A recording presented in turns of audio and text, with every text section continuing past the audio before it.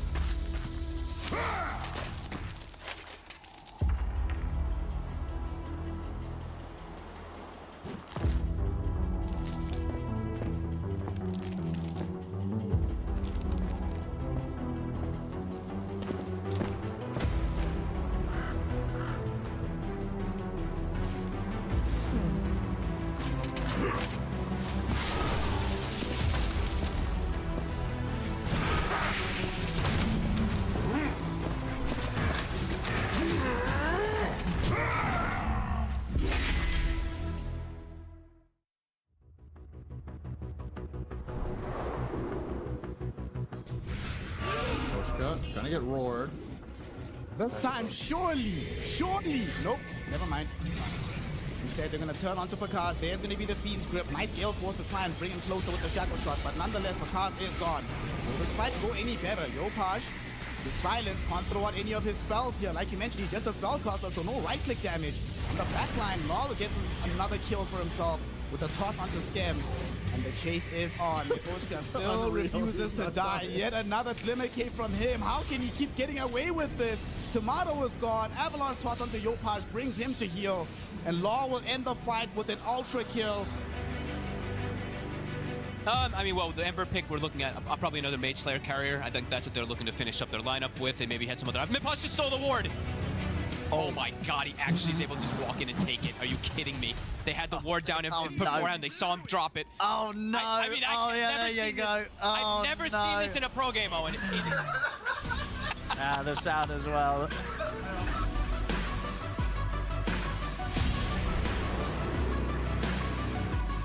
Time class, he's in.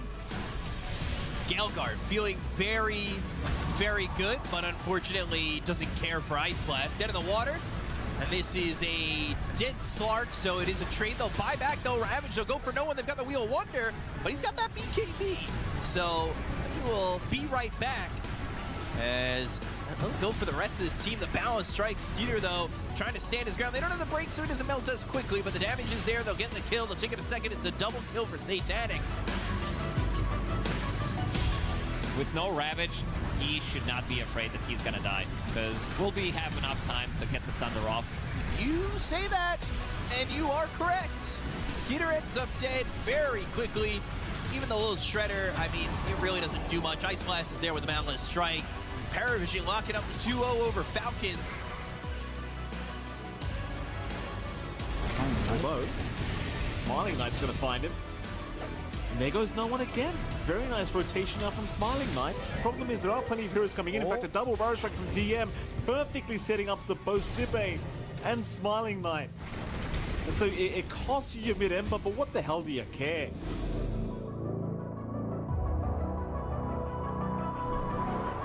He's looking for the backline. He wants to try to burst one of these supports. He's gonna go for it. He's gonna try. But they're healed. Can they finish off Save? He's caught in the Sprout. They'll get him. They'll kill Save off. The boat comes in over towards PP, but PP and Pike still fighting pretty fit here. The BKB out finally comes to an end. PP, he's dead. Triple kill for Pure. Well, got the juice rather, but got the juice now in danger as well as he's been jumped by Pure. He's down. Buyback immediately here by the Gyrocopter. Pure's going to look to retreat. Hit a Malice to lock him down a little bit, and the chase will be on. But BetBoom, I think they're just going to kite out until they have this enrage back up for Pure. In fact, never mind even the enrage. They're just jumping back in. Miero, has he gone too far? The escape deck will save his life once again. Meanwhile, Pure taking down Zayats and Reedies. Both supports are down. Triple kill for Pure. GPK in with a huge avalanche on the 3 targets. They found up the juice. Pure looking for perhaps a rampage in this game 1. Got the juice is gone. That's an ultra. He's looking for that rampage. PMA trying to run, but Pure surely has him. And he does. Rampage for Pure. He will die in the end. They're reading the moves. PP. Gonna get the X mark set up. To get the catch on a PP here with a boat. Pure's going to get on top of Yodomi. They'll come in crashing with the Burrow Strike and the Epicenter. Vitali bringing Katomi down low. They'll kill off the IO. They'll trap Pure in the trees. They got him. Vitali gets the double. GPK, they're going to see if they can continue to find anything in return, and they will. GPK gets the triple as he ends Vitali's life. Now turns over towards Pike. He gets the ultra kill. Foxy popping the drum.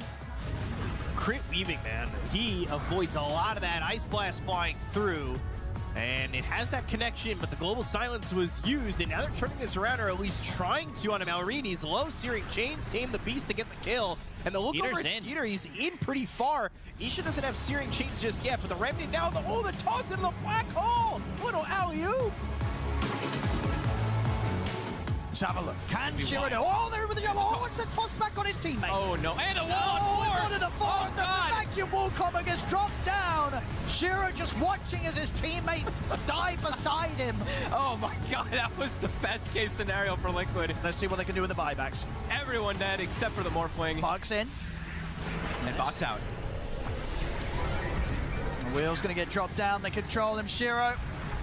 They do get the initial kill on TA. They managed to take the Aegis out of him.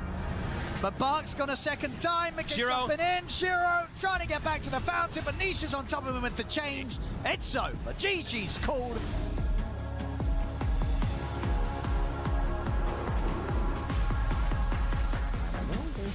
About BZM, does he want to be a hero? He does. He backpacked. He went in for it. Unfortunately, he gets it. The madman.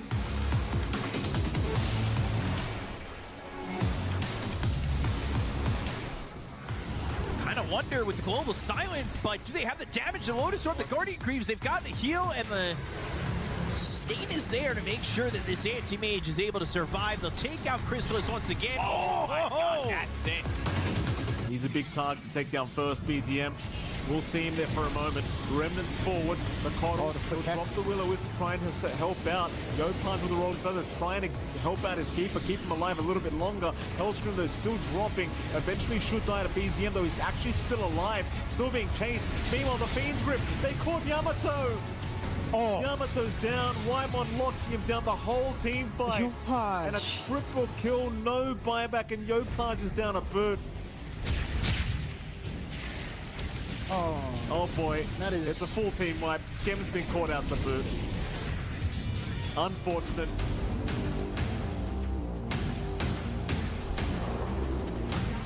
I don't know where that roll went. It might have been an illusion. Meanwhile, Ghost getting 4-star forward. He's not in a good position here. Just trying to escape, but that crippling fear making it so hard. Nothing to say now, chasing him down. He's out of mana on the Medusa. Ghost still running, but Shiro just attacking from a mile away. And they might just dive the fountain.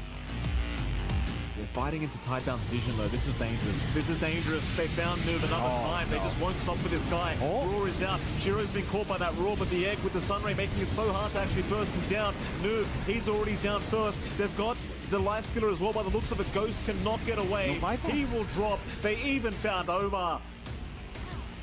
Jump. Shiro taking some big side blade damage, just fine. Yeah, these buildings are falling pretty fast. Ame tries to get the jump in. They turn towards the beginning with the Dragon Tail, so they're moving off. He's dead. He has to buy back. They get the Doom down on towards Planet. They've killed the Wind Ranger, but the Supernova, it's going to go off successfully. XX wants to refresh her, but he dies as well. Now Tianming, a couple of hits really for nothing to say. He just gets destroyed by this dragon.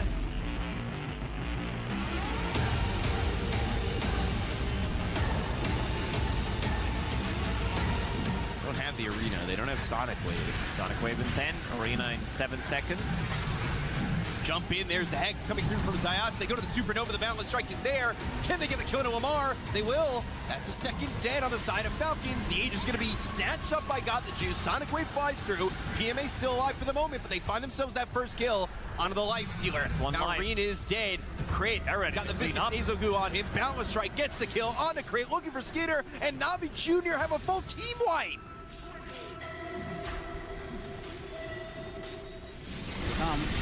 Nullifier goes out first onto the Bristol. He dies in the blink of an eye. Natsumi, though, does have BKB activated. Turns his attention back towards Got the Juice. Riddis with the Supernova. It pops. It stuns Natsumi for a moment. And on top of the Wheel of Wonder, he is falling lower and lower. Gyro has enough support behind him to survive for now. Box gets him out of the fight, but Puck comes back and says no. Nuku wants his double kill, and he will find it. On the other side of the fight, they do manage to take out Mikoto as well. The lone survivor at the moment being Yokam, and he's not going to survive for long. He ends up going down.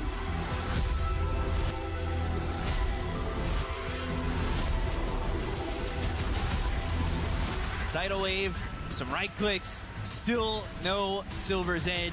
Another AA ulti coming. He's He'll gonna tuck pull this them in. the 5-man. Oh my god! They're ready. What a combo! Wow! Oh my gosh! What a way to qualify to the playoffs. That was awesome! Smokes from both teams. Toronto Tokyo blinks in. They've got the toss up into the air. They got the silence with the calling, but the Wheel of Wonder is down. Kathomi has to retreat. GPK goes into the Rolling Thunder. They've got Nightfall kind of isolated for the rest of the team. They need to save him. They get the escape back, but can they save Nightfall? He'll walk away for the moment, but he is out of mana. Still standing his ground. Finally, the damage is there. Mira and Nightfall fall, and now Toronto Tokyo's in some trouble. Pure was hitting into the blade mail, and he has to back away from the fight, but they've got help from GPK. The avalanche on the 2, the double edge kills saving GPK. Miero goes in for more. Kathomi is dead, but Miero's fighting Kiyotaka as well as Panto. He'll take out one. The toss on a Pure almost Avalanche kills in him. a second. Oh, goes in. Pure not dead, but the avalanche lands on a Miero, and he'll take the Beastmaster's life.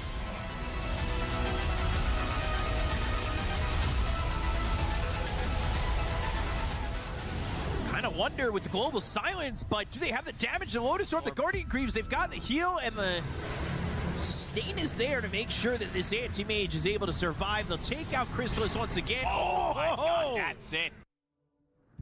And just like that, we went from 16 teams to 8. A very good morning. Welcome. You are watching PGL Wallachia Season 4, and we are live from beautiful Bucharest with not the group stages anymore. The playoffs. Playoffs day 1 are upon us.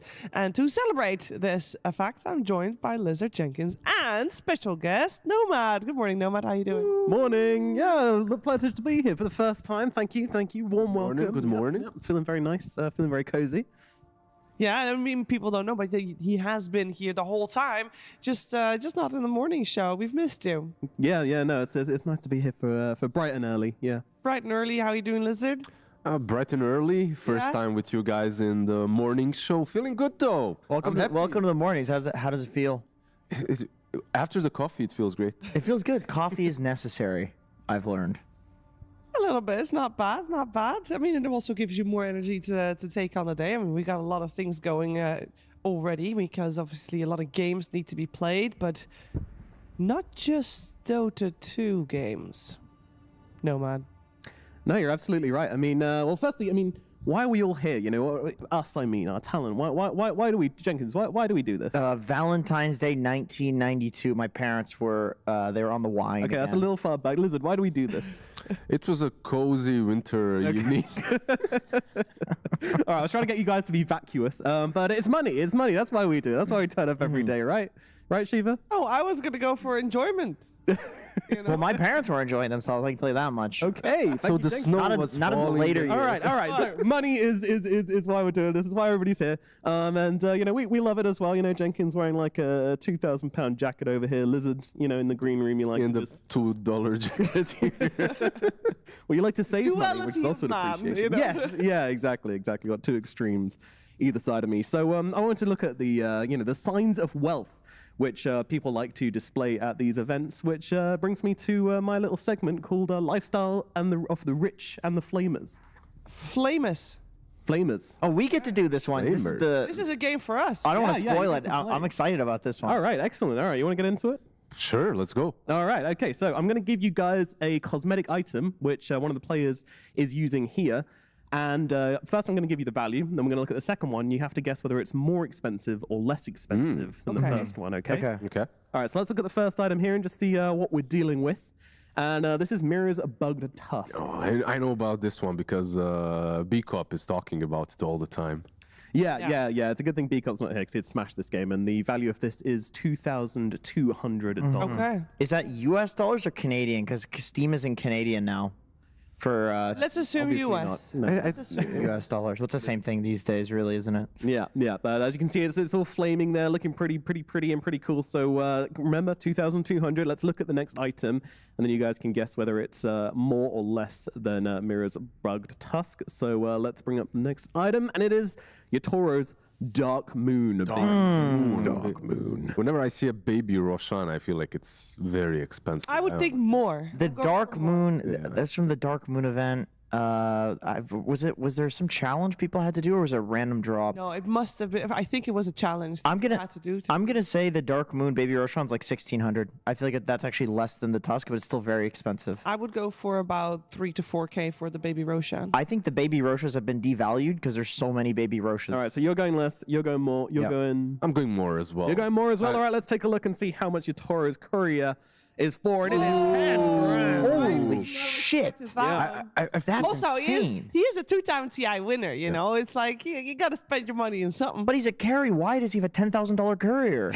Everyone gets a courier. What year are you living in? Yeah, I know, but still, it's like... And that's the it's about the legacy. Right? Everyone gets a courier. Meanwhile, not everyone plays Tusk. Yeah, true. It's good value. Brings the value up. That's true. That's a good point. That's a good point. All right, let's take a look at the next one, see if this one is worth more or less. It's Katomi's Enduring War Dog. Now, what's this one? It's less than 10K. It's less than 10K. Enduring War Dog. Wait. I know that there's a War Dog that's like 30K or something. I'm not sure if it's this one though. There's a very expensive. So they were called Legacy. They were called Legacy War Dogs, and they had like randomized colors, and so some of the colors were really rare. I don't think the red was like a crazy rare color. It was all about like the pinks. But then you could start mixing the gems. Are we indeed going off of like, is this more or less than 10K? Yeah. This is less. This is It less. must be Less. Also, he did All right. win 2 TIs. Yeah, no, okay, let's take a look and see. And yes, indeed, only 1,500. Really good Still knowledge, a though. lot. It was indeed the Legacy War Dog is worth a lot, but this one worth a little bit more. But still a lot of money. Yeah. So let's take a look at the next one, see if it's worth more or less than 1,500. And back to Yatoro again. Here's Terrorblade Arcana. Who knows about Terrorblade Arcana? Okay, I think this is a trick question. I think he has a legacy gem in it, which is what makes it expensive. That's what I would guess. Well, you would be able to see it based on the color of the blades, right? The question is that purple lilac hue, is that the rare one? Yes. White, like pure white would have been the most rare, but I think the closest somebody got on RGB was like, I think white is like 000, right? So I think people had like 121, but the closer you got to the 000, the more collectors would want it. So I'm gonna guess Yatoro has a really expensive white legacy gem in that. Are we all on board for that? Yeah, but is that more sounds or very less convincing. More expensive, doesn't he? More Yeah. expensive. I'll be contrarian. If you guys go for more, I'll go for less. Okay. Oh, okay. All right. She was rocking the boat a Wait, little bit. more than 10K or? Oh! No, more than the 6,000. previous price, which was 1,500. Is that right? So legacy gem? Yes, yeah. This So is, if this he's is very playing expensive, in a isn't it? game where he's playing Terrorblade and he has his courier, Yeah, that's That's $16,000. That's insane. on the field. Yeah, Is that including like the? wearing a Rolex. Is that including the $30? That's more expensive than a lot of Rolexes. Is that including the $30 it costs for the Arcana itself? Well, probably not. No. Okay, I don't so think so. I don't know. 6,035. Yeah, you can buy the items if you. Anyway, let's get on to the next one. Let's see if this one is more or less than the 6K. another TI winner, also bugged Enchantress. All those bugged items all went for around the same price. but which is almost, Yeah, this one's tricky. This one. Yeah, it's Enchantress though. yeah, but I think it's still going to be. But this is is this a? less than 6K? I think this is a crimson bugged one, which I think is even rarer because it's from. It's How do recent. you know? Because I can see. Actually, I can tell you straight up, there were no crimson bugged items. All the bugged items are from 2014. Well, that's what I'm saying. Is I think that not possible. I think that's like. All right. something happened. Lizard, what are you thinking? Higher or lower? I'll go lower. Lower, Jenkins? I'm gonna go higher. I'm gonna think gonna go higher. there's a lower. trick question. Going lower? Okay, lower, higher. Let's take a look. Woo! 11,000. Okay, more. Why Yeah, was it yeah, a little very extra good. than the other bugged ones? I don't know. Oh. That's a nice question.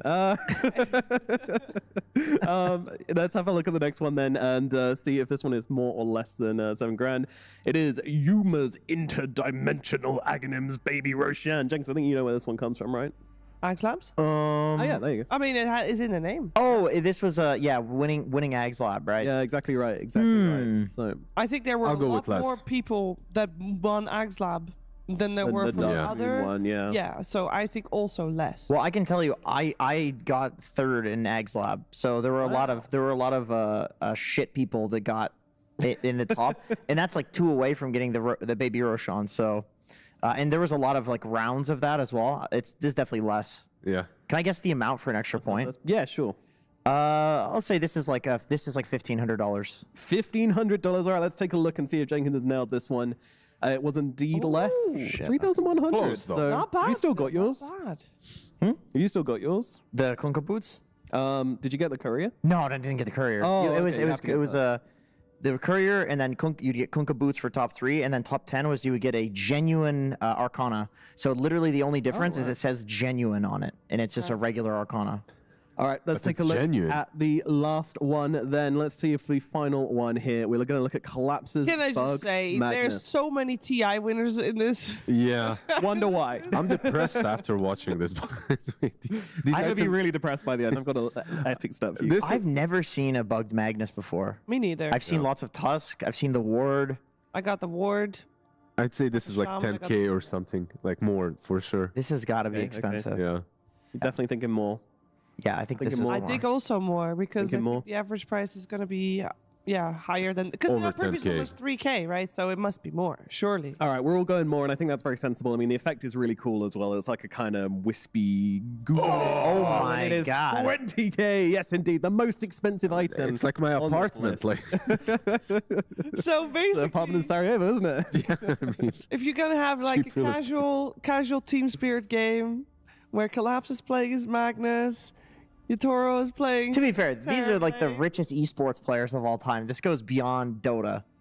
Sure, but it's I mean, I don't know. Yeah. I know they're millionaires, but normally that's not necessarily the thing that I see in the Well, game. the people with the most Now I do. inventories are actually collectors who aren't TI winners. They're just really, really rich. Just I guess. millionaires, But, yeah. Oh, yeah. Yeah, and interestingly, the Collapse Magnus was bought off one of these collectors who don't usually sell. They're kind of they like to hold it, but because they had so Collapse. much respect for Collapse, yeah, he was just like sell it to Collapse. Did they why then not? sell it or donate it? Because collectors, if they have that much money, would they not? Just... a 20k is I think they 20k sold it, still. yeah. I still think they sold it. And now we've got one more stat for you guys before I head off. Okay. And this is the total value of items over $1,000 at this event. Any guesses about what roughly this is going to be? In all the games? For all the players at this event, with the custom items of over 1,000 values, yeah. Cosmetic items added together. I'm going to say $200,000. 200,000? Team Spirit amounts to like 100k on their own. I Yeah. feel like at least. There's 16 teams, 5 players each. Is That's it like 80 all players. of their Most items players in have inventories like or items that were played? No, these are just like the items they All- have out of the. items that all they the have in their inventories. inventories. Okay. I feel like every player, if you just go to TIs, you have like $3,000 or $4,000 in your inventory. Yeah. So that's 80 players. Yeah, but it's items over 1,000. So all the $800. yeah, that's true. That's true. okay. That's Oh, true. yeah. No, Good the call. $800 ones we don't count. I'm gonna go those. with 300k. 300k? I'm going to go 200. I'll lower mine. I'll be in the middle, 250. 250? All right, let's take a look. May have slightly overshot. this one. Oh, okay. Well, my bad. Dude, Team Spirit is like the majority of that. Yeah. Yeah, they really are. They really, That was really bad. are. That was bad of us. That's like when you're like bragging about. It's like, do you know how much I benched today? And then somebody's like 200, and you're like 50. It's like you just didn't want them to pick the number way higher. Yeah, you kind of ruined that, didn't you? my So, bad, dude. thanks, guys. Appreciate it.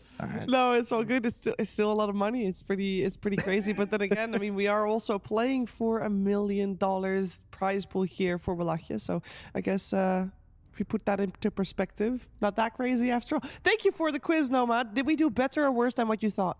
I think you did better. You had good cosmetic knowledge. Yeah, a lot of people have no idea what's going on. So yeah, well done. Good job, guys. And I'll head out. But thank you for having me. Thank you. Yeah, Thank you. Enjoy the panel. Thank you very much, sir. Yeah, we are going to dive right into it because we've got a lot to talk about because we've got 8 teams remaining and we are here on the first day of playoffs. Let's take a look at how that is playing out as we are seeding everyone in the upper bracket, Lizard. Isn't that a lovely thing of us to do? We're so nice sometimes, aren't we, in Dota? Everyone gets 2 chances from today, right? And that's the beauty of this format. Like, you lose once, then you lose another time, then you lose another time, and then you're out. But if you start winning, like, you can go really far, and then you get an extra chance as well. And looking at the schedule, we have bangers all day. We do. Let's start at the bottom because I feel like BetBoom Aurora is the one of the few repeats that we've had, and it's fairly recent as well. And there's obviously some history, and the series that they played, Jenkins, was pretty crazy when they. God, I wish we were covering that one. This was like one of the greatest throws of all time for BetBoom. We got Pure on the couch afterwards for an interview, and he was just like, "Guys, I'm tired." He was shaking, like he was sweating and shaking. What a legendary game that was. The game 2. Yeah, especially because Aurora as well, they've kind of improved, right? Like, even after that series, I feel like they started throwing a little bit less. They look a little bit more confident in how they play. So I think BetBoom screwed up, dude. They charged them up, and now they're having to play them again. This is not good. This is not good for BetBoom. They taught them what to do in that one. We'll see, of course, at the very end of the day how that one's going to play out. We got 3 series before then, and I think it's a good idea to just be a little bit more up to date with what we can expect or not expect, maybe, Jenkins, as you do have some heroes that you'd like to talk about, which were successful or unsuccessful. Yeah, I want to take a look at some of the more successful heroes because I think the meta has definitely developed here. There's a lot of the early meta was developing, I think, around Ringmaster. So we had a lot of heroes that were coming as counters to the Ringmaster, and things developed based off of that. Bristleback, for example, you can hit people in the box. This is one of the most picked heroes in the tournament, and it still has a 69% win rate. Nice. Okay, great. Thanks, guys. And the thing with, if you look at 2 of these heroes, Beastmaster and Bristleback, these are 2 heroes that can play in every single core role. So I think that there's a lot of value. Terrorblade mid? Maybe not the Terrorblade. I mean, TB can also be offlane carry and position. So he's versatile as well. So yeah, I mean, there's a few heroes on here that I just wanted to open to the floor. Terrorblade is an interesting one. Why do you guys think Terrorblade is looking like such a strong hero? I feel like because of the first one and the last one. Counters both of them. Yeah, counters both of them, has a lot of armor, and also can be played anywhere. So if they aren't, like, you pick a TB and then suddenly Beastmaster and Bristol aren't as hot, and then you put a TB on a 4 because he got countered. True. Meanwhile, the opposing team didn't pick those. So these are some of the real shit ones. The like highly picked and yet low win rate heroes. I think Nature's Prophet was also on there, but his win rate is slowly going up as the tournament progresses. But yeah, Konka has not looked good remotely. He looked all right in that BetBoom Aurora. Was it played in that one? No, it was actually, my bad. It was the Heroic Aurora when they played it on offlane. They used into the Ursa, even though it's a bad matchup in the lane. I feel like Konka did all right, but overall he's, absolutely. Maybe the item builds are something that we need to see, like adaptations. Because I do think that the later you go into a tournament, a lot of the times you have a really horrible statistic hero for the first part of the tournament, the group stage, and then in the playoffs, when you have the better teams playing it, they can itemize better, they're picking it later in the draft, or when it's just more of a niche pick, then you'll see the win rate literally shoot up above 50%, so it's possible. And if we're talking about the better teams, obviously 8 teams remaining, Lizard, there's a little bit of one region that has a bit of a stronger foothold here. Yes, welcome to my region. We are finally on top. We have been doing all right. Like, I mean, when I say we, I'm barely in there, but okay. As a Slav, I'll put myself in the Bratan Dota category. We have BetBoom, Team Spirit, Aurora, NAVI Junior, by the way, a big surprise, and PARIVISION. Like, these guys are absolutely dominant, and not only in this tournament, but okay, some of them are overall dominant, some of them only in this tournament, but surprising to see so many teams in the playoffs, 5 out of 8 in Wallachia. By the way, so far in all the Wallachias that we've had, maybe 2 or 3 Eastern European teams were up there in the playoffs, but that's it. 5 is massive. Yeah, it only seems fairly recent that BetBoom joined the overall top 6, and which already obviously has PARIVISION and has Spirit, but it seems like Aurora is making a case for themselves at this one as well. Obviously, still compared to the other 6 anyway, a fairly young team. So we'll see how they developed, and now NAVI Junior as well, Jenkins. Yeah, I mean, Aurora's brand new in the grand scheme of things, so that's exciting. But NAVI Junior, they're brand new in every. They are brand new. They have to be brand new. I mean, some of these brand new humans as well. They're literally they have a 16-year-old player. I think they're like Zayat's. You know, he's taking these boys under his wing. He's teaching them. He's coaching them. Since he joined the team, their performance in each tournament has gone up and up and up. And I was expecting to see some competitive games out of them in this tournament. But to be honest, I remember when I saw that they were against Falcons, I was like, well, that's the end of the road for my boys. You know, I was excited about them, but it is what it is. Sometimes you get bad seeding. They shit on Falcons. It was not even close. It was dominant, It was not. I mean, we can continue talking about Eastern European teams, but let's be real. Our first series has nothing to do with that. It is still 2 teams that are frequently found at top 6 and top 3 even. And with Team Liquid even being the defending champions here for Wallachia, we're going to focus our attention on Tundra versus Liquid. Now, side note, as you might have already seen this earlier this week, they were having Mid1 as a stand-in for Moon Meander as a coach. But starting today, he will also stand in for 33 for personal reasons. He'll be playing the offlane. So that is something that we have to take into the consideration here. He's slowly making his way up. Like first the coach, assistant, and the stand-in coach. Now the stand-in player, soon going to be an actual player in this team as well. I feel like it's tradition at this point, right? Like in Wallachia, Mid1 standing in for one team or another on the mid lane or the off lane, like jack of all trades. I feel like if you need him, he's there. Yeah, he's really close. So, you know, regionally, so he can just fly on over. Yeah, that is sarcasm, guys. Yeah, but I needless to say, replacing Neta is really difficult, especially in his position. And in this position, in this team, where it feels like he's pulling most of the strings. Oh, yeah, I mean, for sure. You see Neta, a.k.a. 33. Hey. Did you guys see that? Yeah. He was there. Moon is back. What? Yeah. Wait. So they swapped Wait a minute. stand-ins.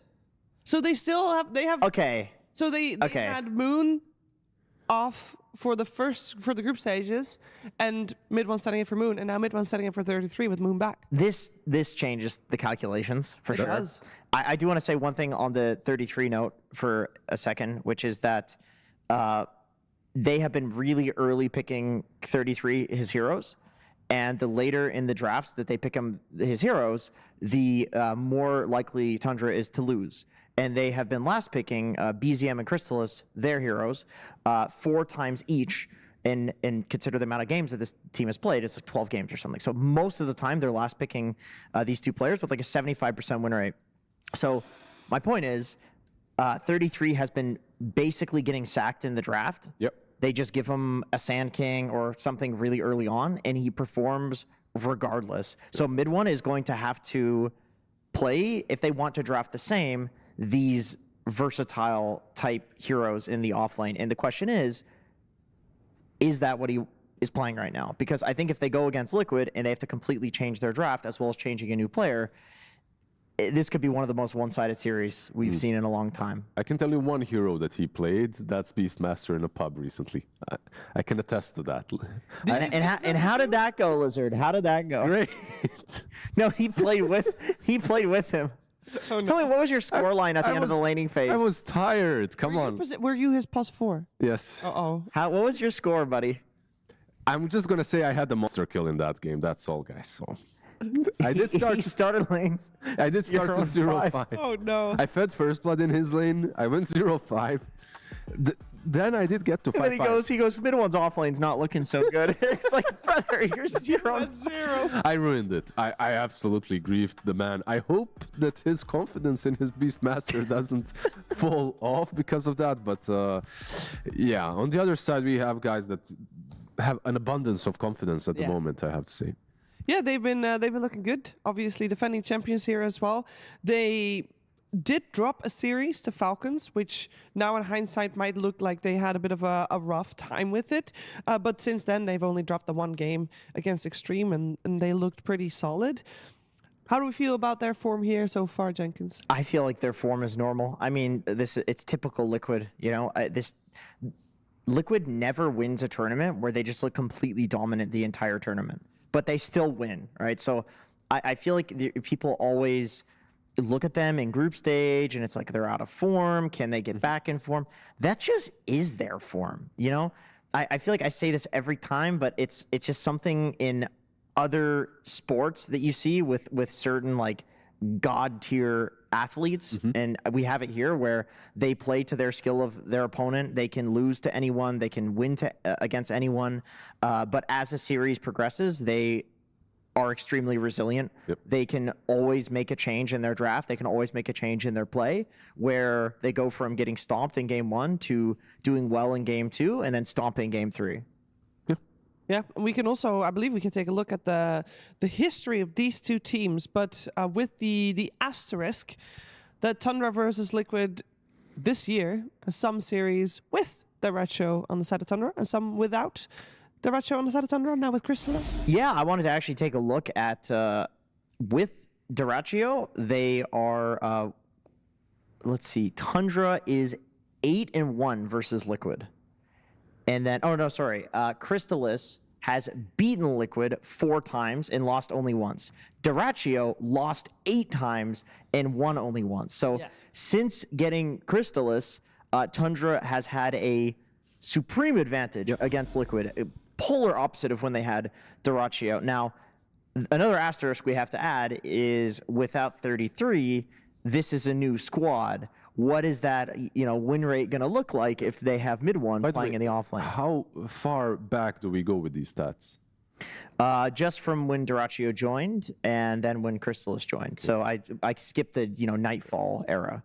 Because I'm thinking about post TI, around TI Liquid, because they were so strong, right? And then later on, I think that was like Nightfall era Tundra. Yeah, and before that, this team has had so many roster swaps. Yeah, quite a couple indeed this year already. By the way, even Saxa, looking at the players here, he was a stand-in as well at Wallachia, and that's how he made it back into the pro scene. If you guys remember, he was off for a really long time. Yeah. Mid one as well, off for a really long time, and now standing in. I mean, who knows? Maybe a team picks him up. I remember in the last Wallachia, or no, season 3, he was playing that bounty hunter mid, doing really well with it as well. True, but he didn't get picked up based on that one. He didn't. Maybe but he he needs did a couple get another more. calling card for standing in over here, as we are nearing the draft of Tundra versus Liquid. So both of these teams now in the upper bracket. I know there's mid one instead of 33. Does that automatically make us favor Liquid in this series? Is that enough? I like Liz Daddy's point where, historically speaking, at least in like the last year or so, the teams that have a stand-in that has been gone for like 3 years, the stand-in is always trying so insanely hard. They're so hungry. They're so hungry, and I think that has a lot of value when you have a gauntlet of tournaments for the entire year. You have a lot of players who've been playing over and over and over and over, and I think fresh blood, having that fresh blood that's actually like crazy motivated, like this is something that by osmosis all of the other players will be even stronger. Another one, 9 as well, right? Like he was also standing in, and then he did get picked up by OG afterwards. Let's see, Beastmaster, TA, Prophet, Tinker, those are going to be our bans. Unfortunately, we will not be seeing the Beastmaster from mid one. I do think, actually, just a final touch upon the mid one standing situation. The fact that he was their coach for the last 5 days must be a big advantage if you know you're going to play for this team as well. Because you basically would have been, obviously, I would imagine you do that anyway a little bit when you are going to stand in. But as a coach, you experience the games way more intense and in-depth. Yeah. And you're like properly integrated into the like meme meta and the picks, and like unironically, this is something that's important, is to be like integrated into the culture of the team. Crystal has talked about it in an interview where sometimes he said when he first started at Tundra, like he felt behind with all like the kind of inside jokes that they were doing, and some of like the language that they're using to describe things in the game. That's very important. Like this is something Mid One is already going to have experience, so that's definitely important. Definitely nice to be connected with the team and feel included, but also to be included and connected with the ways they move across the map, the strategies, the idea of the game that they have. Every single team has their own identity, how they think the game should be played. More or less, it's the same for all of the teams, but it's that more or less that's really important. Those nuances, they do matter. That's the differences. Yeah, let's talk about the nuances of the draft as we are in the second ban phase already. So we have the Sand King that Tundra opened up with, and the answer came in form of a Tiny, and now we got a couple of supports being banned out with the Ancient Apparition and the Ringmaster removed. That leaves, in terms of supports, Jakiro and Kotl still? Kotl, yeah. I think if Tundra doesn't want to pick Kotl right now, they probably want to ban it because Kotl Sand King is quite strong. Sand King can go jungle. I mean, this is the Tundra classic. Sand King can jungle. Kotl will stack for him. The Kotl can take the lane. And then on the flip side, Tiny Kotl is extremely good. Okay, so they take the Jakiro, which is another S tier support. It's still good, yeah. I really like when Sand King, he brings a lot of damage, but I like when you have another support that does exactly that, like that you can combo with the Sand King in team fights. So more control, more damage. Laning stage is very solid. You are giving away that Kotl, which maybe I'd like even more as a pick in this stage, right? Because it just secures that sick combo. You already have Kotl, Sand King, and then you can build off of that. But this is all right too. It seems like Tundra has the opinion that Jakiro is just good. Like this facet for the attack. Twin Terror, yeah. The Twin Terror facet. Yep. Maxing out the ice and the fire spells, pushing towers, getting a Dragon Lance. I think this is just Soxa's new crack, essentially. I just want to see what is, if he plays this, by the way, because it could just be a position 5 as well, right? Like, which is the more natural position for Jakiro. Yeah. But if it is a 4 again, I want to see his item build, because that looked... yeah, it looked interesting. What I want to say is, I think maybe there are better items, more optimal items for the hero. I feel like he's the type of player, though, that does get fixated on things. Yeah. Of course, this can, at some point, like turn around to bite you in the ass. But when you're right about a new build, like it... I want to say one thing, though. I agree completely. And I think his item build... It's going to be a position 4. Actually, never mind. The silencer is on the other side. What I want to say is the D-Lance drums, I feel like he had one problem. That's too many heroes jumping him and eliminating him. So he wasn't able to fight, right? Like he wasn't able to utilize the item build because of the nature of the heroes he was playing against. Yeah, that's true. In a different game, maybe it looks absolutely broken. He's probably spamming it in pubs. It's just hard for us to know because the lack of Dota 2 Pro Tracker. And I'm sure he's played it in a lot of scrims where he's enjoying the hero. We get everything we talked about, right? Like the TB and the Kotl insta picks. They are speed drafting on both sides. Yeah, who needs bonus time anyway? They had their coffee in the morning. They're feeling good. With the Ember picked up, I feel like this is something that Jenkins always calls for, right? Like the Huskar band. What else is there? Huskar, Storm, Monkey, these kind of heroes. With BZM, you have to ban Storm, right? And Kunkka. Morphling. I like that ban. They will actually run the mid-morph. Yeah, really good into Ember. Monkey King's out. Dragonite is another hero that we see oftentimes on mid against. You had that in your unsuccessful hero list. Yeah. By the way, keep this in mind. Terribly this picked.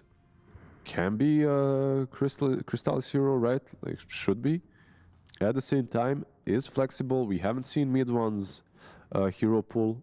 Yeah, they could put Sand King mid, Sand King mid, TB off. It's not great with Kotl. I don't think that it's good or that it's going to happen.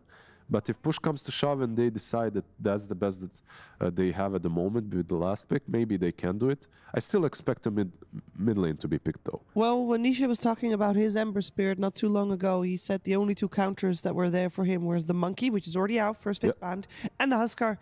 And the latter is still in the pool. I do have the mandatory question to ask. It's BZM. There is a Sand King on the side lanes, giving kill potential with setup, stuns, Invoker time. Well, playable. It's not an instant no, guys. Have hope. I don't think... I think Ember is pretty good against Invoker now. I mean, let's be real. Ember is Mage Slayer, the hero. So any hero that's just doing a ton of magic damage or a ton of spell damage doesn't feel great against Ember. And like I said, Storm, but you're playing into Global, into Calling, into Tiny. And Ember, yeah. Yeah, but it is BZM, so, you know. And it's a Caudal Storm. Caudal Storm. Yeah. I think we've literally seen Caudal Storm against Ember in this tournament just because they valued the Caudal Storm, but it went horribly. It went horribly for Storm. I think it was also into a Tiny, and there was just too many stuns, too much disable. And there you go, the Huskar ban. The two counters to Nisha's Ember. Yeah, I would say the likely thing is DK. It's really boring. It's really stock standard, and I mean for Tundra, but that seems to be the go-to. It's like the Earthshaker of old, you know, where you wouldn't like completely dumpster an Ember, but you'd win the lane. You have a good game matchup. That man that we just saw smiling the last time he stood in, he didn't play offlane. He played mid into Ember, and he played a Bounty Hunter, by the way. And it's not as strong as it used to be, but Bounty Hunter, Dazzle, these are off-meta heroes that are actually all right. Oh, Dazzle's rough, though. That hero got so nerfed, but I would love to see it. Okay, the Tiny Centaur. So they're taking a page out of Spirit's book. By the way, when I mentioned Dazzle, the hero got gutted. He's dead. I was just mentioning it as one of those old school counters. Yeah, there's a lot that lane counters Ember. It feels like he's good in the meta right now because a lot of the lane counters to him just aren't good. Yeah. So you just go with the DK, you don't care about global, Tiny can't blow you up. I feel like that's most likely going to be the case, like you mentioned. Is there anything else that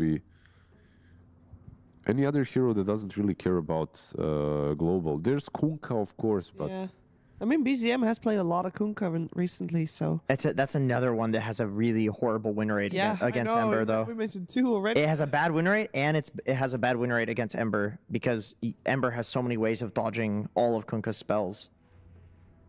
You'll never X into combo him. It's not possible. So another question is maybe get a different offlaner and put the Sand King mid? If that's the... Yeah, it's an option. Yeah, because the way we're talking, it seems like there aren't any amazing picks for the mid lane. I mean, they could go back for an Earthshaker if they really want to. I don't think that hero's gutted. There will be a Baron. That does seem like we have Sand King going. Sand King mid, yeah. Yeah, mid one. Actually, yeah, mid one will play a Baron. Yep. So.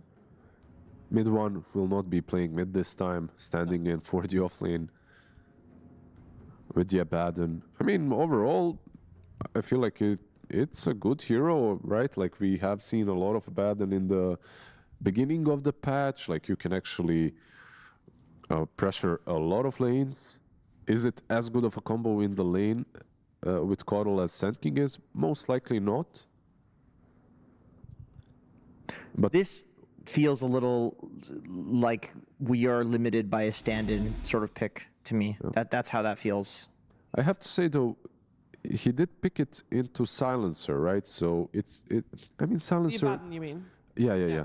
So Silencer, he kind of cares, but also does not, because you can go for the right-click. The glaives instead. So we'll see how that goes. It does force you away from your standard build on the Silencer most of the time. I'm not a huge believer in Sand King versus Ember, just because I feel like in-game Ember builds a Mage Slayer. This is a necessary item versus Sand King. You kind of nullify all of his damage, even with the Ags build, and I think the higher priority that you're putting on Sand King, the more an Ember counters him. So that's why I'm saying I feel like it's a limitation here. Well, let's hear some words from Coach Jabs from Liquid about what he feels about this draft. Thanks, Shiva. Yep, I'm here with Jabs from Liquid. So firstly, general feelings about that draft? What are the vibes like? Vibes are good. Obviously, going into this draft, it's a little bit of an enigma, knowing what they're gonna pick, because it's a new player. But I think we're all pretty happy with our draft, and I'm happy with the draft, so hope we cook. Yeah, I wanted to ask, like, what's it like playing with against Mid One at the moment? Because you don't have any kind of competitive data on him, right? So, and with the new change of the pubs and everything, like, how do you even prepare for that? You don't. I mean, you just gamble. I mean, to be honest, that's the simple answer. I was like looking at information yesterday. Last official 6 months ago, last pub, like before they removed the data. So there's nothing we can do. We just have to accept that there's no data. But obviously for them, they're playing in a lineup that they'd rather play with 33. So we have a disadvantage in not knowing what he plays, but they have a disadvantage in having to play with a stand-in. So I guess it's fair. Absolutely. And final question for me then, is this starting to feel like the last Wallachia, or does this feel different in some way to the last one which you won? I mean, to be honest, of course, everything feels the same, but it also feels like I was here like yesterday for the last Wallachia. But it's very casual. I think we're just running our things, and I'm running my things, and this time I have to draft, so it's a little different, but to be honest, it feels the same. Feels the same. All right, let's hope it goes the same for you then. Thank you very much, Jabs. Let's hand it over to Odie and Fogged for this first game. Thank you very much, yes, and as you saw on your screens, ladies and gentlemen, we just had the first blood coming in. Liquid able to get that as they take down Crystallis. -1, +1 for Insania. All right, cool stuff. I mean, I feel like both teams kind of got exactly what they wanted. You could look at this and be like, both teams are super happy. It looks like, you know, they wouldn't really replace things with too many other heroes. Like, it just looks kind of perfect from both sides. Liquid doing their very standard approach, as I think we've seen majority of these games. Mage Slayer, Ember Spirit, Centaur with the pipe. You're playing versus heavy magic damage. They're going to look to set tempo. And for Tundra, they like to play the map. And I feel like whenever you have Coddle, it's about playing the map. You use your chakra, 3 great chakra cores that they can play with. So let's see how it all kicks off after lanes. Absolutely. And of course, interesting to hear from Jabs there, you know, commenting on how you prepare nowadays for when you're playing against a stand-in. Hard. I guess with the plus for them, you know, it ends up being Mid One getting this last pick of Baden. A strong hero, but not necessarily a hero you think that Liquid see at the end of that draft and think, oh no, we can't deal with an Abaddon. No, because it's just, especially off lane, it really has not been getting picked again. It's been more about that carry a few times that we saw Nightfall playing it, at least in particular. But yeah, the hero is started to be, I guess, kind of figured out. It's gotten some nerfs. People just have, realized how to play versus it. Insania actually does go Curse level 1. I guess that was because of the first blood, but doesn't have glaives for the laning phase. And one thing we're going to absolutely have to talk about is the fact that they did switch this now, where they put the Sanking in the mid lane in a matchup that I've seen Nisha do fantastic. Nisha's just been popping off, right? And yeah, his Ember, he's been completely dumpstering, honestly. So. Yeah. My one concern is that they do have the Sanking now in the mid lane, and from what I've seen, the way Tundra plays with the Sanking is they play about stacking that left side, getting him prepared as this offlaner who's sacked. If you're sacking your mid laner, could be kind of a weird approach in the mid game. And this is the thing as well, and the overall picture of this game, like catching and killing a niche or Ember Spirit doesn't seem like an easy task for Tundra's lineup, right? No, especially not versus the global that's going to be coming out. Yeah. The damage reduction, let's just besides the disables that might be lacking, the damage reduction that'll start coming out there. So many times we saw Nisha just, live with a fraction of HP because he's got Mage Slayer Pipe or whatever buffs is. Yeah, he's already doing fantastic in that matchup. I mean, because I think you mentioned it before, right, that you felt that teams weren't really giving enough respect to the Nisha Ember. And maybe this game we're going to see that problem arise again because he looks kind of set up to have a good time. Yeah. He's been, honestly, just such a beast. And most of his heroes, he's been, it's Nisha, so he does power up and level up a lot of these times. Looking at the lanes right now, solid CS. Saberlight, of course, getting first blood. They made sure that he got that last hit, so he starts with that Bracer over Terrorblade.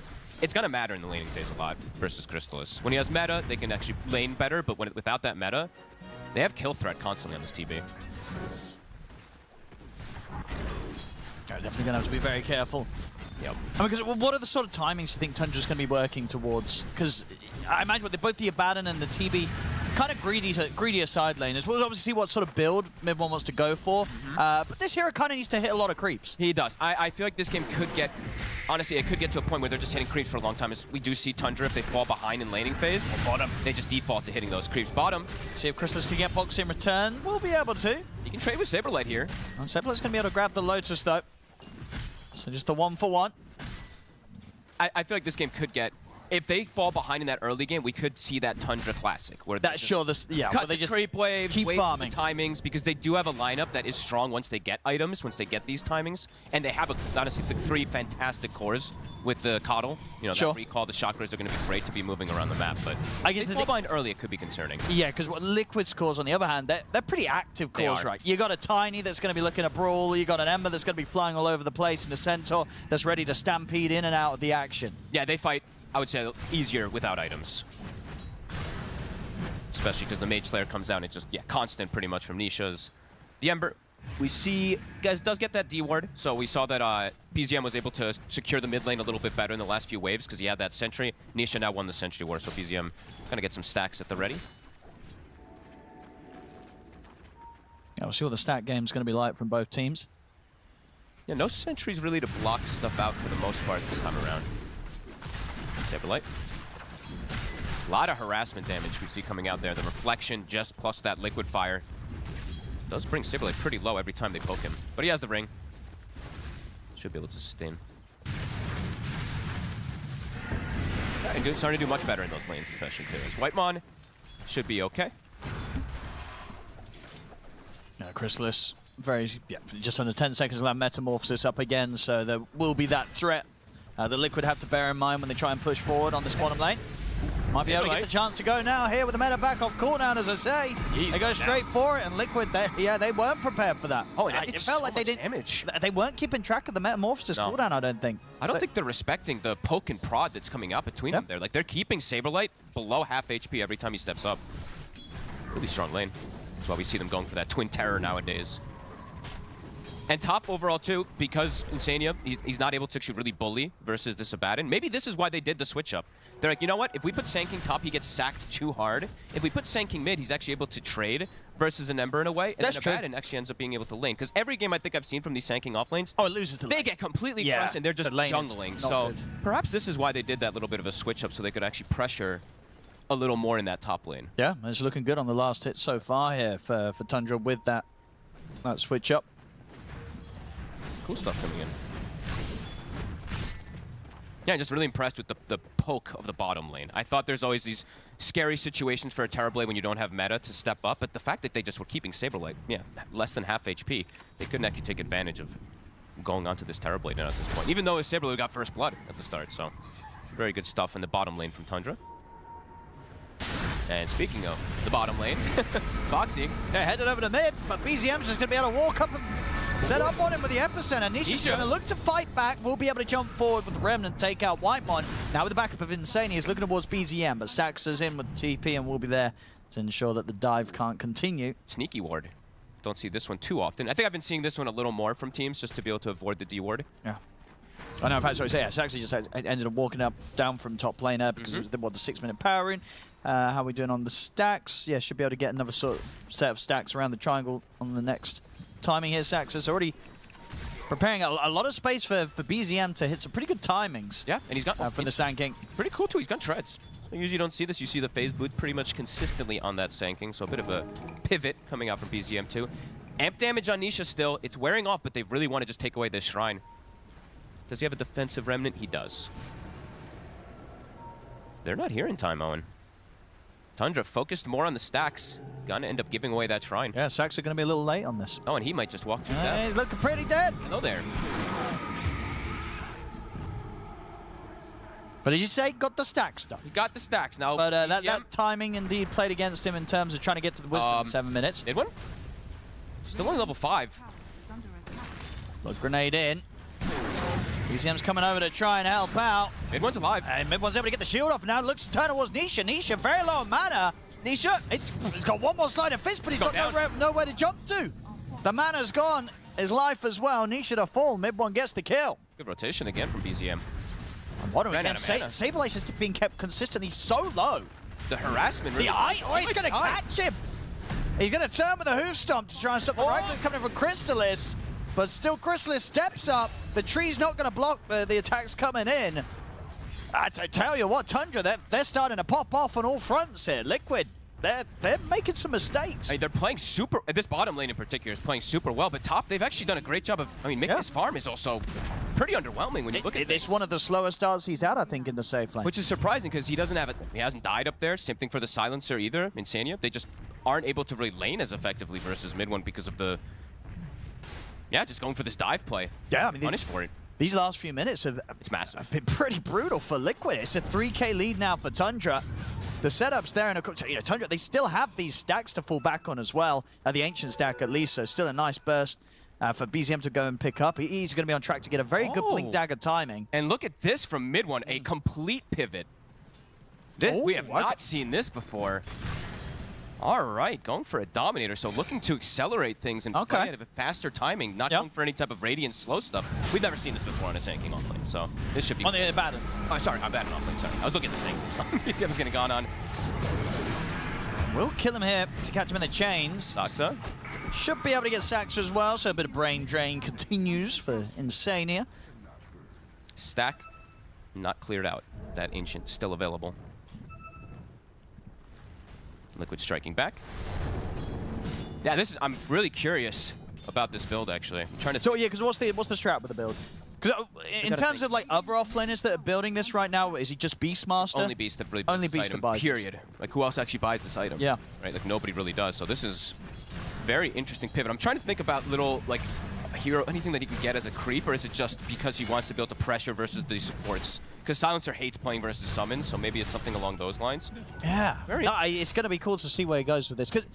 Because he's having a great time, right? This is a game where mid one on the Abaddon, he'd have the luxury to maybe go for the Radiance, but if he did want to, right? He's getting a lot of space. He's not being pressured. Honestly, this is really cool because like I feel like we've been seeing this patch like so many times. People are just cookie cutter copying a lot of things. So yeah, we'll get something different. Change. I like it. Awesome. You know what I mean? We're seeing the same heroes all the time. You know, let's at least have some different item builds. Here we go. Oh, this is really cool. And with Tundra's draft, now that they've done pretty well, I mean quite well in the laning phase. Yep. They hit towers a lot easier than the side of Liquid at this point with this TB, and they've got this sustain that comes out from the Abaddon and the Coddle. It's quite a bit of sustain between these two. If you don't kill the Abaddon at the start, if you don't kill the Coddle, it's a lot of healing that's going to be coming in. Blink done for BZM. His timing is very good. Radiant's bottom tower is under attack. Foxy. BZM's got the blink. Revving it up. They're just going to go straight for him. They'll go for the easy kill.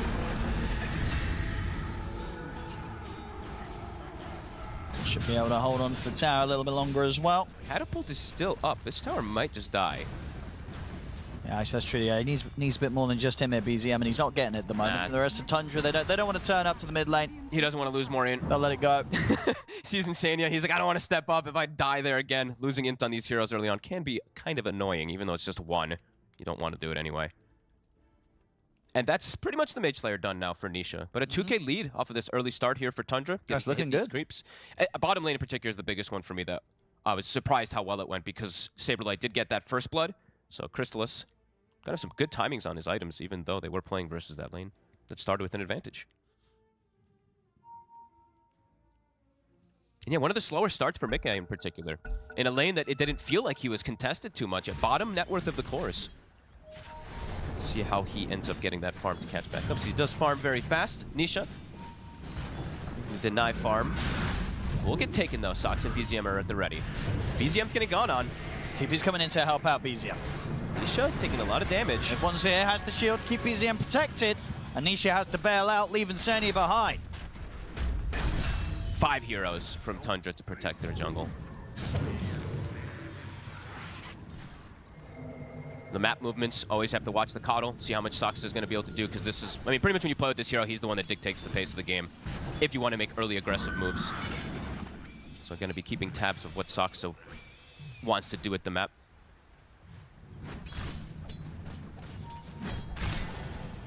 I'm so curious about this, this Dominator. Yeah, we'll see. We'll keep an eye on which creeps he's using. For now, yeah, it just has the Warpine Raider up on top, so nothing too crazy. I was trying to think of some like really big brain kind of mechanic things, like if he goes for like a purge creep. That's what the case is. He can dispel himself, give some. But like it's, I just don't think that's the case. Like I don't know, maybe he will though. But I'm trying to think of why else he would want this besides just having a summon versus the silencer. But I mean, is it going to be a straight rush to the helm of the Overlord, or you think that's very unlikely? I think it's very hard to. I have no idea. With Midwin, I think it's difficult to see if he's going to do that, but also I have no idea because I don't know what Midwin does anymore. Like we don't see Midwin. We don't know. It's been a while. Definitely interesting. Yeah, yeah. I said we'll keep eyes on what he's queuing up. Crystallis, they've got global. They have. They put the global, and it's a very easy kill for Liquid. They can easily dive forward, set up as well on towards White Mob. Brain drain. +2. Tower looks like it will fall here too with that rotation. Nisha, Mage Slayer's done. Saberlight's queuing up that pipe after his Blink Dagger also. A lot of this damage is going to be canceled out from the side of Tundra. But similar on Liquid, because Tundra have so much sustain on their draft that they can cancel out a lot of that team fight damage from Liquid too. Maybe it is just for farming. I don't know. This is so interesting. This really is so interesting for Midwin. Well, I mean, what's he going to queue up next? I feel like he might just queue up Radiance. That's what I feel. Like it's kind of like, you get that one item, then you buy the Radiance. It might just be that, but we'll see. He's got the rally, this push. Mick is here for it. It's setting up again. BZM is here. Yeah, and they've got the jump. TP's immediately coming in there. Have to stampede to get Mickey away. They'll turn their attention towards Boxy. Caught in the fire and the blast here from Saxon. White Mob. Mid one has the borrowed time. Just still if he can still punish this. Nah, he can't. Doesn't want to fight up into the rest of Tundra. BZM actually is able to jump back across, but doesn't quite latch on to Insania with a Burrow Strike. They really want to they want to stay up here, keep applying this pressure with Soxa. Recall back up in about 15 seconds, so they can look to keep bringing the numbers and keep pressuring here. And as we said, they do have that sustain. I don't think I've ever seen anyone use this one. The Marsh The Mage. water bubble. So he has 2 Abaddon shields now. It's just, well, the water bubble shields, the numbers are just too low for it to be... Like, why is the water bubble not crazy? I mean, why would it be crazy? It doesn't really do that much. It's just like 100 HP or something that you throw on somebody. We just don't see the Dominator really, right? You purchase too much bust on that beast, so. Did he kill Radiance yet on Yeah, Midward? It's just going to be Radiance next. So maybe he could have just actually gone with it. That's the thing, right? He could have definitely just rushed Radiance. Yep. But maybe, opting for this alternate build. Maybe just because he did want earlier timings to be able to play. Sure. I don't know. I'm not sure. But it's not like he's even really got the creep to pressure towers, right? Because the only tower they took was the top tier one, which they would have had anyway. So, I will see. A little bit of experimenting. Yeah, maybe maybe he's going to play with this aura, I think people have theory crafted stuff with this Riverborn aura. Yeah, but it's got to be in the water. I know. Just I'm trying to think of something here, Owen, all right?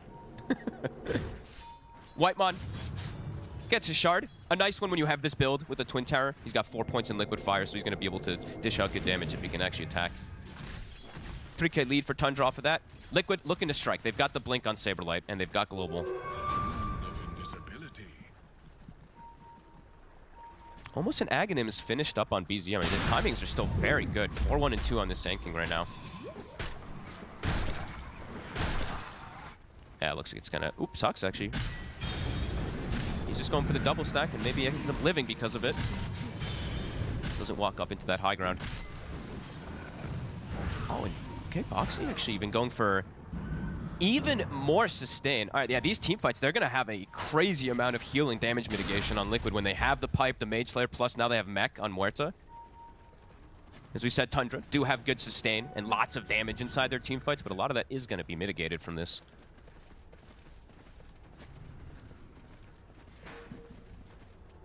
Well, that's the one that when you have the Mech on Muerta, right, though, you press everything. That's pretty much your entire mana pool gone. Right? It is.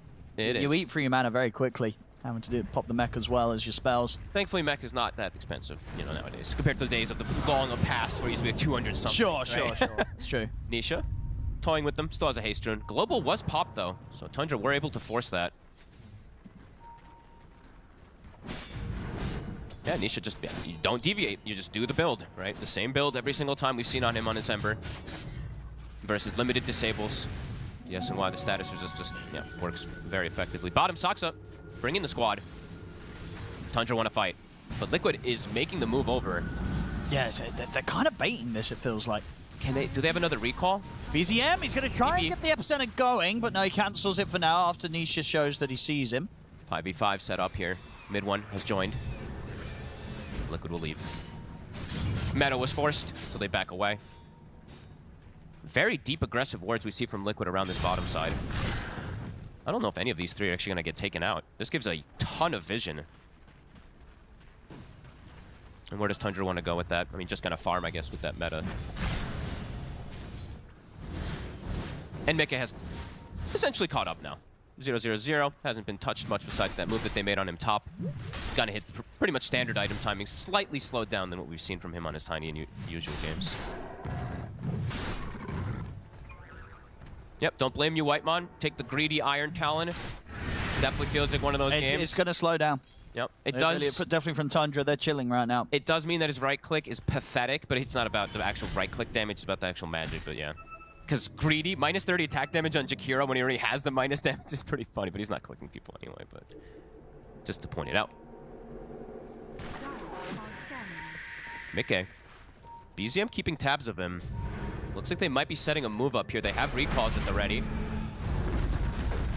They'll settle for Insania. That wasn't Epi committed for the 5 position. Mickey's thinking about maybe getting back in there because Nisha's around. They have the sentry on BZM. BZM's going to get away with the burst strike first, though, over towards Nisha. They'll get the avalanche out there onto the two of them, and this Nisha cleans up Whitemon with the help of Mickey. Nisha, another burst strike comes in, but again, limited kind of follow-up catch after burst strike shoots. So Nisha's chilling. He's like, he knows they just can't really go on him. Saksa's bringing Crystallis too also to fight. He's got meta in 15 seconds. Everyone's turning up here. Liquid. Trying to continue chasing, but Tundra, they'll split away. Yeah, they'll get everyone out of there.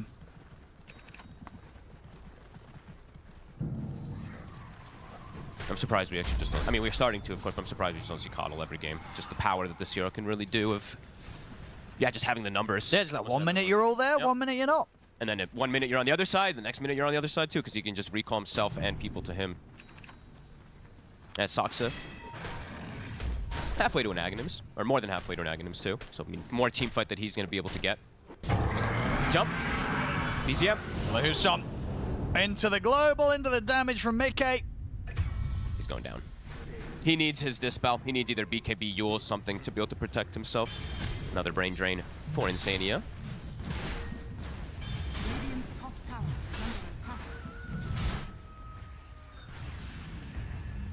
I'm continuing to just watch his creep to see what he's just been farming with it, so. I mean, because you do have to wonder, right, if there is a bit of regret in Mid-One's mind that he's like, I could have just bought the Radiance first. See ya. Roshan doesn't like it either. Yeah, honestly. Like, when you play these games and you buy like that sort of stat item or something before the Radiance and nothing's really happened, you do feel like, oh, I could have had this Radiance minutes earlier. Yep. And because obviously with this sort of style, he's at the moment in the bottom of the cores, level with Saberlight. He'd get the Radiance first, he would probably be up there with the top cores. Yeah. What can you do? It happens sometimes. He probably expected more to be happening or more that he could pressure, perhaps. Speaking of mid one, and speaking of pressure, getting gone on in mid, Insania, Saberlight. Trying to force his ult, unable to. As Nisha's hitting those timings. Same thing for Mickey. They're starting to get that net worth up on this Tiny. He's getting close to BKB. Radiance is done. But again, I mean, Radiance playing into the pipe, playing into the Mage Slayer that's going to be coming out. Yeah, the timing now just, it doesn't feel as great. It is, of course, going to help speed Mid-One's farm up. But yeah, they definitely have answers, especially versus that too. As Mid-One, again, just really wants to take out this tower. They're rotating over, Tundra, bringing the numbers. Global's back up in 15 seconds. Looks like they should have this tower.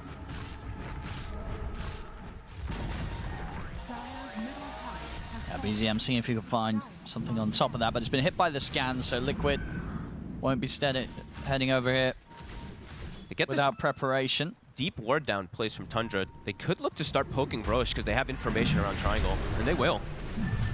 They have good sustain, so they're all going to be full HP here because of the Coddle while they do this. Yeah, this is nice. This is a quick Roche. I don't know if Liquid's prepared for this. Very heads-up move from Tundra.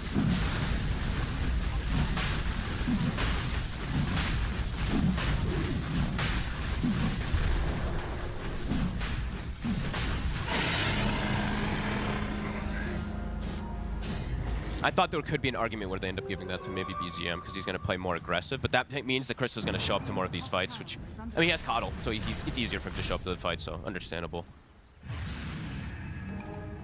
Nisha. Cutting waves. Yeah, it's so hard to it's just kill a burrow him. strike, It's pretty right? much impossible. And even if the burrow strike's there, There's no he's follow-up. probably not going to die. No. They do have max ice path that we do see built up too, but yeah, it's just that singular one since he has the Twin Terror, so yeah, limited catch. Maybe if they've got the burrow strike and the ice path and then Chrysalis with the metamorphosis, then you can kill the Ember during those stuns. Or Gold Global has to be on cooldown as well too, because then you're not going to flare it. So yeah, there's it's a lot just of very hard to kill. To kill him. That's for sure. But they're getting good farm. The supports especially too. We're seeing Soxa as well as Whitemon having that edge over the Liquid supports. And this ward that could be massive for Tundra. The fact that they were able to get that one down and it still hasn't been dewarded.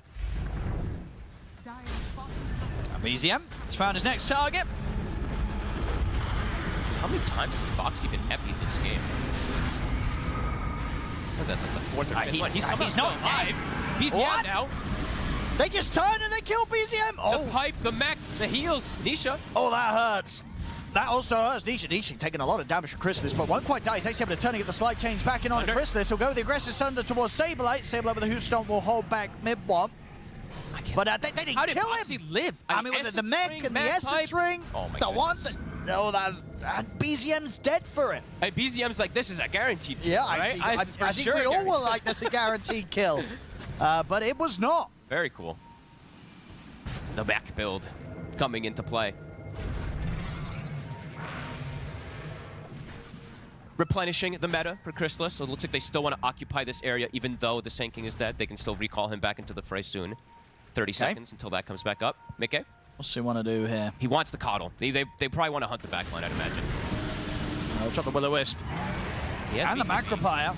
And he's just able to BKB walk on forward, get the avalanche onto the two of them, catches Whitemon and Chrysalis. That's Chrysalis gone the once. Liquid, they can set up and surround him. And let it go for a second time. Midwall's going to head over to see if he can try and do something to help out. But the global silence is there. Liquid, they just split the two of them, chasing him down. BZM's not able to jump in to help out. The Borotone comes out from Midwall. He'll go for the TP away. They've got the chains back up just in time to cancel that and kill him off as well. Uh-oh. That's your Aegis timing, and Liquid just can walk through it when they have the BKB on Mickey. He had no fear whatsoever. He just literally BKB and ran at 3 heroes and got some really good toss combos. Yeah, they're just starting to look pretty unkillable. Yeah. Liquid's heroes. The Pipe Mage Slayer, we mentioned the timing. That's the one that Liquid... I think I've seen them do it more than anybody. I think they've done it like 3 or 4 games in a row that I've seen. They're going to try for Saberlight. Nisha's here still. Got the Will-O-Wisp down. Do they have the damage to kill him? I mean, he gets the Blade Mail and the Stampede off.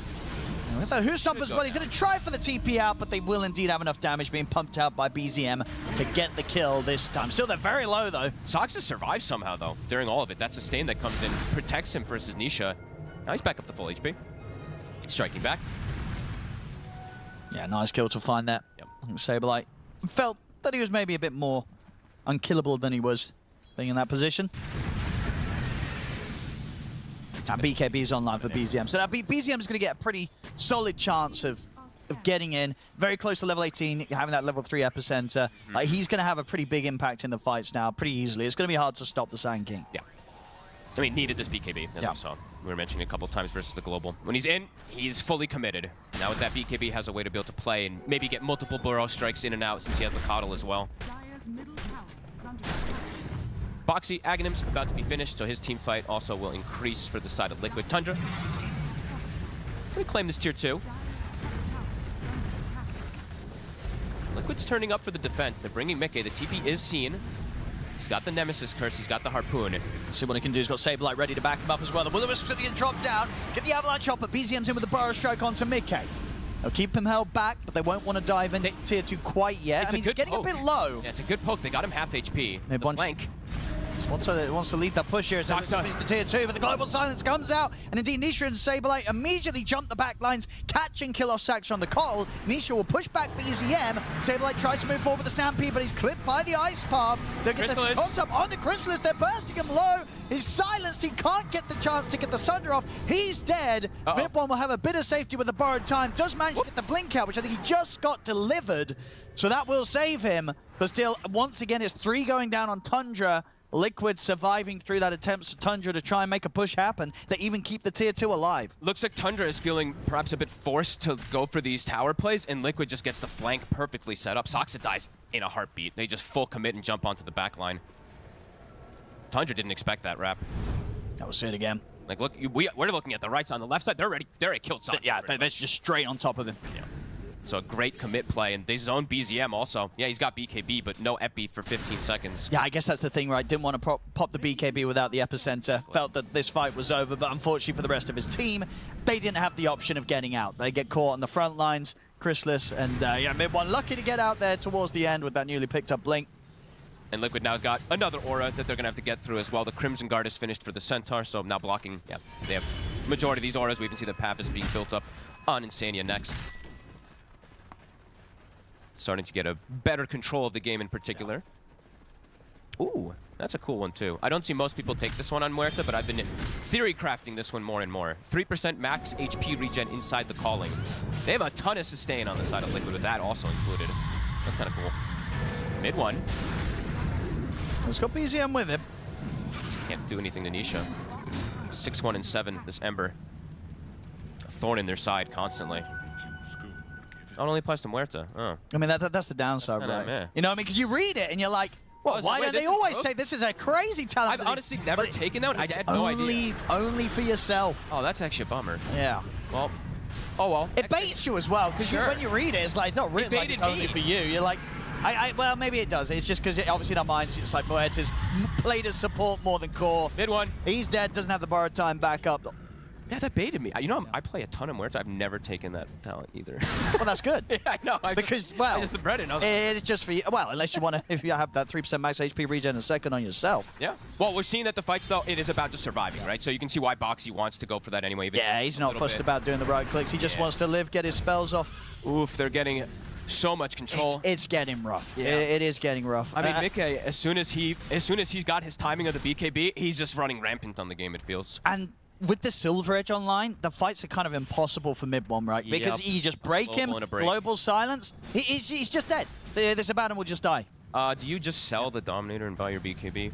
You might get to the points of... it feels horrible to say something like that, to sell an item that big. But Yeah, Mid-1 needs a BKB. Don't. He needs something to get that Dispel, to protect himself for it.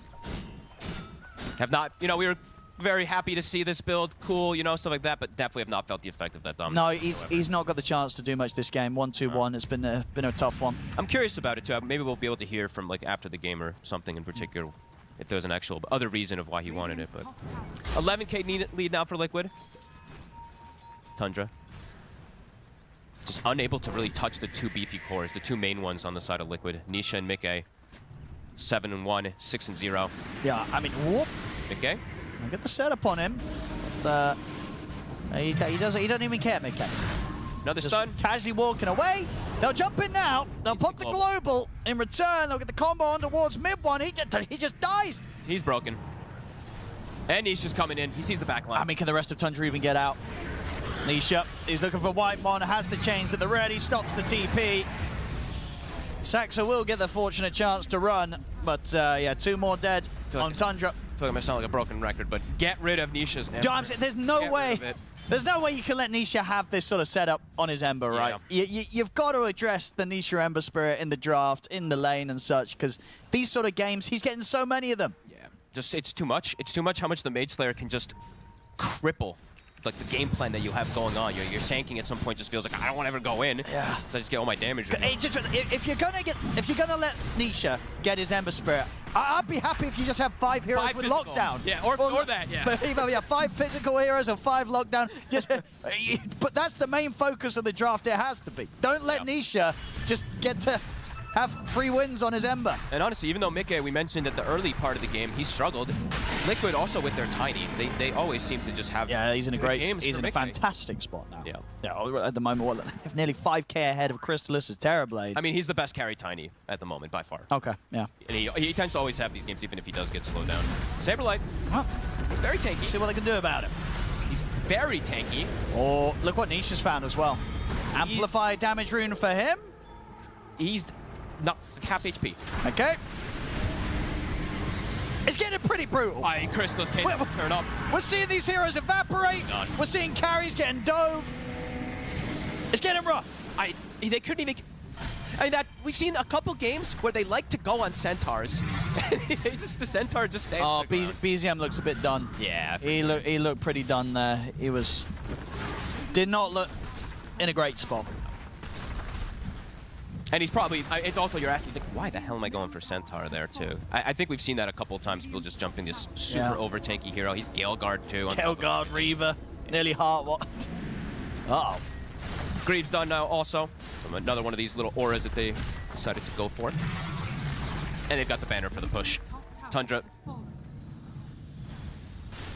The game has completely collapsed. It really has. 7 minutes, really. There's the heart. Good luck. So how much HP we got? 4,400 HP on your off laner here. 33 minutes in, you got 4k HP on the Tiny.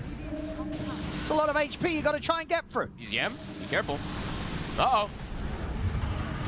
I think he might be done with the game. I think it's done. I think he did the eyebrow raise. Yeah, Like, wow. BZM's had enough of this one. He's like, guys, I can't turn this around. I can't play. I can't save this game. Jump. Yep. Socks up.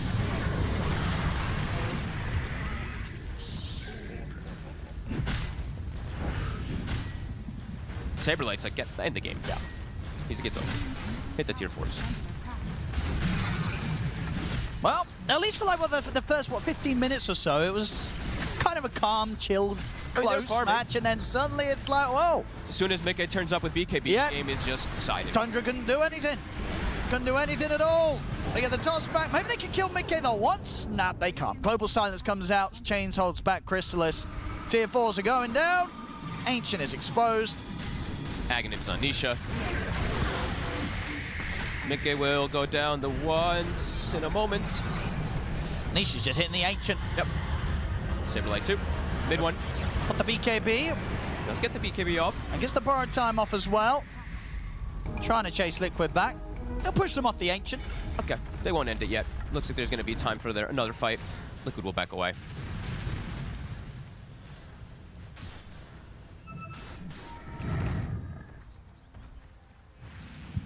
Playing it safe. And they're forcing Tundra. I mean, they're forcing Tundra into dangerous position, coming outside and then looking to take the fight out there. Liquid smoked up, fake back. They're anticipating where they predict that Crystallis is going to go, and I think they just saw him with that ward. They did. Uh-oh. Farewell.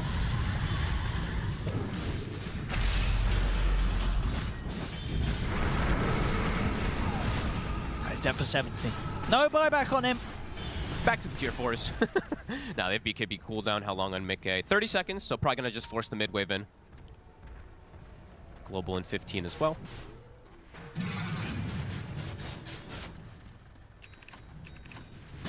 Full Swift Link here. Yep. It's just a smooth approach now for Liquid and for Tundra. They just can't team fight, so they're going to have to hope for a tier 4 dive into a fountain dive.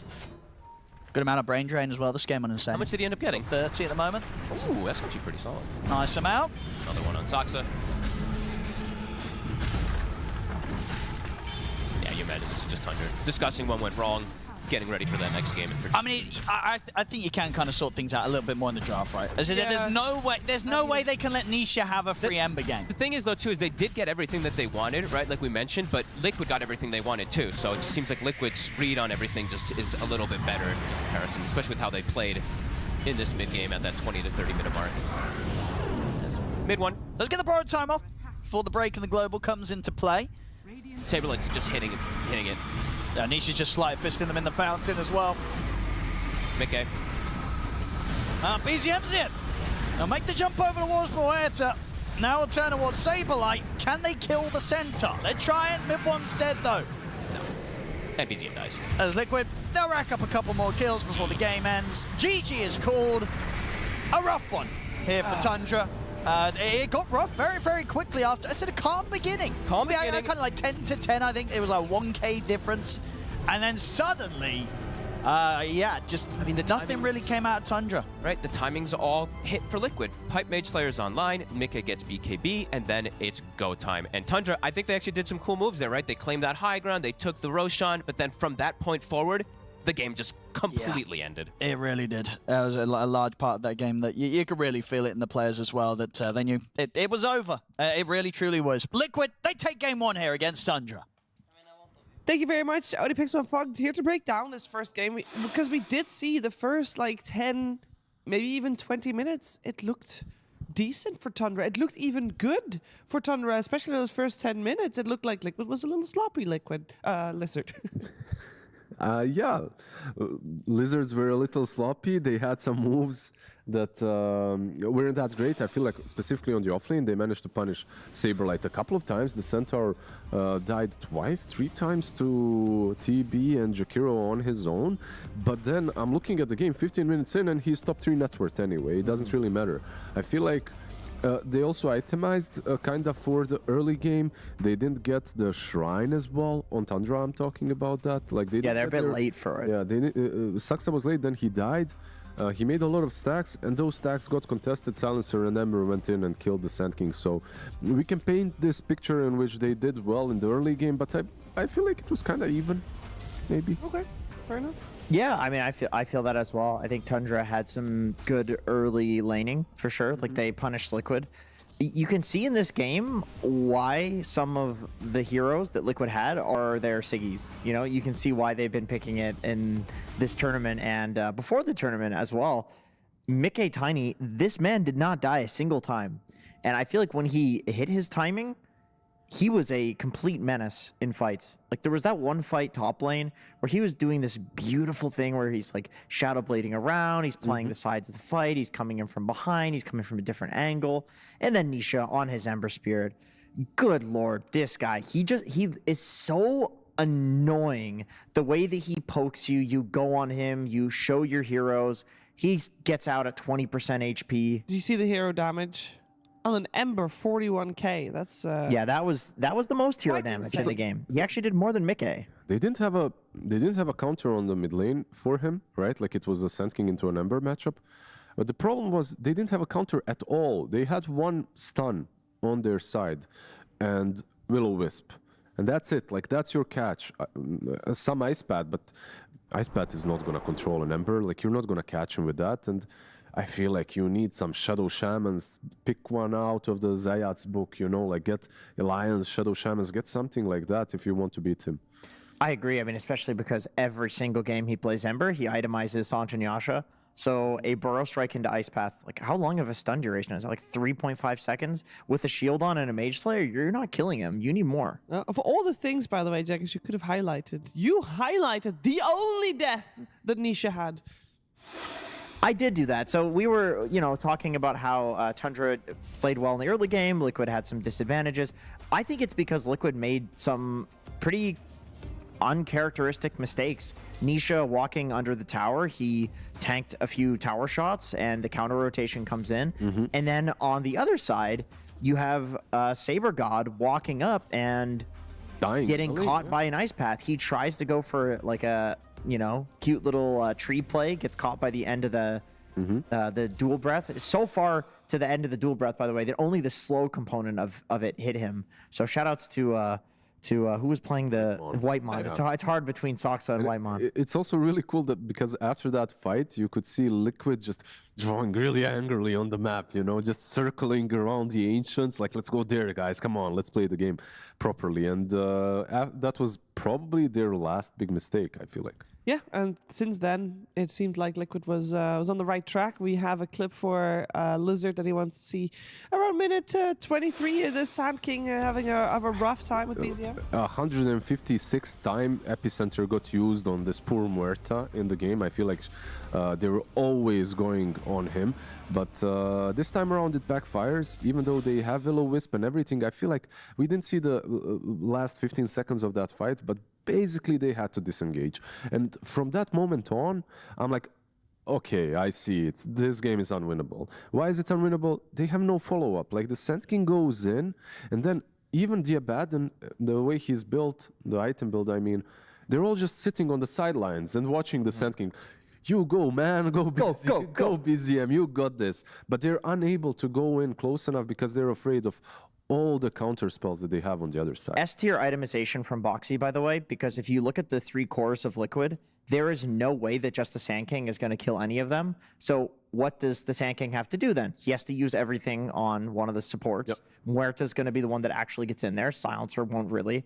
So he gets Greaves. Next item, he was building an Eon Disc. So he knew he just needed to survive, and we saw how it came into effect there. Essence Ring as well on top of all of that. As long as they jump him and a global follow-up, he's probably not dying, they can turn it. Yeah, we'll get another... another play for Boxy. I mean, he played a great Muerta. He was on the receiving end of that Sand King quite a few times. Look how tanky he is with these items. He's got the Greaves, even Aghanim Scepter, builds from a bunch of stack components, and then building into an Eon Disc.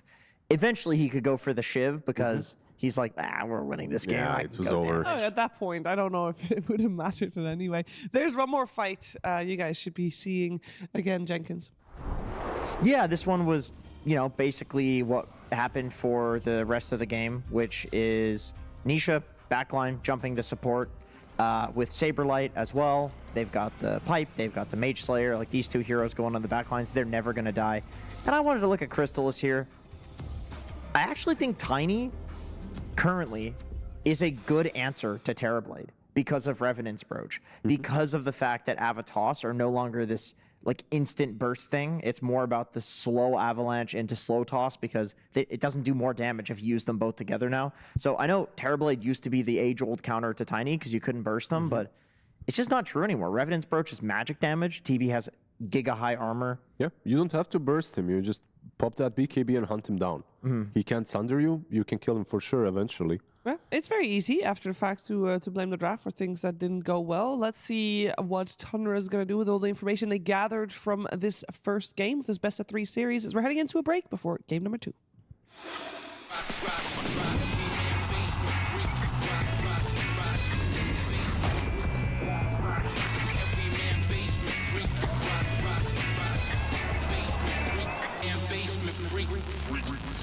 The human body was built to move, not trapped at a desk in one singular posture for 12 hours a day. It's time your chair evolved. This is Secret Lab Titan Evo.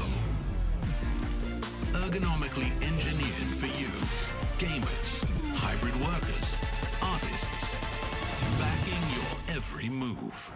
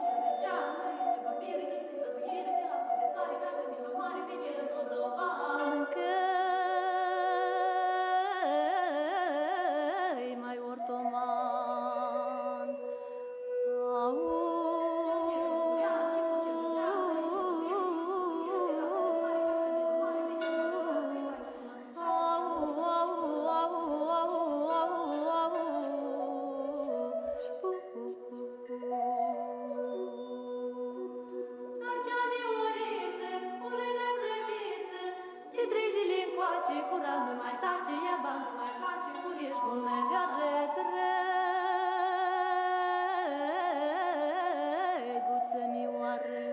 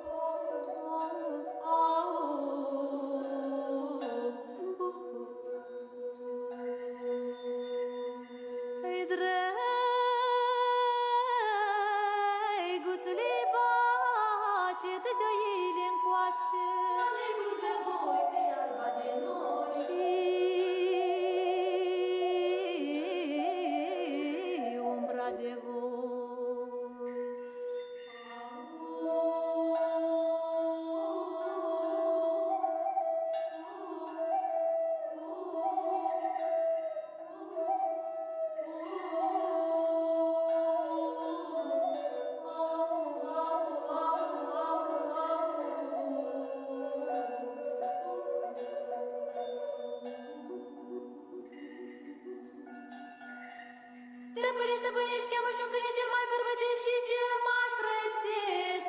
Că la pus de soare vreau să-mi o mare baciu și...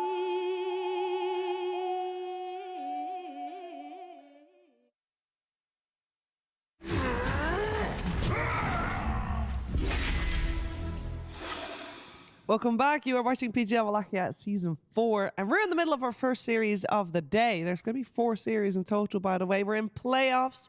Everybody starts in the upper bracket, so Liquid and Tundra that are facing each other right now. Nobody's getting eliminated, but Tundra is looking a little bit more rough today than Team Liquid. They lost game number 1 as we are about to head into game number 2. I do have a question to pose to you guys, because we saw at the very end of the draft for game 1, they pivoted the Sand King that they first picked to put it mid and get the Abaddon for the offlane. And obviously it didn't work out.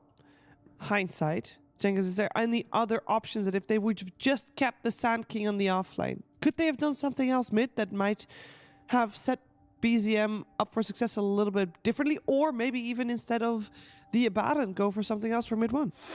I think a bit of the problem is BZM's hero pool. Anytime you're trying to counter something, like hard counter something mid, because he has played Huskar and he has surprised us with it, right? But he's not like a notorious Huskar player. It was bad, yeah. Anyway. But I just mean in general, like these kind of last pick cheese heroes for him. You know, it's like not an Invoker patch.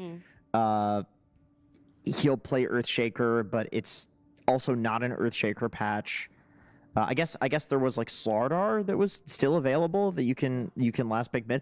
I just don't think you can give Nisha Ember and then not pick something specifically that's going to counter it. It was just a really hard game for them to counter the Ember. And also maybe they resorted to making mid 1 a little bit more comfortable on the hero that is being picked for the offlane as well. I feel like they had the Sand King, and out of everything that you could pick on mid, Sand King probably was their best bet.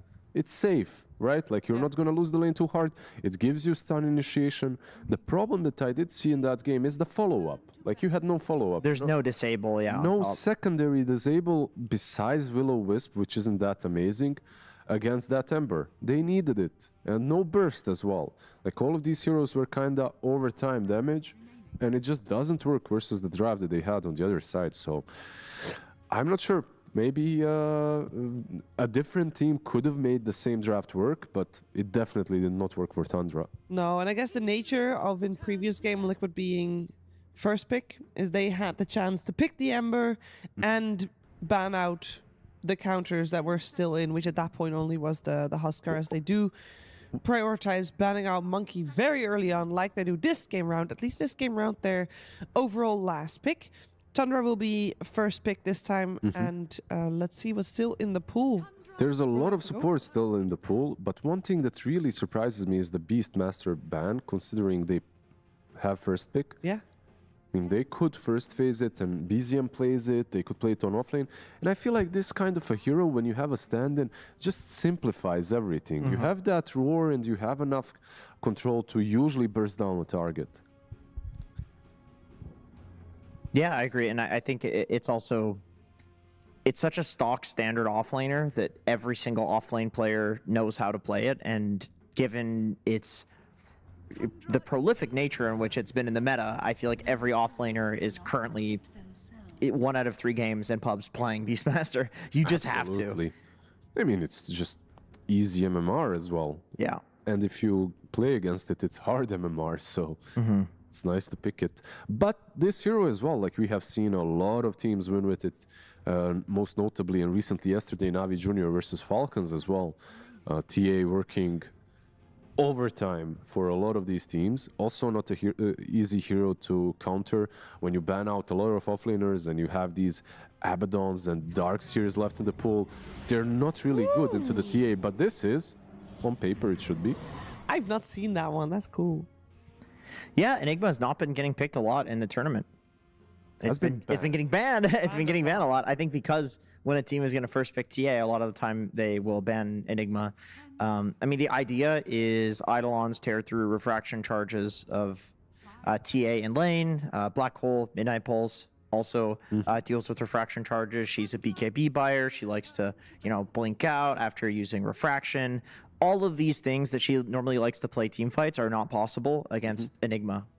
I wonder, there's this age-old matchup of Enigma into Silencer, where Silencer was always considered amazing, right? I wonder now, for some time, you have been playing around Eidolons more than anything else. Is it like a snatch pickup by Liquid here, or is it a ban? Like, do they even worry about the hero? I really want to see if they ban it out or pick it even. I like the idea of snatching it because I feel like also, Ringmaster, Caudle, Jakiro, these supports are still left in the pool. Ancient Apparition. Yep. Oh, Ancient Apparition. Yeah, that's true. Actually, I think this must be the first draft where the only support ban is, if you can, Tinker. And this far into the draft. That's kind of crazy. It's mad. Yeah, I mean, yeah, they've picked the litter. I feel like Silencer is probably the best against all of them, and then you're blocking the Enigma counter as well by doing that, and then you could probably get a second one of these supports as well. Wow. And they just don't come for any. Now I really feel like Silencer is good. And Tusk is actually one of the heroes that, well, it was banned in the first phase, previous game. But isn't this one of the heroes with a lower win rate? It's not got a good win rate, but it's very strong in lane with Enigma because the Icy Hands will do extra slow with the summons. Doesn't do extra damage, but does extra slow. Tag team always nice. Ice shards as well for the TA, so she can't get away. The moment you hit level 2, you have kill potential. Sometimes even earlier, but it does leave a lot of those other heroes left in the pool. I love playing Jakiro into Tusk.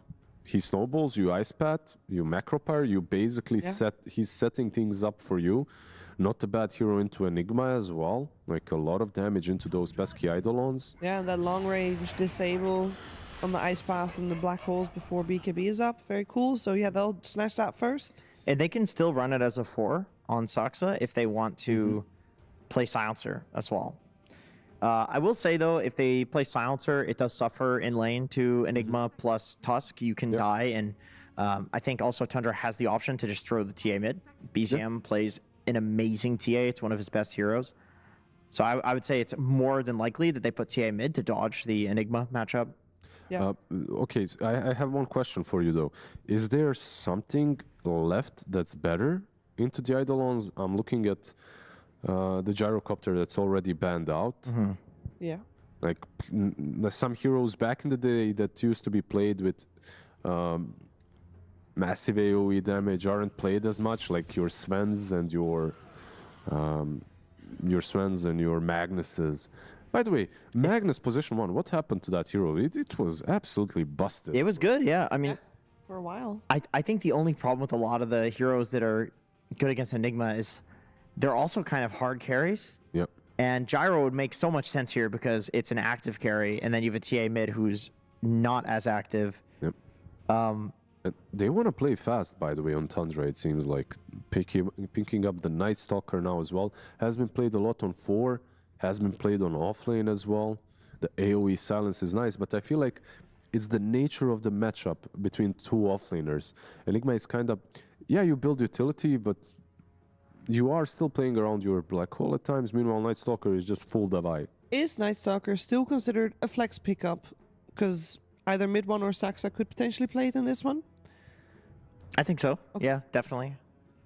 In fact, I almost I look at this here and I almost always think that it's going to be Saxa, but with the stand-in, you are going to pick whatever he's comfortable with. So if this is something, this seems right up mid one's alley in terms of what he has played historically. So I'm also under the impression maybe he's been spamming this in pubs and they're getting him his Night Stalker for this reason. For Crystallis, he hasn't actually played it in this tournament yet, which is shocking to say, but Razor against Enigma is an option to kill the Eidolons. It's like a semi-carry, so TA can do the hard carrying mid. I remember during one of the previous panels looking at his stats with Razor, and they have a pretty bad win rate at the moment, by the way. Ooh, Oh, Darkseer for them. How do we feel like they're going to do this? Because we talked a lot about, all the supports that are still left in the pool. But at this point, it looks like Enigma might be one of those supports. It looks like, yeah. I mean, it is an Insania hero, not out of this world. I really want to see this Darkseer Tusk lane into the TA. Like, I'm literally just going to open up and watch that lane because I feel like TA is all right versus the Darkseer at the moment. The Iron Shell is because of how the refraction works now, right? You can't just insta kill the refraction. I guess you just need to dive a lot, and the Iron. I mean, I just want to see, really. I feel like TA generally recently has done well into the Darkseer. But in the game, after the laning stage, I do like Darkseer against TA. She does suffer to the wall plus Iron Shells in a fight. Tundra got Puck versus Storm. I think pretty much every time Storm comes out, we call for the Puck. And then it just is Ember usually that comes out. But Puck is a very good answer. You have plenty of disable against Storm. You can dodge his overload right clicks, which is also going to give you extra regen with the Puck innate. This is like a must-have BKB game for Storm, right? Like you're playing into a Puck, into a Night Stalker, into shards. Sorry, not shards, but into a TA shard. Yeah. Do you think you go drinking buddies here on Tusk so you can pull Storm out of the Night Stalker silence and like the Puck coil? It's an option. And Jakiro spells are ground targeted as well. I feel like drinking buddies is a great option. I was thinking the same because of when they picked the Night Stalker, I was thinking maybe it's a case, but then I'm thinking, okay, what's the range? Do you actually get away? It's really short range. Yeah, are you still going to be silenced? But I guess on Storm, like all you need is to be out of it for just a fraction of a second and you're good. Yep, true that. Are we in agreement that, well, maybe not now anymore, Liquid's not in agreement anymore, but that we are looking for an offlaner on the side of Tundra and a safe laner for Mickey for Liquid? Safe laner for sure. They need a position 1 on Liquid. On Tundra, they need to decide. It's still an open question where the Night Stalker is going. Is it going to be a 4 or an offlane? I feel like both are very possible, depending on what they want as their last hero and what's left in the pool. Tundra Esports. And they ban out Morphling as the final one there. And they'll get a Brewmaster. Yeah, another hero with not the greatest win rate as well. Was all the rage in the first couple of days. Yeah, but the win rate though. Yeah, it's not great. Stats do lie and deceive us at times. Maybe. But you get a nice Dispel, right? Like you're playing into a Darkseer, you have Cyclone, you have Dispel. It's not bad on paper, it looks solid. When it comes to counters, something like a PA seems all right to me for Mickey. It's not banned out. Yeah, I think PA is a really good safe option. If they want to go deep, I'm looking at a Naga Siren. You've been calling for the Naga quite a lot. I just don't know how much Mickey is like. Give me the Naga. No, they go for the PA. Safe PA. Yeah. Safe PA. It makes a lot of sense. It does very well against Brew and Lane, and I think in game if you can disable TA, it's a decent matchup to TA. Although I will say that PA likes to burst people, and TA is not burstable. So it's not exactly like a gotcha one-to-one carry pick. Definitely not. But I think that Liquid already feels like they have answers to the TA in the Darkseer plus the Enigma. So they just go for the PA, which otherwise is going to have a really good game, killing these supports and winning the lane against Brewmaster. Yeah, on paper, should win the lane. We'll see how well they do with Insania Enigma. Because this isn't a new thing for him. He has played this position 5 Enigma before. But it is a hero that sometimes looks really damn bad on 5, right? Like, if you don't have a good start, it just falls apart. But yeah, you have heroes that constantly can threaten TA if Puck is not on point with controlling the fights. Do we think that this is indeed going to be a much more stable game coming out for Tundra? Are we happier with their draft compared to last game? I have to say, just one more thing, that the offlane for Tundra is not an easy offlane to execute with once again. Double melee offlane, and we've seen how Brewmaster can suffer with a double melee offlane. We've seen Bruce Slark. It's not so good, but I will say Nightstalker, much better laner than Slark is, because he gets an extra spell at level 2. And last game, they were doing well in the lane, but not well afterwards. Maybe this time around is the other way around. Yeah, maybe. Hopefully, because when I was saying offlane, I also meant through the game. Like, Brewmaster takes a lot of coordination to play around, I feel like. Okay, well, let's see how things will play out. First, though, some words from Coach Moon Meander, who's with Nomad.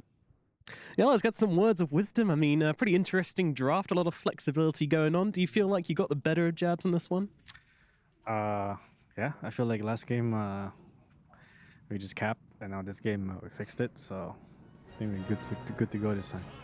All right, what specifically is better about this game than your last game? We have the better mid matchup this time. They have Nisha, he's back. These guys fucking, they just sucking Nisha off. So we just fucked up. We're gonna need to stop this knob sucking in the mid lane. Now we're good. Oh my goodness, some strong words. Alrighty, well, what's it like working with Mid One? How's it been having him on the team? I mean, he's chill. I like him. I think he's very easy to work with. So I always prioritize that over everything. All right, thank you very much, Moon. Good luck in game number 2. We'll throw it over to our casters for this one. Oh, there we go. You know. We'll see what happens in this game. Game 2. Yep. Obviously, things have changed up this time around in the mid lane. We're not getting any Ember Spirit from Nisha getting through this time round. They were able to make sure that wasn't going to happen a second time here, Tundra. And, overall, what do you sort of make of this? Insania, double blood grenade, immediately stacked up. Should still have him though, right? Give it to Mid One. And there we go. There we go. So first blood for Mid One to start this one off. This game we can see him on the brew. Look what he's queuing up again already. Mid One. It looks like he wants to go Dominator again. Okay. So. Okay. Interesting. Yeah. Loves the Dominator. Does. Definitely. I mean, if he does commit for him, even based off of that, he does. So that's interesting to see if he wants to go down that route, similar to last time. There's maybe this one has a little more merit because not playing versus globals and stuff, but I'm not sure because maybe he just really likes this item. So okay, cool to see. And yeah, we get to hear Moon. Sounding like the Moon of all times, a bit annoyed about Nisha having that fantastic game and them just playing around him completely. So looking to have answers versus Nisha, and they definitely do this time. They have the silence from the Puck, the silence from Nightstalker, the shard from the TA eventually, Ice Path, etc. So they have control. And I would say for Tundra this time, a better early game draft. The other one, they actually got off to a good start, but you could see that Liquid just had a mid-game timing that they couldn't control. So this one, I feel like they can fight back easier without needing as many items in Tundra. Lots of team fight, too, that they've got now coming in with that Puck, with the Brewmaster. But I'm glad, actually, that Lizard brought this up at the end, because we do have to mention the stand-in factor, right? Brew can sometimes be a bit of a difficult hero to fully coordinate with things, too. So we'll have to keep tabs on that throughout the game. And yeah, Enigma 5 position. So a bit of an interesting switch-up that we don't really see almost at all.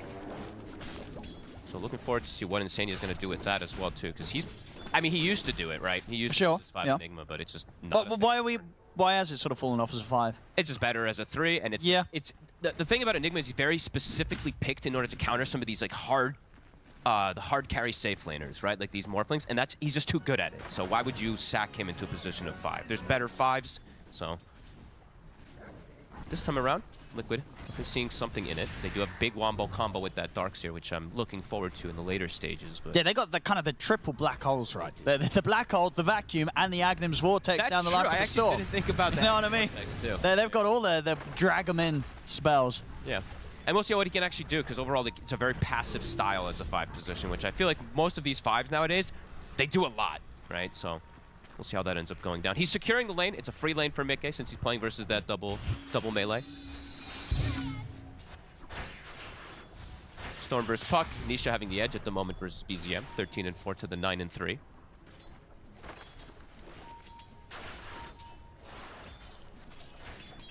But both offlaners definitely going to have a slow time as usual, especially this Darkseer that we see pretty much always have a slow start. But level 3, when they have it, Saberlight, they're about to have that 3, so when they've got that double Ion Shell, they do have one of the best heroes to utilize it. They have the Tusk.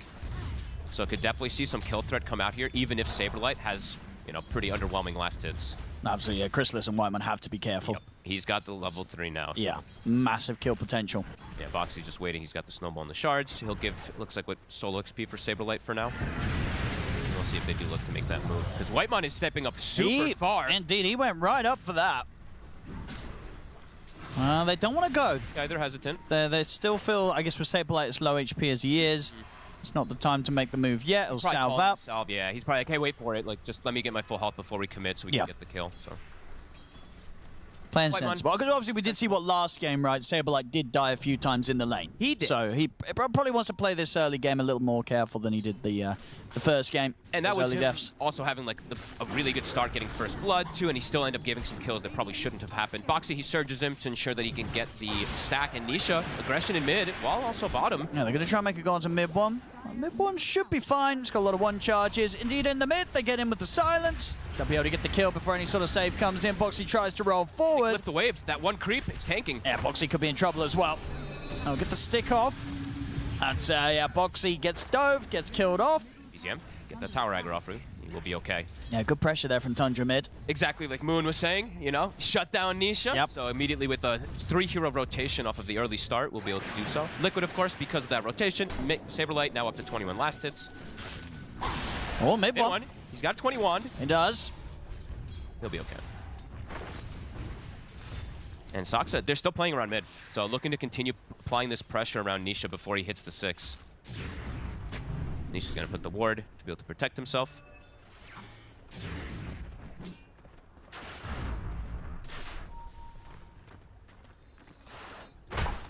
He missed both those stacks, Nisha.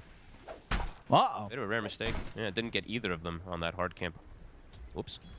BZM going to take advantage of this, hit the tower a little bit in the mid lane, but Nisha wants to soak that 6. Whitemon looking to contest or see the stacks. We see blocks, he puts the sentry down since he's playing versus the Darkseer. Probably expecting those stacks to be coming out soon. Man, he's going to keep battling Boxy here. He's not scared at all of this level 2 Tusk. Pushing the limits here. Saberlight's now coming over. And Boxy is getting rather low himself. Another dual breaths up. He's got the snowball to play around. He's making space, Whitemon. He is. Probably going to die for the space that he's making. He's doing some damage, though. Yep. He might be. There's another dual breath. He might just get the kill, right? Should take him out. It's going to be really close. No! He's going to live. The tango running saves him. That was close. Nice attempt there from Whitemon. Space, right? Space for Chrysalis to be able to get every single last hit. Yeah, he's having a great time top right. And against a lane that could have potentially pressured him right if they'd hit the timings. Nisha's got the invis, but they do have a sentry. If Saksa wants to drop it, doesn't actually try, because I don't think he expects them to have that kill threat on Nisha. At bottom, this time round, mid one won't be able to save himself with any number of one charges.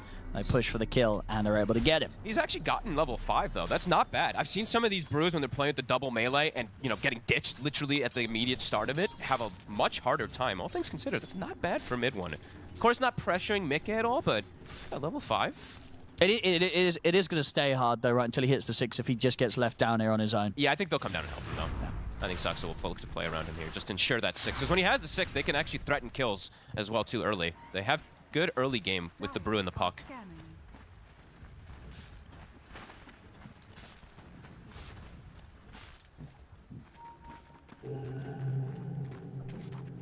And Nothing crazy with the 7-minute wisdoms. Both teams able to claim their own.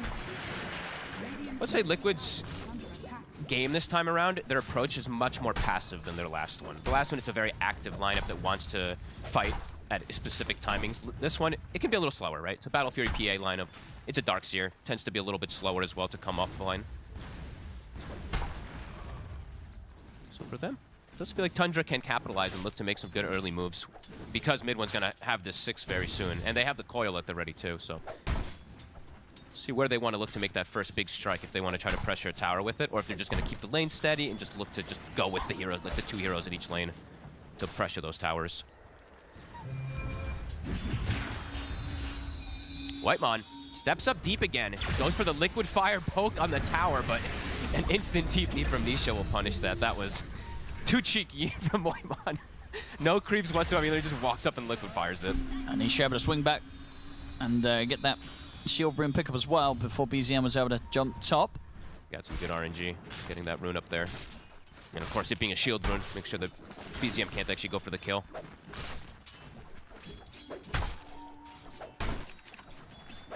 And even though mid-one continues to get left down on his own, he's very close to hitting the 6, and once he has that... He got 2 denies right under him, too. That was nicely done there from mid-one.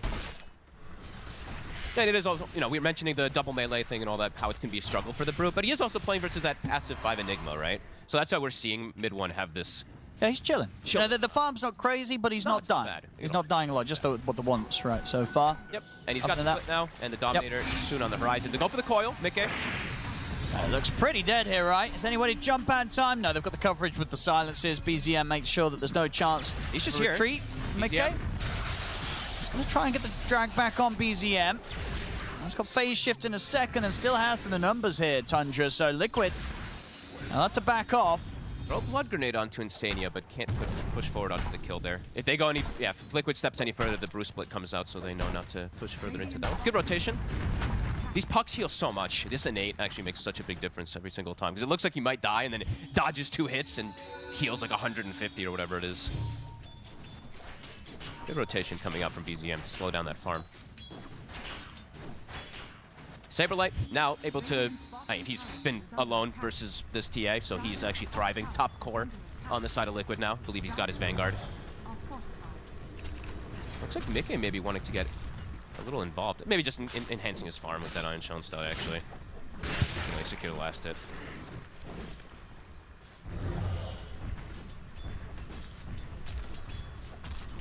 Nighttime about to hit.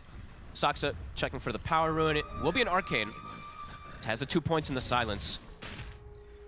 Him and BZM can dictate a lot of pace, being able to look for the kills on the mobile cores of the Storm and the PA. Oh, he's in. Comes forward deep. He's going to find him pretty low here. He's got the Dream Coil as well. The TPs are coming in. He won't be able to finish off Nisha straight away. And he's going to die for that attempt. And deep with all the backup coming in, they'll be able to punish Saxa for trying to follow up and look for that go there. I mean, it was low. It was tempting. It was tempting. You could see how tempting that was. It was. He played it perfectly, just on the cusp of the coil, doesn't break it, gets out of the range from that silence. I'm sure Moon's sitting back there and he's like, 5 heroes porting to protect Nisha, of course. As he does end up surviving with an overextend. Yeah, that was... Tundra.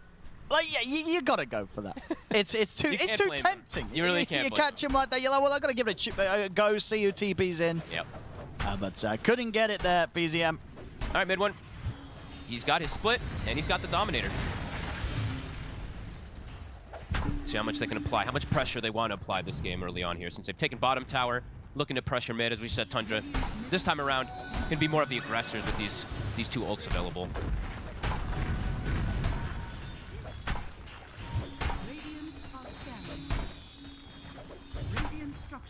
Nice. I'll let this tower go down. Everyone looking for the last hit. Neither of them get it. So many times at this tournament we're seeing people miss those last hits. So, well, what can you do? Invasion, they do see some stacks. Do they actually want to contest one? Or I think they just want to keep hitting towers. I feel like right now when you have Bruce Split and you have Coil, Saberlight feel very strong for the fights on the side of Tundra. Saberlight. See if we can get out of here. Does have 4 points in Surge, so he's able to distance himself.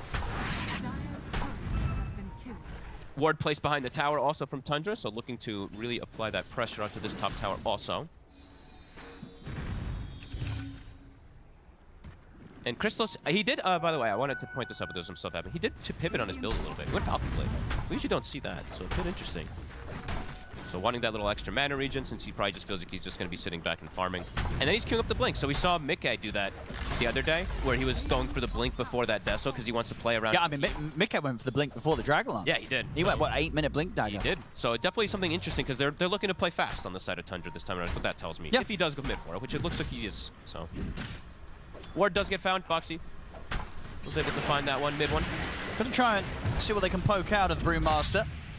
Not an easy kill. No, not at all. Snowball forward on the creep, but yeah, Midbon's chilling. They cannot push the Primal Split out of him. Nice little Hurricane play. Now he's got this Purge. This can be, like we said, the Purge creep is the one that I was looking at the last game also. Versus Darkseer, it's one of the better creeps that you can get. He's being efficient too. Look at him stacking. Mid one with the micro.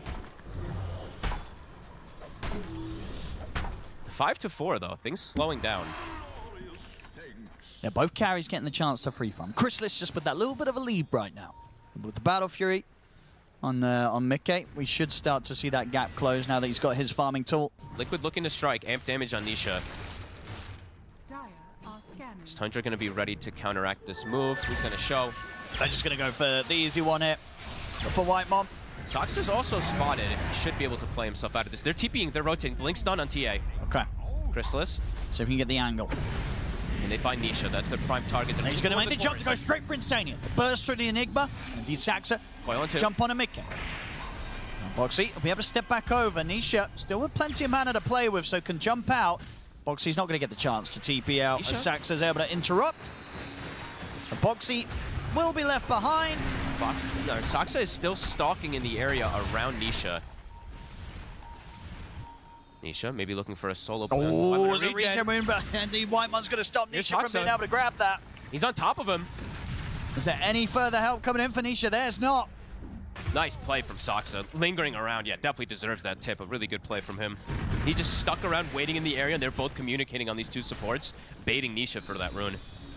Yeah, and it's really starting to hurt. You know, Nisha's game. Struggling. He's far, far behind. And there's, like I said, a lot of silences, a lot of control that he does have to deal with in this game as the Storm Spirit. They've definitely addressed Nisha much better than they did in game one. Yeah, and I love that we see this build from Saxa, right? 4 points in the Crippling Fear. Just 2 in the Void, all about just getting on top and limiting the mobility either from PA or Storm. Because if he gets on top of them, they're stuck. So yeah, very good stuff coming out from this Night Stalker. And this time, by the way, also, mid one is full committing. So he's going for that. Okay, so yeah, straight for the Overlord. And I thought he was going to go for the same build as last game, the Helm of the Dominator into the Radiance, but all the way for the Overlord.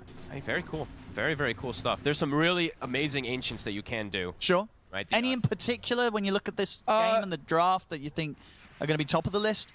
Usually it's the time, Time Warp War I feel like is super underrated, right? This becomes pretty crazy. You just cooldown reduction for your entire team in fights, but besides that, it's usually just the HP one that people like to play around in some situations.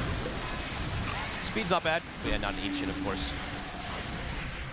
I guess would you say, though, when you're going for the full Helm of the Overlord, though, it does sort of tell you that the team wants to keep playing this fast, right? But that's the lineup is about that, though, right? You're playing TA.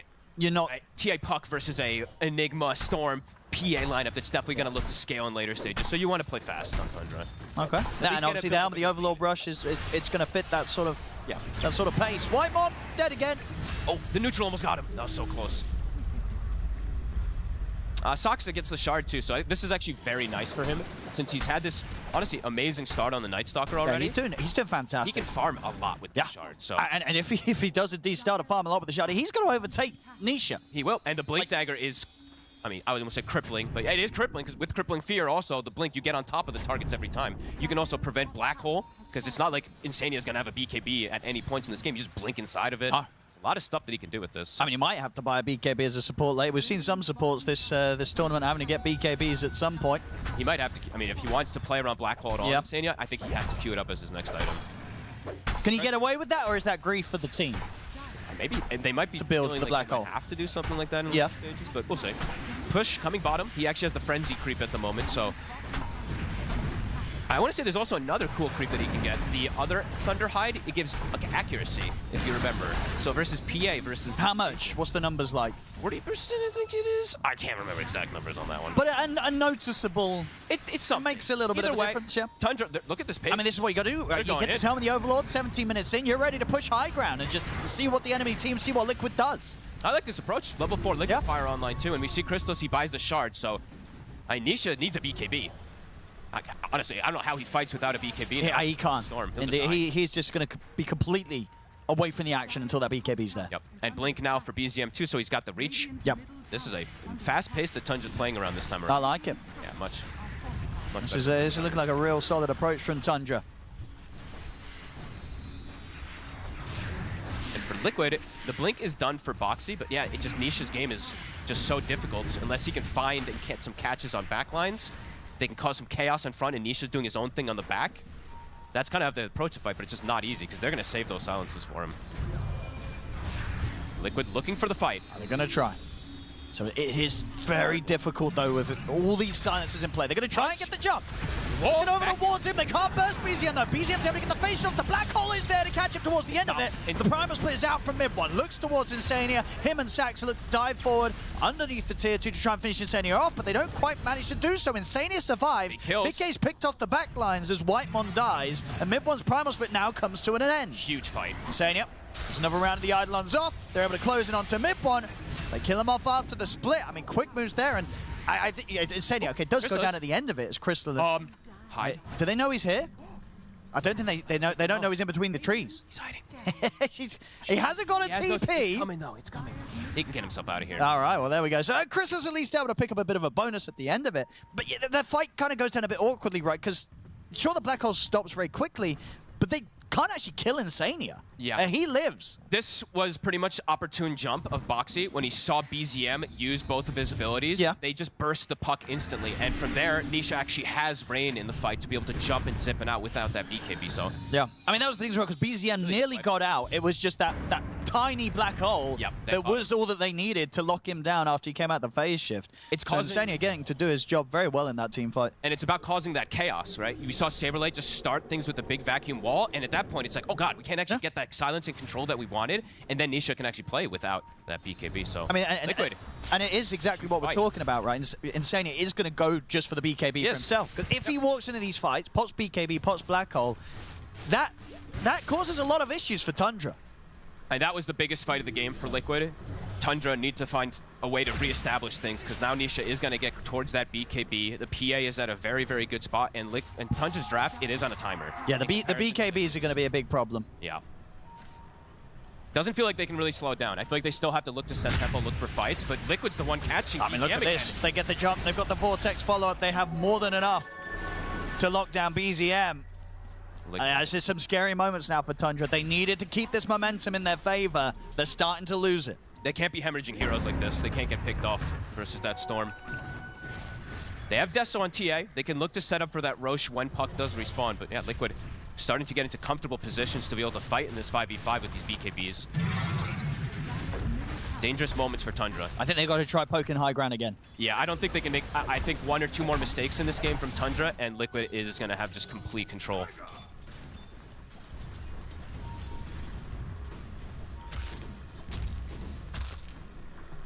BZM will be respawning. This ward that they placed down to catch him needs to get addressed.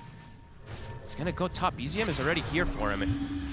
Or Boxy's already here for BZM. He's got to be careful. A little too deep for Nisha to follow up with the full lightning, so they won't go for the lead in. For the courier, that's the BKB. It's a big snipe. Okay, that's a big snipe. So no BKB for 2 minutes, whereas it could have been there now. And Nisha, they're on top of him. He zips right into them. I mean, this is why they just killed the courier. Oh, what a play! They did, but they just killed the courier in that spot, right? Right there. I don't know if that's the spot you want to be zipping into. Well, that gives him Roche. Okay. So, perfect timing there for Tundra to get that. And it's a Deso stack, right? Yep. All right. Oh, that was... Tundra got handed Anisha. Yeah, they just broke him, I guess, when they killed his courier. It was like, well, if my courier can't live, why would I want to? He's dead. And indeed, Roshan should be Tundra's. I mean, Liquid, do they try and make any sort of play towards this? They just let it go. Without the Storm, I don't think you can. They're going to look to make a play bottom in the meantime. I mean, they could black hole, but it's just a question if they have enough damage during the black hole to kill him. They're connecting with the PA. If Mickey's there, they probably Do you can. to black hole or to not to black hole? He's got a stun. I don't think you need to waste black hole. He's going to split, though. You don't want to black Actually, hole maybe and try... you do. Yeah, you black... Okay, but yeah. You black hole. Sure. You black hole. I thought he was going to wait for the split and then black hole. That's why. Oh, because then you know? waste the split Then you cooldown. waste the split. Maybe that's what he wanted to do. I think he was probably kind of waiting to see if the split came out and then do that. That's true. Mid one was probably saying, I'm not going to split because that's what he's doing, right? So these players, big braining things. Yeah, they were trying to outbrain each other. And in the meantime, Christos finds another kill on Boxy, so another Deso stack has been attained. So Tundra, back to business here. Okay, Saberlight. BCM deep again. Won't be able to get away this time. Nisha's BKB, 40 seconds until it goes back. So they could potentially get him again before he has it come out, since they have those traps and they have these silences at the moment. See if Nisha plays in a dangerous position again, since that was a very reckless jump before. Looks like he'll be sensible. Camps are blocked. That sentry has been there for a long time to be able to prevent that Ancient. Queuing up the Orchid next on Nisha, playing versus the Puck. Tends to be one of those great options. Also versus the Brew. And Tundra looking to accelerate. As we said, this is their game plan. Yeah, they got to keep it going, especially now with the Aegis. And this is a good ward they've got here. They see Mickey. That's a good jump. Should be forced to BKB. Or maybe he feels he's just dead. Okay, now put the BKB now, but he's already taken quite a lot of damage. He has nothing to jump to. He's going down, surely. Macropyre's laid out. Mickey will not survive this. Aye, that's huge. Now they can look to pressure, maybe even get another kill, and look for a team fight on the side of Tundra. The blink on Sox, as we mentioned, he wants to find more. Let's have a look. Boxy's here. Boxy. BKB now in the hands of Nisha. Boxy tries to TP. It's too much damage. Saberlight, he will get out before anything comes his way. No cancel, otherwise they'd probably catch him as well there. Tundra, a nice sweep across the map. Gotta keep it going. Get this top wave push round. It's a very good kill, though. This ward, some of these wards have been staying up for some time. That one bottom does catch him. It's one of the fresher ones, of course, but pretty much ideal timing for them to get on top of that PA. No one near him to help. Jump forward, Nisha. Why not? It's a bit tanky Actually gets the ice path off onto the two of them. That's going to stop them from being able to kill him off. And now Saxa will jump in with the silence. Get the traps onto the both of them. Nisha has to put the BKB. He's considering trying to fight back, but he's heavily outnumbered. He does not want to be here anymore, Nisha. He has to run. They're forcing these BKBs. They're doing a great job here on Tundra of just continuing to forward. Oh, he goes for the coil. Sox is here. Actually gets it on the three of them. It's a little bit too much of a dive, though. I think if Soxa had Blink, he goes for it, but it was cooldown. You think he would have? I think he actually might have. Throw himself in there, try and take down Nisha. If he just gets like a hit, a void plus the cripple, he'll get that kill. But yeah, Blink was cooldown for a second. Flying pressure on the tier 2. Gets to jump on a Boxy instead. See Mickey leap forward as well into this. Ice path. And they get the lockdown, and the melt hit comes in. Boxy's gone. Big wall. Get the block up, but it gets cancelled. He did BKB. He did a BKB. Insane. Oh no! He's dead. They get the drag down onto Chrysalis with the vortex, but it's not enough. Tundra. They're gonna crush this. Oh, he did a BKB fogged. Insania. He farmed it this whole time. Oh and just doesn't no! use it. My support farming BKB for this. What? Tundra, doing exactly what they need to do. 7k lead now. They can take out this tower, and I believe Liquid did use the glyph. So that's their high ground glyph. If Tundra wants to continue to pressure here. I mean, if he BKB in a black hole, right, how many did he grab? He actually grabbed quite a few. It was 2 or 3 at least. He had all the buildings plus at least one target. Crystalis. Okay. Walking up. I mean, they can go for this push. There's no glyph. Big hit from Tundra. Liquid looking a bit shaky in this game too. I mean, Insania in particular just didn't use his BKB. That's the mid-tier 3 gone. Mid 1. Well, they get the silence. The Prowler hit. And Nisha has to put the BKB. He's going to try and turn over towards Chrysalis, but of course Chrysalis does still have that Aegis. And Nisha, he's taking so much damage here with this TA. He's got to keep his distance. Nisha will survive. They bring Chrysalis down the ones. Saberlight looking to set up here for round 2. PCM's in though, gets the Dream Coil onto Nisha.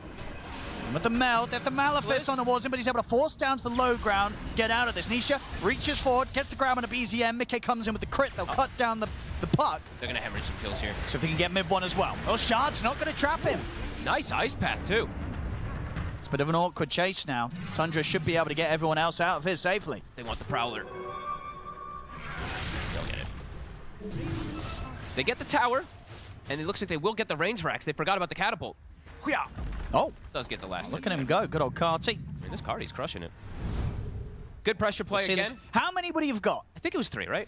I couldn't see. I know it was a lot of brawling, so maybe that was distracting me, but... Because it was a very, very short-lived black hole. Let's see. Oh, he would have got 3 of them. Saxa, BZM, and Mid 1 were all caught. He would have had all... Well, it happens. It happens. It won't happen again, I'm sure. You I'm know, that's sure. one of those things. It happens once in a game, doesn't happen twice. Well, they have the... So, the thing is, though, Liquid do have these BKB timings, so they do have ways to strike back in the fight. Tundra, still with a comfortable 8K lead, but do have to be careful about the Wombo combo that they are playing against. MKB finished up. Crystal still very farmed. There we go. Now, let's see if they do land the Wombo combo on the side. Because the potential we saw. It's the there. potential's there. Absolutely.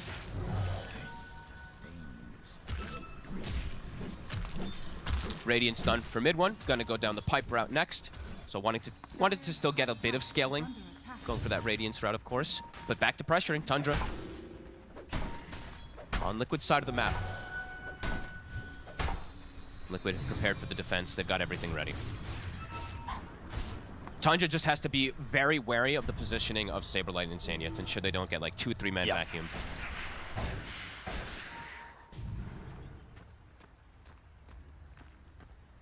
I feel like it's been a long time since we had these type of like big like a cider of being just a like a good old-fashioned combo. black hole. Yeah, it's been a long time. It feels.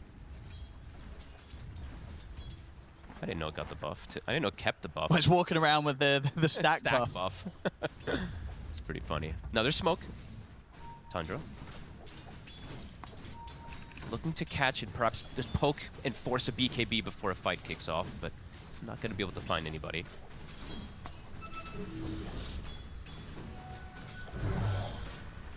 Crystals continues to get to scary territories. Almost has the crit now finished as well after MKB.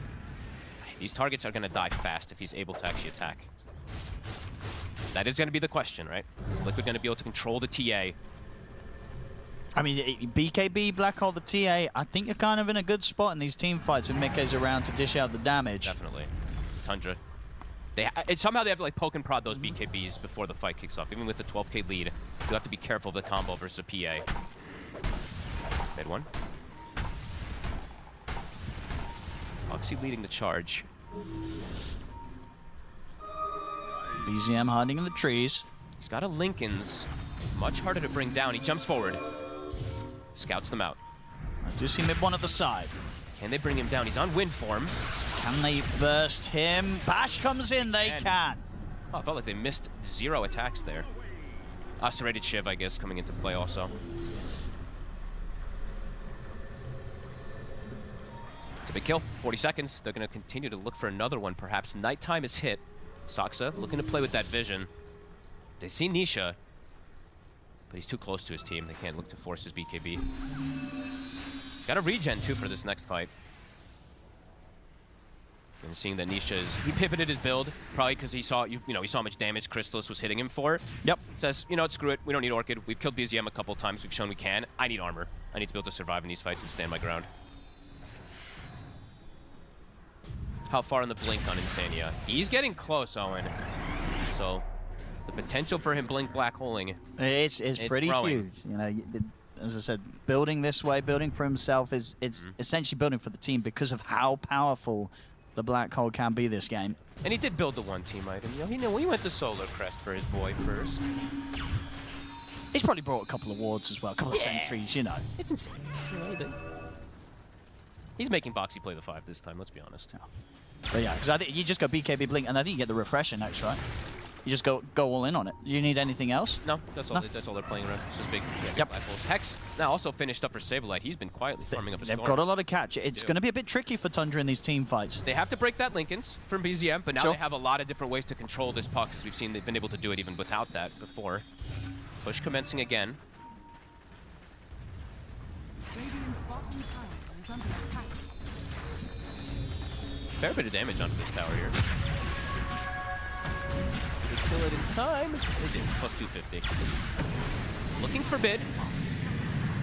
Saxa trying to force something here, trying to catch anyone he can, but Liquid just continuing to play very clustered and together.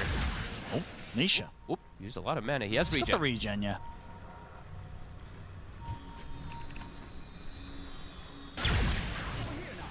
Tundra, they're really going to want that next Roshan. Yeah, they're trying to find a fight like where they can get a pick off in particular, but Liquid just, honestly, they're just hugging each other, so they're not really giving It's that hard. chance, but Yeah, look at the lanes, though. Liquid does have to address them. Because they are just literally hugging each other. As you said, a 13,000 lead. Crystallis has the Daedalus. He commits the gold. Roche going to be that next point of contention, the biggest point. Soxa hasn't committed his gold either. He does have buyback. I thought that perhaps Crystallis might actually save for buyback because, you know, going back to things of like Wombo combo and the big black ults. hole. Yeah, exactly. Yeah. If one of those big ults gets used, sometimes you can just buy back and turn a fight afterwards of it. But yeah, he commits, so. He does an insane amount of damage on this TA. They're actually going to start the Roche. Insania on What's the side. Tundra going to do about this? It's tying. They've got to do something soon if they want to do anything. Nisha. Everyone steps in. Nisha. The primal split out, Nisha. Nisha. He's got to be very careful, taking a lot of damage after he gets caught in the ice path initially. The zip over was the Saxon's Night Stalker. The split was used as well. Roche is at 2,000 HP. Buyback's coming in. Yeah, Saxon's going to come in with that straight away. Can they still contest this Roche, though? As you say, they're not going to have split. Split's gone. And Nisha's able to reset, too. He almost died in 4 attacks. Yeah, that was... We're seeing, obviously, with that incredible DPS that Crystallis has built up. Mid-one's getting Raxes. He's split pushing with that Overlord. He's doing a lot of work. Mickey! He's so low. He is. He'll get the BKB off. Tries to stand his ground, but Mickey's just dead. Soxa jumped the back line in the meantime, so Insania actually had to black hole the Night Stalker so he couldn't follow up. See if Mid-One can get anything more for this. He's looking towards Boxy. Has BZM jump back over, gets the Dream Coil down onto the 3 of them, so Boxy's dead. Nisha's still got a bit of mana to play with after this Dream Coil comes to an end. They have the Hex locked down. The Ice Path won't stop any further coming in from the Storm Spirit. The Silence now onto the 2 of them. Sableye tries to TP out. He'll get away, but Nisha's gone, and Tundra with that fight. They might not have their TA, but they can step into the pit and finish off this Roche for themselves. And Mid-One literally took the base. He took the bottom racks completely. Big stuff. A Roche. That was huge. Big stuff there for Tundra. He's now got the AC done on Mid-One as well. Massive fight gets this game back on track for them. And honestly, for Soxa, a massive fight for him. He got into the backlines. Popping that ult, gets on top of Insania. Because you can see that Mickey was standing his ground because he's like, I need to just fight here and hope that my black hole comes in to protect me. But Soxa jumps the backline and prevents that jump. Very cool, kind of discombobulated fight, but works out beautifully for Tundra. And now with 2 racks. I mean, they got the range racks, of course, in the mid, but either way, some extra pressure that's going to be coming out on these lanes. This TA is doing so much damage, too. Doesn't get the Aegis, though, so we do have to, of course, say that. BZM is the one who's going to be carrying it since Crystallis did die during the fight. Do Liquid, do they want to try and fight into this Aegis? I feel like Liquid is pretty reliant around just playing around the black hole. It's black hole, right? Yeah. Black hole or no fight. They come back. For Tundra, they have easier approaches into these fights now. Let's see if Soxa does commit for that nullifier. It looks like he is. He's about to have it done.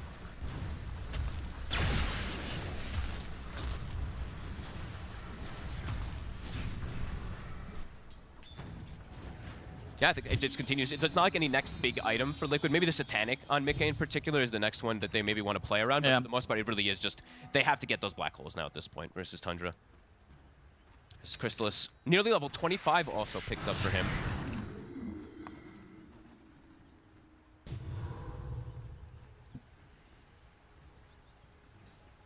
Liquid, they do have black hole up in about 25, so they could look to try and go for a smoke play. It would be into the Aegis. Do you go into the Aegis if you're Liquid? I mean, the dangerous thing is also these waves. They have to address the 35-minute catapult waves. So first they have to do that. It's dangerous for them to fight too much outside because of this constant pressure. Honestly, Mid-One's Overlord is doing a lot of work this game. Compared to last time where it did almost nothing, this one, honestly, you got a full racks just because of this. Absolutely worth it. Yeah, the build very much working out this game for Mid-One. And honestly, this might be one of the better brews I think that we've gotten to see throughout this tournament. That's true. We have been continuously disappointed with brew performances, but indeed Mid-One could be the one to stand in today, turn up, and show us what's what with the brew. Saberlight. BZM, juke it up. They would have popped the link because get the Hex upon him. He's gone. That's the Aegis out. Aegis. He's completely alone. Do you black hole this? He's likely just dead twice. Do you even need to? Looks like you don't. Vortex into the Abyssal. They have him. Oh, that's a pretty big kill. They have 80 seconds that they can look for another potential catch. And that's the Aegis got pretty early, right? Very alone. I'm just wondering what he was looking to get over here on the side of BZM, because he has this Aegis that slows down their momentum. It's just a cursed area of the map. We saw Nisha die there earlier in the game, and now BZM dying there. It's just a... If you're a mid laner, you don't want to go there, apparently. And Mickey actually, okay, instead of going for that Satanic, he goes for the Abyssal for that extra control. Yep, So he now had they it there. Yeah, which different ways to came into pierce. play there, right? It meant that they didn't need to commit the black Yeah. hole. And they had enough of it, yeah. Look at this. They're Liquid. Been at an 8K deficit, showing without Black Hole they can get a massive pick off with Tundra. Don't want to be giving up kills like that. Going through the portal, grouping up again.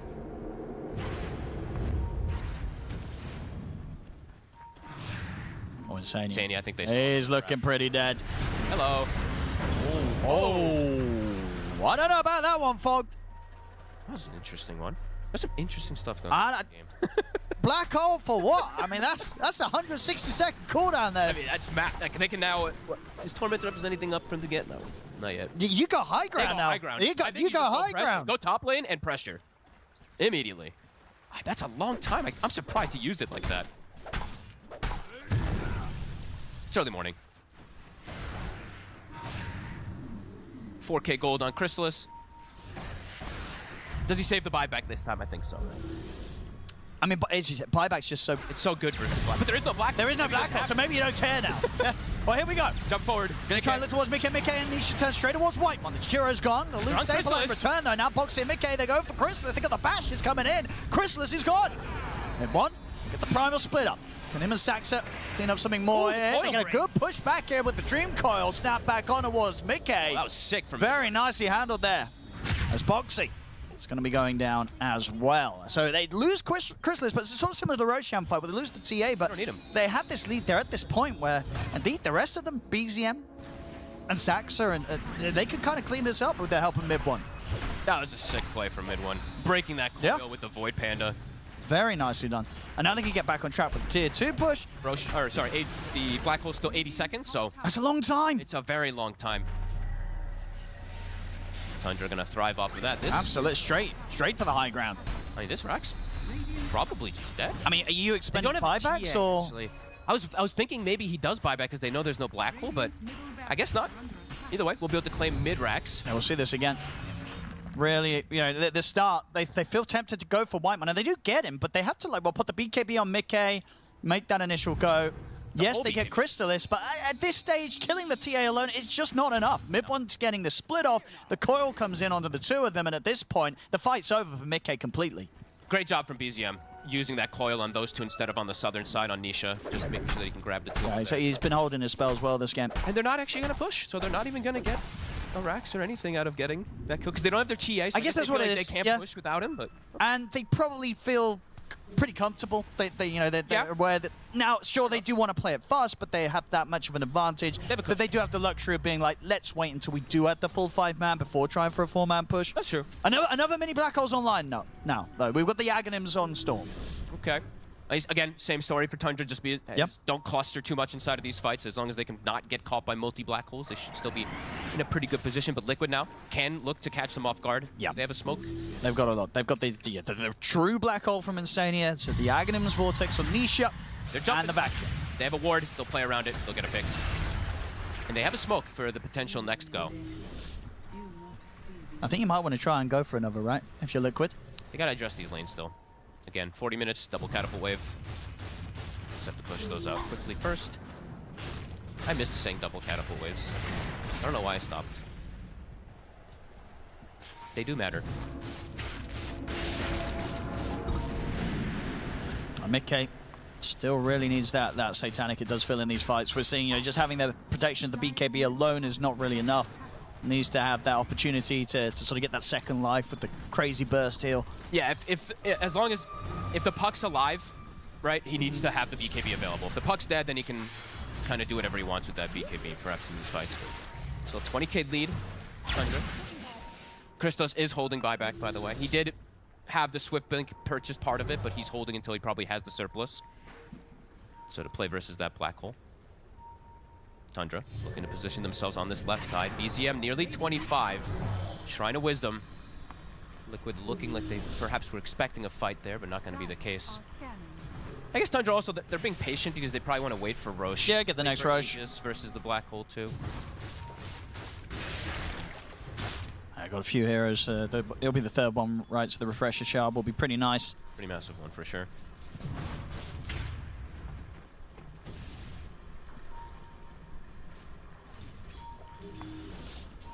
You see Liquid just, completely huddled up, waiting for somebody, waiting for an opportunity to jump. Tundra not giving them that chance, though. And immediately, I have to point it out again, right? Bottom lane's going to push in. Mid, they can deal with on Liquid invisibly. But top, the Overlord's doing its thing again, Owen. So mid one, with his micro. Constant pressure from He's applying so much map pressure with this Brewmaster, with this Helm of Overlord. Top lane, I mean, someone's going to have to go up there pretty soon. Once it starts pushing in too hard. Looking at mid. Mid one, he will show. I don't really want to go on him, though. No, especially now when he's brewed up. He has 76 armor when he's brewed up. Even without brewed up, he has 56 armor, Owen. So not an easy target to go for with the PA by any means. Saxa. He's going to find Boxy. See Nisha. Seeing if he can kind of get some sort of hold on this fight. Needs to be careful now. And mid one. Gets the wraparound. Gonna start pushing them back. Liquid, they're backing off. Any further catch here from Tundra. Jump in, he'll get the three-man dream call, BZM. Follow up. Saxa's gonna get the jump on the side. He's found Insania, so he's bullying back the Enigma. They'll get the Vortex onto the two of them, but mid one and BZM are perfectly fine. Three-man back in. There's the Black Hole to follow up. Have they got the damage? Midcade's coming in. Yes, they do. They bring down the three of them. That's the Black Hole they were looking for. Saxa tried to stop him on the side, but I think he got Maleficed and stunned and couldn't get to Insania. Insania's able to distance himself. They get the hold that they've been waiting for. Yeah, the Dream one, the 3 cores. Oh my god, and Owen, it's right when Rosh comes up too. Tundra, perhaps we're waiting for that Rosh. It did feel like they were being patient for it, but they went a bit too far. You know, BZM kind of gets the three-man Dream core. They get tempted to move in. I guess they felt with the comms as well. You know, Saxa had made the jump over to Insania, so they were like, they felt it was going to be impossible for Insania to get in that position for the Black Hole, but he still does. And it's a risky play though, right? If they played it patient, they could have perhaps just waited for the fight around Rosh. 50 seconds until they respawn. BZM committed the gold. This is Liquid's. Yeah, Saxa. He's trying to mess with this. He's trying to steal. It's not going to happen. Or it. Can he do anything here? He got he got the kill. Was that the Ogre Seal totem? I think it was. He bounced on through, and he grabbed the Roshan banner as well by the looks of it. No, was that the early one? That was the old one. So Liquid do get everything in terms of the pickups from this rush, but indeed, managed to get the kill there, bouncing on top of it. I've never seen an Ogre Seal totem get the last hit. Oh god, but Tundra, their game plan has been broken, Owen. Now Liquid has time to be able to replenish that black hole after winning the fight. It's gonna come back up in 80 seconds, almost when some of these heroes will be respawning. And they've got, I mean, 2 more of those black holes as well too, as we see, since the Refresher Shard is on Nisha. Fight's looking to get harder and harder now for Tundra.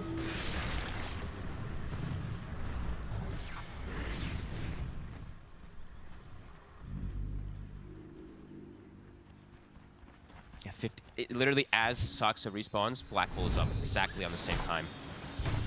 We'll see this. It was the Seal Totem, right? I think it must have been right. Unless it was, maybe it could have been the Macropire. I think it was the Seal Totem that actually ended up getting that, though. It looked, because it looked like it was Saxa. He got the gold for it. It said plus 235 over his head. I'm pretty sure he was the one who got the last hit on it. So, we'll give him the credit, not the Macropire.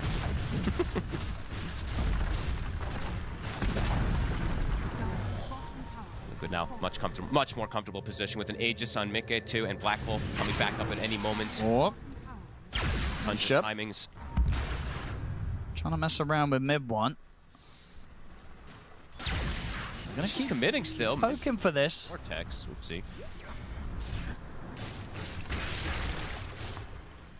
Game feels like it's gotten almost 2 times as difficult now for Tundra compared to it was before because of all these extra items and now playing into this Aegis and them not having the liberty of that Aegis versus Black Hole. Saxa does have BKB. His job is pretty clear. Mess with the Enigma. Sit on the Enigma. Which he tried to do last fight. I think it was because of the position of the map it was in. Insania managed to get kind of past that, you know, that wall that you can't pass.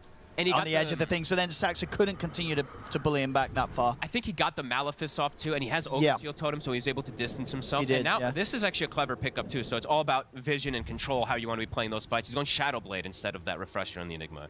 So he knows how Saxa wants to play. He knows Saxa's being annoying hunting him. If he can play in the back line, just invis, then perhaps it's another option, so kind of cool. Yeah, you know, the Shadow Blade Glimmer build. You don't see that often. Yeah. Save himself, save someone else. He is playing versus the Dust, so Saxa does have that, of course. But you can't dispel Glimmer Cape. Or sorry, you can't dispel the Shadow Blade, yeah. So there is a nullifier up on Saxa. That one will not be dispellable on that Shadow Blade. Yeah, cool. I don't know. Very cool approach.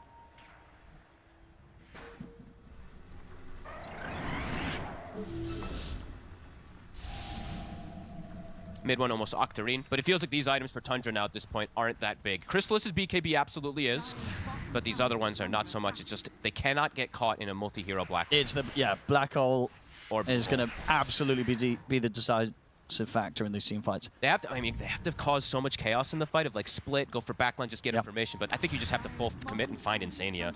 But then also now you're playing versus the Storm, who has all these levels too. It's getting much more complicated. They get the jump on mid one, and they burst him with a 3-man Ice Path as well as a 3-man Dream Coat coming into play.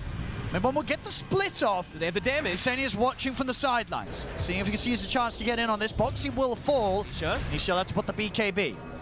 Mickey and Insania still waiting for an angle to get in on this. They'll hold back for now. Mid one is getting that push going again top too. He's got the Dark Troll Summon. I think Tundra, they've got to keep chasing. They still have to respect the black hole, but they have the numbers 5 versus 4. Saxa. They'll get caught by the Hex. The damage comes in from Mickey. Saxa's gone and does not have buyback available. He's important too. He is the Insania answer. Tundra gonna have to start backing away. They do have this pressure top. We do see that Dark Troll Summoner like I was mentioning from mid one, but push will get stopped. Saberlight. Vacuum wall onto Whitemon. Whitemon's still able to get up to the high ground, concerned with the Ice Path. Mid one's TP's over. Magpie's laid down. Nisha, he's in with the Vortex. Gets the grab onto the two of them. Invisible Blade slam down as well. They'll grab both Whitemon and the black hole's there as well. Catches off the two big ones at the side. Insania's patience pays off once more. Have to use the buyback. Saxa still doesn't have it. It's tough. It's just proven to be too much. Jump. They just go again. They make the jump on Whitemon. The buybacks are coming out. Whitemon will be able to turn with the Ice Path. He'll live this time. Nisha's pretty low on the mana. Can they control him? And he's got the BKB back up. They've got the coil. See if they've got the damage. Nailed hits coming in. They do. They'll put a stop to the push, but it does cost them the 4 buybacks here on Tundra. They need to get more. They're smoking to look for more catch. They need to punish the cooldowns. They need to punish the fact that Liquid split. They will get another one. Tundra. They need to get a lot more here, though. Did they see the gem? They did. Moxie trying to do his best to push himself away with the shards, but yeah, he is dead for 100 seconds, and then 70 seconds, no Nisha, but yeah, Tundra, 4 buybacks. They need more than just those kills. They've got to go and do some damage. Get the Mega Creeps. That's kind of what I feel like they just have to kind of commit for it, even though it's dangerous still at this point. You know that he probably does have that buyback. And they did get the gem, so important that they were able to take that one. I didn't know you could drop gem while snowballing. That was actually a cool interaction I didn't know about. Now, will Nisha buy back? Very likely, yes. Insania. They're going with the Ice Path, the Macropire. Chris is in with the damage. He's gone. He does have the luxury of buyback as well, though, Insania, and he'll use it immediately. Nisha is trying to hold the buyback. 40 seconds. Nice, Mibrax is out. Still, over a minute until Black Hole's back up. And Tundra know that. They want to go all in for this push. They know if there's no Black Hole, they have a chance to try and push as much as they can out of Liquid. Have to be careful how they clump still. Watch the positioning on Tundra. Just keep going. They've just got to go all out here, Tundra. They pull back. 15 seconds on Nisha. Second tier 4 to fall.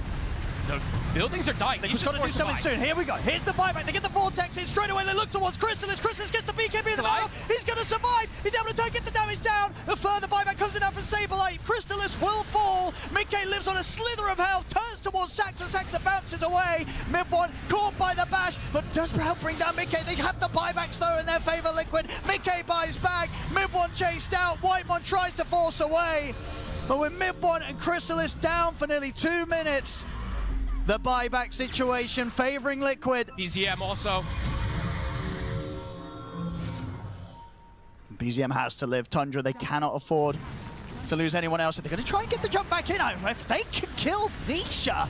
Looks like they should. He split.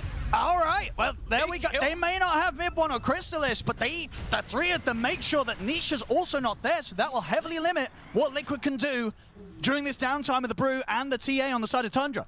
All right, this game is, it's all over the place. And it's that spot again. Yeah. Again, it's That's cursed a dangerous spot. You just don't go there. Split's so far from his team. They were pushing the waves out, and Nisha's still going for kills. No, I mean, it was a big sort of play there from Tundra's 3 heroes left alive to stick around and turn for that kill, right? They kept their cool. They don't panic. All right, this game is delivering on all fronts. It may be a bit sloppy from both sides, but it's it's the good kind of slop. You know, it's a takeaway after a night out slop. It's the stuff we like. Yeah, showing even though they lost those 2 heroes with all those buybacks, getting Nisha gives them a chance now to be able to hold on longer versus this Black Hole. Liquid, they do have Mickey, who committed for the full refresher. Yep. And now, does anybody have a buyback? Nope. No. Literally nobody. No buybacks now. It's all in. I mean, Tundra's they're gonna have Chrysalis back up, right? There's no way Liquid can end the game in 30 seconds. No, but Liquid Chrysalis is gonna get to play another team fight. Yeah, Liquid could look for a little fight here, even while Nisha's dead. I think you want to just go for a Black Hole play right now, right? Looks like it, yeah. Try and do it before mid-1 and Chrysalis are up. I know that window, it's closing quickly. Tundra's not really giving them that chance, though. Look at how they're playing very careful near their high ground. 25 has been hit for some of these supports. Whitemon does have that percent damage now on max health. Adds up as the game progresses to these later stages. Yep.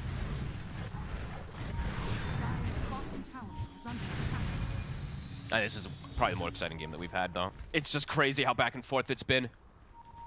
Just how much these black holes can really matter. And these blue holes, 20 seconds. Nisha coming back up. Tundra looking to pressure. Oh, who dares go for a little pick-off? Tense moments, Boxy. BZM's gonna get the jump, has to put the BKB straight away, Boxy. 9 times out, Saxon looks towards mid-K. He's gonna get clipped by the ice path. Mid-1's TPing over as well. They're coming with a vacuum. The macro pie gets laid down. Mid-K pots the BKB. Insania? He has to get out of the macro pie for now. We'll get surged up by Saberlight, gets back up to the high ground, Mid-K. That's Mid-K's BKB. Refresher's still on cooldown 40 seconds, so that was his only one. BZM was keeping Insania at bay on the sidelines there. Yep. Dark Ascension is honestly very important in these fights, so the fact that it was used, I feel like that vision outlet that he's been using with it has been massive to be able to prevent Insania from getting some of these positions for the black hole, so that is going to be down for now. I mean, what do you think the call is going to be for Tundra? Do you Rosh. And do you wait for buybacks? Probably. Because you're going to have that window, right? If they can wait the 2.5 minutes, they'll still have 2 minutes to play where they have buybacks and Liquid doesn't. It's going to be it's play around Roche, but play around wards as well too. So you have to just be very ready for the information, because Liquid can look to fight at any moment. So you have to be very ready for the fight to come to you on the side of Tundra. They've got the smoke, Boxy. He has it at the ready. Mickey, BKB back up in 30. Same for that refresher. And they're just waiting around that Roche.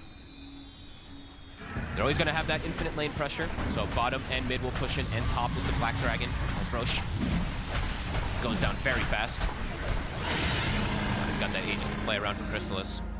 Don't forget this. Refresher these shot. other items. Spanner and Cheese are important too. There we go. Thank you, Whitemon. You definitely go for this now, Tundra. So I feel like BZM, Mid-1, and Sox's jobs are scouting, like find sure this the guy Enigma. Get them, and then the rest of them just have to kind of kill. So do not let Insania get that positioning.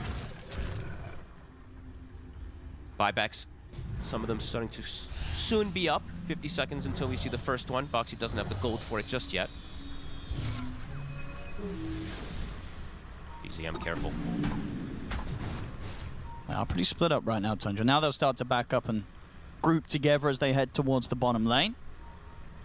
This refresher shard could be pretty big too for the puck for BZM. Can control them for a very long time, since he, of course, was level 25 for some time now. Can actually do quite a fair bit of damage now too with his Ags. It's all going to start to add up for BZM also, and he finds himself in amp damage. So it's not just about Chrysalis, really. Like BZM, BZM, yeah, you do crazy amounts on the puck at this stage. There. If he gets a 3-man coil, he can just kill all the targets as well now. This game. I mean, and obviously, I'm keeping eyes on Chrysalis. Do you go all in and buy this rapier, or do you sort of say, well, you know what, buyback is going to be back up in 30 seconds. I'd rather play with 2 lives at the TA, well, 3, including the Aegis and the buyback then, rather than buying this rapier. I don't know if he needs to, as much as I want to see it. I want to see it. I don't think he needs to buy the rapier. I think you'd rather have the buyback. I think most players wouldn't do it Yeah. Right? I think if it was pure, he would do it in a heartbeat. Okay. But we'll see what Crystallis wants to do. And this game has been completely chaotic, so it could be one where he's like, you know what, screw it, let's get the rapier, but we shall see. He might just get the time to be able to have it as a backup. True. Go in, die, respawn, pick up the rapier from the base, TP out. This game absolutely has potential to either close, to end in a minute, or to continue for another 10, 15, 20 minutes. Yeah, the buyback's coming back on the table, as we can see for Tundra. For Liquid, still about 2 minutes until they'll have that to fall back on themselves. Truly is anybody's game at the moment, just all this execution. So surely, because you got to go now. It's a lovely window. They don't have the buybacks on Liquid. Well, how long are you theirs? do have You the have buybacks. Imagine And you the have top the lane, Aegis, right? you have the cheese to refresh a shard. If there was ever a time to do something for Tundra, it's got to be tempting to do it now. Yeah, I imagine they look to pressure the top side now. But it's still always going to be the same thing. It's the fear of getting caught by these black holes, blue holes. And that fear's not disappearing. No. Nisha, the one to step out and put that aggressive ward down. Shrine of Wisdom, the Black Dragon is camping in. Oh, he's in. When he's out. BZM. High ground Teasing smoke. with them there as he goes in and out of the high ground. Aegis for 2 more minutes, and as you said, they have 4 buybacks. Jump! What? Get the Hex! They're going to go straight for him. Insania's trying to move forward, but he gets caught by the fear!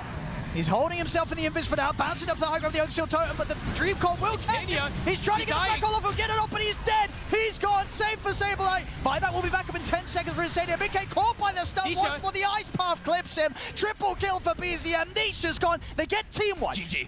And they were going to have buybacks in a bit, but I thought they were going to play on. They're not. And the H is going to fall too quickly. GG's called. Tundra's pushing this to a game free fog. BZM's damage. He got, what, a 3-4-man double coil.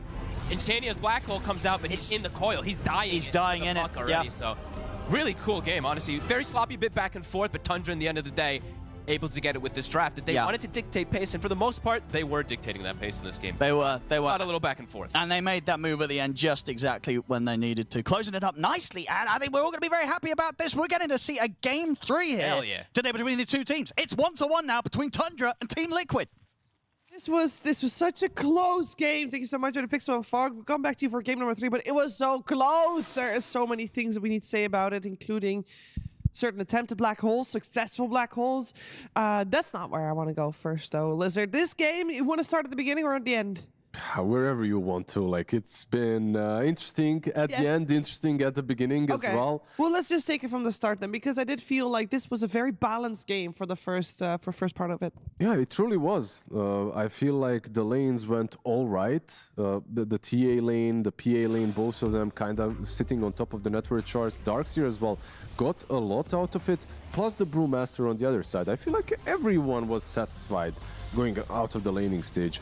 And very interesting early build, I have to say, immediately from mid one. Once again, same thing he did in game number 1, but in game number 2, it actually had impact. Yeah, this game had everything. You had cool builds, you had big black holes, you had griefing black holes, you had Nisha hitting multiple heroes with his blue hole, as Fogg called it, you know, potential rapier pickup coming out from Crystallis, BZM. Essentially playing carry as a Puck Lizard, you said while we were watching. Puck is just a carry now. Like, this is how good Puck players will play the hero in the late game. Is we saw Insania try to go for the hole at the end there. He hit the hole on a bunch of heroes, but guess what? He was already coiled. Yep. So he's dying to the Puck, who's in the black hole. Dream Coil and level 25, and the real damage dealer always becomes the Puck in a game that goes this late. Yeah, like you said, black holes were not that great at times. At times they were game literally god tier. Yeah, god tier. Yeah, we had that nice little shrine area, that Dota Bermuda Triangle, I guess. Any mid laner that goes there disappears.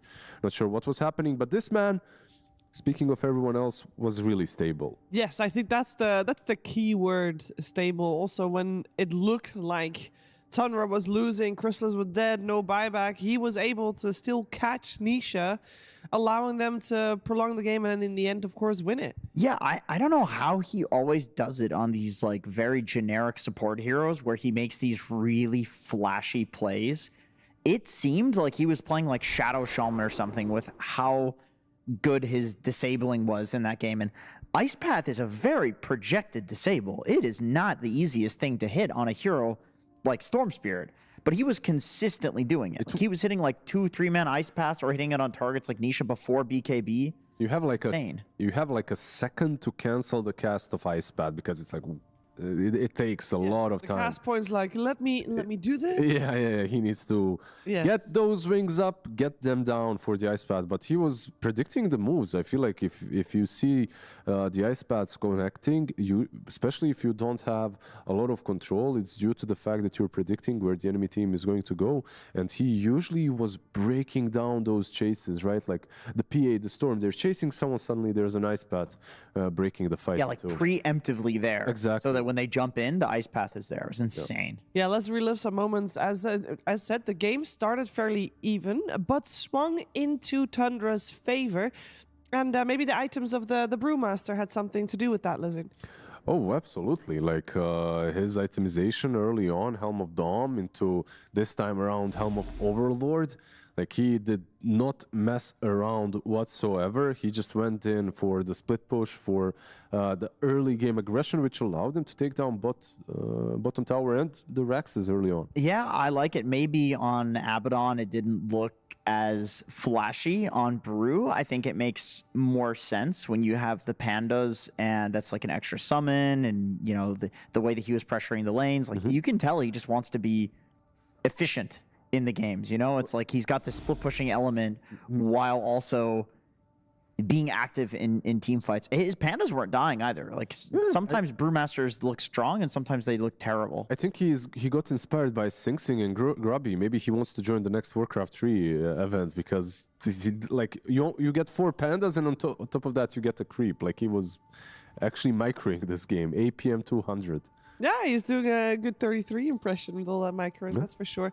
And then we're going to look at later on in the game. We had Team Liquid also itemizing, I believe, for late game. I believe that's something that you wanted to highlight, Lizard. Is that correct? Yeah, they were itemizing in one certain fashion, and that's to get BKBs. Like when you look at these heroes on their side, your position 5 has a BKB, your mid lane, your safe lane has a BKB, and you're just... Tusk even bought one at some point in the game too. Yeah, later on down the road, but this was the game time for them to win, right?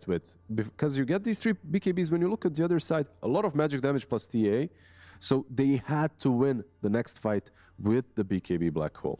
Oh, this is so sad. I don't think we have a clip, and I think it's good that we don't show the clip because obviously the black hole. Oh no, we do. We do have a clip. We do have We've got the clip. Of course, we have the clip. We have to have a clip of this. Don't look, guys. Don't look now. I mean, okay, we can at least say that Whitemon, again, with the nice ice path to start the fight, the instant cancel of the black hole. Why? Because he used the BKB after.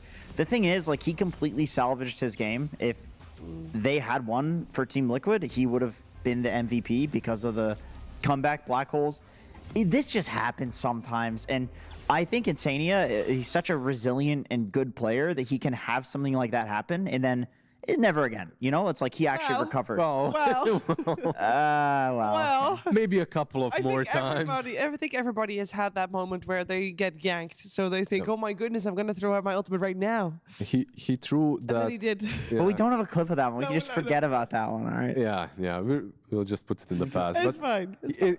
Like, to be honest, it wasn't his best game on Enigma. Sure. Even with all the redeeming black holes, I feel like the early black holes were a part of why they had to get to those redeeming black holes that eventually could have salvaged. That's the dream for Enigma, though, because you just want to be in a position where it's like, oh no, I have to carry the game. Yeah. Let's look at a little bit later on. I don't believe this is a black hole fight, because if it was a good black hole fight, I don't think Rax would have been taken eventually.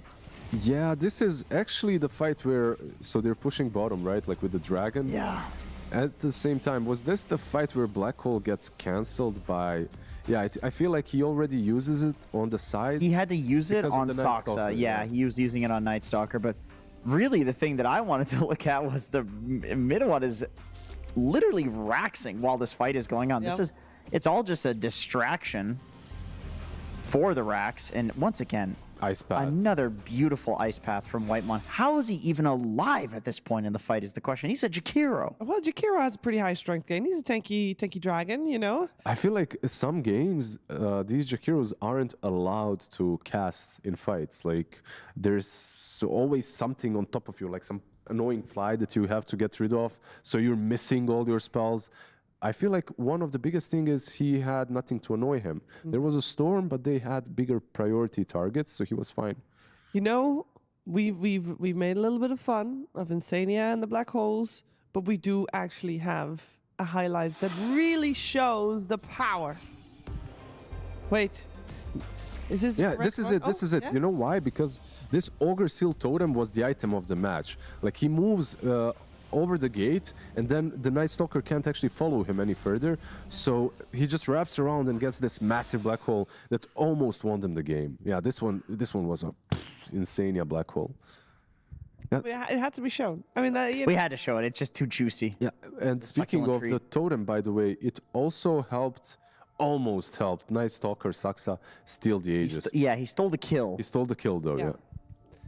I mean, it was a close game. Some might argue that it shouldn't have been a close game, considering how far Tundra was ahead for the majority of the game. Liquid almost were able to bring it back, but they didn't, which is good news for us because we get to watch game number 3 between these two teams after a break. The new breakthrough and innovative phone with 1xBet app. With 1xBet app, you can register and start betting in just one click. Intuitive interface and thousands of sports events every day. User-friendly app. Big wins, fast payouts. The human body was built to move. Not trapped at a desk in one singular posture for 12 hours a day. It's time your chair evolved. This is Secret Lab Titan Evo. Ergonomically engineered for you. Gamers, hybrid workers, artists. Backing your every move.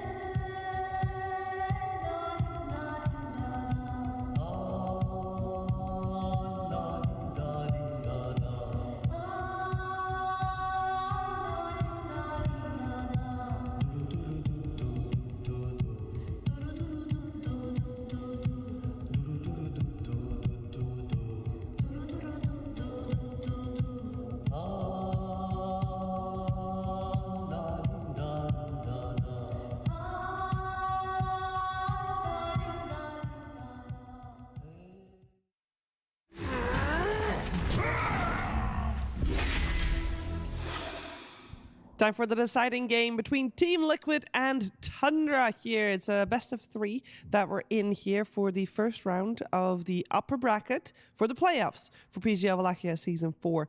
And these two teams are 2 of the 8 that made it to the playoffs, which is very nice. But if you win here, you secure yourself top 6, and wouldn't that be wonderful? Let's see who's going to be taking a lead here. I'm here with Jenkins and Lizard, and what's wrong with you guys? Nothing. Why are you hiding behind your microphone? We're cosplaying Insania, trying to hide from Soxa. Yeah, behind the trees. Because you can actually see us, but we're trying to hide. Yeah, good. Because it's just microphones. This is what I have to deal with every day. Zoom in on him. He started it. I started. He started this one. This was not me. He just followed through. He's a pro. It's all good. I do need to hear some smart thoughts though regarding this series, because if I'm honest, I feel like game number 2 was a little bit of not that great play coming out. I feel like Liquid should have won that one as well, and I'm a little bit worried for Tundra in game 3. Mm-hmm. Yeah, if you replace that Enigma with like a silencer or something generic, I feel like for Liquid the game is much easier though. They just put themselves in this position where they were relying on the black hole a bit too much. But yeah, let's see what game number 3 brings. A hot take, Liquid to me isn't looking that great. Like overall, in comparison to their other tournaments and previous months, they're looking like, I don't know, there's some oomph missing. Like. Sure, but isn't that normally the case where they are ramping up slowly? And to be fair, we're not at elimination stages yet, so they still have a day at least. True. Yep. You know what I think Team Liquid is like?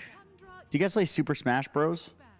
A little bit. So there's very characters that are like in every tournament, like Captain Falcon, and they're good, and they always like sometimes win. But then you'll see these like other random heroes, like Little Mac wins a tournament, something like that.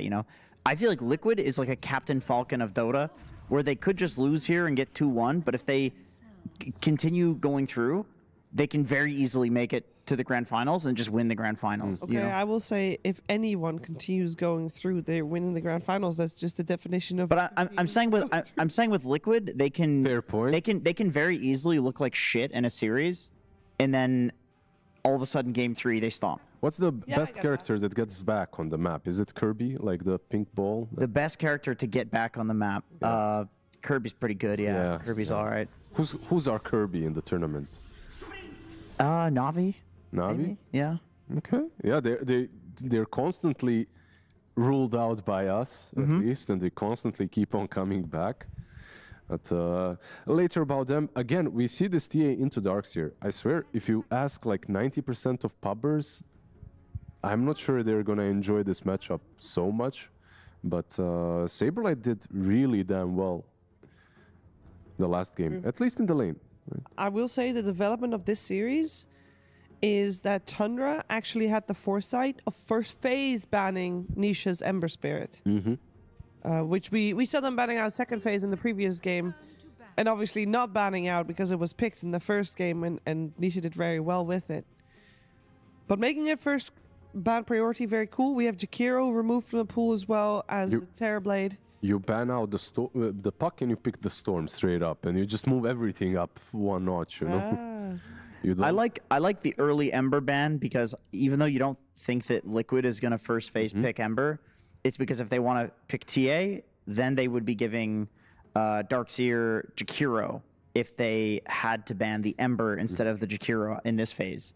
So I think that's like a preemptive. We don't have that many bans, so we can't ban. A ban slot. Yeah, exactly. They're freeing up a ban slot for the Darkseer plus Jakiro combo, which we have seen Jakiro do exceptionally well over the past couple of days. The fact that it's now a potential flex hero that can go for multiple facets, multiple play styles. This already was a generically very strong position 5, but with the flex potential, it's even better.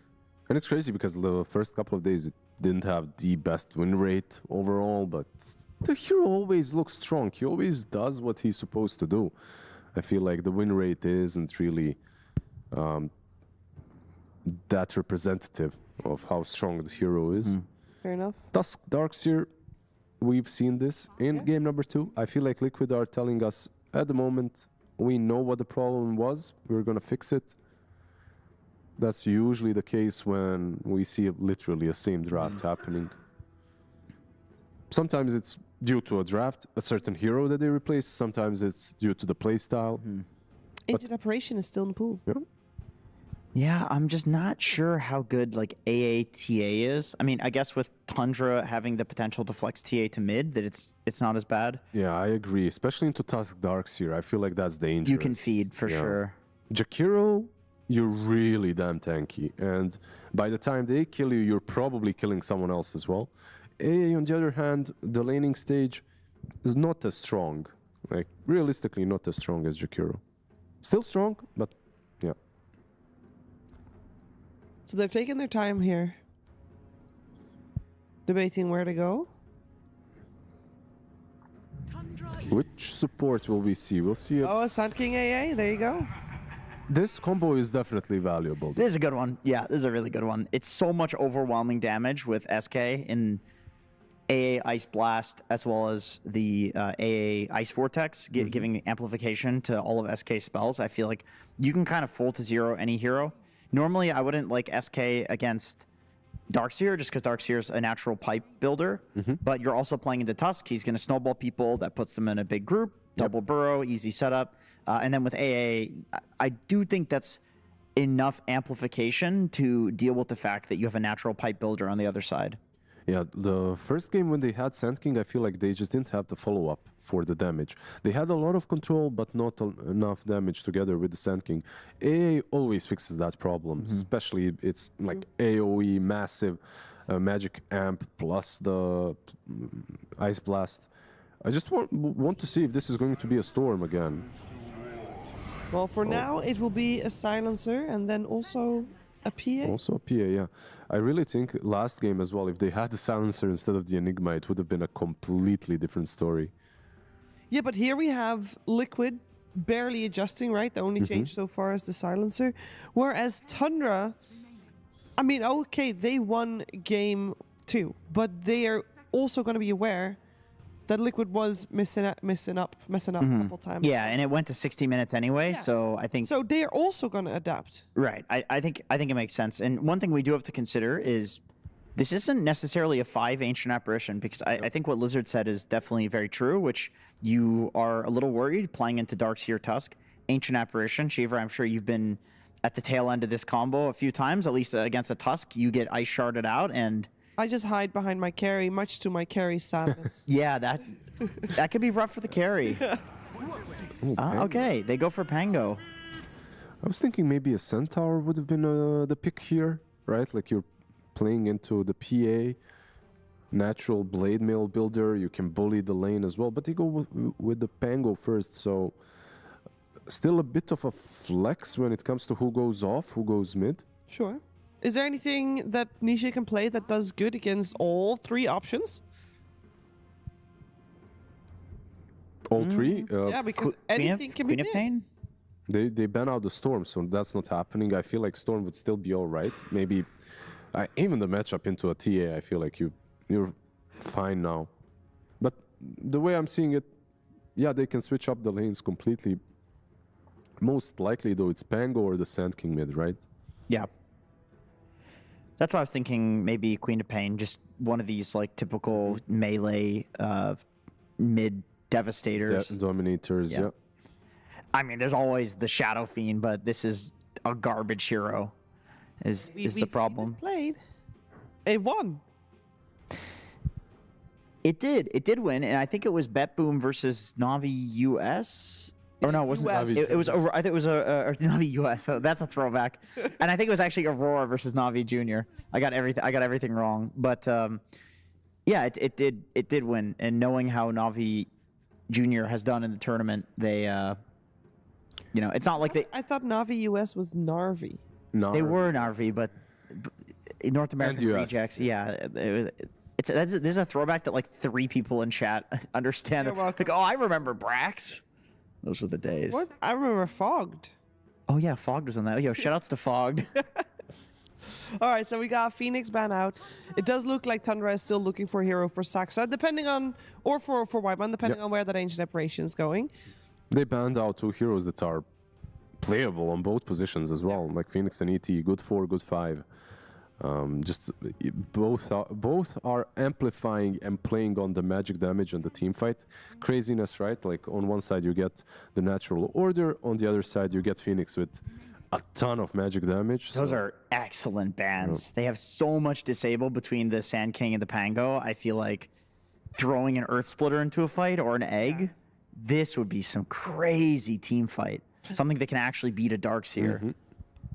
So what do we like for them instead? Is there still a support in the pool that would allow them to have even more team fight? I mean, there's still Caudle in the pool. They could still just run Caudle Sand King, ditch the Sand King in lane, give him the jungle. Caudle takes the lane. They stack. They got Pango plus Caudle as well. The only problem is the PA. I feel like that's really annoying. Yeah, Getting that's true. jumped on in the, you can feed so easily.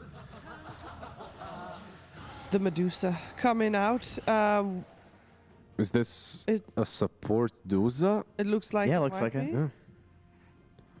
Okay, Oh, yeah, boy. Saxa Medusa. I mean, this man plays Stark, he plays TB, he's gonna play some Medusa now as well. Pull out the anti-mage mid, Nisha. Yeah, but even if you have a Medusa that is that low priority, as in... Still good. It's still good because you mana void Medusa, kill her whole team. Yeah, it is annoying though. I don't expect an AM. Like, if they're expecting a support Medusa at least. It's still good though, like they you don't said. go for AM, which they don't, they go for Primal. That's a cool animation, didn't see that yet. If they, like, is it now worth putting Medusa elsewhere or nah? You know? I think No, it will still be Saxa. I feel like if they had a different offlane and mid, like between Sand King and Pango, they could have flexed the Medusa. But these two heroes just need to have their lanes right now. They can't play from a 4 position. It's really hard to make them work. So yeah, Primal on the other side, I feel like does deal with a lot of these heroes, right? Like it gives you a hero that gets in the back. It also gives you a hero that can deal with Pangolier. Right, get that ulti on top of him every time he uses Rolling Thunder. Yeah. A lot of control, not too bad. So you're sold on the Primal Beast? I like the pick.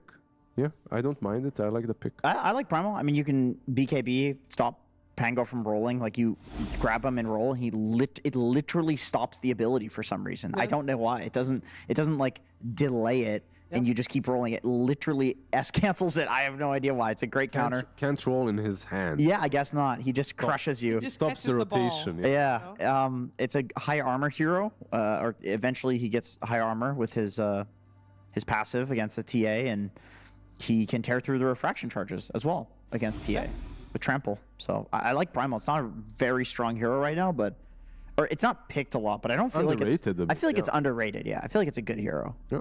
Is it good enough for Liquid to take this game, or would we still favor the last pick Medusa side in Tundra? I'm just not a huge... Like, I don't see what makes the Medusa 4 a great pick here. Same, like on offlane. If you cannot kill her, she just annoys you 24/7. I feel like that's the general vibe that I'm getting. Yeah, I guess no diffusal buyer. There's just no, like, mana burn in general. It's really hard to deal with her in the lane. She's constantly hitting you. It's annoying. But as a 4, you have a lot less net worth, so like you're not that unkillable anymore. That's true. That's true. You guys are flip flopping. I'm a Liquid fan here. I think I like the Primal Beast. I don't get the Medusa as much. I mean, I can make the panel fun, or I can. Yeah, I'm going with Liquid as well, for sure. Like it does feel easier to execute. To an extent, I feel like the carry matchup is really nice for them this time around. They have Insania on a hero that's really easy to execute with as well. He's not going to mess up any ultis. You know, if you would have looked Don't at count the draft, that completely, but if you would have looked at the draft of Tundra just a couple of days ago, you would have thought, well, Tundra got TA, they got AA, surely they're going to take this one. So, you know, maybe they're a little bit contrarian here on my panel. Let's find out, though, what's going to happen together with OD Pixel and Fogged. Thank you very much, Shiva. Yes, the deciding game 3 now ready to get into the action here between Team Liquid and Tundra. And yeah, let's see how this one goes. Indeed, we're getting this Medusa coming out for Saxa. A little bit of the good old support Medusa coming back in here today. I'm really curious to what the... Because the 4 heroes that I saw in Tundra, look, and then the Medusa comes in, I'm trying to realize what the concept of it is overall. It's kind of interesting. Stone Gaze, of course, always has some crazy benefits in the game that can just buff up your allies and make them do crazy damage, right? You're playing with Pango and TA, absurd physical burst. Maybe there's something about the combo there. I'm really curious to see how Sux is going to play on this. Super cool. You know, we've got a lot of similar heroes anyway, but at least we get a little bit of a deviation in terms of this. Because that bonus physical damage, right? 35% with a Pango and a TA. Yeah, I'm curious, right, to how much that Stone Gaze is going to actually do. Chrysalis does not get stuck in the shards. He will be able to survive. Oh, yeah, what did you like sort of the last pick Primal from Liquid? Do you just sort of see what they're going for with that one this game for Nisha in the mid? A bit of an underused hero. Still unsure about the potential of it, but I'm glad that I actually see him go Provoke the Beast, because I think this is the one that I looked at for me that is the untapped potential one, because most people take Ferocity. This got buffed. Not the actual facet in particular, but the Uproar. It went from 5 to 6 stacks. So the damage you get from this is actually pretty cool. And every time you get disabled, you're always uproaring. So, I don't know, let's see. Let's see what he's going to build and how he's going to do overall. Since they already mentioned the main mechanic, of course, the Nisha Primal versus the Pango. They can stop the roar. But he is playing versus AA, which can always be a very good answer versus these tanky cores. So, yeah, curious to see how this game's going to go down. No, and indeed, well, look at it, I don't know if it's been brought up, but yeah, we've had 2 games of this hero. It hasn't won any of them, so. We had nothing to say, play it. I can't remember exactly what was advanced, but yeah, that one, he had a bit of a rough game too. So yeah, very curious to see what the approach is going to be from Nisha. Yeah. Could be difficult to keep up with the impact that BZM's going to have, you know, on the Pango, especially after seeing BZM on his puck last game. He did a whole lot, and this, once again, a very active hero, right? That could cause a lot of problems up and down the map. So we'll see how Nisha is able to handle him. I miss seeing this matchup though, because there was I swear there's some players that like to play the Pango into the Primal, and some players that really like to play the Primal into the Pango. In laning his phase as well too, because some of them play with Uproar at level 1, other ones play with just QW. Nisha's holding skill points. Okay. So it's always just really interesting to see. He'll just go for the QW.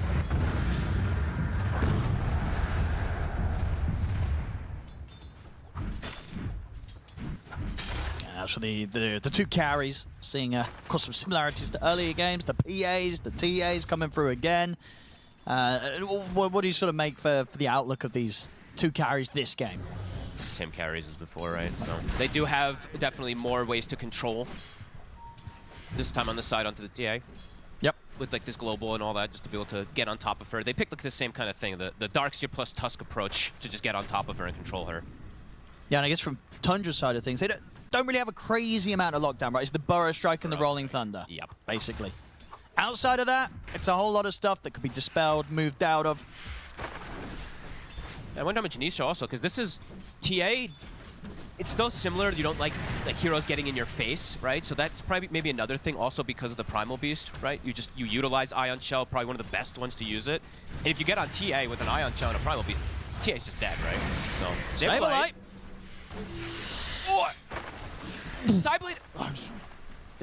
Oh, careful with the angles. It's going to be fine. Okay. Still left very low. Very low. Wait, he doesn't have any points in the side blades. Oh, just kidding. I was like, wait a minute. Yeah, hold up. Either way, close. Almost gets the kill. What? 6 HP, I think it was, on Saberlight there. Whoops. But next time. Next time, you got to be careful with his angles. It's a big creep wave. Oh, here we go. They're going for white one. I mean, this should be a kill, right? AA can't really save himself here. AA hates to play versus Darkseer in the game. Well, if he gets the Lotus, though, nah, he's not going to get the chance to. So first blood will go the way of Boxy. Claims it. Crystals will be able to get these creeps that went under the tower there because of that. CS across the board looking pretty solid for Liquid. And in particular, so now I get to actually, since we were distracted by this other stuff, I get to talk about this Dusa. So why I'm so curious of why this was the last pit is because he's playing into Silencer too, who just hits you with glaives in lane, and I don't feel like that feels too good. Yeah, that's true, actually. But it's, right? These glaives are going to take away your survivability, take away your sort of the pool that you have to play with to keep those snakes bouncing up. The Dusa 4 is the biggest. Oh, they go for AA again top. But this time, Chrysalis is ready to help out. Boxy? He's dead. We'll go down. Saberlight does have the surge. Still, though, taking a lot of damage on the way out here. He might... Is he going to get caught? Crystal has boots and windlace. Yeah, he's going down right. Can he get in range?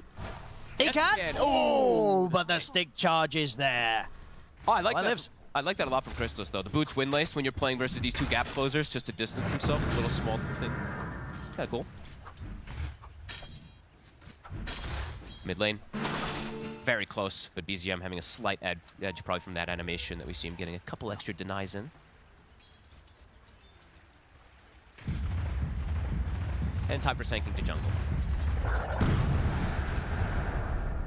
Really curious what the build is. I'm just going to keep tapping over to Sox if it's just going to be some like normal, right? Do you just go the Atos? You probably just do the normal standard stuff, right?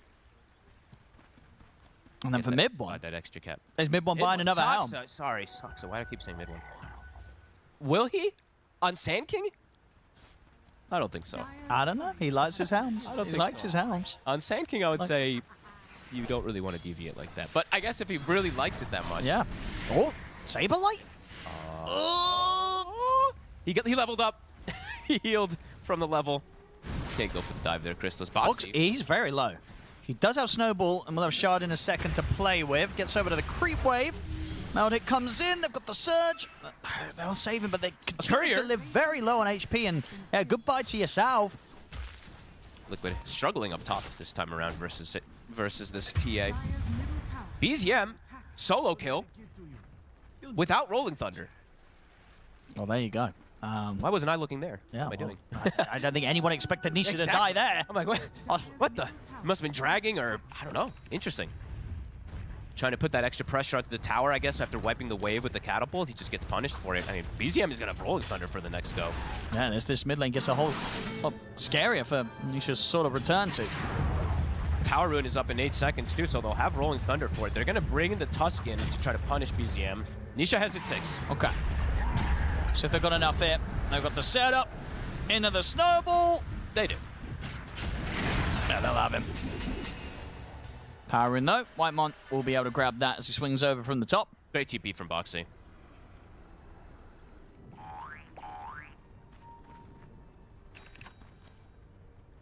Yeah, I'm truly so curious what the Dusa concept is going to be. Because now mid one, he just has to straight up jungle, so you're giving a absolutely free game to the PA, uncontested farm.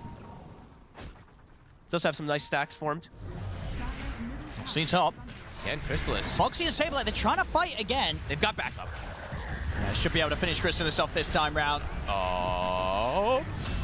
He almost gets a return kill if it wasn't for that Lotus. And Nisha goes straight for Whitemon, tries to see if they can turn it into a second. And they will.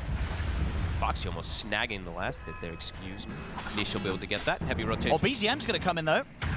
Rolling Thunder will get the angle onto Boxy. So making sure the Tundra don't come out of this empty-handed. Can he get any more connection? Wants to try for Insania. Insania actually looking to throws the blood grenade. I love it. The aggressive plays coming in. As PA free farms, Primal having a good start. Mid one starting to catch back up in the jungle. He's got these huge stacks to be able to work on. Oh, there's those big stacks this time around for the Darks here. I don't believe we saw too many stacks being formed for Saberlight since Boxy's just been playing the lane. Unfortunately, the stack did just kill his own curry there in mid one. It did. I mean, there's some stuff, you know. This series is deliberate. That's for sure. And who knows what we're going to see happen here in this game. We had crazy stuff go down in game 2. I do have worries, though, just because PA's completely uncontested. I don't know what the concept of the Medusa is. Because they didn't pressure the lane at all. It's just about the building the Atos and having that extra control. Maybe an eventual... Which they do need. Yeah, they do need. They do need extra control. Maybe that, like, super late Conda break or something. But, yeah, I'm not too sure. It sucks. Be a little careful there.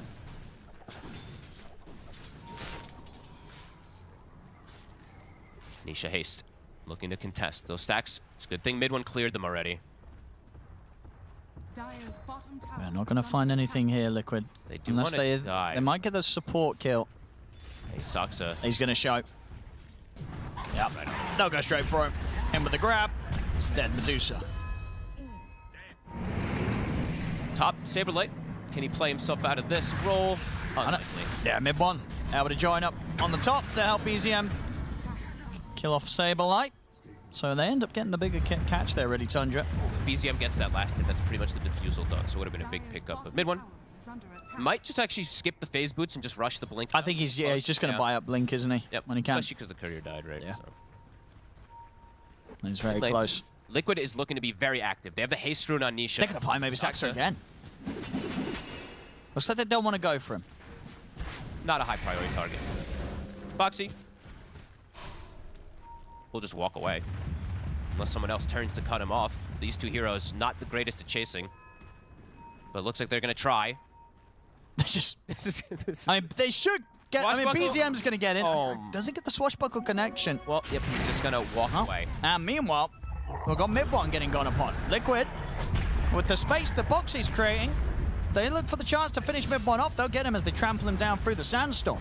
He's just starting to get quite a bit done here. AA Medusa supports. Very interesting. Completely reliant on your chorus to make the play. Saberlight getting gone on again. Are they going to go on Crystallis? Do they have him? They've got the grab. Yeah, Saberlight. They don't even need it. Yeah, he's going to be fine, and Crystallis will get the refraction off. That does not save him. Can quickly get through the charges there, Nisha. Hey, blast. Oh, it's a good shot. Whoa. Is that enough? That should. Yeah, that's enough. They'll take out. With the Death Rhyme stacks, more than enough. Isn't able to claim that Lotus either. Would have been dead anyway. Amp damage. BZM about to have defusal done. A lot of this game gun, at least a lot of this early game, gonna be reliant on him until mid one does go blink. He actually did buy the phase boots. Okay, so he wants to just be able to play and wait for that blink. Yeah, they need that blink so bad. Yeah. They need that setup. They need that way into the fights. Some ways to just get a position that they can start to slow down Mikay's farm. Because right now it just still continues to be an untouched PA. Yeah, he's having a great time. And it looks like a pretty good PA game overall. No, I think so. So probably a 700 gold until they're going to look to be a bit more active, at least on mid one. BZM, defusal's done. Let's see what he wants to hit. Just does have to be careful because there's the counter ganks that can always come out. Nisha's actually rushing the blink to be able to look to pressure these side lanes. I think he's starting to realize like the supports on the side of Tundra are completely reliant on these cores to make moves around, so he's actually pretty free if he sees them to just, Yeah, and as we say at the moment, right, if you blink-ins and pulverizes someone, that there's limited ways to interrupt it. Absolutely. BZM looking for Saberlight again. Surge. We'll get pushed low ground. Nice play. And we'll dodge the damage of that Ice Blast too. So BZM, a roll, not connecting.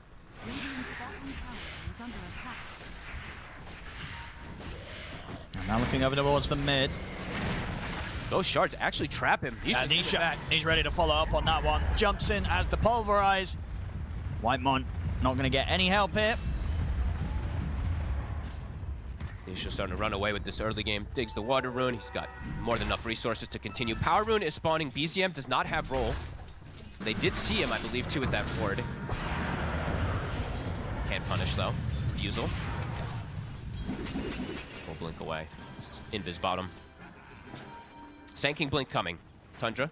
To accelerate. Yeah, this is going to be the big timing. Because if they can get in, land the Burrow Strike, they do have solid follow-up. Yeah, with the AA and Sand King can kill pretty much anybody, so. Nisha. Dropping very low. They want to kill they want to hunt the PA at least once. It looks like Tundra trying to find the angle. Mikay throwing a scan of his own. Looks like they're actually looking for the primal instead. Looks like they're not actually hunting for Mikay. Oh! Walking too close to those towers. Smoke will break. Nisha's TPing in. He wants his Ancients. They're setting up for him. Rolling Thunder in 1 second. Oh, he jumps in. But he's okay. Global used. Still though an area that Liquid don't really want to step back up to. Yes, but I mean Global now. Tundra have a good way to pressure this tier 1. I mean, Liquid are maybe seeing if they can go for Crystallis whilst the push is coming in from the rest of Tundra mid. Get on top of him, and indeed they'll find the kill. So they might not be able to hold the mid tier 1 tower, but they lose the, they get the chance to kill off the carry top. Yeah, that's 3 times they've been able to slow down a TA versus a PA, right? So PA, Mikay having a free time, still unpressured, while they're able to definitely impact the Templar Assassin. Sox has gotten time to be able to finish up that 8-toe, so an extra form of catch. He has some good farm from those stacks. But Liquid looking to be in a, pretty happy position. It feels PA free farming, Primal and Darksteer setting tempo, and they have the mech finished up on Saberlight. Actually surprised that he went the mech first into an AA, but is going to go down those auras, which is going to prevent those early team fights from Tundra.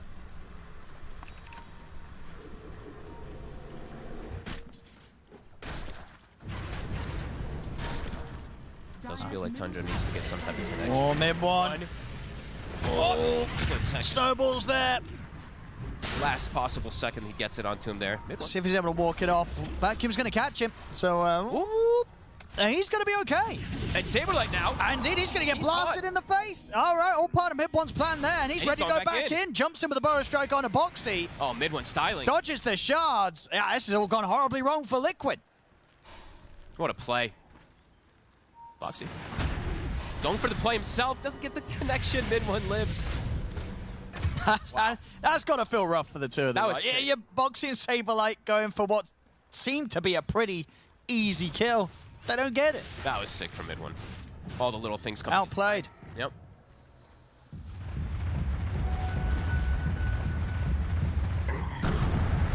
Have this deep ward that they'd placed from earlier too, to be able to keep tabs of Nisha and Mickey. Insania has the smoke at the ready. They have global. It's gonna get spotted though.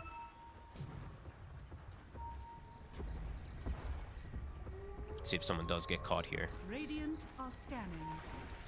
Nisha. They're gonna go Tormentor. They did the scan and they see that it's been popped, so they're gonna go fight around there on the side of Liquid. Tundra, they're bringing the numbers, but they have a deep ward. They actually see the prime target. They're gonna try and jump EZM, but straight away, mid one's in with a burrow strike. They use the global. Hey, blast. So they can continue to push forward to try and finish off mid one, but mid one, he's going to keep surviving. They'll come in with a punch. Finally, they kill him, but now Tundra could strike back. They clean up Nisha, and now with the rolling thunder from BZM, he's ready to chase over towards Boxy. Whitemon getting the last touch as well onto Saberlight. Liquid, they pushed for this. Again, Boxy with the shards. We'll keep BZM back for now. Dude, mid one is owning. Yeah. Literally the difference maker for them. It's just taking too much for them to take him down. They're trying to go all in on him. He's ready to turn. Whitemon loving life after that one as he picks up all 3 of the kills. A deserved one. I know it doesn't look like he did that much damage, but the pass-through of the Ice Blast actually connected on like 2 heroes, and he did hit it onto the prime one of Nisha. And mid one, just, yeah, breaking ankles. It's just a couple of plays, really, that kind of have been not the moves that Liquid need to be making. They're going to immediately go back down with the ward that they had from before. They're going to go for BZM again. Let's see if they can get him this time. Nisha. This time they got him. He's got the setup. And the pulverize comes in, and we'll be able to strike back. Oh, Saksa. He did show himself. So if they can chase him down as well. Get another snake out. It's under the tower.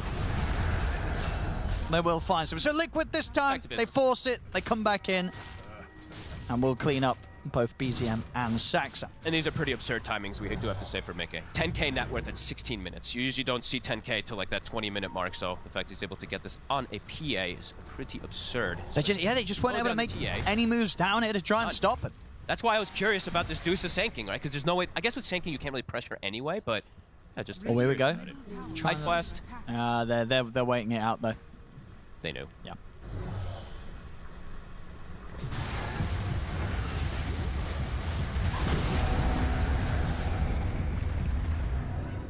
Yeah, super quick time. It's a 17-minute BKB Battle Fury on the PA. And Saberlight, he is going to do just auras, right? So Mech Pipe, feels like when those items are all out, plus a BKB PA, the fights for Tundra are going to be quite complicated. The pickups that they can get, the things that they can get is at least the initial jump. So BZM queuing the Blink, he is. So it feels like he does need that because they need to get these spells off. The Epi plus this Bangle roll he can't without getting global. Exactly, or Blink Pulverize. Yeah. He needs to have that positioning. He bought the Ogre Club and sells it right away. I think he knows he needs to get the Blink. Because once Nisha has BKB also, then he BKB and just grabs the Pango. Yeah, and then it's impossible for BZM to do much. Liquid's coming in with the smoke. They got the scan off. Nisha is in with the grab. Straight away over towards mid one, but the global pop, there's no chance of saving the Sand King. They can turn it now over towards Saxa. They're still going to try and fight this Tundra, but indeed, Mickey's in with the BKB, takes out Whitemon.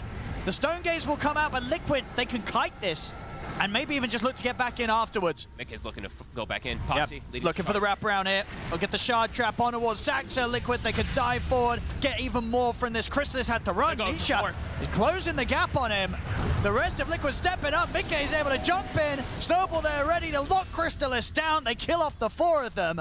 Liquid forcing it perfectly there around the Pulverize and the Global to start things off. Oh, and they're snowballing out of control now. These pickoffs are starting to get pretty huge. The timings are all these are fights even before those other timings are coming in when they get those big items. Nisha's about to have BKB, Pipes online. They find mid one at the start of the fight. He can't get anything off. Yeah, if you find mid one or BZM at the start, it's going to be smooth sailing these team fights for Liquid right now with the lead they have. Either of those targets. Yeah, Tundra has to be the ones to get the initiation. But now at this point also when these auras come, perhaps not. As Liquid just show their strength. Nisha. Back in action. They'll continue to rack up the kills as they find Whitemon. Saxo trying to poke at Nisha. I mean, Mikke maybe considering if he can jump back in. He can. He's going to look straight over towards BZM. BZM! Can he get out of this? He can't. Everything's on cooldown. And the Epi comes in from mid one. Do these two have enough damage to threaten Mikke? Mikke will get rooted up here by the Atos, but Nisha and Saberlight ready to back him up. Allows them to clean up both mid one and Saxtra as well. I don't know if they can deal with this PA right now. Really Mikke, feel like it, Owen. 13k net worth now, 19 minutes in. He is so far ahead, getting massively enabled, and just they've not been able to stop him or slow him down at all this game. I mean, Owen, it's been a 5v4 the whole game. Crystallis can't get involved. He's 1-4-2. He hasn't been able to really play the game at all. If he does show up too, he's just dead. So he just doesn't, he doesn't contribute much of anything, while Liquid just shows up with the numbers every time. This is crazy. I mean, 5v4 essentially. This is going to have to be one of the, if not the fastest in recent times, timings of, right, BKB, Battle Fury, S and Y on a PA, right? And he's level 17. Because he's going to have this, what, 21, 22 minutes in. Yeah. It's the levels too, right? Because he was left completely alone. He was untouched in this game. It feels like the dream for Mikke, the dream for Liquid as this game progresses. That's PA in an insane position. Yeah. Tundra just, not able to find these connections and not having the damage, it feels like, at this point. BZM's actually deviated his build. He is going to go down that Axe route, but that's just going to always give Nisha the freedom to jump every time and just BKB grab him, even during the roll if they get it off. So we'll see if that pays off. Nisha, they buy him a gem. I think Liquid really understanding how far ahead they are now at this point, playing versus the TA. They can take out all those traps. And how many Gossamer capes did they get? I didn't actually get to say. 3 of them versus the TA, so even more miserable for Crystallis. If he does want to show up. Dire's middle tower is under attack.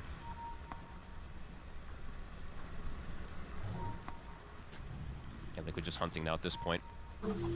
Not feeling any fear. Global comes out. Nisha trying to get the catch bottom. Mid one to get the blink off. They are also on BZM, but he does get the roll, just kidding, vacuum. Oh, he's going to get away just in time. And in fact, snowball save comes in for Mikke. Going to have the Stone Gaze after it. BZM is sort of trapped up. Jump fall from Mikke, trying to finish off the job. He's going to find him. Gets the kill, and with the rest of the BKB, he can just go for the TP out. Mikke's out of there. He actually gets out of there. I was like, they're deep. This is actually the chance for Tundra to get some trade kills, but the last second of the BKB gets him out.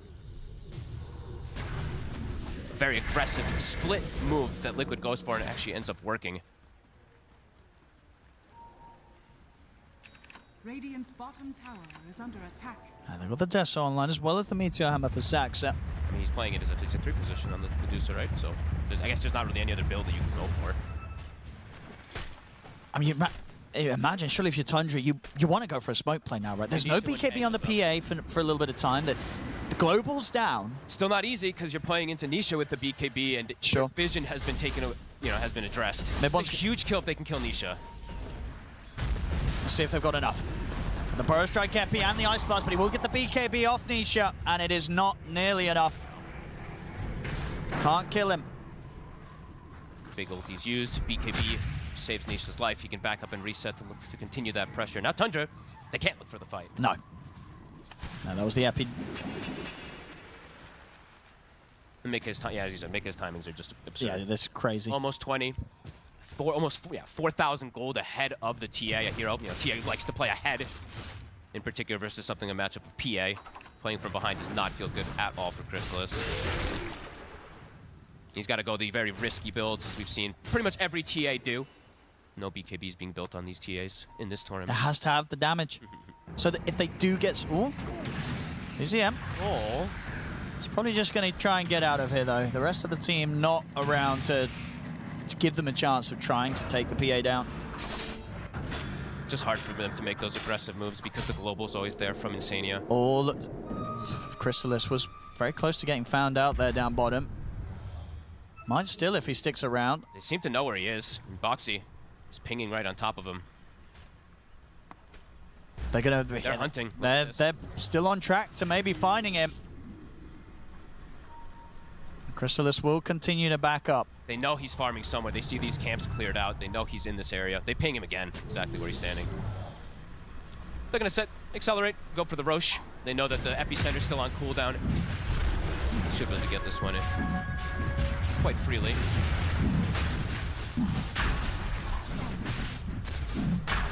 Timings for Tundra just aren't hitting. Liquid in a very comfortable spot with this drive. Oh! Ice blast. Nah. Nice try.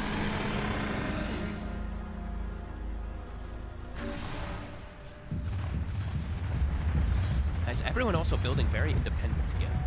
No one building for the team on the side of Tundra, everyone building for themselves. No buff-ups for the TA. They have double Atoses on the 2 supports. No force staffs no or anything. Force staff, if you get jumped, it's kind of good luck to you, buddy. Ain't anybody helping you. Yeah, a bit of an interesting one coming in. While you see Liquid, it's like all about the team play, right? Greaves, Pipe, Darkseer. They've got 4 staff on Silencer. Well, Sacks up. It's going to get caught here. He is caught. I'll try and make a break for it here with the Stone Gaze. Mid one is around, but I don't think he's going to want to join this. He's got to let Saxa go. Take him some It's time. tempting because they are grouped up. The Ice Blast is starting to come in. He's thinking about it. See what they could do here. Is it going to be enough burst? The Ice Blast coming in. The snowball's there perfectly, though. Dodges the Ice Blast. I mean, you can see it was so tempting, right? They're standing there lined up as the 3 of them. You're like, well, I guess I got to shoot my shot. Yeah, but it's into Greaves' Pipe as well. And yeah, we just see the damage just isn't there for Tundra. Liquid, just a step ahead. 2 steps ahead, it feels, in this game. As Mickey having a complete free time still. And Nisha, 10-2-7, the primal that we did see have some difficulties in this tournament so far. Yeah. He's owning it this time. I guess the question is, who in this moment on Tundra is saying, hey, let's give it a shot? Is it Saxa saying, like, Sanking, bro? I think they're like, where's the bro? let's just try. Can you get in this? Can you? Like, they see the Ice Is it Whitemon saying, I got the Ice Blast, get in there, mid-one? Or is it mid-one saying, I got this, boys, I'm going in? Or you know what it probably is? Just dead silent. Probably, yeah, in a game like this that's getting tough, it could be dead silent. Yeah, it could be one of those just quiet ones happening. I think it might be indeed that. BZM, I mean, his Ags is going to come up, as we said. There's levels and levels of answers for it. Amp damage on Nisha. Chrysalis is, he's really saying how this game is hard. He's queuing up the double MKB. He really needs to have both of them. The double? I mean, it is getting to the points of uncontrollable territory, it feels like, for Tundra. His Liquid's just going anywhere they want. Saxa. Love the Stone Gaze. But Snowball's going to be ready to catch him afterwards. Another kill for Mickey. 0-6 on this Medusa. He's ready to carry that. Just give him a little bit of time. Let him get his Mjolnir. Yeah, get the Mjolnir. you see him now. Your bottom 3 net worth is the support life is standard, but there is a world where Saxa might carry this in about 40 minutes time. 400 minutes. Mid one will go down as well. Yeah, just Liquid cruising. Pick off after pick off after pick off. Full control of the game. Mika is just playing by himself top while the team hunts. Boxy staying in the area to at least be that protection. Whitemon, he's gone. Saberblade. Look at this Boxy. And they're also jumping up. Liquid has. Oh, look at the spells off as well as the Rolling Thunder PZM. Ready to turn, get the setup. On towards Boxy, the glimmer. Is he actually going to get out? He's not. They get him with the Rolling Thunder. They're going to look towards Mickey. Mickey, of course, still has the Aegis and the BKB. He's on his own. Dodging everything. Now, do you just BKB TP on the second life? BKB fight, let's go. Let's have a look. He'll BKB and jump out. Okay. Liquid, you can still see that how confident they are, right? They're split making a move bottom while also diving the base. So they're really trying to say how ahead they are at this point. But it is a bit of a risky play. They do have to be a little careful like that with Mickey. Level 21, though. We'll look to re-engage. They still have this ward. Chrysalis. Oh, straight in. Pulverizing the global. It's a clean setup. It's just confidence that you see from Liquid. Did they not find that ward? The base ward that Boxy placed? I mean, they have the sentry there, but Dire's bottom tower. Oh, I guess it's behind that one tree. Sneaky. Yeah, look at that. They checked as well. All right. I mean, that could get them an extra. That could actually enable the high ground push or just net them like a big kill that they won't expect. They'll see it now, though, right, BZM? He has to walk up to it. There we go. Now, that's a scary ward. I gotta write that one down. I like that word. 11k lead. And Liquid's ready to dive again. They don't have the global. Nope, but they want blood. No BKB at the ready. Him might want to hold back on that one. Yeah, indeed. 30 seconds until that's ready to press. I think they just wait for that BKB. They're gonna strike though. Mika, he shows. Is BKB still on cooldown? They get the jump, but the Snowball save indeed will come in place. Boxy. Dodges a lot there. Boxy, is it enough to bail Mickey out of this one, though? It's not. I mean, that was greedy. Is BKB on cooldown? He shows himself outside of the base. He gets his support killed as well. I mean, overconfidence. Yeah. Playing with 2 while the rest of the team is split. They did this now 2 or 3 times. This time, I'm just finally able to punish it. They can't do that too much more. Like, I don't know. Dude, I'm telling you, there is Saxa might eventually carry this game. You got to be concerned about that if you're Liquid. You can't mess around. He gets his Mjolnir. You will have problems down the line.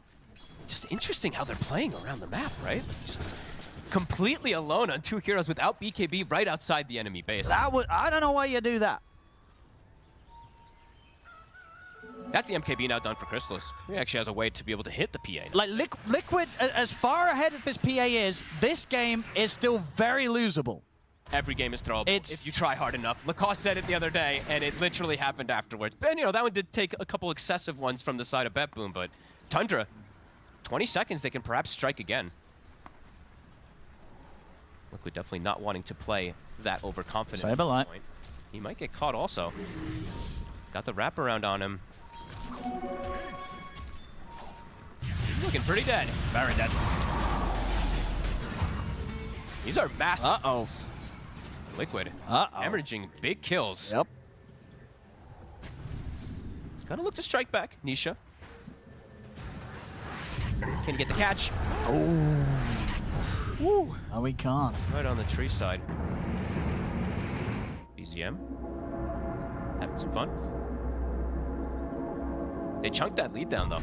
No, they certainly do. And you don't want to mess around against Tundra's lineup. He did get the Maelstrom, Owen. Saxon, he's going to be an additional carry. Like, if Liquid continue to make some blunders. I can't see. Well, talking about blunders. Just another day at work for 5 position. Nisha. Still has been the rock for the team, though, right? He is only 2 deaths. Mickey still having that phenomenal game. He has only died the once. But let's see how they look to set up the map again still, because Liquid is still quite split again. Just playing with Mickey and Boxy, while they also have split up on the other sides. BZM with Blink Ags now. Let me get seen here. Okay, we'll be able to play himself out of it. That was scary. All right, Liquid respawning. Surely they're going to group up. But Tundra actually finding another catch first. They just turn and look to blow up Boxy. The vacuum wall down onto the 3 of them. Boxy will get the chance to get the snowball off. Oh, Mickey's here. And now Nisha's in with the grab. They've got the global as well. They go straight towards BZM. Can they get him? No, BZM's away. He's going to be able to get up the high ground. Mid-bomb will die, but BZM gets the chance to live. Saxa teeping out in the trees, but the bash will come in. So they get the 2 kills here, Liquid. They play as 5, finally, after about 7 minutes of being split up. Tundra tried to get that pick, but they actually were too close with the Darkseer. Gets that pipe onto him. Back to business for Liquid after a little bit of a shakeup. Crystallis, almost Hurricane Pike. Let's see how much Liquid can get here on the high ground push. The fortification comes out from Tundra.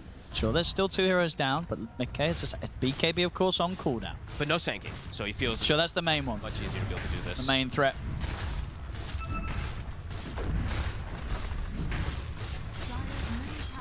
Two, 3 gone. BZM poke.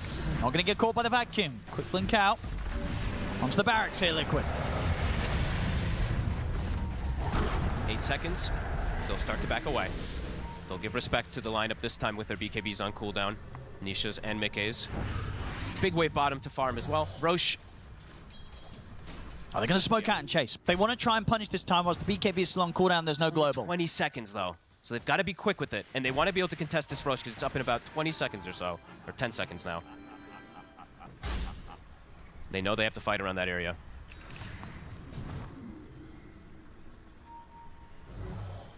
Going for the big wraparound. They do have a ward that was placed that I think scouted at least a little something there, but Liquid, again, grouping up as 5. Everything's back. BKB's global's ready.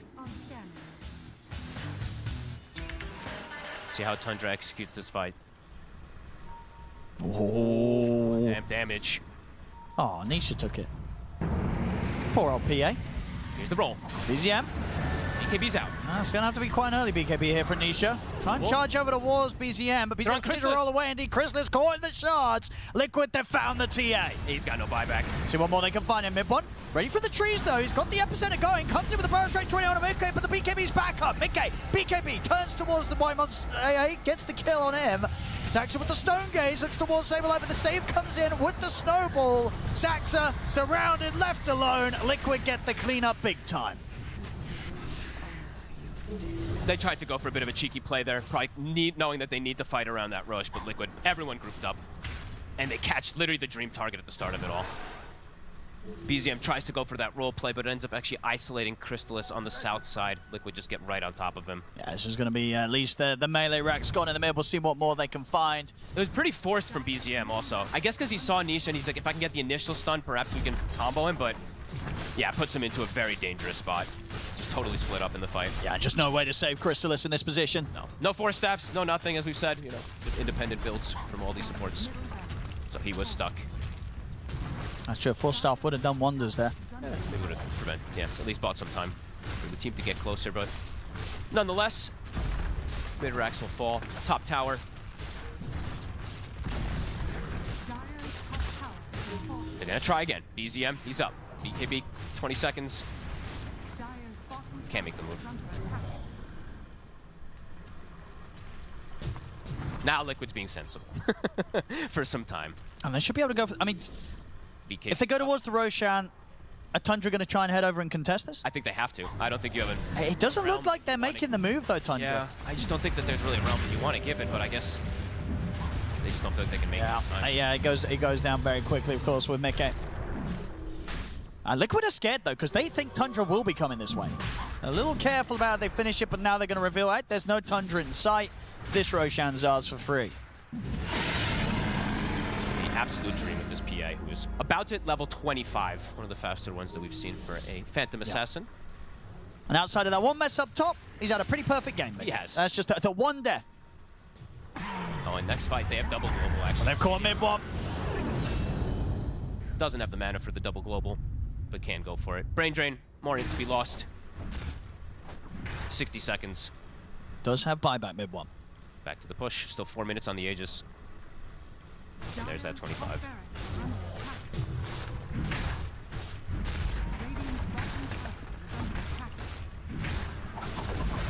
So they're just going to let this set of racks go. They need absolutely everything together to have even a chance of fighting back. So Saxon needs the full Mignon. He's very close. It's just a I mean, I'm ready to try this strat in my pubs, you know. I'll queue up some Medusa support. Game ain't going great. Well, what a shame. I got to buy Mignon here. Love it. It's my kind of support here. Just does feel like it does next to nothing in this game, of course.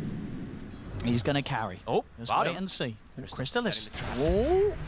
Okay, a little underwhelming on the damage. Not enough. White Mon. Straight up, but they do at the ATOS. And they got him. They will get him at the end of it all. The trap. And they're out of there in time before any of the rest of Liquid swing over. So there you go. That's going to take the Darks here out of the mix for the next 70 seconds. And obviously puts a bit of a hold on what Liquid's likely to try and do around the Aegis for a bit. I mean, honestly, I like it quite a lot. Chrysalis is now actually almost 25 also. Feels like this is probably a rapier game. This is a rapier game, absolutely. He absolutely needs that this time around. But a nice trap, honestly. I like seeing that play. Maybe playing around that melt. You can do it. You can try to go for that again and surprise them. Just set up on a random spot on the map. If someone walks into him, he could just double meld and perhaps get them. Yep. Insania and Mickey on the hunt. They saw mid one cutting waves.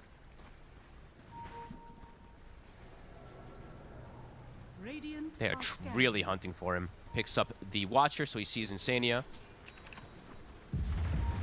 He's considering going for this wave. He's like, he's probably saying like, "Oh, Insania, I hope you show here," but not gonna be the case. Mid one won't show. Nope.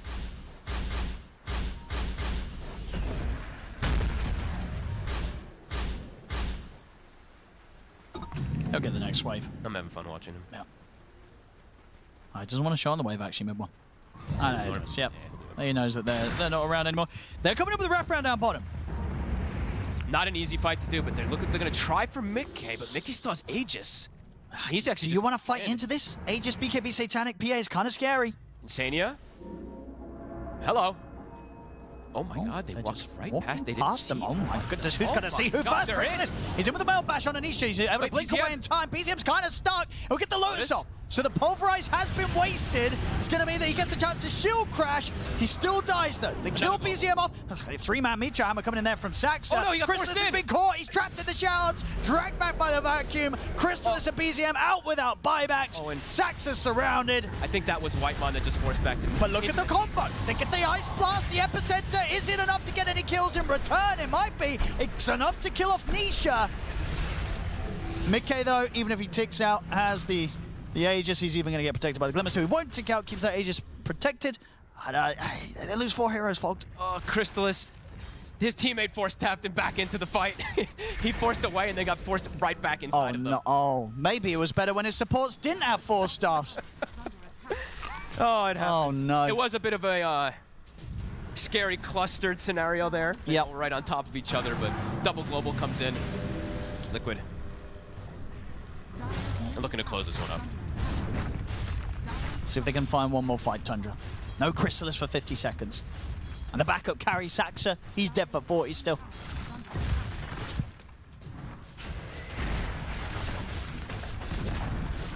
This has been a wild series. Yeah, it has been.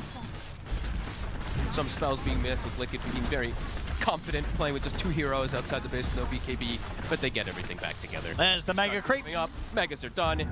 On to tier 4s. Can they pull together one more fight here, Tundra? Just gone in 20 seconds on Mickey. Catapults are coming in. They'll start to back up. They're going to respect the respawns. There's no need to throw it away. Nope. Play it safe. They're 27k up. They're in a great spot. Refreshes out as well on Mickey. They can just wait for Nisha. BZM is YOLOing. He's going straight for it. Now find Mickey. But Mickey able to jump back to safety. And Nisha is back. Now Liquid can look to go right back. How's the Rapier looking on Crystallis? It's so far. It's so far. So far. Here we go. Liquid. They see the TA. They're going to make the jump on Crystallis. As Crystallis, no buyback on him. He's gone. Saxa, he'll try and survive. He gets the Stone Gaze off. Will manage to hold Mickey in place. But the Refresher comes out. Mickey ready to go with his BKB. I mean, it's going to come to an end pretty soon, though, the BKB on the PA. It doesn't matter. It's enough for him to lock down and get on top of mid one without any stuns coming in. Saberlight jumps forward, gets the vacuum onto 2. The mid one does have the buyback. The Ancient, though, getting focused by Liquid. They're looking to end the game up, and indeed, Tundra, they'll just tap out. GG's called. Liquid will close up game 3, and with that, take the series 2-1 today. Pretty one-sided in this one. Pretty much no hope for Tundra after it fell apart. Game. Yeah, after like they just got all these movements from Nisha. Yeah. This Primal Beast pick was actually fantastic. 15, 3, and 17. He set the tempo. He got all these kills. And yeah, it was completely uncontested PA. Absolutely. Just had that one death, that one slip up top, but as outside of that, flawless stuff from Mickey. 10-1 and 16 ends the game. And yeah, Tundra, it really did fall out of control pretty quickly. They tried to recover with some cool builds, and they weren't cool enough. It's Tundra, they'll lose the series. Liquid, take it 2-1. Thank you very much, ODPixel and Fog. Liquid move forward through the upper bracket with this victory, and this game number 3 did look just very convincing, especially if we compare it to even both other 2 games, to be honest, Jenkins. Yeah, this was very well played from Liquid. I agree with Fog. The Primal Beast looked amazing, running around the map, setting pretty much everything up while Mickey was just farming the whole time. I have to say, Liquid, they had Crystallis' number. My God, this TA looked completely worthless. And this is like one of the singular best heroes in Dota. But knowing that, they focus him in every single fight. Yeah, the carry diff, really, like in this game, you could see a huge disparity between the two carries. Primal Beast did die once solo to BZM, but instantly after gets him with the Tusk rotation. Overall, I feel like the carry difference was huge in every single way. It's on one side you have a TA that's a tempo hero that's not playing the game. On the other side you have a comeback hero, a PA, that is playing the game 24/7, like constantly joining fights, and that's due to the fact that they managed to kill off this TA a couple of times post laning stage and make her life miserable, like you just mentioned. Meanwhile, PA had the freest time, and yeah, Mickey was just on fire. I have to say though, on Tundra, the Shining Light, their team fight was solid, specifically Whitemon once again.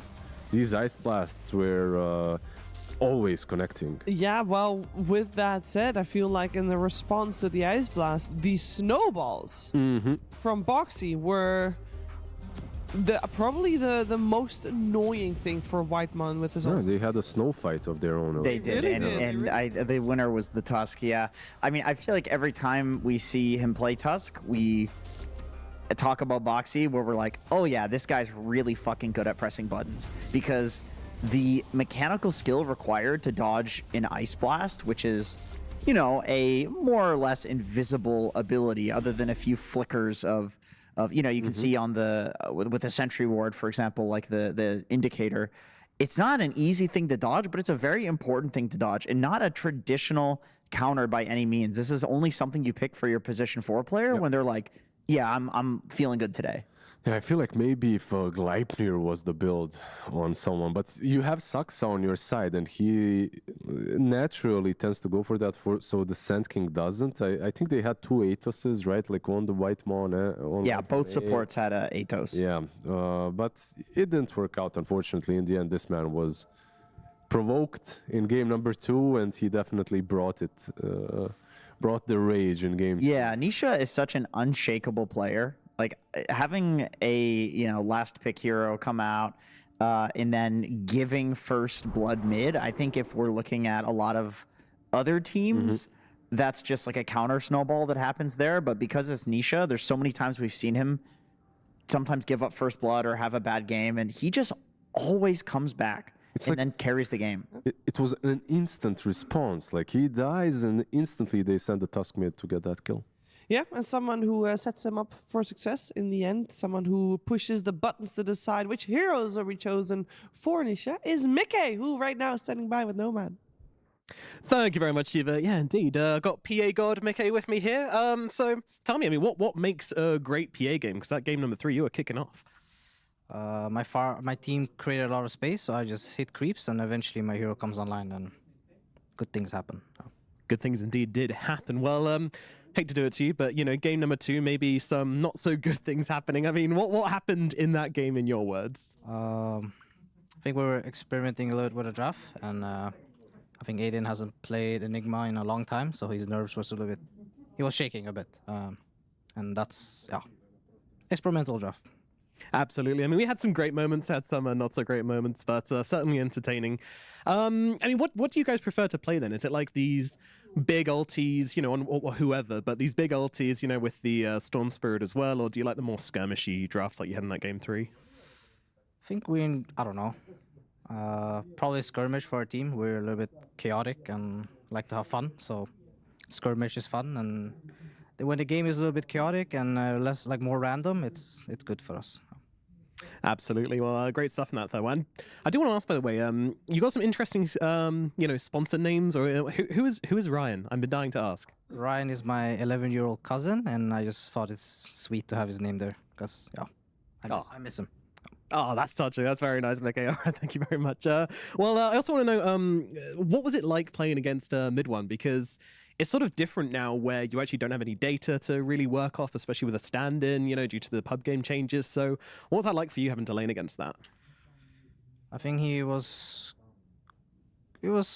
quite weird to draft against him because we don't know. We don't have any information. So we were like, do we ban 33 heroes? Do we ban this? Like, it was just a weird experience. And I don't know. He was rusty, I guess.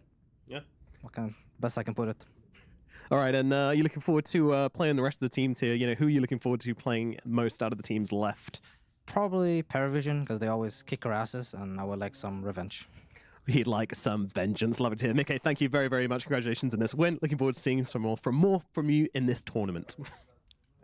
Yeah, thank you very much, Mickey and Nomad. If he wants to face PARIVISION, though, I believe that is 2 steps forward rather than 1 step forward in the bracket. So he needs to keep on winning, and PARIVISION then also needs to keep on winning to have the upper bracket finals be them against each other. So we'll see if that ends up happening. But let's focus our attention still first on this series, because I mean, we heard it from Mickey. Game number 2 was maybe a little bit more experimental. You have to, if you're going to experiment, game 2 of an upper bracket where you're ahead is probably the best place to do so. Game 3 was no place for that, though, as we're going to relive some moments. As I think one thing that was a very heads-up play, there's not a lot of teams that play against Ancient Operation recently, but I believe you wanted to really see this fight. Actually, this is after the back off from the Ancient Operation Tormentor ult. That's what I was alluding to. But the back off, yeah, there was a situation where they baited the AA Ice Blast and just walked away from the Tormentor. Nothing else happened other than I just think that inferior teams would get wiped there. But in this particular fight, I think this was the one that was kind of game-changing, where essentially Liquid, they start the fight with a pick-off on a supporting hero, and this is the sort of team that when they smell blood in the water, man, they go. And they always hold the right spells. They never really chase too far. They're very good at like going together and not like over chasing on one hero for the most part. We saw Nisha do that kind of in game 2. So it does happen to every team, but yeah, they completely blew the game wide open with that fight. Yeah, and this is one of the main heroes, right? Like the main hero why it was all possible. Minute 22, he's got 9 assists. And he's top of the net worth, by the way. He's still killing it, literally. But why I wanted to highlight him is there were 2 fights where he goes in and doesn't right-click a hero on purpose.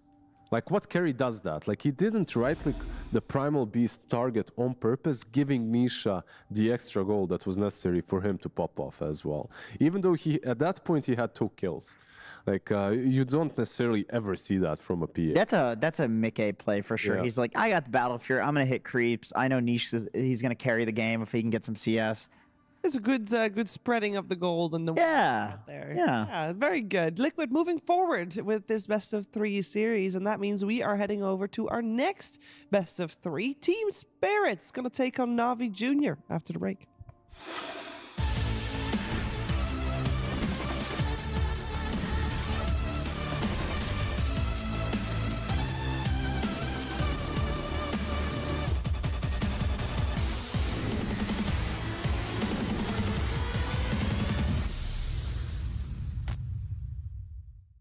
The new breakthrough and innovative phone with 1xBet app.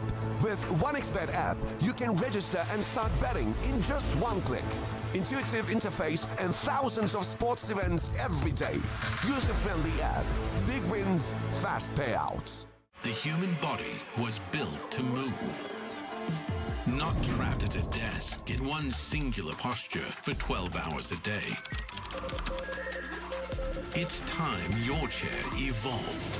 This is Secret Lab Titan Evo. Ergonomically engineered for you. Gamers, hybrid workers, artists. Backing your every move.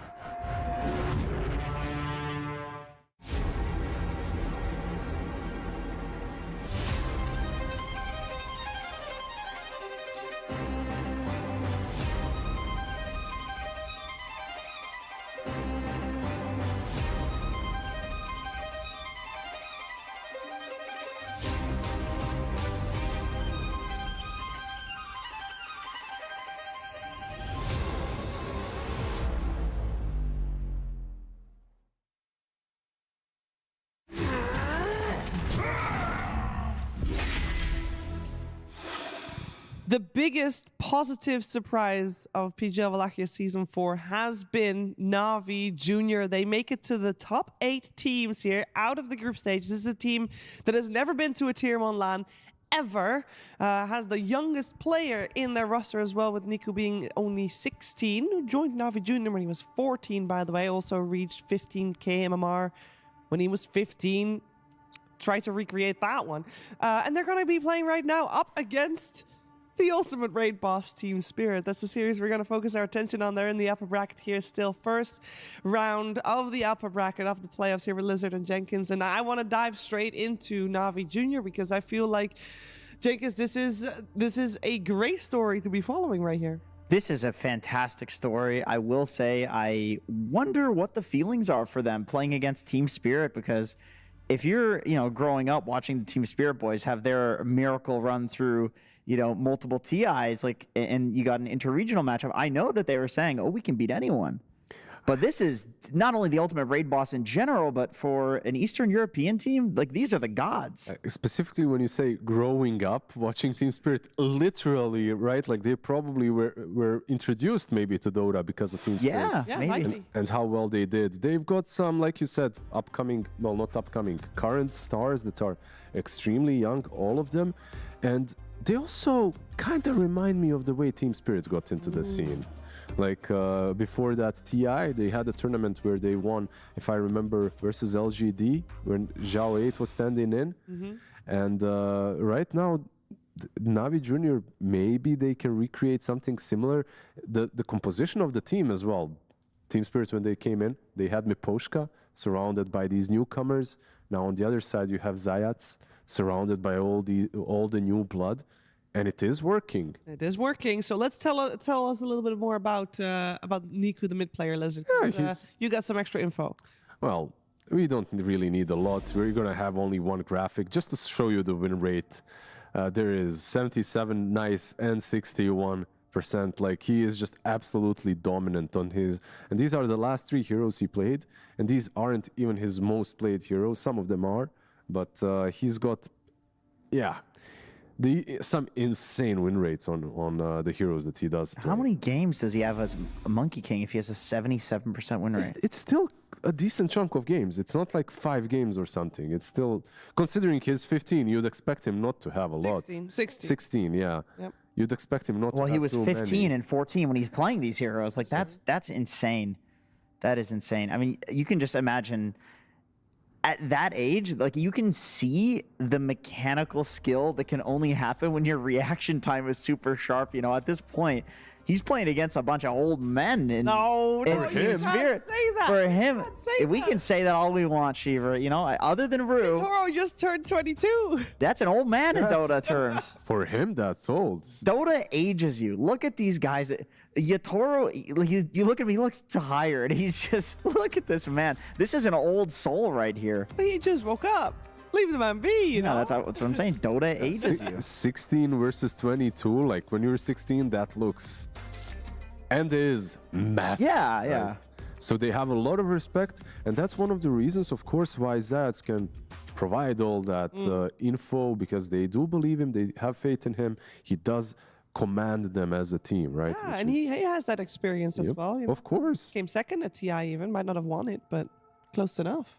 Absolutely. Yeah, he had his little miracle run as a pseudo stand-in for Team Secret. They they also got third, I think, in Riyadh as well. So that year, he was extremely dominant and kind of quiet since then. And when it comes to this matchup, what's also maybe not as great for NAVI Junior, when you look at their previous series, they've always lost to an Eastern European team. Like versus anyone else, even Falcons, they 2-0, they showcase their strength, but inter-regional matchups aren't that great for them.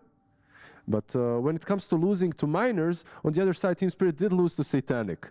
So maybe there is something to it. Yeah, I feel like when you're talking young players, their minds are just so plastic when it comes to learning between the series that it's very possible that maybe Navi looks like, or I should say NAVI Junior, because Navi is still a team. We did have them at the last Wallachia.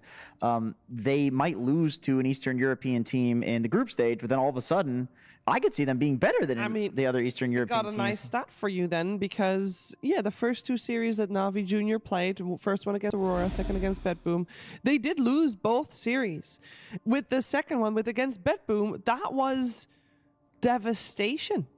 Of the highest degree? Yeah, almost. I mean, it was 17-minute GG. You know, that is an absolute beatdown. But that is actually the shortest game in all of Wallachia history. That's a pretty high degree of devastation. But since then, they 2-0'd every opponent they faced. I'm telling you, that's like some anime arc right there, where some main character gets their ass kicked, and then they just are rage-fueled, or a villain origin story. That's also a possibility, depending how you want to look at it. I will also say that Got the Juice that you see here on the left side of your screen, he played a major part in the victory that they had yesterday against Falcons as well. Yeah, they have some uncommon heroes, like we've seen some common heroes on the screen. They do have some heroes that kind of stray away from the meta, that they're not afraid to pick up, and they make them work. For me, one of the biggest one probably that I've seen in other series not work, but in NAVI Junior's hands works, is Timbersaw. It looked pretty damn good versus, I believe, Falcons. I think they took a game off of them with it. So overall, yeah, looking forward to this one. It's going to be either a very interesting match or very quick games for Team Spirit again. I mean, I personally am a big fan of NAVI Junior and their story in general, but I will also highlight the other side, is that Team Spirit has not dropped a single game. They've looked dominant in every series they played, so it could go. Is that true? ways. They've not lost? Oh shit, that's not good. I have to. You gotta highlight that too. Yeah, can we maybe put an asterisk there? Like they won versus Shopify Rebellion 2-0, Aurora 2-0, and Tidebound. Tidebound made it through, and Aurora made it through too. So. But at the beginning, they didn't look that great, though. Sure. These are teams that grow over time. I appreciate the hope you want to give me. This is wonderful. All right, let's focus our attention on the draft, because that's going to be instrumental for this. We have got Ancient Apparition back on the first phase ban material together with Muerta. So those are supports that are out. Bristleback, Sand King, Beastmaster.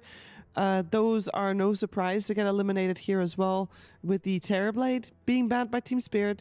That does leave Nature's Prophet, TA still in the pool. Ringmaster. A lot of good things that can be picked up. Sand King as well. We'll see which one they ban out. Sand King is banned already. Sand King banned out. I also wonder how much of their prep they're changing based on the last series. It looks like not much. They're not counting out the TA, for example. I mean, you do have Radon on your team. This man is the TA player. And they ban out the Darks here, by the way. So this matchup, seemingly, teams do enjoy to play the TA. So for Navi, they had to have seen this one coming, especially with the Darkseer ban. And their answer is Phoenix. Okay, one of the highest winner heroes against TA. TA is not exactly a natural egg killer, because yes, you have your ranged hero, you're an agi hero, but she doesn't build for attack speed. She builds to burst. And you can also tear through the refraction charges with virtually all of Phoenix's abilities, and you have attack speed reduction versus TA. She's got, besides the refraction, of course, low HP. So with the Phoenix, a lot of magic damage, all dots. Always feels good playing into a TA, really. Down the path, maybe the shard on TA is a problem, but besides that, it's a really enjoyable matchup to play for Phoenix, especially if you get some extra control, which I do assume they will be getting. Maybe a tiny-esque hero, anything Beastmaster banned out, but anything that can... AoE control for the defending the egg. Sounds nice. Maybe not the Mars. I was going to say, I don't want to see Mars. Maybe not the Mars, yeah. Not the greatest win rate hero in this event. But, I mean, I could see taking the Mars just because on the other side, you're talking collapse. And this man loves his Mars, so perhaps as a potential block pick, especially if they're going to pick... Maybe some Centaur as well, by the way. Not the greatest into the TA, but... I would like stun. I would love Centaur for Navi, just because that is also blocking it from Team Spirit. Can you not also put the egg in your cart? I don't think so. I don't think you can cart the egg, because you can't cart wards. I think you can cart the Phoenix and then he eggs. I'm very curious how that interaction happens. That sounds awesome. Yeah, I want to see that as well. We'll see if that actually ends up happening, though. I feel like Diag would just somehow pop out of the cart. I don't know. You can toss the centaur while you're in the cart and therefore toss yourself with it. I'm pretty sure you can egg in the cart. I'm certain, by the way, Tiny Centaur are heroes we need to look at. Like, we're talking about it and they're not picked. And just so everybody knows, it's because Spirit has been really enjoying the Centaur plus Tiny combo. Centaur, they use it to cut waves. They basically just skip the laning phase. It's like a new age type of Sand King. Collapse seems to think that heroes that don't lane are the best offlane. Okay, they actually ban it. All right, that's good. Yeah. Yeah. And they ban one of the two and pick the other one. Because to me, when I'm watching Spirit's replays, I just see a man who thinks Centaur is a very good hero. I don't think there even necessarily needs to be a combo. I think Collapse just thinks that Centaur card is really underrated, and a lot of the other Spirit heroes that they pick do really well when they're in a cart. I really like the Tiny pick, though. Like, it's a very cheap, very cheap disable for Diag. So you can always kind of cover it, right? No matter what's on the other side. Even though, I have to say, this pick right here does bring some problems because it's a double hit, right, on Diag. So both of the heads, they count. And yeah, a lot of we've seen this combo as well. Get that Dragonlance this game, I think. They'll play it on Rue. And drums, you know? Yeah. Hit faster. Like, you can be the one that gets rid of Diag alone. And we have also seen, because this is actually one of the, I think, rare times that we've seen. Oh, I was gonna say, I almost thought a Ringmaster was gonna go on a set of Navi because Ringmaster picked into Jakiro is no longer a thing, but they go for the combo, the Ringmaster and Jakiro. Yeah. Now my question is Phoenix Silencer just too bad of a support duo? Because I don't think so. I think it's all right. The best answer to Ringmaster as a support seems to be Silencer. Ooh. And they don't go for it. They go for something which is actually... This is their style, though. That's it. Like, they're picking Shadow Shaman all the time. This man is 4-0, 100% win rate. I feel like you just don't go away from that Shadow Shaman, right? Sure, it's 100% comfort, right? Yeah. That's definitely true. And in all the games that I have seen, this Shadow Shaman is not just a pick that kind of just goes through, maybe hexes someone, shackles, you know, like his impact is really high. So, you know, looking forward to seeing if he can recreate it here. There are some saves against him, of course. There are, and we do also see the Brewmaster being picked up, and, well, I will say personally, I'm still not entirely convinced by the Brewmaster. How do we feel about this one? I feel like a lot of the time we've been unconvinced by it. It's because he's not given a good lane or he's like ditched in the lane.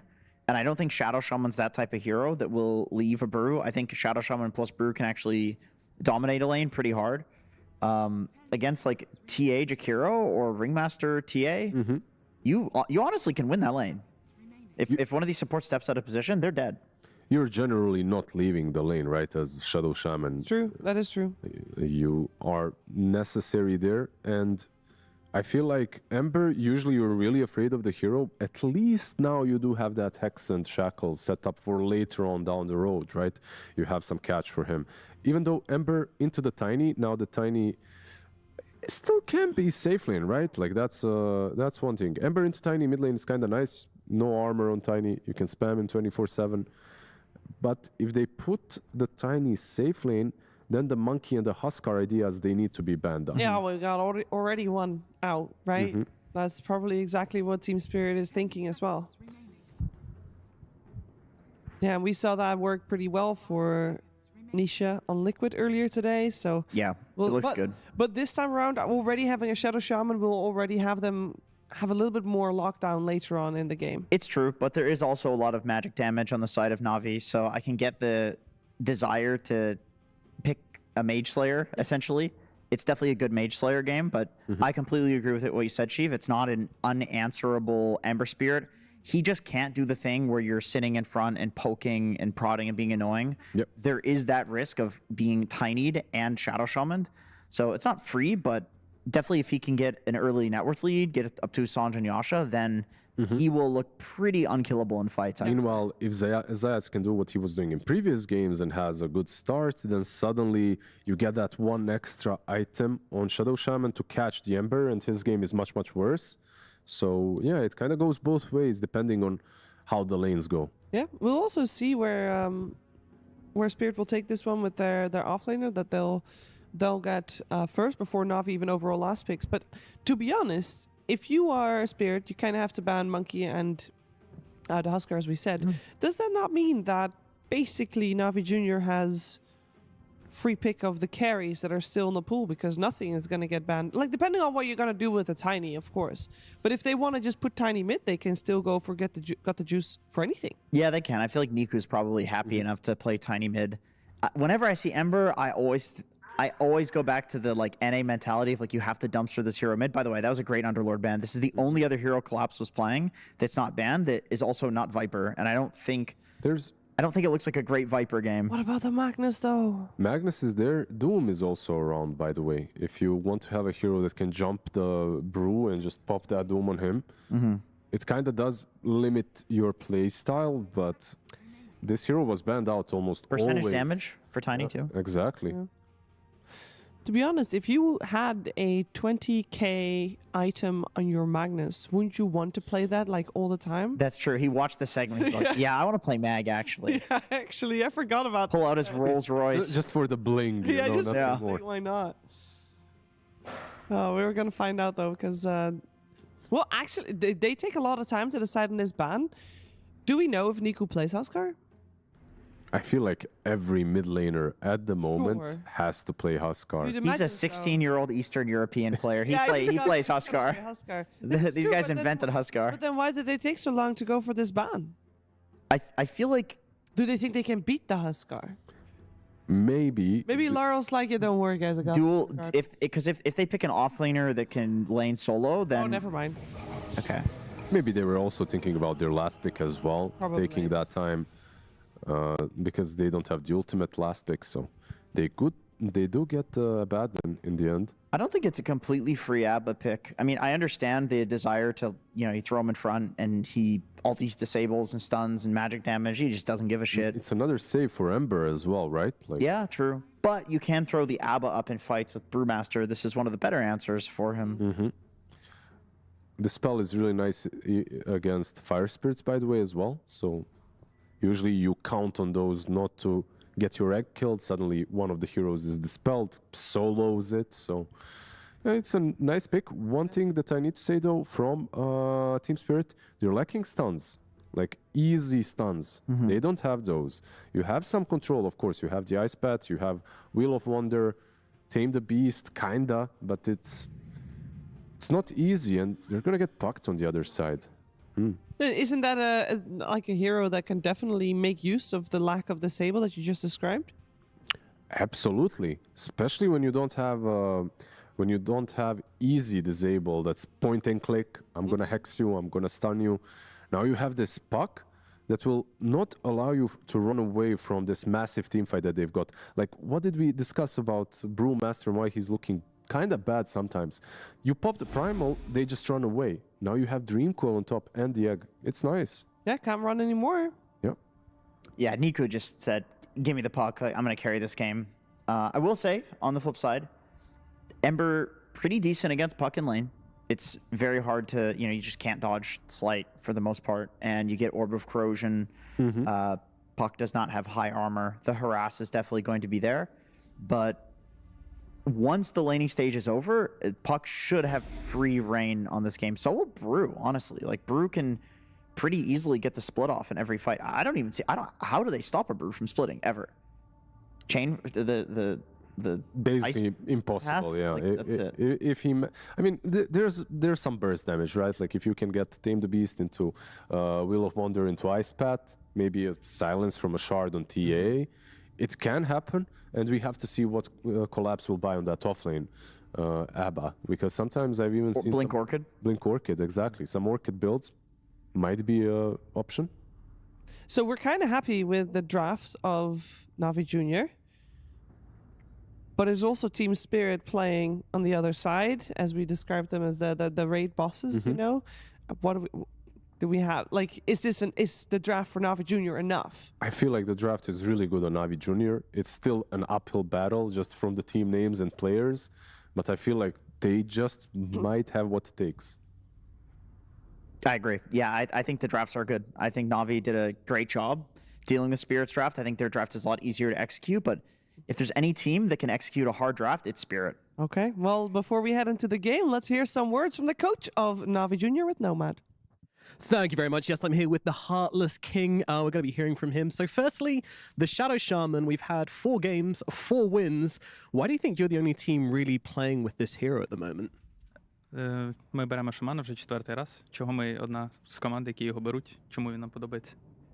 Я гадаю, що у кожній команди є якийсь такий герой, який монстр, мабуть, на лінії, та якийсь виконує доповнительні таски по грі. Тому у нас це шаман. Та ще декілька. So basically, Shadow Shaman is like each team has his own certain hero, which is not really popular. In our case, it's Shadow Shaman. He creates a lot of pressure on the line. We have a few more in our list, but for now we're choosing Shadow Shaman. Excellent stuff. Looking forward to see more of that. So last question then. How does this series differ to your series versus Falcons? There more confidence, less confidence? How's the team feeling?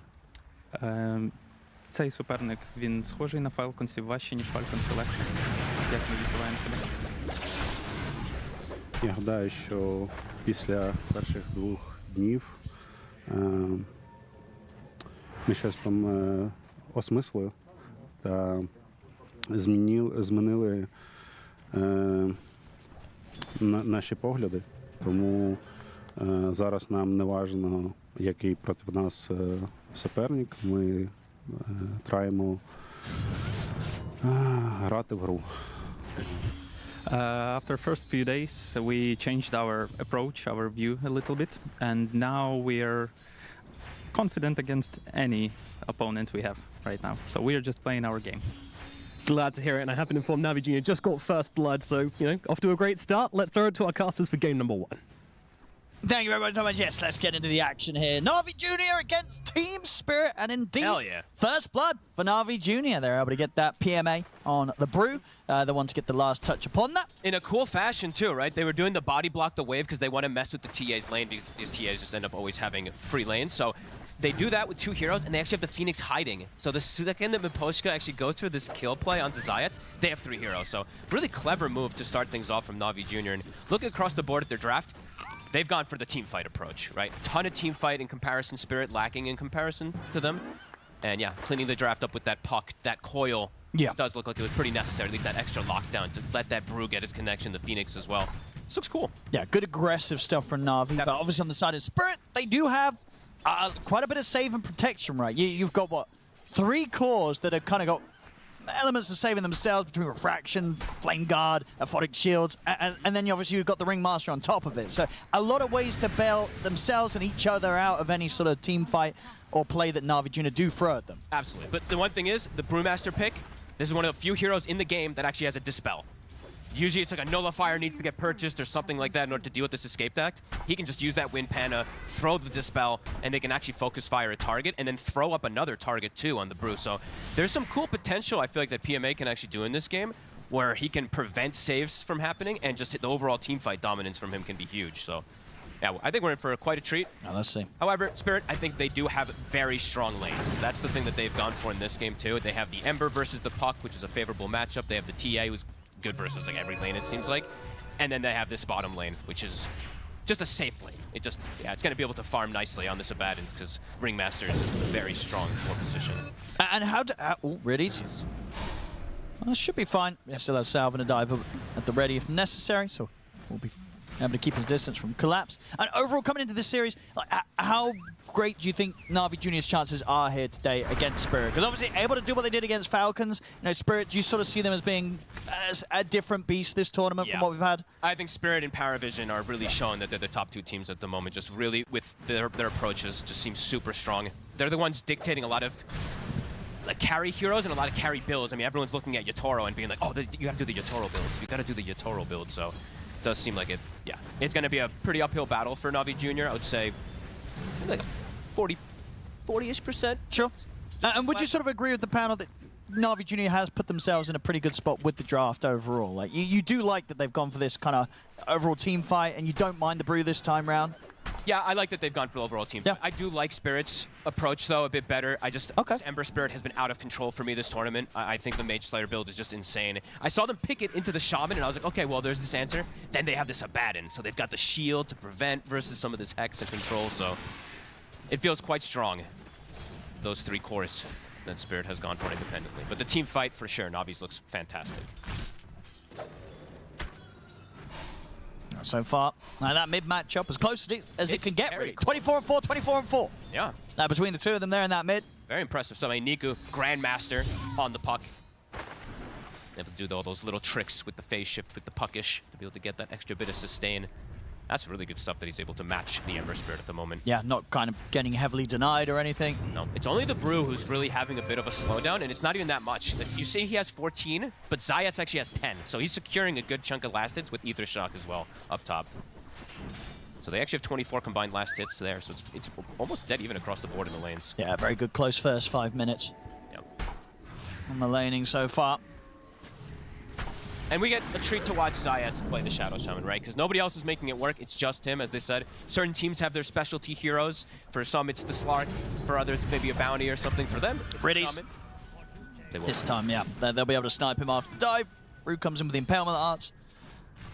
This is a hard lane for them to... they can get good farm on the Tiny, but they can't really contest or slow down Collapse by any means. Always dispelling those Fire Spirits, and then he can just freely last hit. Yeah, and he knows that with the item build queued up right. He's like, I'm going to be able to sit down here and just farm a Radiance. Absolutely. Top. PMA has been left for a second here, so he's going to start to struggle in the lane. Zayat's going to look to stack and secure the rune for Niku. Laurel has hit the 6 just a bit sooner than Niku did, so no coil available yet for the rune play.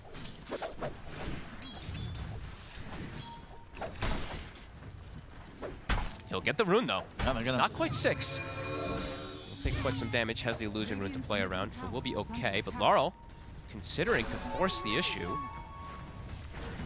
he's got the siege wave, too, so he's getting a fair bit of damage onto this tower, and both supports coming in. He's got to rotate. Definitely put a good amount of early pressure here. Fortification will come out now from NAVI Junior. There's another liquid fire up in 2 seconds, so it's going to continue poking. Fair bit of damage with that catapult usage there from Laurel. A nice play from him, even though he doesn't get the power rune. Both supports rotating, and with these independent cores that Spirit has on those side lanes, it's easier for them to just bully a little more. Yeah, absolutely. Yeah. Both are very happy to sit in a 1v1. TA loves it, so does Abaddon.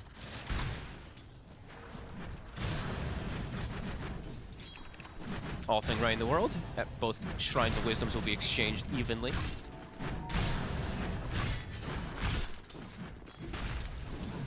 I'm really hyped for how this game is going to turn out, though, in mid-game. Lanes, slightly lead here for Spirit, but as we said, the team fight that NAVI Junior has put themselves with in this game. If they get good levels, if they get up to a good start, they have ways to fight constantly. And that's, I mean, I'm looking forward to that because last game, it's a little bit wonky, right, with the approach that we did see. This one, it should be tons of fighting around these towers with so many different big cooldowns that we see coming out from NAVI Junior. And for Spirit, not as many. They want to be pressuring. Oh, nice. With that tempo. Attempt there from Rue. Tried to catch Riddy's mid-dive with the tame, but Riddy's not getting tripped up that time. Yeah, definitely need to talk about Riddy's a bit too, because he does love to play this Phoenix. As we've seen, it's one of the better heroes versus Templar Assassin overall at this tournament so far, but there's definitely ways for them to kill this egg. The TA, the Jakiro, you know, sometimes you don't count the supports, but Jakiro matters. And they have the shield, of course, to be able to focus it. But they have stun coverage for it. 8-minute power rune. Niku. He's gonna jump forward, gets caught by the ice path. The Dream Core to hold back the two of them. PMA moving over as well, but he's 6. Can he get close enough to finish off any of these kills? Jump outs there from Lal. Miposhka, though, will get chased down. So NAVI Junior able to claim the Jakira's life. I like that. Will stay safe. It doesn't cost much from PMA to just walk over from the top lane, so nice little rotation to try to assist for the power rune. Laurel gets it. They do get themselves a kill and keep the split available for a potential dive play. Since he's got that ready, they could look for a move. Riddies will get taken out. I wonder if they will look to surround Yatoro Radon with that first brew split. Because that's something that TA doesn't like to play versus, we mentioned, getting on top of him, having all these extra summons to break the refraction. But Yeah, just if they want to make that play, they have to have the Dream. They have to have, right? yeah. 'Cause without that sort of lockdown, the backup's just going to come in from Spirit, and suddenly you're not killing Yatora. Yeah, one of the two cores, I would say, to join in if they want to do a split and go for a dive play. And didn't point this out, but Yatoro, he went for Void Blade. So we've been seeing most people take Refractor. We see a couple of these TAs go for this to be able to get that extra farm with it in jungle. And I mean, potentially also killing Brewlings. I was thinking about it, right? Applying that meld to all the Brewlings could be cool. Definitely have to keep tabs of that inside the mid-game. Absolutely. Definitely when you have an Ember right with a Sleight of Fist, ready to capitalize on the fact that they've all had their armor reduced. Yeah, that's so it's really nice with the Ember. I like that quite a lot. Pressure onto the bottom. As Team Spirit definitely getting this early kind of tier 1 pressure on. They want to try and take this one all the way with the numbers they have down here. So NAVI Junior aren't going to show up or do anything about this. They have to let this one go. If they had the egg, if Riddy's was 6, they probably looked at yeah. But yeah, not quite yet having all those ultis available. Spirit. They have the silence, but between the two of them, they don't want to drop any further spells down onto Lull. They know that even between kind of a Dream Coil and a Shackle or a Hex, they wouldn't quite be able to do it on their own, the two of them. We'll get the Power Rune. Zayats continues to just sit there to make sure that he can't pick it up. And PMA is going to go Radiance route, so they're going to be able to get away with that matching Radiance versus the Abaddon as well. I feel like PMA is, I'm going to be watching a lot for him because I feel like he has so much potential in this game, and we've seen some of these brews be quite hit or miss, but I feel like some of the things that he can counter in this game can just be huge. Throwing the Abaddon up, dispelling Escape Act, having this type of impact with the Radiance versus the TA. I just feel like he'd be pretty strong for him, and there's the move they're going for top. They see Radon. Shackles, but Poshka ready with the Ice Path. They were swinging Niku over, so they were attempting to go for that initial catch, but Miposhka at the ready. One of the few Jakiros, by the way, I did want to point this out, that still goes for Icebreaker. Yeah, that's a rarity nowadays, yeah. They go Twin Tower. They like the Twin Towers. Always goes this Icebreaker. And it makes sense as he's playing versus Puck, as we heard. Some limited disable, some limited catch on their side. Did actually want to have that secondary stun. I like it a lot versus Phoenix as well. Because then you throw the Ice Path, he tries to dive, and you break the Ice Path again, so you can stop him from getting that at times. Spirit, another tower. At the same time, Serpent Wards were dropped top by NAVI Junior, so they will get the tier 1 up there. Niku. So you want to go for either of these supports. He will go with the Dream Coil. He's tanky. He has 15-1. He's able to turn get the Ice Path off Miposhka. Miposhka's going to be fine here. Chains. To get the chains. Not quite into the tame there. Rue not able to get it down in time, so Niku's has the freedom to jump out. Zayats also won't get chased out here. Collapse wants to get this tower finished off. Yeah, they're looking to play more of that tempo game as we see from Spirit, taking these early buildings. Deny from Niku. Oh, what a hit. He's going to be pushing the limits of this puck versus the lack of disables. And both offlaners are on track to get a really solid Radiance time. I mean, everyone's pretty even. Zayats looks like he is going to be found this time, playing a bit too deep. So they can give it to Radon. They will. Yeah, we are absolutely in for a treat of a mid-game. With all these big team fights that we were mentioning and these items coming in from Spirit. How is Laurel's Mage Slayer coming in? So, of course, something we have to factor in. You're playing versus heavy team fight, heavy magic damage. The Mage Slayer has been devastating in a lot of games. He's going to have it pretty early. I guess the thing as well, will it be one of the supports for Spirit that will eventually pick up a pipe this game? Like, who would grab the pipe? If they feel like they even want to. I mean, Collapse can do it. You can still do it after Radiance if he wants to go down that route. But I don't know if they even need to go all in on just having that this time around, because they are playing versus a carry Tiny as well, so we'll see. It does feel good. It is a lot of magic damage, always versus Phoenix, but see if Collapse even feels like they need that. Mage Slayer might just be enough. Yeah, it might feel that he can just continue to go greedier himself after the Radiance. They are the other team that does it the most, though. It's Liquid and Team Spirit that I've seen, and they love the Pipe Mage Slayer. They also tend to just have the Ember Spirit in a lot of their games, too, which just naturally allows that to happen. Serpent Wards. Spirit will be able to deal with him. Zayats does not hesitate. I like this when he plays as a Shadow Shaman. He just drops the wards. Whenever they're off cooldown, pretty much, he'll either throw it on a tower or onto a hero to force something.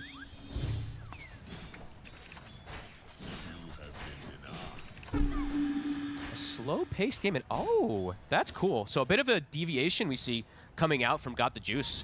He wants to get involved. He's not going for the Shadow Blade. He's not going for the Shard. He went Blink after Echo Saber. That's pretty cool. He has ways to synergize with his team. As we said, tons of team fight with the coil. He can break the coil. He can protect the egg with the stun. Here we go. They're going to I mean, they're going to go for the twin gate because I mean, there's no one up here on this side of the map right now. Yeah, they would have seen Radahn pushing down bottom, so they want to see if they can maybe get this wrap around against Radahn's TA. This is an interesting approach. They might just find him. Might just work. Here we go. They're going to find him on the camp, and indeed, they're in. They get the setup, they get the toss back, they'll drop the supernova and the shackles, they'll do everything they can to make sure this TA gets taken down. NAVI Junior make a fantastic play around that blink dagger timing on Tiny. Really like it, honestly. It's different from what we've seen. Usually they get that blink way later on after they get their carry items. I like that he's doing this to be able to accelerate things and get the extra catch, because the game it's very slow paced. And there's that Radiance done. So hitting these timings, 3-3. Game's still in that even state, and being able to slow down Radahn is going to be huge. Shrine of Wisdom, Rue was able to sneak over and claim that one. They will have a bit of an XP advantage off of that. Good heads-up move from him. And he gets the stack in the meantime, too. I was really expecting to be more fights, to be honest with you, with all the team fit that we've gotten off, but it's all independent course farming so far. Yeah, Blue Radiance, though, it is finished in the team fight. Again, if they can put it together. But everyone just split up. Down bottom. We'll be able to get in onto PMA. They've caught him in the wheel. That's the exact way they have to do it, too. The max ice path with that wheel. It's their two best disables to try to go for him. 25 seconds. They can maybe go for that Tormentor off that kill. With Radahn, they definitely can. So that's one of the bigger ones that they could find, actually, these last few moments to be able to start to accelerate things on their side. Do NAVI Junior try and do anything about this, or do they just accept it's going to go down too quick with the TA? They're not going to be able to make it. Dire's middle tower is under Looks like they wanted to try to pressure top at the same time, so Zayats and Got the Juice wanted to try to maybe hit the tower, but Collapse actually just stayed up here while his team made that Tormentor move, so a cool little split-up play that they do. That's the biggest move we've seen of the game so far, getting that Brute pick into the Tormentor. Niku has an amp damage. They're looking at mid. Laurel only has a little bit of the shield rune left, but he seems to know where he is. Yeah, they don't... I mean, Juice is there's got to be I was going to say, temptation to maybe try this here between the three of them. He's thinking about it, but Rue it is is getting deep. close. It would be kind of risky, and they'll actually find Rue walking in from the side. That's much easier for NAVI Junior to quickly get the pick on, and now with the Serpent Wards in position, 16 minutes in, they can start to do a little bit about this tier 2. We'll come out with the fortification. Just zero hesitation from Zayats. You see that, though? He gets the kill and instantly just drops the Serpent Wards on the tower to try to apply that extra pressure. So trying to get a little more out of that kill. Will force some reaction, but does end up losing all of his Serpent Wards. Laurel's actually just gonna, it looks like he's queuing up at least. He's just gonna go for the earlier BKB then rather than going for that S and Y, because there is that control for him. He wants to just have the BKB protection. It lets you shred supports. So he said you can't break the Flame Guard, he just BKBs and stands on top of him. And just the safer route for Laurel.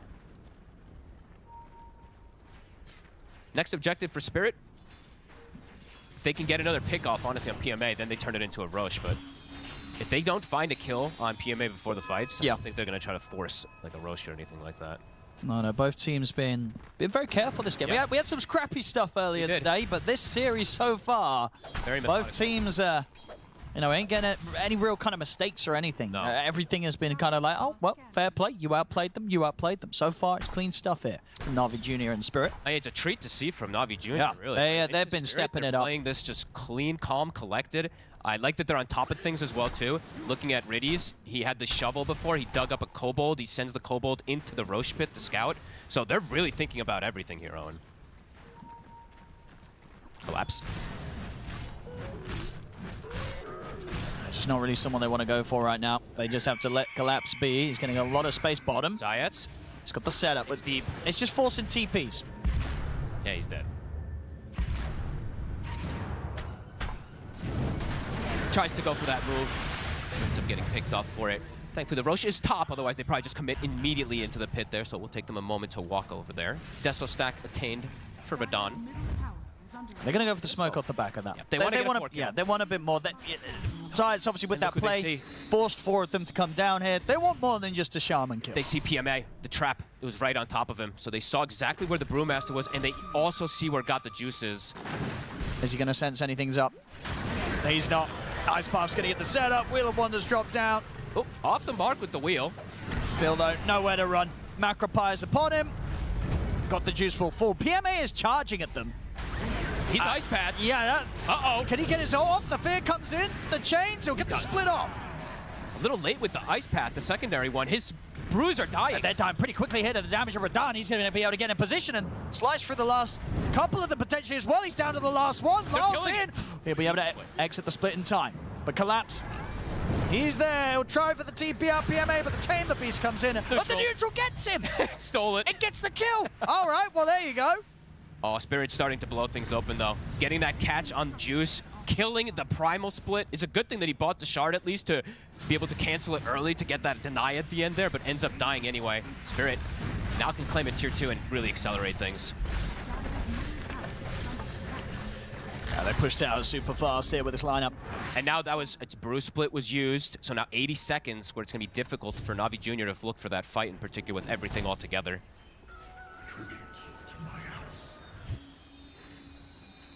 And Roche, it's going to start shifting bottom. Team Spirit already in the area to go for it. And without Brew split, yeah, just going for the contest, it's going to be complicated. They might still try it because they have the egg, they have the puck. That's the thing, right? But you could do some cheeky little plays here if you want to take the risk as Nico on the puck. But it truly would be a risk. And Laurel, with these kills that he did just get with the acceleration, he did change his build a little here at least. Gets the Sanj before going for the full BKB. The Roche is dying. I don't think they're going to make it in time. They're going to try to swing over. I mean, they have egg. You know, you could try and mess with them. They've hit the scan. They know that they're in there. Are they really going to go in? I mean, they're setting up with Riddies. They're trying to mess with it with the Spirits. Science will get the Hex off. Collapses in. Riddies, he's going to have to supernova. Is he going to get the chance to? Yes, he will. He'll get it off. The Avalanche onto the three of the Shackles as well. They'll drop the Will of Wonder down. The supernova will be killed off, though. Got the Juice taken out. NAVI Junior have to run. And Niku, can he get himself away? There's another slight and a second collapse. Can't close the gap. I was seeing there, though, even if they do get this kind of avalanche on the three of them around the egg, they can kill the egg pretty reliably, right? Between the dispels, between the chance of, you know, the right clicks, as you said, mentioned earlier, obviously with the Jakiro. Getting a supernova off feels pretty impossible. Yeah. If they have the Brew with the split, then he's got control, maybe something like that, but not the case because they forced that earlier as... I mean, it's honestly Spirit with a pretty true masterclass of how they approach this game so far. They stop doing the Roche the moment that they see them kind of approaching, and they jump them, right? Some situations you could see maybe teams like continue doing it, but no, they just immediately step outside, get that jump, and kill two big targets again. Yeah. Got the Juice. 0-2 now on the Tiny. Double Gossamer Capes versus that TA as we see. But a 6K lead now. Spirit starting to get a comfortable hold of the game. We see Radahn, he did go for the Shard. He had it in that last fight also. So Niku, his game can be complicated. He's gone for a 4-staff defensive build to be able to probably distance himself versus these Shards, these traps in particular. And he does have an illusion for the next go, but this trap definitely going to be very annoying for all of the side of NAVI Junior. And Spirit, Niku and Zayats. They're on top of Niku. They've got the Yule set up. They've got the wheel down as well. I mean, just perfectly controlling this puck with the tools that they have. Oh, and they are playing so clean. Yeah. It's honestly beautiful to watch. It's, you know, we had kind of the first 10 minutes, you know, NAVI Junior got to have some fun as well. They did. It was close. And then Spirit, they're kind of like, no. I honestly, like, after watching that last series where things were a little bit sloppy right, coming out and just some crazy stuff, it's just watching this from Spirit is just, it's a masterclass. Because from what we've seen this tournament, right, when Spirit get this sort of lead, they don't really make the mistakes. No, they don't. They don't make the mistakes here. Even though NAVI Juniors, NAVI Junior got to these time of these items. Now they played the lanes great. You know, they had the great lanes right. They did. They kept up with Spirit in the lanes, but after that, Spirit just starting to do Spirit stuff. And we're not seeing NAVI Junior in particular put up the 5-man team fight that they want to ideally, right? Get the egg with the split, with the coil. It's just not been the case with the way that Spirit is dictating pace and moving around the map as they are. Another tower taken here by Spirit. They are huge now at this point. They could consider high ground soon. They'll probably play it safe, bring in the mid, get the tier 2 there. I mean, I guess they could do both at the same time. Yeah, Collapse just up to the high ground saying, what are you going to do? They need to answer. He kills it pretty fast. They need to answer this. They will start backing away. Already a fair bit of damage onto that tower there. I can't believe what I'm seeing here. What's that? This TA border BKB fogged. He knows. He knows. I feel like I've seen so many TAs just not buy these BKBs, but Radana, you know, I feel like he's the man to trust when it comes to this. Absolutely. And now, you know what's probably crazy is that maybe now we're going to see other players probably do it as well. Actually buying BKB. This is amazing. In this game, I mean, I did say it the other day too, where it was one of these games where it was like 50 different controls, but in this game, versus all the control he's up again, it makes sense. But I said that last time also. But that's the thing. These other TAs, they don't want to buy it. They really don't. Radan knows. Yep. He's stable. Zayat's trying to get away. Collapse truly wants him, but won't be able to commit. Got the juices. BKB is on cooldown. They are on the hunt for him. He has had to switch up his build so much. So they did get the one pick off with that blink, but it feels like now his build is looking a bit all in. And Team Spirit won't be able to find him. They're controlling the map and they found the puck. Each and every time. Yule's Ice Path and a whip from the Tame, the Beast of the Ringmaster. It does it.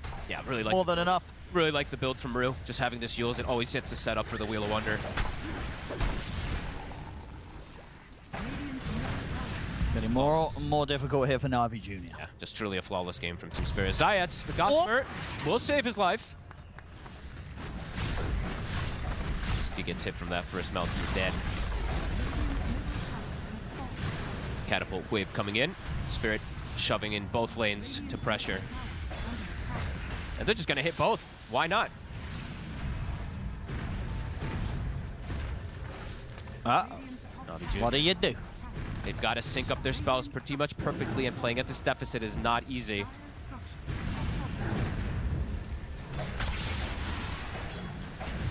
Toss back. It's on to Collapse. He doesn't really care. He's able to get the borrowed time off. But the Juicers put the BKB. Let's see if they can kill Collapse now. The borrowed time's ended. The escape axe there. They're getting him out. They'll drop the Dream Core, but it is just on to Collapse. He's still surviving. He's still alive. He's walking it off. He's perfectly fine. PMA tries to leap forward. They'll jump in. Let's see if they can at least burst Maposhka, which they will. They'll kill off the Jakiro. Lyle's got the Remnant at the ready. So they'll get something out of it. They'll be able to push Spirit back, indeed, keep the defense going, and they get a kill. Patience from them as well. They don't even use the egg, right? They're poking, getting these toss-back plays, trying to get this extra type of kill. Spirit don't overextend. They back up immediately after losing that Aegis.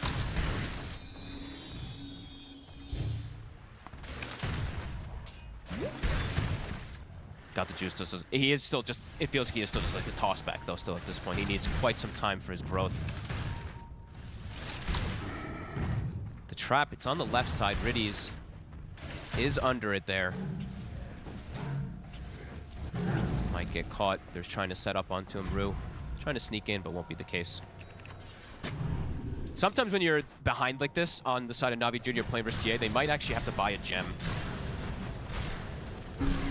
Sounds grim, but playing versus these TA traps, they're devastating when you are behind, because anytime you step outside, you could just get caught. Riddies maybe wanting to have his shard beforehand, but might just need to go. They might need to go for something like that with the way that Spirit's pressuring. Radan, level 20. MKB soon on the horizon. Zayats. Not gonna live this time. We got the Hex off. Oh, yeah. Another kill for Radan. Serrated Shiv gets that hit. Oh, Lyle. He's just taking the shrines. Able to get over and make sure that even the Shrine of Wisdom won't go NAVI Junior's way. 13 level advantage now, on top of having that 11k gold lead. I mean, look at that. Up to the 12 minutes, you know, NAVI Junior, fair play. After that, we're starting to see the difference. Absolutely. I mean, seeing the difference in particular, just the movements that these supports have been able to make. Brew, I'm going to just keep highlighting him because he's part of every single kill. So 3-1-9 on this Ringmaster. His build has been perfect. And now even more answers. We're seeing the Orchid come out. They mentioned on the panel potentially they can come when you're playing versus the Puck and the Brew. So for Niku, his game just continues to get more and more difficult, it feels like. See what they can get with this smoke, NAVI Junior. Niku. Brew is hunting him. Plays it nicely, playing south. Can the rest of NAVI Junior find anything with the remainder of the smoke? They have level 2 egg, and he did buy his shard now, so he's got the max Sunray. Inside of that egg, let's see if it's enough. I mean, Don. He has got BKB ready to press, unless they change stone. Whoop! They guessed the wrong way. A nice try there from Got the Juice, can't quite close it. Now they have to get out, because Spirit, they're coming straight for them. Jump forward, look at Riddies. Riddies will get the dive off. I'll drop Larl's the Serpent Wards in an attempt to try and block them off, but Larl's already in straight on top of them. And he's got the BKB. Supernova comes out. Can they kill the egg? They are. Yeah, Radan with the BKB can turn, focus it. This escape pack comes out as well onto Larl, so Larl's also going to be able to step out. Got the Juices run down. They've lost the 3 of them. Can they get any kills out of this? PMA's They're trying. trying. Radan, PMA trying to get it on the TA, but the refraction's back up. And Radan's able to blink away. The split will come out. Miposhka still alive. Niku's desperately trying to at least secure a single kill here in this team fight. Can they find something with the remainder of the split? They've got to be careful how close they get to Radan because he's ready to just kill off the Brewlings. Niku just wants 1 kill. He's not going to get it. And he's not going to get it. Jesus, Nobody Spirit. dies on Spirit. They're too good at fighting. This lineup just looks to be too comfortable for them to play. The escape act at the last second there onto Larl. Perfect fight again from them, just positioned. It's a beauty to watch, really. That's the spellcasting from That's a tough one. And I think NAVI Junior, they've just got to be feeling like, well, what can you do? What can you do? What can you do? Team Spirit things, what can you do? It's not even like their spellcasting on NAVI Junior is that bad or anything like that, right? It's just the way that Spirit's been able to control them completely. PMA, the split comes toward the end there, but yeah, they just have the answers for it. I just can't believe nobody dies. Right? They can't even kill one of the supports. It's so close. Can't kill Laurel, can't kill Miposhka because of the saves. Yeah, they're just bailing each other out on every single scenario. 17,000 gold lead. And Laurel now with an Arcane Rune for the next fight. Nemesis Curse found too. This is the support nightmare to play versus this Ember Spirit when he's got to this point.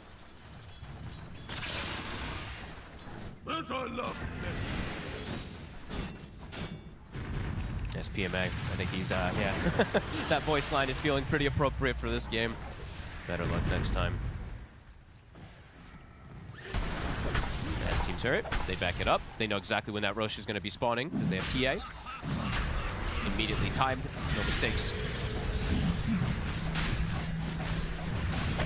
This Aegis is definitely going to be what they need to push it that extra step and try for the high ground again here, Spirit. Yep, it's going to be just toss-back plays, right? NAVI Junior. They're trying to get what they can out of the map, though. We see Zayats just drops the Serpent Wards. They will be quickly cleaned up. They're still only level 1 Serpent Wards. A easy goal for Lal. Yep, cash money, and he can rejoin his team. He's got the Remnant down. And they don't have the damage to set up for him. The Puck and the Shaman, they need like 4 heroes to really kill this Ember Spirit at this point if they want to try to set a trap. And Spirit, smoked up.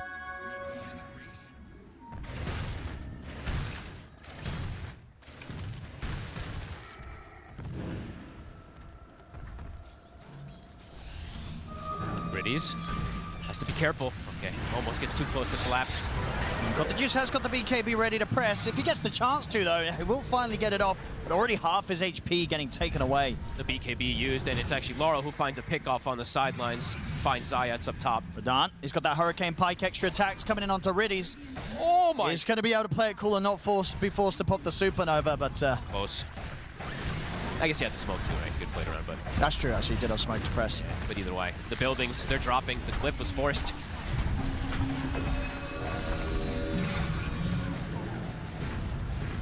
They're just going to have to just throw their spells at it and hope for the best. Because Spirit's just taking out these buildings for free. Niku. It's mid-Brax. Waiting till they have the full squad. They don't have the BKB on the Tiny.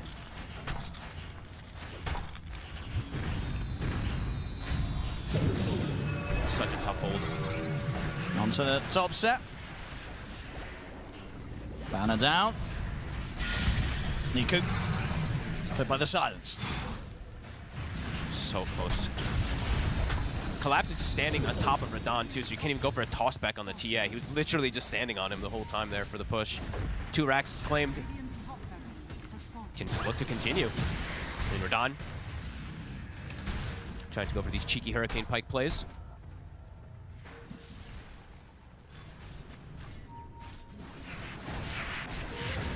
What can they do?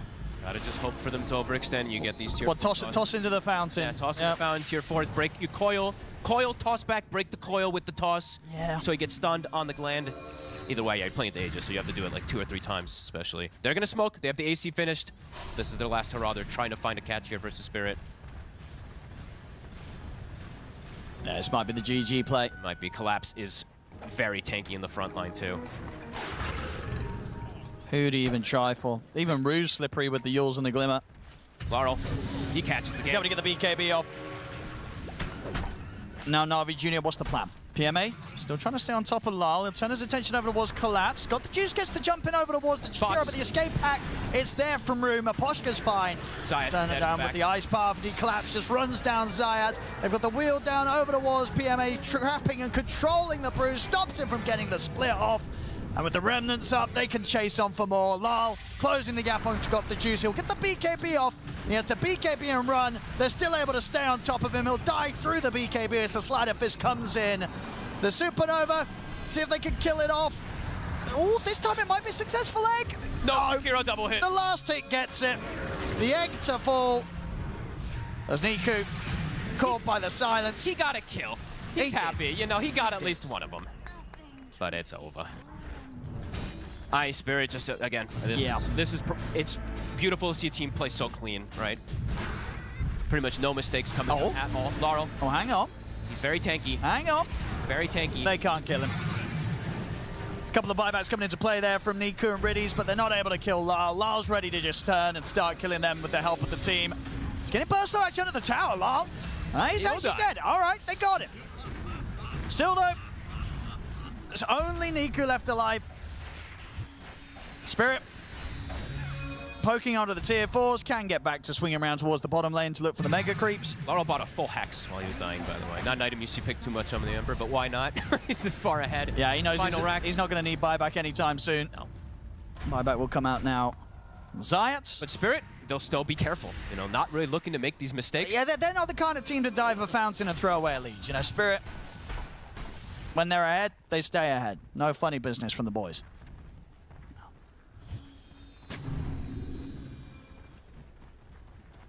Oh, NAVI Junior. They'll get one more chance to fight. Yep. Might be the last chance. Spirit's just going to wait till Laurel respawns, and then they're going to look to group up and go for that final pressure play. NAVI Junior. Smoked up, looking, trying to find somebody that's split off here. Radon, Aegis does get reclaimed. No Radon. Good try here. There's gonna be Rue coming over to connect. Can they do? They're gonna try. Let's have a look. They've got the Hex. Rue is here. Into the shackle, but the escape pack's there. And now the turnaround coming in. The BKB comes out from Radon. He forces himself back to safety with a Hurricane Pike. Collapse closes in onto Zayas. Zayas tries to TP away, but he's dead. Rue, every time. He's always in the right place. Every single one of these escape attacks has hit, being able to protect Radon even in a situation where NAVI Junior tries to outnumber him. They do have the Nullifier now. They do. PMA. They also have the Brew plus the Dispel thing, which doesn't even have because you work in this game at all. They haven't been able to find that catch as PMA. He's got split at the red. So, yeah, Lal's not going to waste any more time trying to chase him down. Gonna rejoin the team. And the mid. Juice. And he's got BKB on cooldown, has to be careful.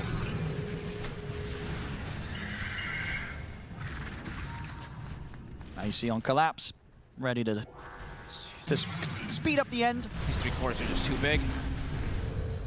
They'll get nullified. 30k ahead. PMA, level 20. He's got the split. Can't even get the borrowed time out. Collapse. Collapse. It's charging in. Can't get the yank. Can't pull the Phoenix in. Pulling got the juice. Still BKB on cooldown for 20 damage. seconds. Can they get him out safely? They can't. He's dead. Tiny out without buyback here. Niku. As they can push on for more. Get the Hex onto Niku. Niku? Can he get out of this? I mean, he'll survive a little bit longer, but everyone else won't. GG's called. Team Spirit will take this game 1. This was, yeah, I don't know. Said it a million times, but that might have been one of the cleanest Dota games I've seen in quite some time, as they make pretty much no mistakes. Vru, almost 100% kill involvement in that early game. Beautiful plays coming out from him in the saves and the 3 cores. What else could you ask for? NAVI Junior, a draft with a lot of team fight, but they couldn't actually get the approach to work together because of how Spirit just dismantled them. They couldn't. They couldn't. Well, we'll see if they do indeed, as you said, the Brew Voice line. Better luck next time in game 2. But yeah, game 1, Team Spirit definitely looking to be the raid bosses that they were expected to be today, as they'll take game 1 against NAVI Junior. What a clinic this was. This was a very clean, methodical game coming out from Team Spirit, and unfortunately for NAVI Junior, they were on the receiving end this time, Lizard. Yeah, absolutely on the receiving end. Every time they tried to do anything throughout the game, they were countered one way or another, and seemingly like they didn't have the right ways of killing the Brewlings or catching the Panda, stopping him from splitting. Actually, no. Team Spirit, they found all the right ways. They comboed their spells cleanly and easily, I have to say. And it's like they have the tools on the other side, but they cannot use them properly because this Ember Spirit is always in your face. This Abaddon is just running in. They're preventing you from setting up the fight the way you want to. Basically, what I'm saying is Team Spirit didn't allow NAVI Junior to play their game. Yeah, Team Spirit basically presented these 2 problems in the fight of the Abaddon plus the Ember. And if you go on either of these 2 heroes, then they get saved by Ringmaster. And then you're not dealing with the Jakiro, who's casting Ice Path after Ice Path after Ice Path, and a TA who's rampaging your team. It was basically flawless execution from Spirit. I agree with Fogged. They took one good fight, turned it into a stranglehold on the map, and then just every single fight that Na'Vi tried to take, Spirit was in the right position to counter-initiate. It's like one of those games of Dota that just looks like, I don't know, it's almost boring in the sense that like nothing is happening, but it's because Team Spirit put such a wall in front of Na'Vi that they couldn't do anything from behind. Yeah, and I'm not sure, like they interviewed the coach, Heartless King, and he said that, yeah, we're not afraid of anyone anymore. I feel like it wasn't obvious in this game. I feel like most of their moves were kind of muted, not as fast and as bloodthirsty as they were in the last couple of days. Yeah, it makes me wonder because we're talking about, you know, how NAVI Junior couldn't do anything anymore once they were behind. But for a good, like, 15 minutes, it was very even, this game. Yeah, it was, which is also a thing that I want to talk about because it makes this post 15 minutes even crazier, right? Like they couldn't connect any of the moves properly, and when you think about it, they have such an insane teamfight capability, right? But you aren't able to do so because you can't find the right angle to deal with all the saves and all the in and outs that's Ember bringing to the table. And I love that you mentioned Ringmaster because I feel like he was, of course, Ember MVP, but Ringmaster really close right there with him. The itemization was flawless. The fact that they were catching this puck so easily. Yeah, it looked easy, right? Right, it's a puck. It's not supposed to be easy with Ringmaster. It's like Ringmaster Yules into Jakiro, Ice Path into Tame the Beast into Wheel of Wonder, and he's dead. Any hero is almost. Yeah, any sort of like combo break on that, or any sort of like timing mishap from the side of Spirit, even from a fraction of a second, and that combo doesn't go off, you have a puck that survives like one initiation, and that could be the fight, honestly. So, you know, Team Spirit, they are the kings of execution when it comes to doing these really hard things to win the game, and we saw it here. Yeah, we also did see that. I mean, it was fairly even for a long period of time. Then they got a gank going on the Tiny, and right after that, It seems like we're having a little bit of a save your buddy syndrome where PMA is coming in to try and help. He does split. They kill his Brewlings. He splits back, but he denies himself. Yeah, I just wanted to highlight that the actual true MVP of this game was Croaker. This is the neutral team that I feel like this guy has hit so many clutch plays throughout the last few days that we need to highlight Croaker in this one. We should, at least in the next game, maybe not in this one. We should get a highlight on the Croaker. Like maybe. I mean, this is definitely working out for Navi. Jokes aside, like he deals a lot of damage. He has that Riverborn aura, and then you have like AOE, smaller AOE, but still a Ravage. It gets a lot of kills very often. True, that is. It always happens. Yeah, NAVI Junior did not get a lot of kills this one. There's one extra clip that kind of highlights how powerless NAVI Junior really was. It was when Team Spirit was trying to pressure the high ground on the top line.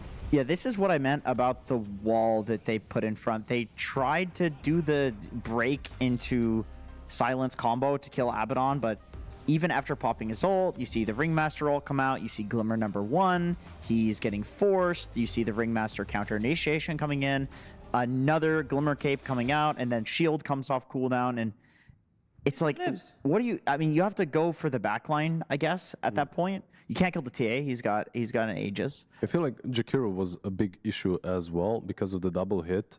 It didn't allow, once the cores are up front, it didn't allow the Phoenix to go in the back and just plant that egg there and maybe play around it, completely zoning the supports and forcing them to run. Instead, every time I would watch these fights, the egg is the one that dies first. And it dies cleanly and effortlessly. Yeah. And that's the problem. Like, if you're killing that egg, at least you need to put in the effort so that your team can do something afterwards. Yeah, they need to jump in with the Tiny at the same time that the Phoenix is egging, and at least prevent the Jakiro from killing the egg. Yeah, this was a second pick, overall second pick, that is Phoenix, the first pick for NAVI Junior. So you can be expecting that it gets countered a little bit. Very curious to find out what the changes will be in game number 2 for the draft. See you after a break.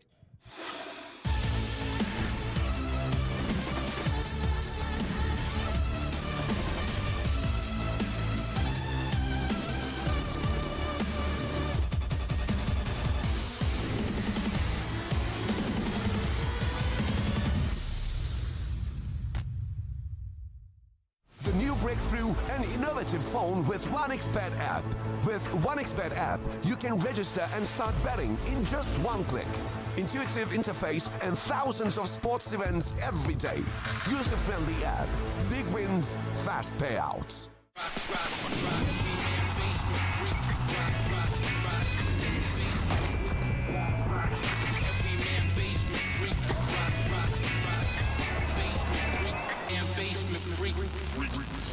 The human body was built to move. Not trapped at a desk in one singular posture for 12 hours a day. It's time your chair evolved. This is Secret Lab Titan Evo. Ergonomically engineered for you, gamers, hybrid workers, artists, backing your every move.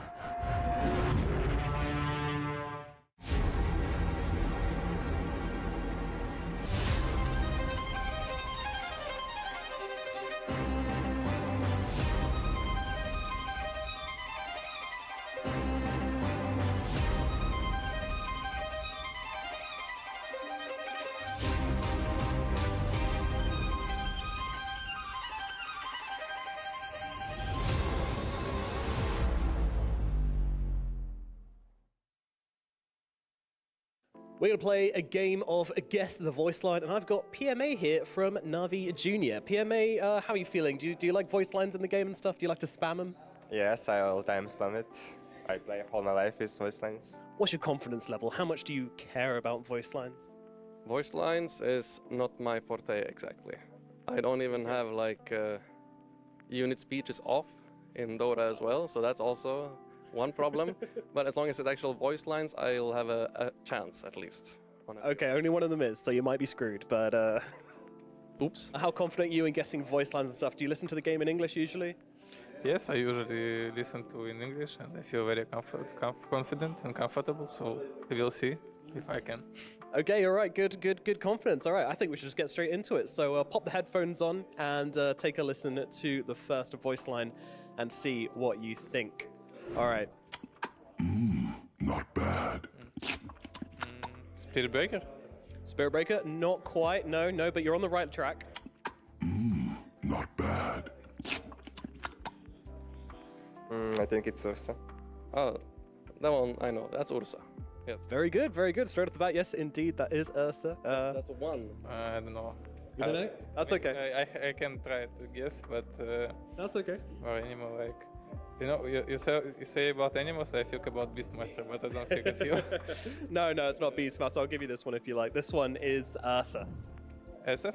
Yep, Ursa. Let's get the second voice line. Ready, I'm ready. We only lost because my whole team are noobs. No idea, but it kind of sounds like lion. Not quite. We only lost because my whole team are noobs.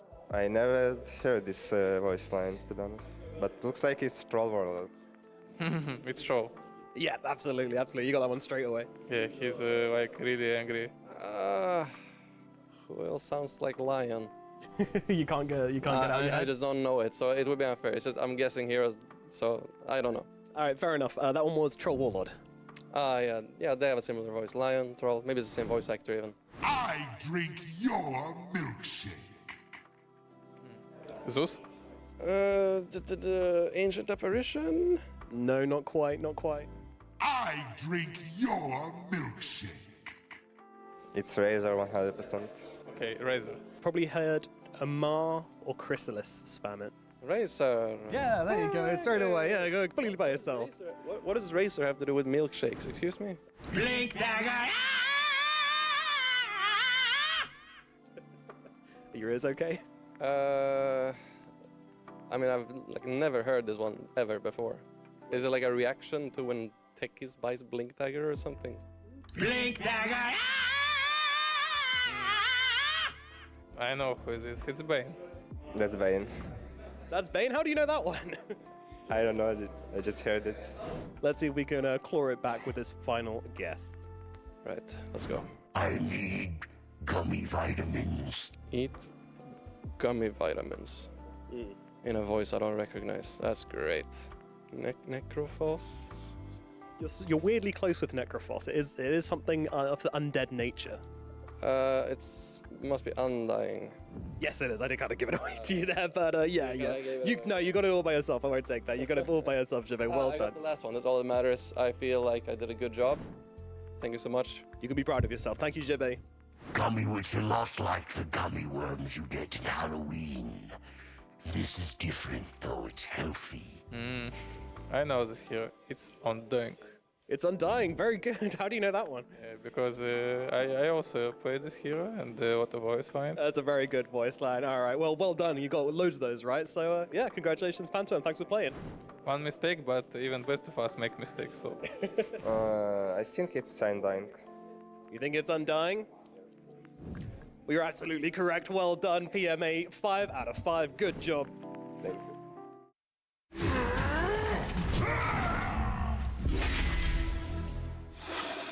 Fantastic work with the voice lines. Now let's see that knowledge put into practice in game number 2. Hopefully the Dota knowledge in that case, it continues with not just voice lines, but also into what they could pick to solve all the problems that Team Spirit threw at NAVI Junior in game number 1. We're about to go into that game number 2. You're watching PGL Wallachia Season 4, and we are in round 1 of the playoffs, and that means everybody's in the upper bracket, and that's really nice. Nobody gets eliminated, but I do think here, Jenkins, that NAVI Junior, they should give a little bit more oomph in game number 2, because we saw them not really engaging in game 1. Yeah, I agree. I don't necessarily think that there was an issue with the draft. Like, we saw that they were dead even for about 15 minutes of the game, and against Team Spirit, that's no laughing matter. I mean, you have even an advantage at some point, so I think they just need to actively be the ones making moves. They need to have a plan when it comes to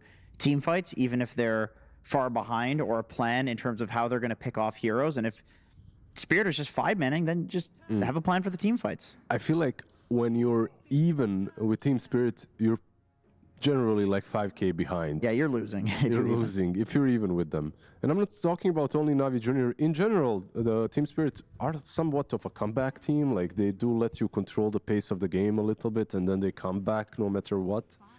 So yeah, NAVI Junior, I completely agree once again with their draft being absolutely fine. The only difference that I would maybe make going into game number 2 is the brew. Just make things easier for yourself. Yeah, it's hard. Like a hero that just a more typical team fighter. Like if you can just blink Ravage, then focus the back lines, for example. I realized Tide was banned. I think they actually banned the Tide. Then the game is a lot easier. It's not like Brew is a bad hero. We've seen it win today. It's looked. Well, did we see it win? We did see it win. Game 2 against Liquid. Yeah. Like it did bring a lot of maybe not so noticeable value in that last game. The spell worked overtime. Like if it's on cooldown, he's just spamming it to like in every fight. It did a lot of work, but it just isn't enough. Team Spirit, they truly do value this TA though. They picked it first phase last game. Now they ban it out. They don't want NAVI Junior to snatch it. Yeah, and they also give massive respect to Zai, to Shadow Shaman, also putting that in the first phase ban, which actually means that we've got quite a bit of a different first banning phase than we had previous game, with the Darkseer, the Beastmaster, and the Terrorblade, and the Muerta, and the Ancient Apparition all still in the pool. Yeah, which is kind of cool because the NAVI Junior, as coach did say, like, yeah, Shadow Shaman is just the first. It goes deep.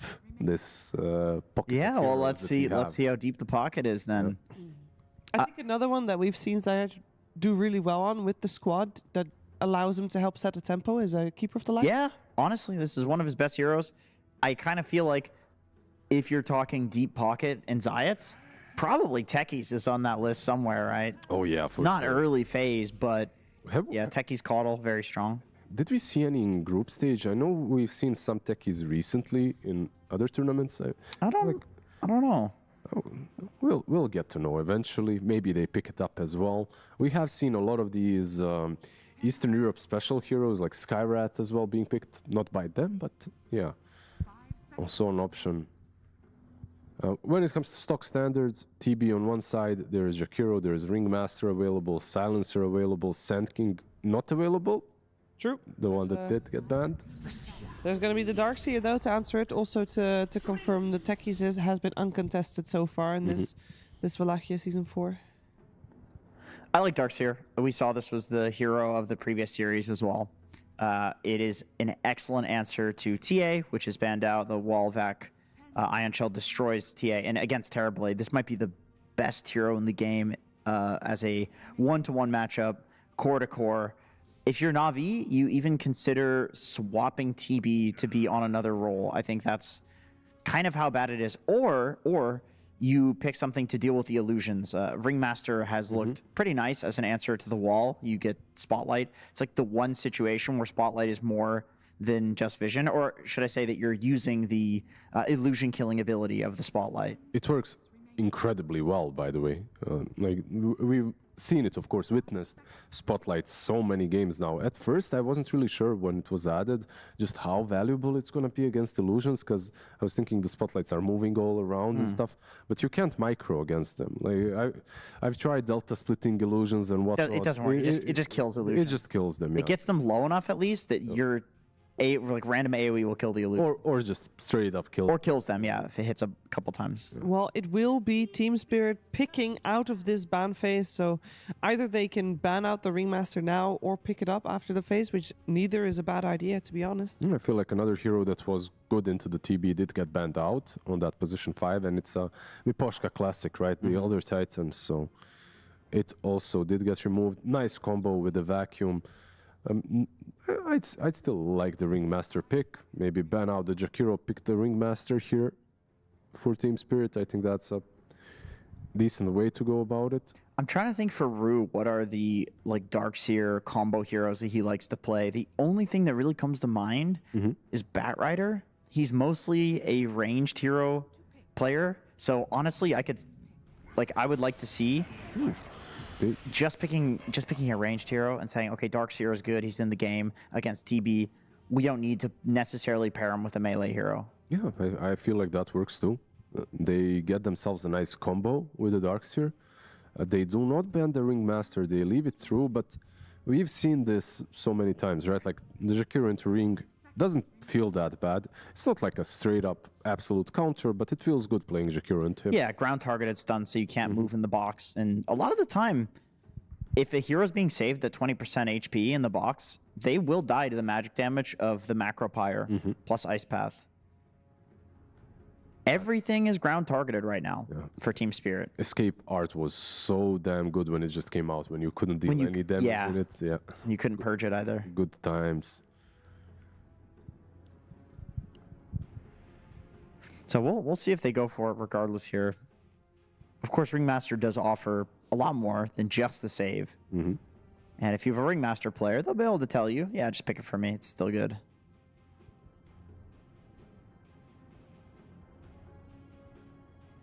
Where did all the good old counters to Darkseer go, though?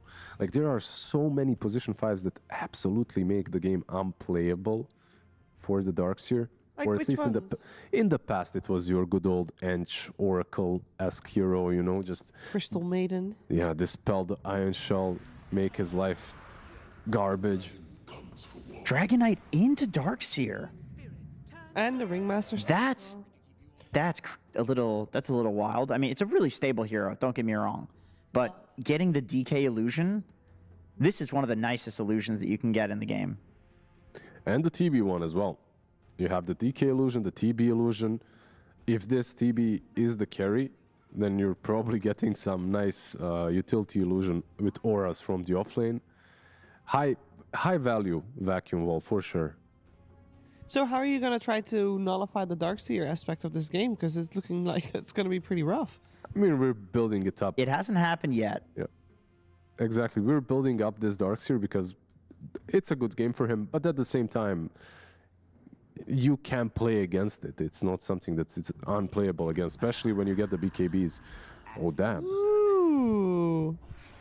Okay, so we've seen this played by Kiyotaka a lot in the mid lane. I would imagine this is going to be Laurel's hero, or would you like it to be support? There's a small chance it's a support because of the Darkseer combo. Yeah, that's what I was thinking. With Iron Shell. Rue playing it, yeah. And also Smokescreen Shard versus Escape Art. Like, you can't actually save people anymore. Is that the counter? Is that what they were doing? They were baiting out the old Ringmaster so they could try this? I mean, it's the upper bracket. They're one game up. I feel like if they can experiment, it should be right now. And they get the profit, so we do see at least 2 cores right now. Yeah. And I'm thinking we might be even seeing 3. But usually Ricky is an answer to something, right? Like when you pick him up. Yeah. I mean, but you guys said Jakiro was already an answer to the... It is. But also, if you're standing in the smoke screen now as an ally and Terrorblade or DK are both hitting into it, that you have evasion, right? That's how Ricky Q works now. So it also functions, if it's a support, as a counter to the 2 cores on the side of Navi in terms of dodging their auto attacks. It's like a scuffed Mars in a way. But you do have Spotlight and stuff to work against it with the Ringmaster. Maybe this is one of those games where you can go for a different set of souvenirs as well. For some, wouldn't that be fun? Yeah, some extra detection against Ricky. Unicycle to run away from him and he's chasing. I mean, I actually wouldn't mind at this game. Yeah, because it's an item. You can't silence it. So the unicycle would unironically be good against Ricky. For the side of NAVI Junior, it does look like they might have demoted the Terrorblade. Or it's a DK mid, right? Like, it's one or the other. Sure. Or you both. Yeah. Right? It's possible still as well. Put DK mid, Terrorblade 4, and then still go for a carry? Yes, yeah, that's also an option. Exactly. 5 seconds remaining. They are expecting a mid coming from Team Spirit. I feel like Storm was a decent option for them. On the other side, picking a Storm into Ricky, a bit dangerous. Playable, of course, we have seen it win. Still betting out that Crystal Maiden against the Darkseer. That's funny. It's funny, but you called it very nicely. I feel like Crystal Maiden is still very playable in comparison to something like an Oracle, at least. 10 seconds remaining. I mean, and the roots are nice, right? Like versus the Tree versus Ricky as well. I'm a little shocked that it looks like they're last phase picking Riddy's hero, because he's probably the least versatile player of the entire tournament. The only hero that's left for him is Silencer. He's played Elder Titan, Phoenix, and Silencer. That's the entire list. Well, there you go. You know what's so it's it's Silencer that's going to be picked up if we're going based on stats. 10 seconds remaining. And so the flex that Navi Junior is showing could just be an illusion? It could be an illusion, but you know, he just happens to not have needed to flex up until this point. It doesn't mean that he can't do it. He's a very high skill 5 position. I'm sure he can do it. If it's a Silencer pick, any Silencer game is a decent Silencer game to me, but it most likely will be a flex, and we get a Gyro. Yeah, with the Shrek overall last ban for Navi Junior. What are we thinking about this this Gyrocopter pickup? Okay, well they said they had pocket picks, so I guess that is either a TB4 or a Gyro 5. We're still not sure.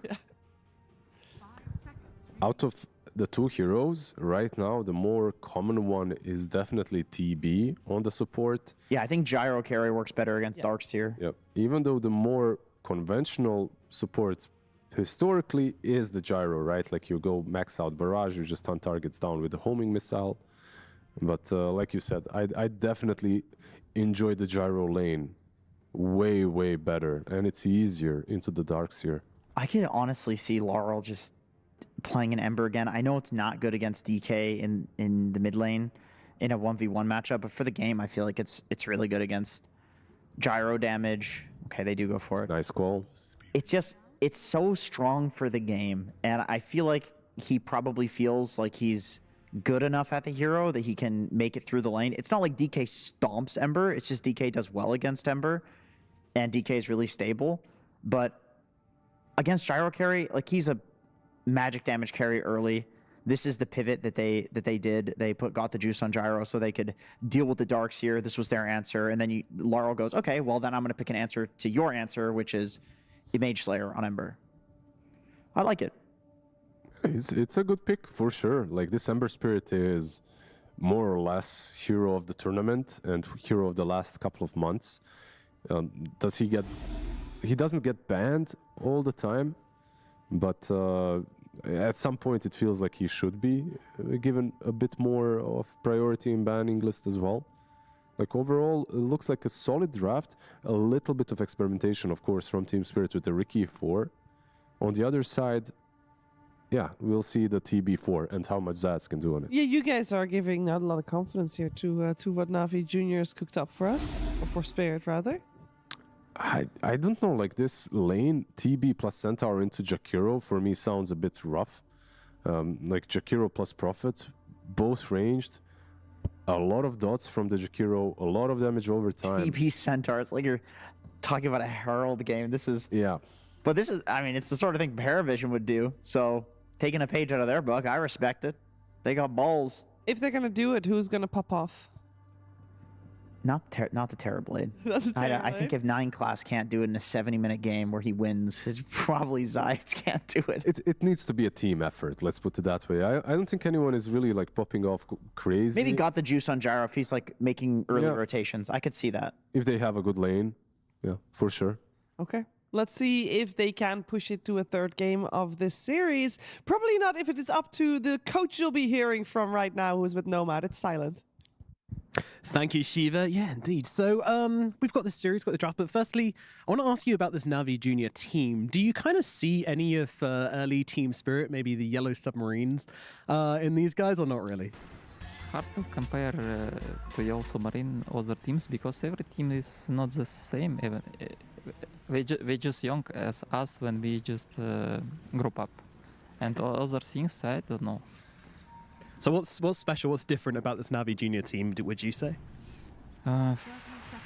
Maybe I don't know. I think some things the same. Same things. No, we have the same young core players and the Zayts like Miposhka, more old player with some experience.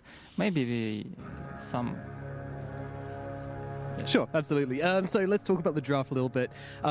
This Ricky hero, I really love it as the answer or the kind of answer to the Ringmaster, but what are the risks of picking Ricky, would you say? We will keep Bounty Hunter or Swordar on the risk. I don't know, I love it. It's a good hero, it's fun to play, you're always invisible. It's OP. Alright. Well, sounds good. You've already got first blood, so that's a great start. So I'll let you get off and watch the game. Thank you very much. We sent to our casters for game number 2. There we go, guys and girls, ready to get into game 2 here between Team Spirit, NAVI Junior, and indeed Spirit. They get the first blood this time round, with that cute little play up top. So what do we make of this? We're going to have some fun, right? We're going to see some more creative supports. We're getting the support Ricky on one side, and obviously on NAVI Junior's side, we're getting the support TB coming out. Yeah, and can absolutely understand why we saw these pivots come out, right? The TB doesn't want to play versus the Darks here, so they immediately were trying to think about this solution to be able to pick a different carry, and they'll be able to get that one, forgot the juice.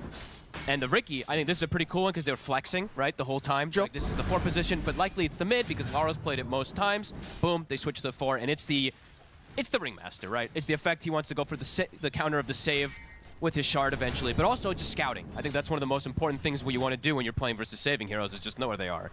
So Ricky can provide that for you. Collapse, so I always like to point this out because little things that people change with facets. He actually goes for the heart of battle. Probably because he wants to be able to like run away and get away from the gyrocopter lane. Most people take quit to be able to trade in the lane. So just little things to point out. And yeah, let's see how the mid lane goes. Because as they mentioned, DK, overall pretty good matchup as Riddy used to get away versus the Ember Spirit. But these Embers have just been, even though if they lose the lane, they've just been owning. So we'll see what type of effect it has and how Niku does. Yeah, because obviously last game, NAVI Junior, their lanes, they went pretty good, right? We saw what 12 minutes in, it's pretty much dead even on the net worth. Do you see the potential for that to happen again here, or are things a bit tougher this time around in the laning stage? No, they should be pretty, just the bottom lane, that's the weird run, right? The Centaur plus the Terrorblade, but overall, I feel like they do have good lanes again set up.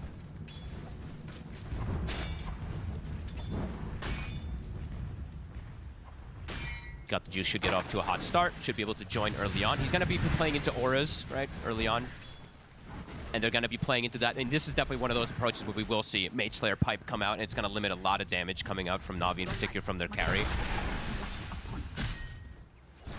Some lane shenanigans going on in the mid lane. They are now playing in the river, Owen. Okay. We'll be able to bottle up the water in those still here, Lyle.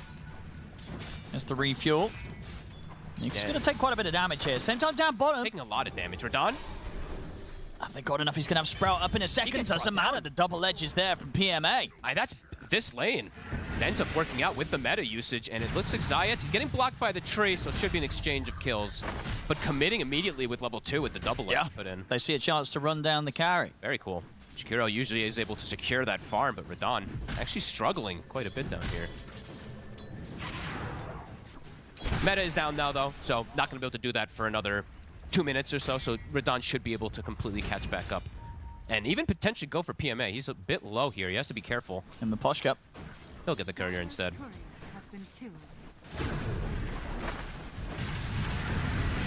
Has to be careful stepping up here as the Centaur. He really does. A lot of damage this Chikiro can kick out. That's going to ensure a free farm for Radon for the next couple of waves here, just to slow. Centaur might be dying. Miposhka finds the angle. Mistakes there from PMA. Miposhka getting the early boots are actually being very problematic for the Centaur to walk up to the wave. Like, he's just able to poke them constantly. And he's got mana to work with. He buys double mango also. And Collapse, he's not getting behind in the laning phase top versus that gyrocopter pick, which tends to do very well in pretty much every single lane. He still is farming very well, but Collapse is getting his own trade out of it. And he's playing with the Ricky, so this is a very strong, aggressive lane that they can look to play with the double ion shells. Collapse. We'll dodge that. Juice. Gotta be a little careful how far you step up. Level 4 has been hit. They've got the vacuum.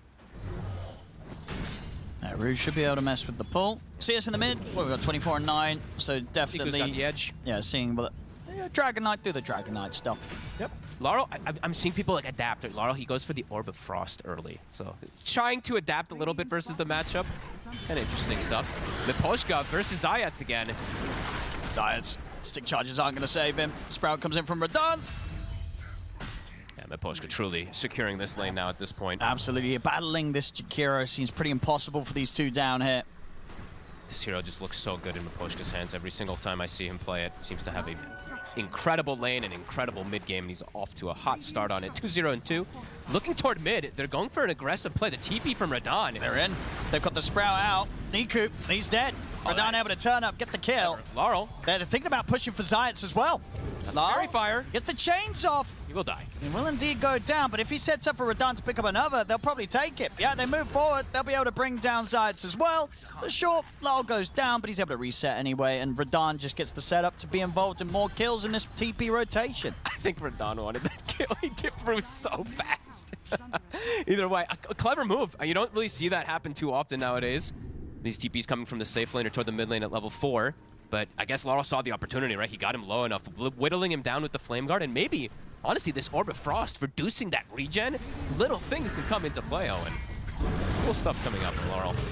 Oh, Miposhka. Here. He's coming in with the angle. Oh, God. Root, he's here as well. Niku's in trouble. He's gone again. Riddies to also be chased down. This mid lane becoming a bit of a nightmare for NAVI Junior. Oh, and this support difference is insane. We saw it in the last game, how much these two are able to do. Rue and Miposhka, they are just crushing this early game with these rotations. Laurel now off to a fantastic start, enabled nicely. And Radon can move around, so he doesn't have to just play the lane anymore since he's a Nature's Prophet. And Collapse he's chilling top right. He's got his level 6. He's getting his items perfectly fine. Got the juice, obviously still getting good farms to Gyro. Yep. But won't be able to bully the Darkseer out of the lane alone. No, and now the issue is, though, is your DK pick, your concept around playing around DK has been broken quite heavily. Where does the DK go now? Has to hit 6 somewhere, so maybe just jungles for it for a moment after this tower dies and then comes and gets the XP, but definitely a complicated game for Niku to recover now at this point. Collapse. He's got the wall. He's just fine. They're looking to make the pressure play on. Laurel is swinging over. They see this stack. They're coming straight over towards him. Got the juices. Got to be careful. The Wrath of Nature's not going to connect fully. Laurel. Not get connected at all. They'll get the chain set up. Into the ice path. Can they save? Got the juice. The Stampede comes out, but Radon's ready to block him off with the Sprout. He can't run away. Completely surrounded. 5 heroes brought from Team Spirit, countering the Stampede as well. These guys are good, Owen. Yep, this time round. They're very good. They're not even getting to, they're not even letting NAVI Junior enjoy the laning stage. No, I mean, they're crushing them earlier this time. He got the kill early on Radon, right? But Radon now top of net worth, applying crazy pressure on these towers, too. But 7 minutes in, mid-tier one's gone, top-tier one's gone. Enabling these timings, enhancing the timings, too, for Laurel. It's going to be super early build that he can go for. And he's pivoting a little right now, too. He got Corrosion early, so he's getting more of these smaller items early on before going for that Mage Slayer, too. Radon. Maybe they can get him here. TPs are coming in. He's got a Sprout. So see how the players wear this. Oh, the Cloud coming in just in time. Still on top of him. Might still get the chance to finish him off. Radon. He's going to get the coverage of the Ice Path from Miposhka, holding the two of them back. PMA and Riddies, they're still desperately trying to find Radon. But Radon, he's able to get out perfectly fine. Zayats will go down, and the rest of NAVI Junior have to back out. Team Spirit, the team game. Just seeing them have the better rotations over and over again. NAVI Junior's just getting outmaneuvered and outclassed. Got the juice, in trouble. He's only got the 1 point in Barrage, so he can't break the Flame Guard. An easy dodge with the missile there with the Sleight of Fist. Yeah, with the build he's gone for, the farm build, right? 1-1-3. It's only level 1 Barrage. He just walks right through it on Laurel. Yeah, they're speeding it up this time, Spirit. And they have Ember Spirit with Max Flame Guard with Ion Shell. Heroes are going to melt early on.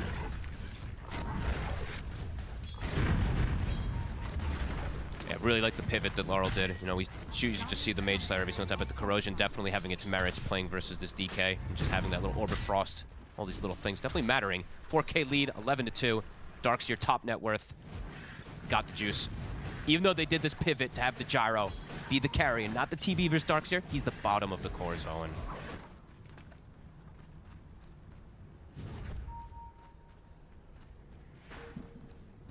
right. See if they can start to put things together with multiple different heroes on the side of NAVI Junior, because they're just getting outnumbered every time. There's Zayat.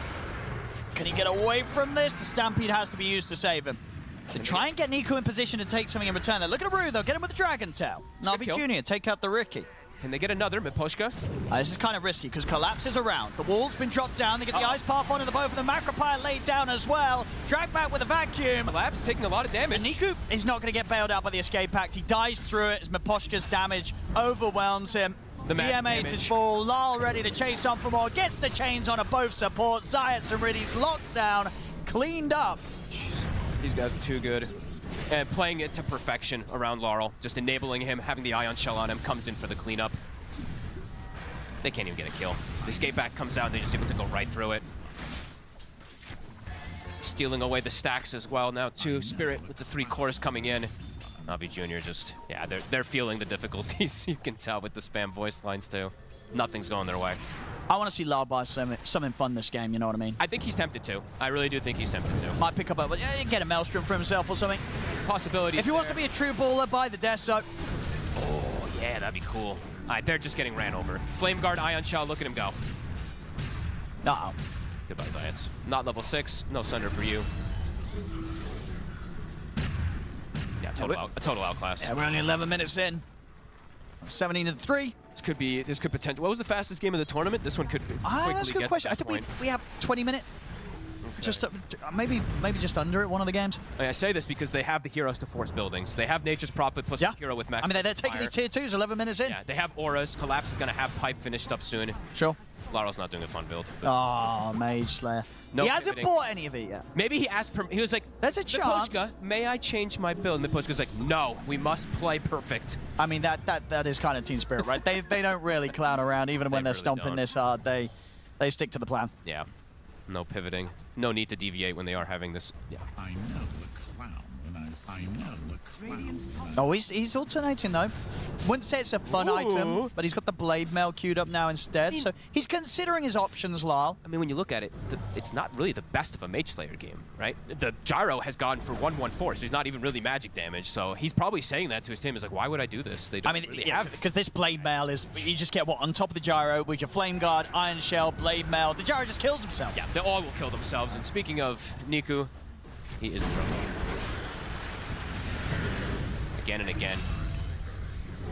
That's the pipe timing done. 12 minutes in here for Collapse. That's got to be one of the fastest pipes, right, on the Dark Seer. With a Vanguard, yeah, with everything else. Yeah, yeah, true. Maybe we had some pipe rushes. Probably nice. You always get Vanguard first. Right? What's his GPM? It is at it's 616 GPM on the Dark Seer. Oh no, got the juice. He's been found again. See, Rue there, he tried to give Radahn the kill. He was like, he weren't even hitting, but it ended up being the Iron Shell damage getting the kill anyway. He tried to do his best to let Radahn have it. There we go, fastest on this area, 3 minutes or so faster than the previous record. That's 3 minutes. Yeah, that's insane. Mid tower, they're ready for the fight. They've got the vacuum ice path combo. Yep. He's got the blade mail. He's gotten Zayats behind him for the Sunder play if they do want to try for something here. Rue starting to pierce the back line and scout. He is trying to get an early defusal rather than getting that shard early on. He feels like he can get away with it with the game state. Oh. Why not? Needs to do it. No. Niku's fine.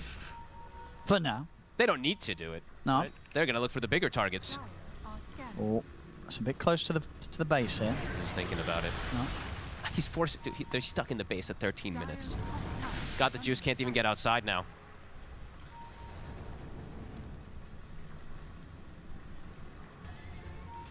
Oh, is it really the first one this year? I guess they all are buying Mage Slayer. Yeah, we saw what other tournaments. Some members would buy the Blade Mail. They go. It would be Blade Mail Radiance the build. See if he gets the chance. He might not get the time to do that this game. Obviously, with how quickly they're getting ahead at the moment. Looking to continue applying that pressure too. Rue, continue to scout things out with Miposhka. Miposhka's changed his build a little too, going for Earn, probably just because they're putting so much pressure they can just keeping everyone full health whenever they go for the pressure plays as Niku. He's been found. Yep, they got him. Goodbye, my friend. Radahn wants to get involved as well. Why not? He's not getting the kills though. Radahn's he's very upset about this. he's taking the time to TP over, but Meposhka's getting them, Rude's getting them, Collapse is getting them when he's not even there, just with the iron shells. Oh, and they've scanned the side. Zayats, they know where he is. Hello. Has he got a TP? He's being blocked. Well, Laurel will have to connect to ensure the kill. But ensured it is. He'll take the last hit. Sorry, Radon, none for you. Ice Pat, it's what else is there to say? Tough Goliaths. A tough one. It truly is David versus Goliath in this one. It feels like these guys are just too good. Yeah. Especially when they know each other so well as well too, right? From the same region, probably have played each other so much. Spirit just absolutely understanding how to play versus NAVI Junior.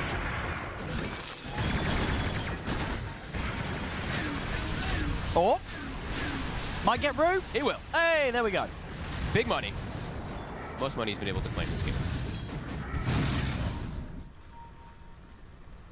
Just pressure on all fronts. Anywhere they show, immediately 3 Spirit heroes running at them with the Ion Shell on top of Laurel's. Collapse continues to be at these records of farm and XP. Level 13 on the Darkseer on top of 630 GPM.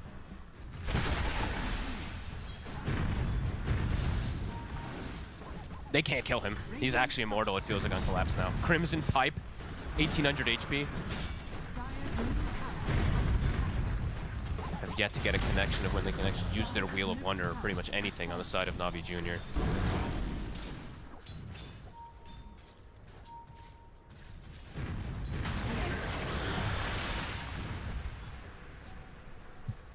Go for the tier 2 top.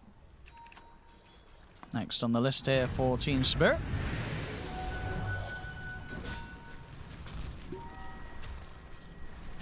NAVI Junior. Can they pull together one sort of team fight around this blink of the DK? Oh god, and will they actually kill a hero? With the HP pools that we're seeing, they are insanely tanky with the backup of Collapse. See if they can get at least a pick off somehow. Got the juice. We'll be able to farm that wave.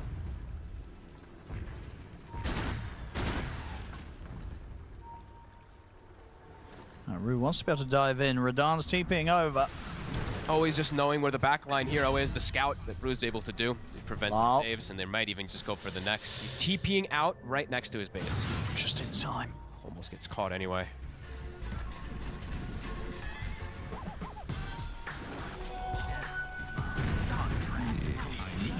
That's be the last tier 2. They're just, yeah, they just don't have damage at this point. And with the way all this is accelerating, it's just too big of a lead. Not even going for the blink on the Centaur, probably because he knows that they don't have damage to be able to follow up with it. He's just going to tank as well, going for the pipe to at least reduce some of this crazy magic damage, but they've got all types of damage now in Spirit. They draw the line. They're going to make the move. So they want to try to find Radon. They seem to know exactly where he is. They have that ward also placed around the top gate. But he's out into a safer position, double stacking his camps. Continuing to still be efficient.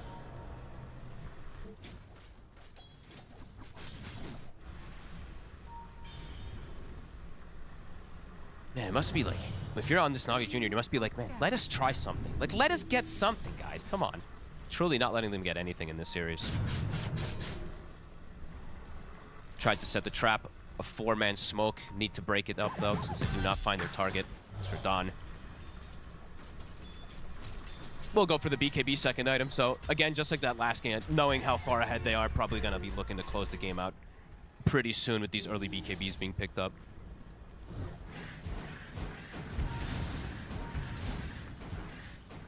Yeah, they can look to Roche if they want. Let's say. So they're more survivable, but their damage is just, if their damage isn't increasing on NAVI Junior, really. Not anytime soon. No, I forgot the juice. It's going to take so much time. It's not farming anything. And Rue gets it for free, so doesn't even have to purchase up that shard. Has the defusal, has the anti-save for Riddies already. You get clouded, you're gonna die. And they're hunting Owen. Zayats. Also, the other save that they can prevent too. Did have to mention that. So no Sunder, no escape act. They're making the move. Navi is here. Can they do anything? And look at the Stampede, and they're able to close the gap onto Redan. They're going to get the big kill. They get the punch. All right, there we go. Quick moves with the Stampede, and they had the numbers to just turn and collapsing on towards Redan. It's a big kill. How they need to play, truly. Just need to set the trap, have 5 heroes ready for any of these over-aggressive plays. So they got something. They at least do get Redan. It's not bad. They need a few more of those. They need a lot more of those. Many, many, many more of those. The first mistake from Spirit, it feels like, gets punished. Zayats, he's prepping, Owen. He's prepping himself. Look at the HP pool of Zayats. It's getting low. He's got a smoke. He's gonna look for the Sunder play. Will he be able to find a big target with the Sunder hit? 9 classes watching. It's hard. Zayats. maybe Redan if he finds Redan. He's got to get a little lower. Get that 1 HP so you can full out. I mean, at this point, he's already committed with the smoke, right? No way to get his HP any lower. Oh no, he's regenning. Yeah, he's healing too fast. Oh no, get rid of the Brawny, the 4 HP regen from it. Oh, bounties, okay. Okay. Cash money. Oh no, he's healing Owen. There ain't no way he's going to be able to kill anyone now. He's healed too much. And now they see this illusion coming from above. He can't go for it. I remember the first time we saw 9 class do it, and we were like, he was carrying the blood grenade. Remember? And he was trying to like blood grenade Sunder people.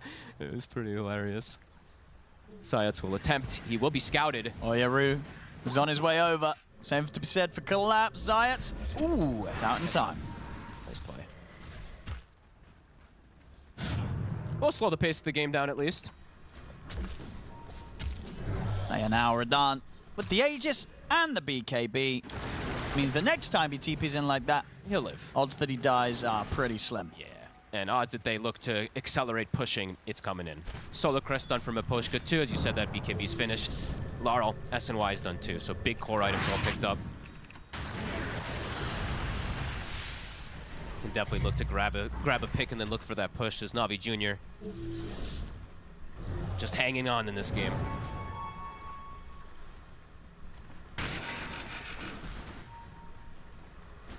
I think Zayats actually just has to keep doing this. He actually just has to get low and find this. This is probably just the only way that he can play it. As he will run directly into them.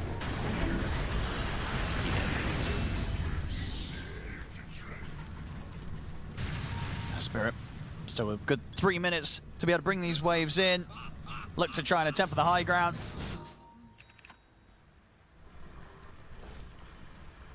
Content with chilling. I mean, they're not forced to do much of anything. They're completely relaxed. But if they see a target, they will go for it. That Rue's in. Won't quite get the kill though. So interesting how this hero can use his ability, the souvenirs when you're silent still. So able to use that strongman tonic even though he's under the cloud. Pretty cool stuff. Jump again. Laurel. Just trying to poke and prod. Look at the circle drawn. They're like, the Gyro might be farming around here perhaps, but he's actually just in the base. So there's actually not any farm that NAVI Junior is getting.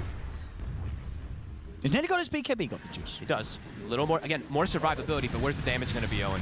It really feels like they're just going to tickle as soon as that big fight kicks off. Crimson Guard Pipe gets popped. They do not have big burst damage.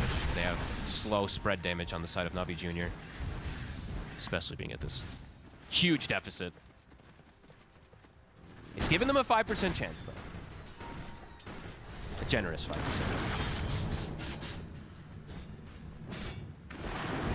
Stepping up here, Adan.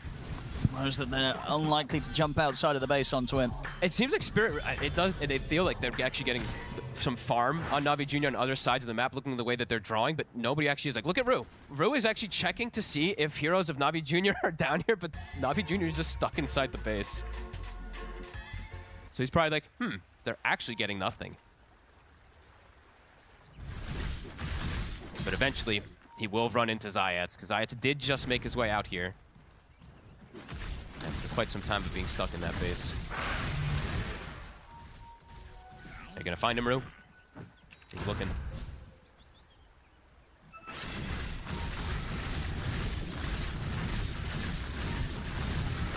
Get that armlet, Zayats. Get that Dagon. Get it going. Blink, PMA does have it finished. BKB got the juice, does have that done too. So they have, I mean, they have items. It's just at the, you know, the rate that they were getting them, especially with what they're up against. It's hard to see how much these are gonna do. This level of farm is just crazy. Yeah. 700 GPM on Radon, getting to just chill. He's got 1 minute left on the Aegis. So if they do want to try and break the high ground with that. So when NAVI Junior have in response, as you say, they have got items to play with. Items behind that of their counterparts. See up top. They'll find PMA. It's bound to happen when they're playing this split. Someone's going to get caught, and it is going to be that Centaur. And he Sprouts there. Will not be able to get away. Tries for the TP, but the chains are available. 5 heroes immediately appear on top of him. Got the juice. He sees an opportunity to step outside. He gets one the farm. creep. He's like, a creep! And then Laurel just runs at him immediately. Catches Riddy's in the back. He's thinking about going in here, Laurel. Rube, ready to follow him up. They get the Sprout on. Got the juice. Will put the BKB. Get himself out of the Sprout. With the cooldown. Can they get anything in return? Ice Path comes in, holds back Niku. They jump back in, vacuum wall onto the 3 of them. Spirit just diving into the base. Kill off Riddies and got the juice. Jumping forward, Bravru ready to chase Niku back to the fountain. Can he survive? No, he can't. Collapse, godlike, picks up the double. Zayat's the only one left alive. Surprised they don't call it, but maybe Zayat's just saying, let me get my little Sunder play and get a kill, but he's got the 1 charges. Not able to get the Sunder. No damage, Owen. The second the Pipe Crimson gets popped, everyone's just getting tickled on the side of Spirit.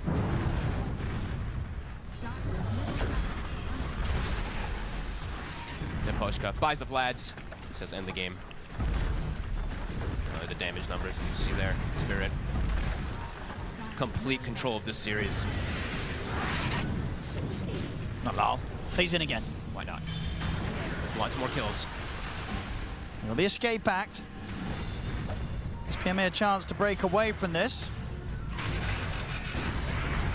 No got the juice. Gyro. He's in on the front, but indeed caught in the Sprout. They've got the Stampede to get him back to safety. So got the juice ball, but trying to get away with the vacuums there for Collapse. Catches pretty much the 4 of them. Lal chains onto Zayats. Zayats is out. Collapse, he's getting low, but he's able to surge, and he's staying in aggressively, toying around underneath. Got the juice. As the rest of the team picks apart PMA. Niku jumps forward, will be able to finish off Rue, but Radan's got the BKB back up. Sprout down onto Niku. He's able to break out of the Sprout. Use the buyback on Zayats to push them away as well. Missile going the way of Maposhka. Can NAVI Junior step out the base? Probably not. No. Spirit backing up, resetting their positioning. Looking to potentially re-go again. They've got a vacuum. Collapse, he's been smashing them so far with the vacuums. 3 or 4 at least each time. And this was a first pick Darkseer that has been untouched.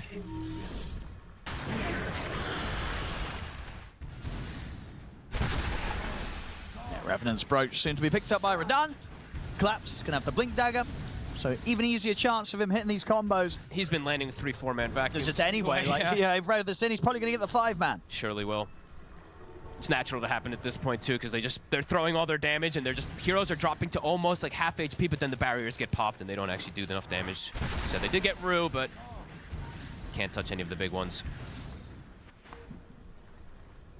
And got the juice. Yeah, he's just dead every time he shows.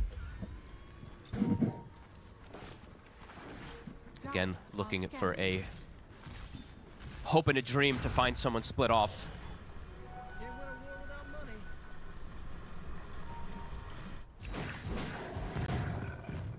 BKB back up in 8 seconds. Spirit waiting for somebody to show. They're going to try for PMA. Got enough damage though, Sprout. Keeping him in the cloud. TPs are coming in. Still though, with the right clicks of Radan, it's enough to kill off PMA. Nothing can be done to save him. He's got the Revenant's Brooch now, that extra big damage too. Got the juice. Lal.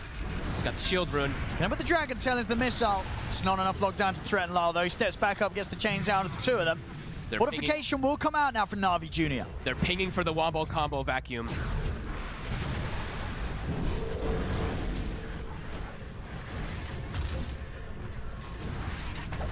And NAVI Junior's trying so hard to not stack up. You see how they're positioned, like one on the left side, one on the right, one upper, to try to avoid those vacuum combos. Roshan, he's found Zayats in the tree line. Well, Zayats, no buyback available on him. Still cooldown for 5.5 minutes. The jump forward's there. That only catches one. They look for Niku, but Niku's able to get the BKB off. Turn back towards them, Lyle.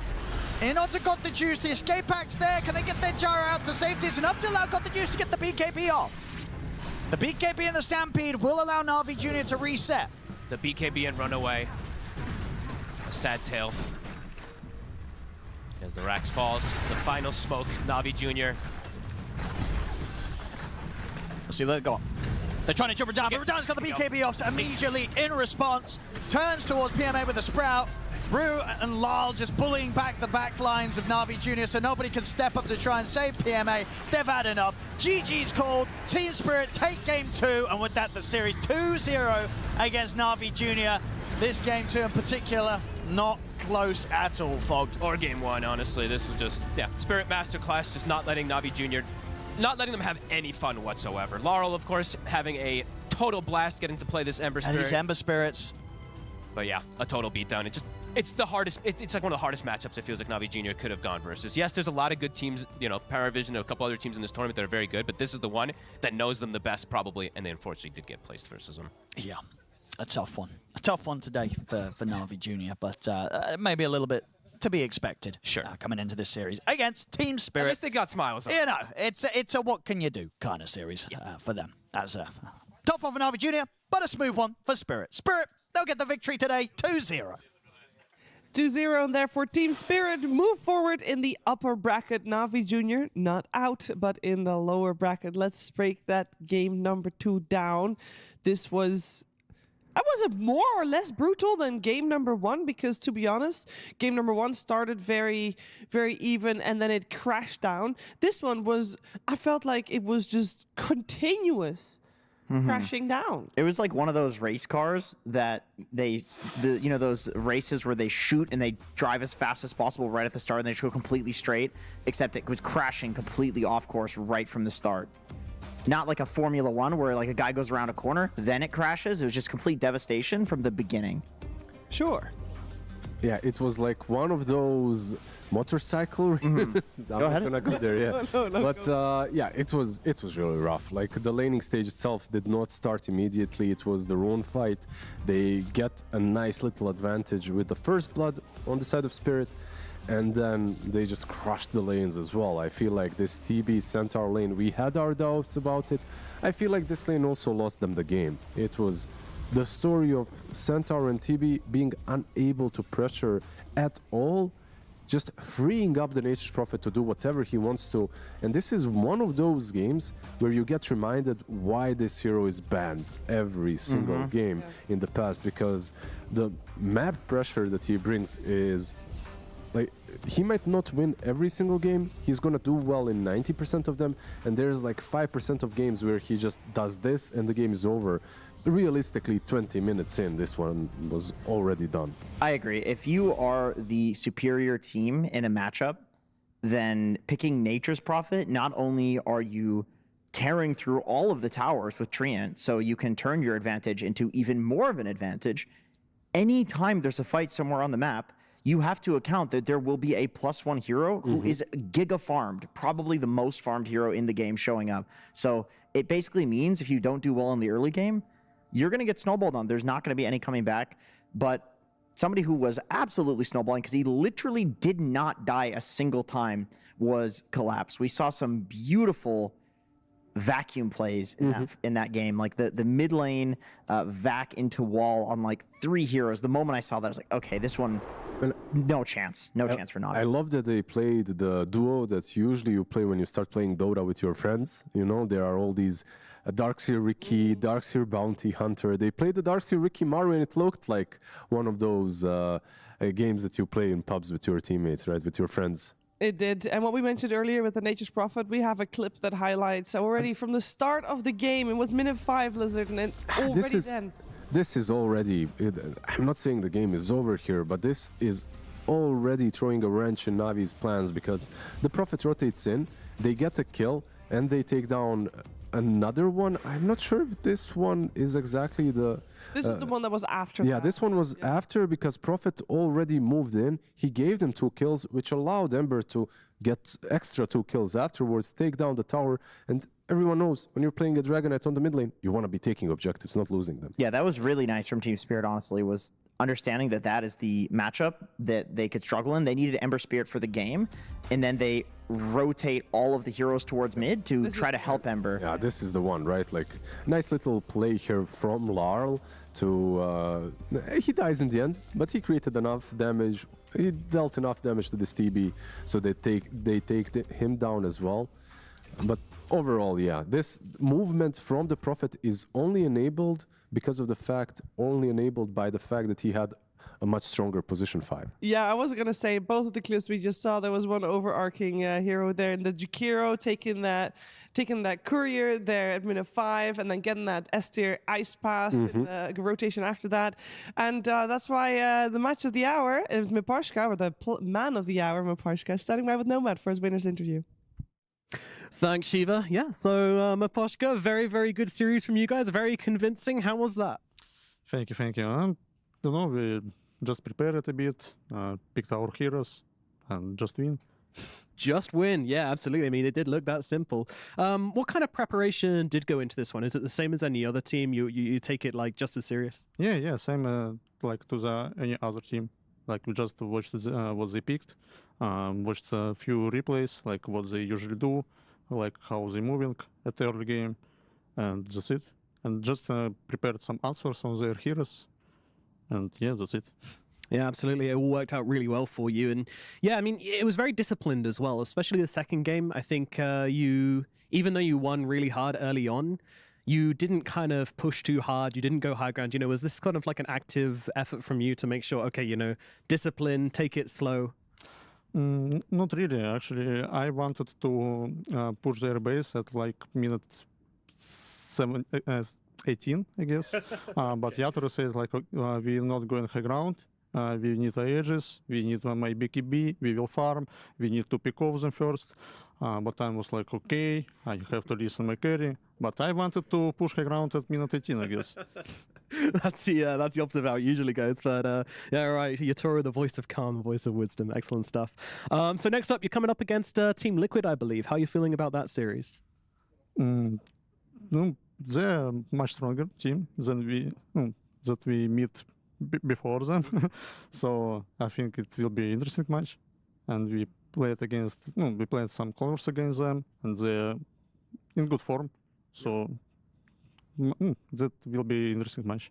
Excellent, yeah. It's going to be hype. Looking forward to it. Poshka, thank you very much. Congratulations, and I'll continue watching you play. Back to the panel. I'm sure Liquid versus Spirit will be an exciting one once we get there, but that will be for another day because for now, Team Spirit and NAVI Junior, they get the rest of the day off. I do think it's pretty funny that he wanted to end, but Radan Yatoro is like, nah, let me farm a little bit more. It kind of tells a lot about Radan or Yatoro and how much he wants to cleanly execute in these games, because it did look over. At the same time, you're playing a Prophet. This hero, I feel like he understands him inside and out, and he understands that Prophet can be punished. Like, if you make a couple of bad plays on that low ground, if you don't have a BKB, it is a glass cannon, and it is a glass cannon that is easy to take down. So, yeah, sometimes it's necessary to be cautious. Yeah. Any final thoughts on the first half of the day? I'll say one more thing about Yatoro, that I think for Team Spirit, he's probably one of the only carry players in the world that is the voice of reason, but I feel like he's always been like that. He's always had that, like, calm, cool anime main character, or not main character, like the secondary, like really cool character type of energy, So who's I feel like if anyone collapse has the main character. He's got main character energy, yeah. To follow them for sure. And then it helps also with the heroes that we got to know him on most with the Magnus. I mean, you kind of have to. Yeah, everybody's watching him. Yeah, well, we can't watch them anymore today because they are moving on to the upper bracket, through the upper bracket for another day. We're continuing with the upper bracket for the series that are yet to come, though, because we're at the halfway point. We have 2 more series coming your way. The next one up will be PARIVISION taking on Tidebound. And for that, we will have a fresh panel. It will be Richard leading Tigov and Fear and all of you guys through the second half of the day. So see you after a break. The new breakthrough and innovative phone with 1xBet app. With 1xBet app, you can register and start betting in just one click. Intuitive interface and thousands of sports events every day. User-friendly app. Big wins, fast payouts.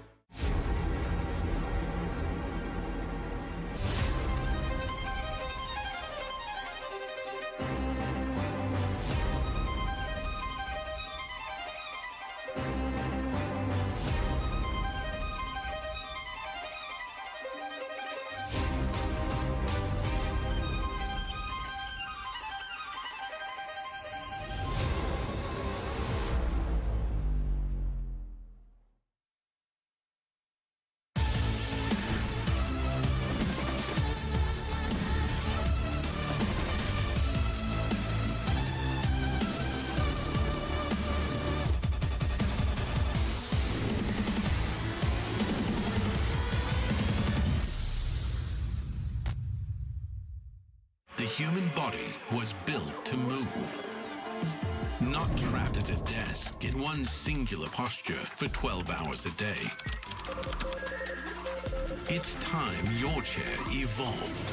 This is Secret Lab Titan Evo. Ergonomically engineered for you.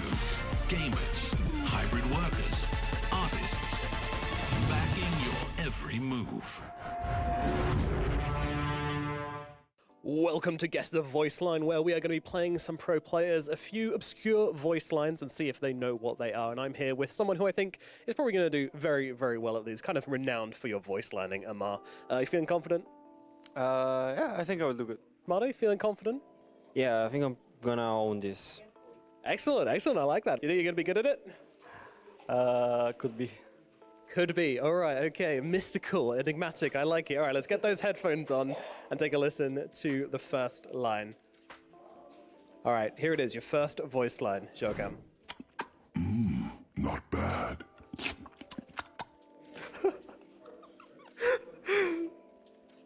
Patch? Not bad. Oh, it's my favorite hero, Ursa. This is your favorite hero? One of mine, at least. Level 25 Ursa.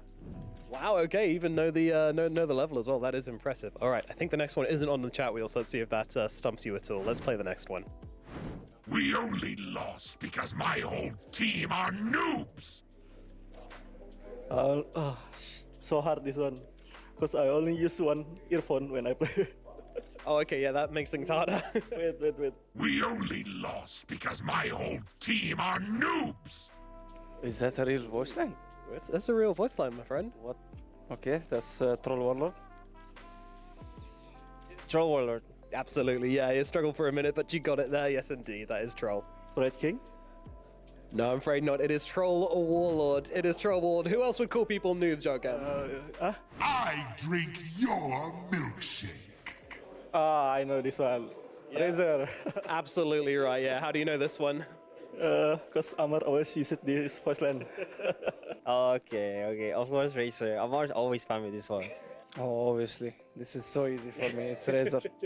Of course it's Razor. Of course it's Razor. I know. This is actually, I have to tell you, everybody who's done this, they've said, I know this one from Amar, because he plays his voice on every time he plays it. Yeah, I mean, there is only 3 people who's level 31 with Arcana, especially. What, you, Chrysalis, and Malvin? Oh, of course, Malvin. Blink dagger. Seems you're really enjoying that one. Why? Why did you kill my brains? I know this voice line is so annoying. It's Atrubus Ben. Ben. Blink dagger. The voice looks like clown. Sounds like a clown. Could be Ringmaster. No, I'm afraid it's not. It is in fact Bane. This one. Oh, Bane. Okay. Bane. How does everybody know this one? This one's like a 1% chance to when you pick up a blink. How do I know it? I mean, I've been playing Dota for like 20 years, so you want to remember these things, I feel like. I need gummy vitamins. It's a 2-parter. Would you like the second part? See if it helps. Okay, second part. Gummy, which a lot like the gummy worms you get in Halloween. This is different, though. It's healthy. Oh, I know this one. It's Undying. Very good, very good. How'd you know that one? There was a funny video that he kept saying gummy vitamins.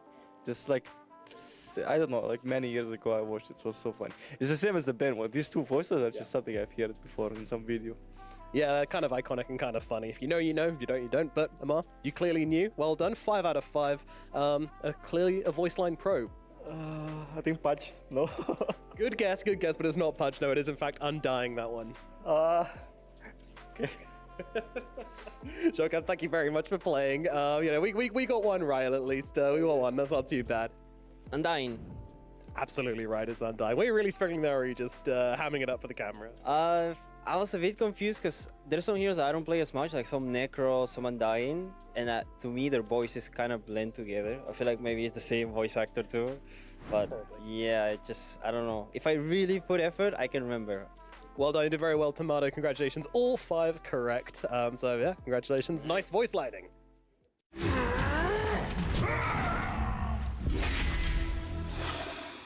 Yeah, welcome back to PGL Wallachia Season 4, where we've already had some excellent Dota, and the excellent Dota will continue. I'm going to be your host, Richard Lewis, and joining me in the studio on the analysis desk, 2 of the finest analysts in the world that have 75,000 combined play hours and 1 TI between them. It is T-Governor and Finn. We share it. We share it. That's exactly what I thought, guys. How are you doing today? Splendid, great day. A little unfortunate the previous series had such a anticlimactic game 2. Yeah, that was a rough one. But good signs for the rest of the games. I think that everyone's going to look at that and go, we don't want to have that performance, and good Dota ahead. Yeah, I mean, it just goes to show a lot of the caliber of these team spirits and upcoming PARIVISION. These are the teams to beat, and it kind of shows there might be some separation between some of the teams in the top 8 and those 2 teams in particular. Well, our series, starting us off, PARIVISION versus Team Tidebound. I'll start by talking about PARIVISION because, funnily enough, we've talked about them the least amount of time out of the 2 teams, and yet they are the rulers of Raleigh. They look really, really good right now. The one game I think we did cover as a collective, they just kind of ran over their opponents. So let's do the standard T-Governor temperature check. Yeah, but that's the thing, though, right? The other day, Richard, you asked me. You saw some stuff. You actually had some really good analysis. That you were can't going. be true. No, it is true. Because you were going, what about the mushroom hats? The Nature's Prophet, the cosmetics. You were going, I keep seeing them win. And you're correct. Satanic and Yatoro and Sumail are the only 3 players to use the mushroom hat at PGL Wallachia. And there's a 75% win rate when they're wearing it. Satanic 2 wins, undefeated. But everyone else who does not use the mushroom hat only loses 0 and 10. If you do not wear the mushroom hat at PGL Wallachia, you have a 0% win rate. Pike, Chrysalis, Tomato, Nightfall, Natsumi, PP, not sporting such a beautiful cosmetic. But Satanic and Yatoro, they know what's up. They win with it. Can I tell you my theory as to why this might be? Take it away. Well, listen, I think the hat makes the character look so stupid that it's actually like triggering for the opponent when he is winning, and you get. I think it's an auto tilter.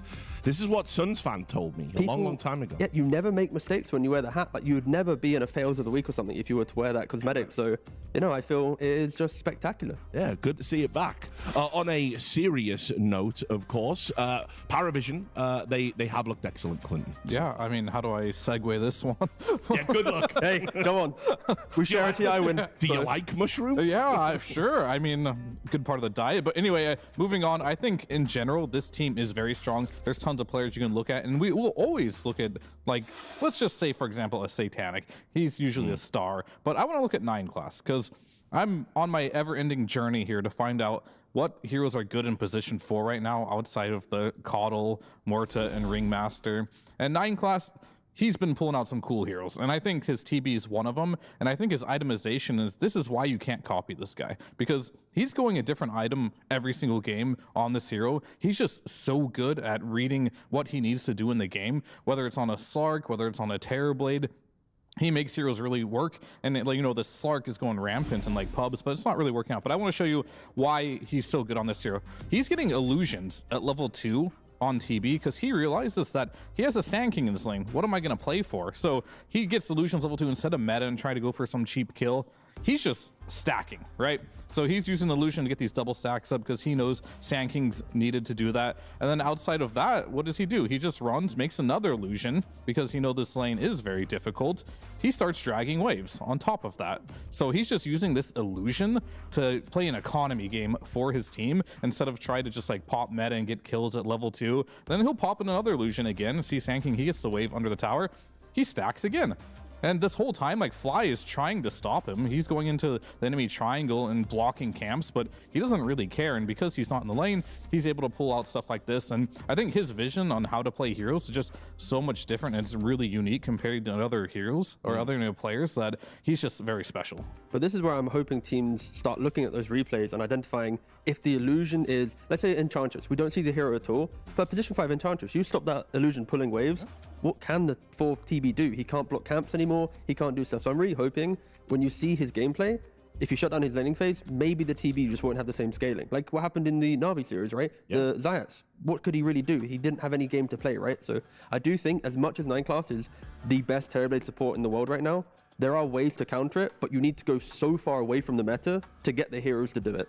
Well, that can bring us nicely to Team Tidebound. We've seen the good and the bad of them in this tournament. We've seen some pretty comically poor drafts, and we've seen some excellently executed strategies. You never quite know what you're going to get, but it is great that we have a Chinese team in the playoffs, I believe. And obviously, they will probably have had time to look at the things you're talking about, Robson. No, yeah, for sure. I think Tidebound had very good drafts in their previous series against Xtreme, but also I would argue they were gifted easy drafts due to Xtreme forcing a TA, picking Doom into kind of counter picks, like making it harder for themselves. So I think as long as Tidebound have a clear identity of what they want to do, then they'll be fine, because against PARIVISION, any hero can go anywhere. They have so many kind of little creative strategies that they probably haven't even shown us yet, because they are always like pushing the boundaries on what we expect to be kind of the meta. So I think for Tidebound, it's a series where they have to fully respect themselves and just go, you know what? We have to play our Dota, but respect PARIVISION. Yeah. Yeah, and I think Tidebound as a whole right now, like, they're pretty good at reacting to what you have. Like, the series they won versus Xtreme, they saw a TA first pick, right? And the reactions to that were very good. Where I find them lacking a little bit is when they have to take the initiative in the draft. Let's say you see a Ringmaster or Jakiro, it doesn't really say a lot. They'll like overreact, maybe pick a hero a bit too early, and that hero will get countered really hard. So I just want to see this team just find better ways to pressure the opponents in the drafts, because they can react just fine, but their ability to pressure in the draft is lacking a little bit right now. And as much as we talk about the kind of creativity of PARIVISION, they aren't even going too far with hero picks. Like, I think they have some of the smallest hero diversity on players. Again, they are the 3-0 team, so they haven't played as many games, but I think it is just kind of testament that until you break them, they don't need to show you kind of their next plan. And maybe it starts with Satanic. Stop giving him the biggest 1v9 scaling carry. Because unlike other teams where they might have like a hybrid carry that looks more for mid-game kind of closing out, Satanic always has that ability to go, you know what? If the game does get a bit difficult, I will be the carry that will win us that late game. Like, I never have any concerns that Satanic won't scale in a game. Yeah, but the thing is, like, can you stop him? Because there's like about 8 heroes, I want to say, as a carry that can play that style, and you can't ban them all. So, and that's just their preferred play style. So I don't know if you can stop them from playing that way specifically, but you have to have a response to it, because I think in general, this guy, he's going to hit creeps, and he's going to hit them faster than you, most likely. But that's when you have to decide, okay, if you can't shut down the carry based on his hero point draft, then it's, okay, do you want to stop the playmaker of no one, or do you want that kind of consistent factor of pressure that is DM? When DM's playing Centaur or a Buyer, Medusa, he's taking towers with Meteor Hammer. Sand King, he's killing you on the map. He's playing 3 different styles of hero, but all to the top level. Well, so I think shutting DM down is my answer, basically. They've just first phased Wind Ranger to ban, and I think it's only been banned twice in the whole tournament thus far. I mean, Planet played it twice in their last series versus Xtreme, so that's a specific. Yeah, it's very specific to, like, you guys are winning with this. You looked good on it. Let's put Planet on something else, make them look a little more uncomfortable. I'll add to that triple threat you mentioned of the 3 cores. There's the quadruple threat of 9class too. Are you going to play versus Jungle Venomancer, his Slark and stuff? Like, this team just has so many threats to deal with. It's so hard to shut down one player, and if you do, you're leaving another player wide open to get like a perfect hero pool. Ooh. Okay, you know what? I didn't expect, of all the drafts for PARIVISION to do, is to enter with the first pick TA. We talked about that yesterday. We first did, pick TA, yeah. because Falcons have lost with it.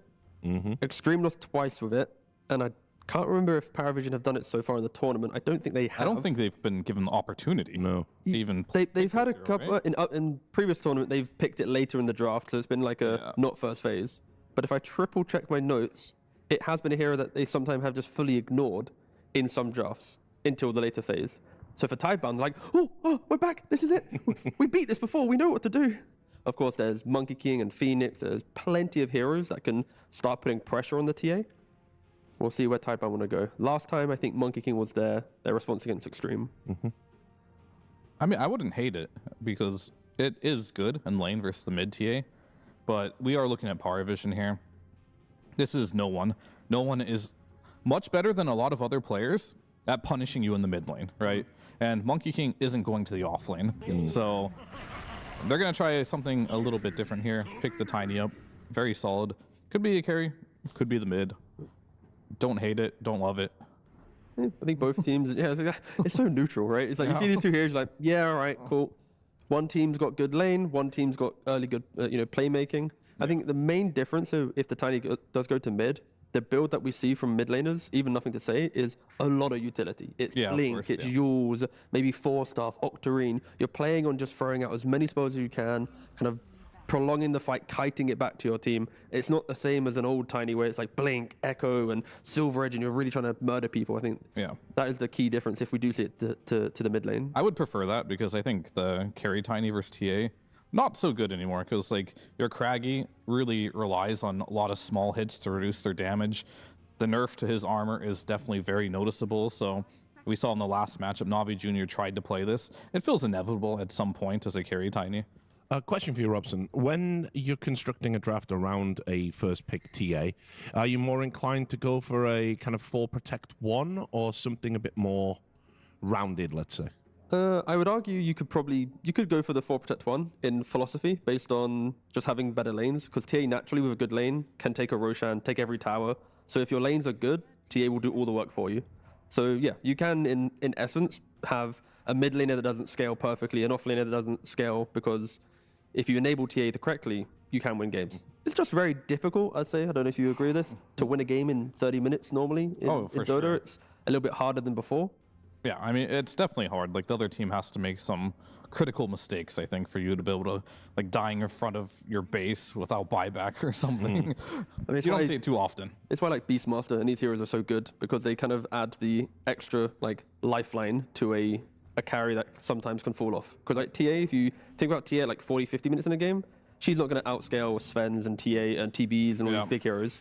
But if you put, like, a Beastmaster and an additional core in there, you're taking away that pressure from her. But Tidebound, they're continuing to try and take the pressure to PARIVISION, right? Kotl, Tiny, very, very quick on the map.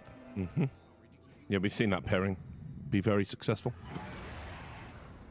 And PARIVISION, their response is just, again, locking down the lanes. Like we already just mentioned about what TA needs, good lanes, and have some of the best laners right now in the meta. And taking away the potential Jakiro against TA, right? Yeah, I mean, it's good. I mean, there's not a lot of reason to pick these heroes, other than they're just the best at what they do right now in the meta right now. Neither of them really counter what they see. The Jakiro, as you mentioned, good call as well. It is good versus the TA, especially in the laning stage, so you can remove that one. Not that Kotl is probably going to go versus the TA. I think if you're looking at this as a whole right now, the one thing that I do see them doing, and I would like to see like maybe a Sand King come out for the side of Tidebound here. If you pick Kotl versus a TA lane, you already lost. It's a hopeless lane. Kotl does absolutely nothing there. TA is the strongest carry in the game. So you're playing for stacks at that point. And I want them to pick a hero that can kill the stacks, which would be a Sand King. There it is.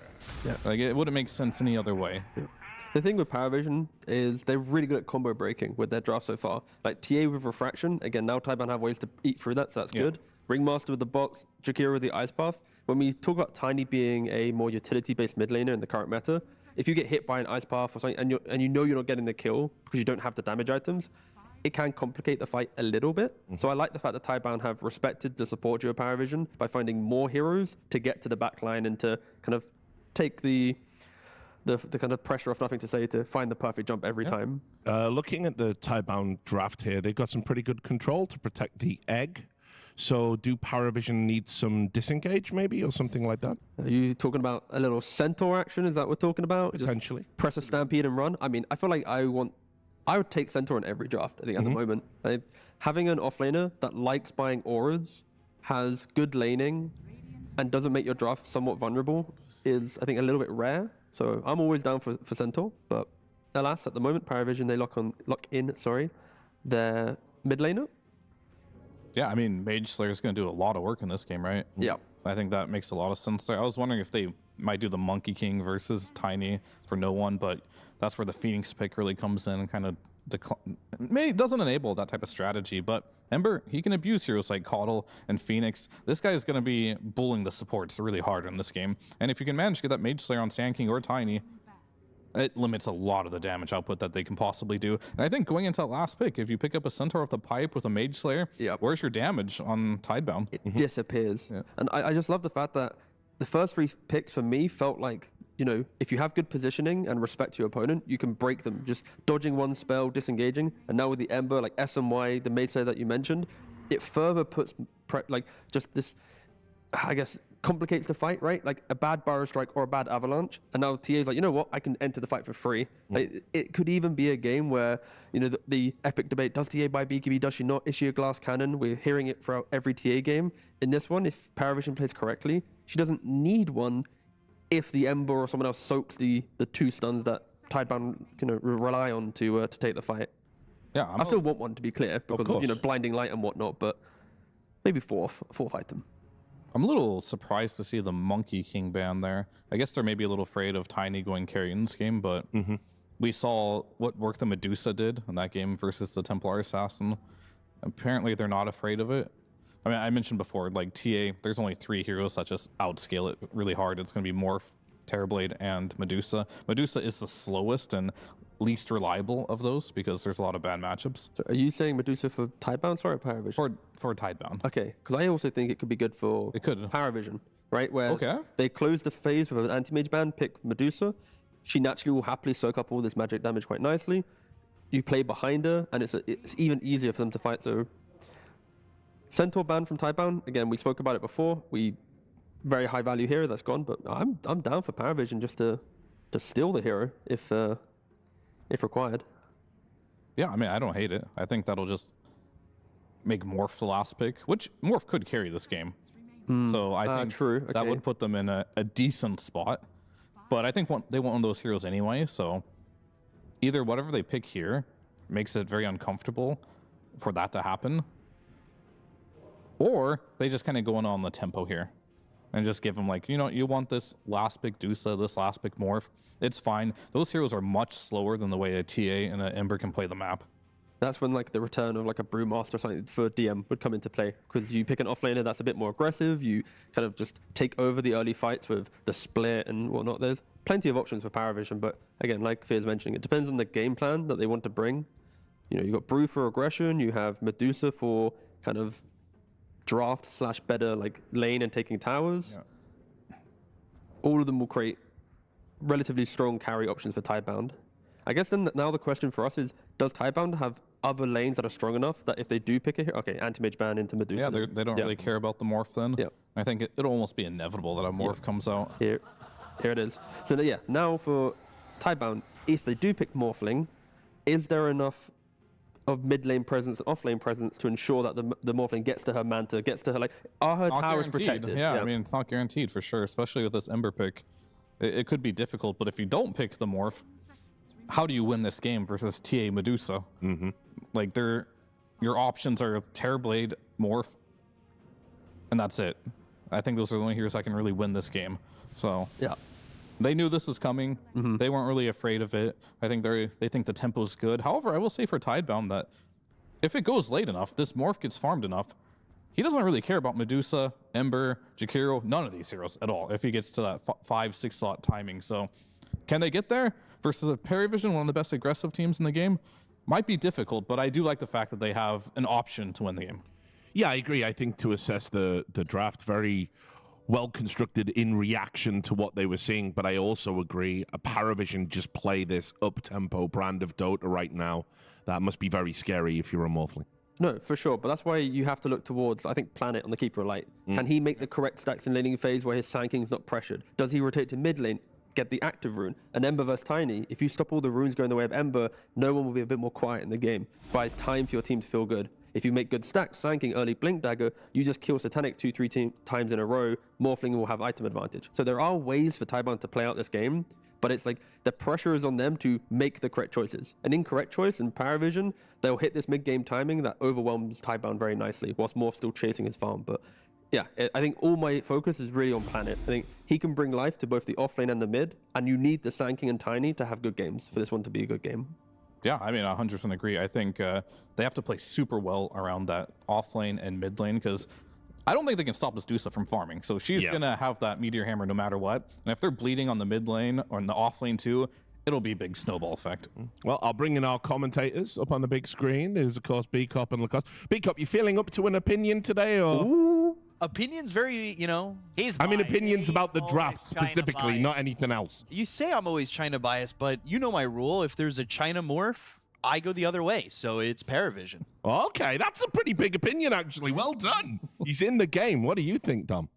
Oh, I think PARIVISION got this one. I think this is going to be like 25, 30-minute game from them. I see a lot of tempo, and I don't see them punching back with the heroes that they do have. All right, well, I'll tell you what then, guys. We are about to get into the action, so I'll let you do your thing and see you on the other side. Godspeed. See you guys later. Be here for game number 1, and we could all take a breath, take a moment as we experience a quick pause. I think they're pausing the game so they can tip and they can use the voice lines, and then we can start the game. It did happen pretty much every single last game that we did cast, but to elaborate slightly more on some of these lineups, you have Templar Assassin. This is not an active hero by any means. At the start of the game, we see pretty similar things that has happened with Carry Tiny, where she's farming her Treads, her Desolator, Dragonlance. This is the timing where you want to get it pre-15 minutes, if possible, potentially, so you can threaten that Tormentor, you can turn that into Roche. They have more than enough tower damage. Something that Ember Spirit doesn't have is tower damage. This is where Medusa with Meteor Hammer, Deso from Templar Assassin, and also Jakiro is going to come in. So once they get a good team fight, or if they park their heroes in front of the tower, the way Tidebound's damage is explosive to one extent, coming out from Tiny, coming out from Sanking, but other than that, two supports didn't really deal as much. It's a bit on the slower side. What is this set on Tiny? What is this, some like turtle rock? Turtle. How do you know it's not a tortoise? Yeah, tortoise. I think it might be a box turtle. I have no idea. I'm not a turtle specialist. But it still does just go, Tiny! Why is it also pronounced tortoise? Tortoise? Yeah, wait, I thought it was French. I thought it was like tortoise. Like coup de grace? Yeah. And then, yeah, well, I guess it depends on your turtle knowledge. I don't really know any. I don't know much about turtles other than straws that I have to drink from paper straws. Thanks, turtles. I also know about the East Atlantic Current thanks to a turtle. I really hate those. It's those paper straws. They dissolve in the drink. Yeah, but it's good. We need something new, some new technology. Maybe bamboo is a good. Well, where I'm at, we went back definitely to on that. straws. But yeah, because that one turtle got stuck with the straw. Yeah, in the straw in his nose. Like, yeah, we're changing everything. I care about the turtle. I do as well. I'm here for turtle love, and I think the turtles deserve better. But yeah, the turtle that I know brings me through the East Atlantic Current. You have to get your exit buddy. Don't know if you remember Finding Nemo. Great movie. Good movie. Did I find him in the end? Yeah, they did. They did. Good. Whew, man, I thought that was going to be like some sad ending or horror movie. No, it's Pixar. What are you talking about? I don't know much about turtles. I know Teenage Mutant Ninja Turtles, but that's about it. Yeah, turtles in a half shell. Who would you consider yourself to be? Are you like a Leonardo, Michelangelo? I'm the blue guy. Yeah. I'm Leonardo. Okay, that's fair enough. Very good with the sword.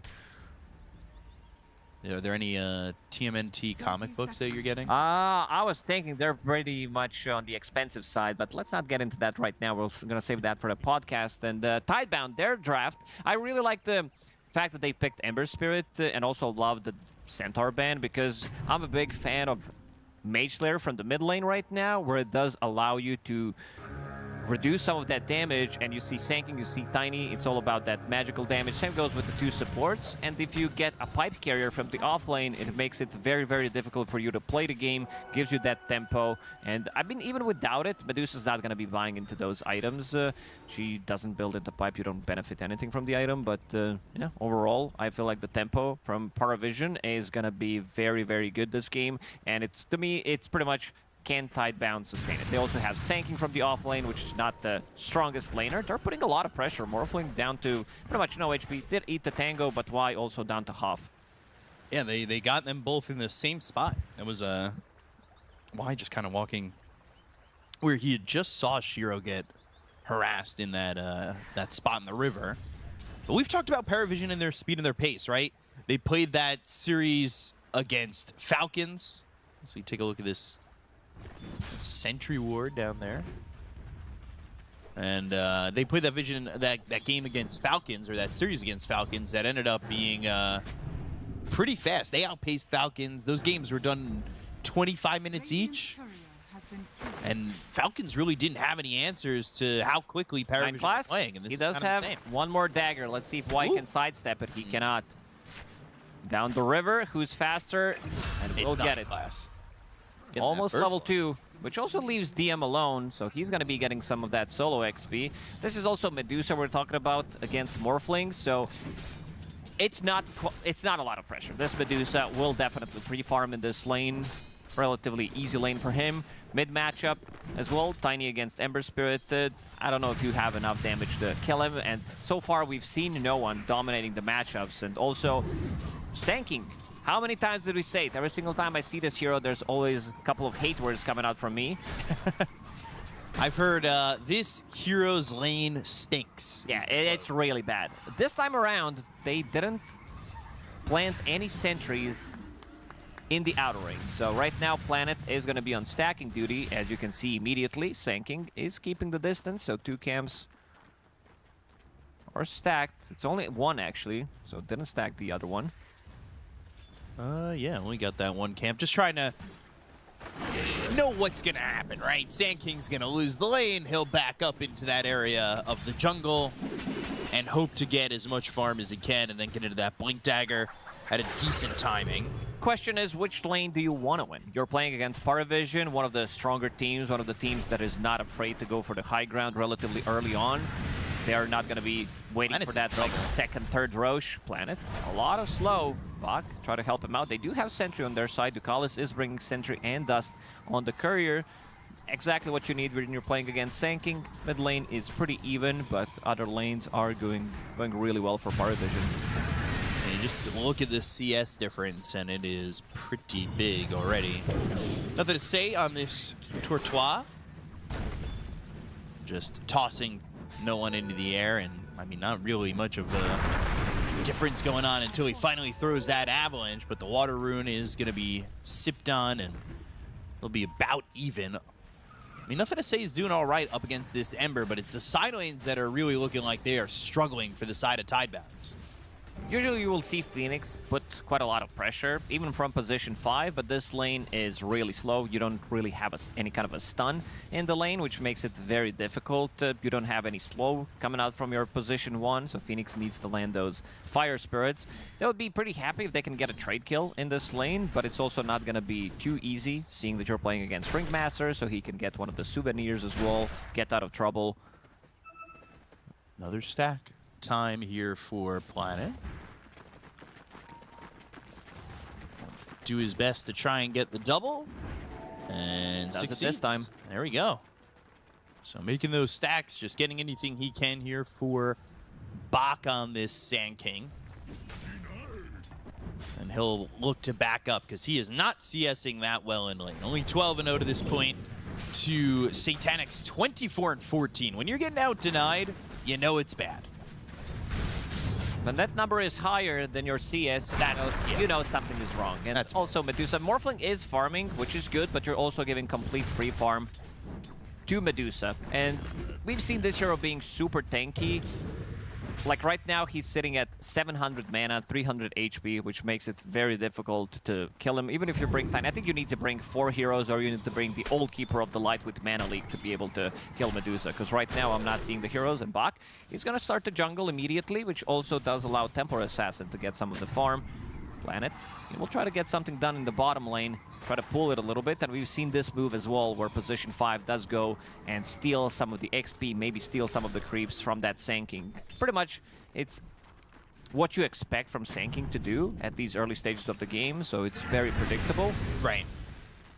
And before, I feel like teams were kind of just allowing Sand Kings to get away with it, and now there's a lot more pressure on this area of the map where Sand King has to be much more careful about taking these stacks. And Ducalis, he's going to be sticking around, and not only sticking around, but he's going to be stealing those stacks. Sand King is the one who's watching. All of a sudden, I mean, things feel even worse for Bach, where he's not really going to be able to make up as much net worth with those stacks being taken. He needs help, but there's not really much in terms of anybody coming over to help him out in this bottom lane. Planet's only got himself level 2, so a Blinding Light and a Chakra Magic isn't exactly it's not the protection tools that you do need. He's only level 2 as well. Wanted to get some of that XP from making the stacks. Nothing to say. Does have the Power Rune available. Invisibility, not the best one at this stage of the game. Would definitely prefer to have something else. No one will TP back to base, come back with Remnant. But there's also no kill threat. Satanic and DM, they're pretty fine, knowing that if Tiny is showing in the mid lane, there's no way that they're gonna die. Phoenix has pretty limited amount of damage. He's slightly under-leveled as well, so is Keeper of the Light, so there's no damage that can be thrown onto them that they should be afraid of. No one over mid-back, like you said, with that Remnant, and things just kind of speeding up, I would say, in terms of problems for Tidebound, where Sand King's lane is going poorly. Satanic's got everything he wants, so does DM. At what point do PARIVISION just say, all right, we've got early enough items, we can kind of make a move? Is it Meteor Hammer for Medusa? Are you waiting for Dragonlance Deso for Templar, for Satanic to get off the ball? This is where they're going to start to be more active. Their heroes are also not that good at rotating, other than Ember Spirit. He got his XP rune stolen. At least Active Rune has been stolen away from him, but no XP rune steal. And they're also going to go inside the enemy triangle. I really like this move from PARIVISION. They don't have to stack for themselves. No one also putting multiple points into Flame Guard. He wants to have that extra bit of a shield, knowing that most of the damage is magical. So they're doing quite a lot of damage in terms of this stacking department that Tidebound has been heavily invested into early on. This is, looking at the net worth, just so rough. Bach feels like another support. Phoenix has nothing. 600 net worth is all consumable items almost. I mean, you can technically use those trees for your tangos. Yeah, you can eat the branches. Yeah. Could end up with 0 items in the next couple of minutes. But yeah, this is the unkillable side lanes, and also very difficult to kill a mid lane. The damage is just non-existent for Tidebound, especially if they don't go for Tiny. What is it going to be in terms of neutral items? Mana drop? No one. Okay. Good amount of damage, but still not good enough to be able to surprise him and kill him there. Brawny making their life even more difficult, which I really like. I think Brawny, especially in certain situations, in these situations where you need to have extra bit of HP to survive, which could make a lot of difference. You get your Magic Wand, you get your Flame Guard up, and this also means that they're going to be very limited on the kill threat on the map. Man, Tidebound, they're really struggling. Yeah. It's also a bit of a slower game, which definitely benefits PARIVISION when it comes down to timings, because we talked about that 15-20 minute timing that PARIVISION is definitely going to come online with the heroes that they do have. I'm just thinking how Tidebound is going to be able to punch back. I don't really see it. And you know, you talk about the timings of 15 minutes. This lineup from Tidebound isn't exactly fast, though. I wasn't expecting much movement from them with a Morphling that wants to get a couple of items and farm. Sanking as well. It needs to be Tiny paired up with 2 supports, but also mid laner. Innocent. On the other side, when he's paired up with 2 supports, he does have so much kill threat. Very easy setup as well. 1 point in Searing Chains is enough. Into Ice Path. Ringmaster as well. Tends to be relatively active as a hero. Level 6 already on him. Avalanche thrown over onto no one. He doesn't really feel the effects of it, and the entire time this has left Satanic to free farm. He's been doing whatever he wants. He's working on that first Mithril Hammer. When he gets that Deso, he should be able to do whatever he wants. Ducalis, by the way, he's going to be caught and killed. 3 heroes here to make sure they get something out of it. But 9 class, he's level 6. Has that Wheel of Wonder. Tiny not the easiest target to kill, considering he's already got almost 1,800 life early on. Has those 17 wand charges, now 18 wand charges too. And they'll look for the Illuminate, but that won't hit on no one, even though he gets hit with that Avalanche toss. Ooh, this is going to be very difficult to go through all this tankiness on Ember Spirit. Shield Rune in bottle, Flame Guard, 3 points in it. Shiro's here top. I mean, he's farming all right. But I don't know if all right's going to be good enough. 9 class has been on the stacking duty as well in the last couple of minutes. Meteor Hammer finished, by the way, for DM. They have very good heroes at clearing those stacks in the triangle. First of all, you have Templar Assassin, you have Medusa, even Ember Spirit can't take them. You can see no one playing so aggressive, knowing that with the Shield Rune, he definitely cannot die. Even with the Flame Guard on, he should be fine. Creep skipping, level 9 on him, getting closer to that Mage Slayer. That's going to be the big item, reducing their magic damage output. If there somehow becomes a way where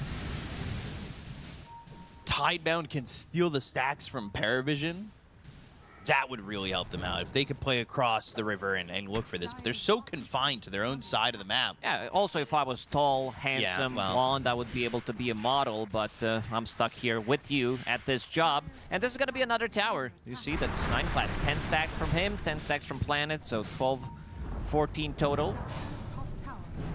Stacking a lot, but they're also going to be losing quite a lot on the map because mid tower is already gone. Bottom tower, you see that Satanic, he's taken over in the triangle, going for that Deso. He actually has Deso. This is, I talk about 15-minute timing, whether he's going to have it for Tormentor fight. Now you have level 12 TA with Orb of Destruction, with Desolator being delivered. This has to be the fastest Deso on TA. Maybe there's, I mean, because we don't rush Deso on TA anymore. I mean, probably we do have stats on it to see if this is one of the faster ones. Immediately to the mid lane and one of the faster Meteor Hammers as well. This is a big timing for PARIVISION. They're going to start controlling the map, knowing that Tidebound, they don't have much to punch back. Only 30 seconds faster than the previous record, but still the fastest Desolator. I mean, that is impressive Satanic, and we have seen so many performances like this.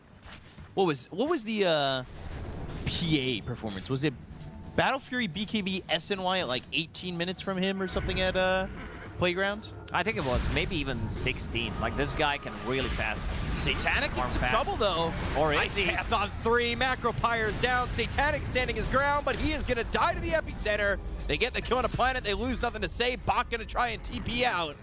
They do not have Searing Chains. It's a 2-for-1. They do get a big kill on Satanic that pays quite handsomely. Still lost 2 for that, though. Epicenter used. Immediately, they are pinging out the bottom tower, so they want to take that one. A couple of Deso charges as well on TA. She got 4 out of that one, and this is going to be pretty standard stuff on Medusa. You do go for Road of Atos, Gleipnir, so you have control. Great against Sanking, great against Morphling. And that tempo that we talked about. And the towers just fall. You have Deso, you have Liquid Fire, Meteor Hammer. You don't even have to bring TA to this fight. Not really. Ice Path gonna land here on Planet. They'll toss Ducalis closer to Planet, who won't leave off the slight. But the toss over, and no one's able to get into the Shrine. They get the kill into Ducalis, though, but with that, no one takes the Shrine. They get the kill into 9 class. That's 2 heroes dead on the side of PARIVISION. Very nice. An okay fight from Tidebound. dealing 2,000 damage. Immediately deleting 2 supports. Bach did help out with the Blink Dagger. That's his only item for now. Not too bad, considering what he was playing into, considering that a lot of his stacks have been taken. And now you have 2 Blink Daggers. You have the toss back as well. Only on the other side, Shiro, he does continue to farm up. Let's see if they're going to be playing slightly more aggressive, if they want to stop them from going in. But PARIVISION, knowing that there is no epicenter, at least for another 20 seconds, should give them the opportunity to go for this Tormentor. Templar Assassin, she's relatively close by. They just clean up creep wave so quickly as well. I mean, the pressure is always on a Tidebound. Don't want to get too close to that camp. They might hit you with the Tendrils of the Deep. 4 heroes are near the area for the side of Tidebound, but I don't think, there's no way to get into this.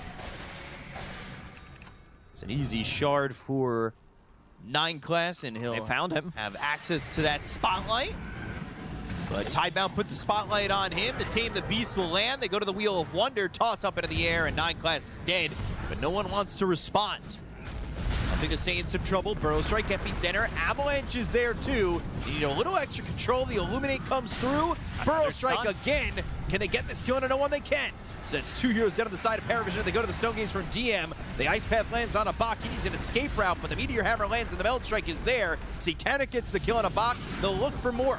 Gorgon's Grass locks down Shiro for a second, but the Avalanche, they get the kill on a Satanic, and all of a sudden, Tidebound, well, they're turning the tides. Ducalis, he's gonna stand forward and probably be a deterrent for them to move forward. Another for DM, toss back. But instead, they go for Not 9 class.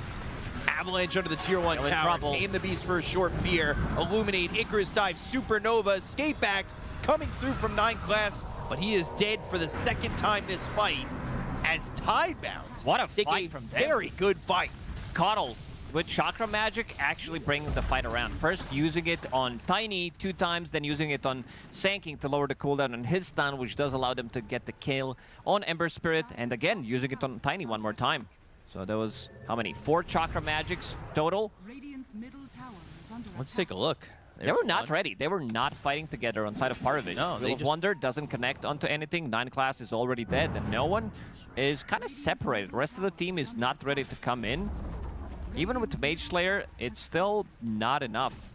And there's that Burrow Strike. And there was a Chakra Magic right before it. Blinding Light there and a Satanic. Just constantly with the Chakra Magics. And you get these kills and you clean up a little bit, and all of a sudden Tidebound kind of feel like they are strong enough to defend. I mean, this is something we've seen from PARIVISION before, right? Yeah, they go up. They have the lead, then they throw a game a little bit, make it more interesting, and then they, again, pull it back. Meteor Hammer in the mid lane. Finishing that. Very long. Ooh, Satanic. Find one. And Planet might be next. Ice Path connects, and Satanic walks forward. Paleman Arts connects there too, but unneeded as Satanic gets a double kill. Does that slow them down by quite a lot? They still have Roshan available to go for, but it seems like they want to have a bigger kill. DM keeps bombing this tower with Meteor. Can't continue to let this happen. We'll soon have that Glip Glop.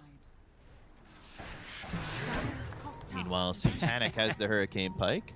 Medusa destroys the haste rune. He's like, I don't benefit from it. With Undulation Facet, doesn't do anything. No one. Oh, nice dodge. They tried. He feinted it a couple times and ultimately ends up missing that epicenter. Easy moves there from no one. Duck, dive, dodge, and duck to get out of that way at the epicenter. Innocent's only level 8. Now no one has a chance to get a kill onto a Tidebound hero, but he'll Icarus dive away. Shiro, after that last little engagement, you know, he's getting into a Dragonlance. He's got that Manta style Vlad's, but even with that fight win, there's still control of the objectives here for PARIVISION, and they're going to go and get Rosh. No one is buying time. They do have Observer Ward in the lane, which is showing 2 of their heroes, so immediately PARIVISION decides to go into Rosh pit, and another record. And you can see why. Dewarding that Observer Ward that I just did mention, so breaking the record on pretty much 3 items, with Meteor Hammer, Deso, and Glippity Gloppity. Wow. I like that. Shows how well PARIVISION are playing. I mean, it shows how well PARIVISION are playing, but also you kind of got to give a little bit of credit to Tidebound that they're holding on, even though these heroes are breaking some records like this. They need to find Planet. In terms of jumps, they have Ember Spirit, they have Templar Assassin, but you also can't ignore Sanking Tiny, because they're going to go in, and this is also pre-BKBs. They're building tankiness, they're building status resistance on Ember Spirit, which I think is the correct choice, so that he doesn't die, so that he can get his spells off. Planet, he's in front. I think he got scouted by no one, and no one wants to jump in. Avalanche, and they've got nothing to say, and some trouble with pop the BKB. DM, though, with the Stone Gaze, they get the kill and nothing to say, and all of a sudden, Shiro never has a chance to really survive. He's dead, too. You lose your carry in your mid, and Satanic knows he can just go for broke. Gets the kill onto Y, looks over for Baku, will Burrow Strike away. We've had some games where TAs have 2 charges on their Desolator, 40 minutes into the game, 14. This time around, they're not messing around. They want to go for the high ground. They still have Aegis, and look at Satanic. He's jumping in very aggressively. Crystallis has just been bought, delivers that one as well. 3 minutes and 30 seconds left on the Aegis, so they're going to force another glyph. This is the power of this lineup. You lose one fight close to your base, you're going to lose your building so quickly. With Jakiro, Meteor Hammer, TA with Deso, they need to be the one getting the jump. Even though it was a good egg did explode. Everybody else got heavily focused. Shiro died so quickly, I don't think he was able to do anything. They just had that Gorgon's grasp volleyed right on top of him, and that was it. Then he died. The impact of a Morphling sometimes can be very everything or very nothing, depending on if you've shifted well enough. You miss that clutch, and you'll stall out pretty hard. 2.5 minutes on the Aegis still, though, for PARIVISION. Level 19 on that Templar Assassin. Yeah. Some big items are coming out. Glimmer Cape finished on Ringmaster. Jakiro about to finish off his Solar Crest, so they are going full defensively. They feel that they have tempo, so they're investing into these smaller, cheaper items. Nothing to say. There's the Avalanche, but they've got the Gleipnir. Meteor Hammer outlands. He's being patient with the BKB, but how patient can he be? There it is. There's the BKB. Can they turn around Epicenter? After a couple of slams, though, that's when he goes in with it. They've got DM low, but just not enough. The power from Tidebound just is not there. I also really like that both supports did go for mana boots immediately. There was a game yesterday where Heroic did play with Medusa. They had like Chance Heal, which doesn't do anything to Medusa. They also didn't have mana boots on their support, so which makes it very difficult to play. And he also does have Shard, so Cold-Blooded. It's a 12-second cooldown ability, allows you whenever you get targeted by a spell to get the Mystic Snake. This is the target that they want to kill. They're gonna go, but the Will-O-Wisp is there. Planet, though, still. One shot from dead finally falls to 9 class. That Will-O-Wisp won't matter. And Shiro sent packing back to the base. I mean, there are no answers for Tidebound. They want to delay this as much as possible on Tidebound, try to cut the creep waves, not allow them to go for potentially one more push with this Aegis, which is about to expire in a minute and 10 seconds. Satanic, he found Y, who does have TP available. Just casually leave the map. You could still do that. They could shrink the map or make it as big as possible. Phoenix is still allowed to just Sunray off into the distance. I'm not sure why that's intended, but Y uses it. Box in trouble. Remnant over, Searing Chains, Ducalis waiting to stack this stun, but all of a sudden, you know, the rest of Tidebound are here. They're gonna get a kill into Ducalis. Bach, they'll actually get credit for that. 9 class is nearby, and they have at least deterred the side of PARIVISION for a moment. PARIVISION wanted to go for one big push, you could definitely tell. It's just the lanes were not in good position, and because his Aegis is running out, Satanic going for a BKB, which I think is a correct choice, will allow him to sustain himself in the middle of a fight. Also, they don't have much damage that goes through debuff immunity, so that's going to be pretty massive. If he can get it off, even if he doesn't, there's still quite a lot of saves behind him with Escape Act, Glimmer Cape on top of it. Let's see if they can find something here. Bach. Throw strike in to clear the creep wave, and the wave's not worth it when you're going to die right after. Satanic gets another 2 charges there on that Deso, and they get that kill right across the river, so they can push in if they want to, or just have DM use this Meteor Hammer and start chipping away this mid-tier 3. I think Satanic is calling the shot, saying that he needs a BKB, needs another 100 gold, so they might be waiting for that one. Level 21 on TA. The XP per minute is pretty insane. It's 960. And the next closest one is Shiro at 620.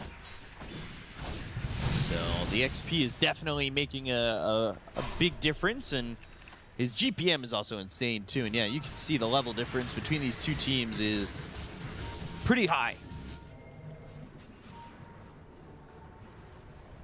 Phoenix, who started with no game, is kind of continuing to have no game at all. No game. Doesn't have much. No shards available on them. They are the ones who are losing the Tormentors. Planet, he's the front line. I don't think he should be here. No. They don't exactly have a save for him either. And he's worth a decent chunk of gold. Yeah. Looking at his horse, it was not amazing. He went in as the guy, wanted to plant some vision. Maybe they wanted to try to go for the backstab, knowing that PARIVISION just killed Tormentors, so they would be low, but that extra bit of region that you get afterwards. And this is exactly how they're playing. Try to cut the creep waves until your Morphling comes online. They have relatively good high ground defense. With Sanking, Tiny, Tossback, you have Will-O-the-Wisp, and you also have Illuminate. But I still feel that PARIVISION should be able to push these lanes and try to go for the high ground, especially with this second Aegis. See if Shiro can get the farm to kind of defend here. You're going to need a little bit more on your other 2 cores, because they are suffering as well. Will PARIVISION continue to take over? They've got this outpost. And they continue to play across the river wherever they can. I mean, they could just wait for this next Aegis, which is potentially, or next Roche is potentially up in 23 seconds. Satanic just continues to farm. He's got this BKB, Swift Blink. MKB is being written down for what he wants next. Nemesis Curse there too on him. He's also probably gonna, truthfully, farm these couple of camps and might just go for the next shrine too. Ooh, solo killed. No one going in, and he's very close. 1,000 gold away from finishing off his Shiva's Guard, which is going to be very good against Sunray, very good against Morphling with his shift. And you mentioned that MKB, they really want to have something. MKB, Morphling will go in this matchup for Butterfly, and then you have a bit of a mixed damage, physical, magical, and you also have something to pierce through that evasion. That was a pretty quick Roche. This is going to be a second Aegis here for the side of PARIVISION. Satanic, most likely the one who's going to pick this up. They'll also have that banner. And now, well, no one just had a solo kill on Bach. Well, he wants seconds. Gale Guard. Innocence. He'll survive, kind of almost on the choice of no one. He decided, I don't want to risk it. Probably the wise choice with Shiro nearby. TA has so many items. Like, he had Daedalus Recipe in the backpack, a BKB in the backpack, Nemesis Curses also. His damage is going to be insane. 9 class, he jumps in, getting recalled. That's going to be cancelled. Uh-oh. Can he avoid 9 class? At least for the moment he has, and the recall will he started again, and they'll pull him over mid. Side of fist searing chains, avalanche off the mark from nothing to say. Finally picks up that Sanjinyasha. PARIVISION, they're looking for their moment to kind of just dive forward, and with this Aegis, I would say finish the game. I mean, they are no careful now. DM, stranger to it. He has Hex being delivered to him, so that's going to be a massive way of initiating. Templar Assassin jumps in. She can definitely kill any hero from 100 to 0 during Hex plus maybe one Ice Path. In terms of control, they don't really have that much. There are no really stuns on their side.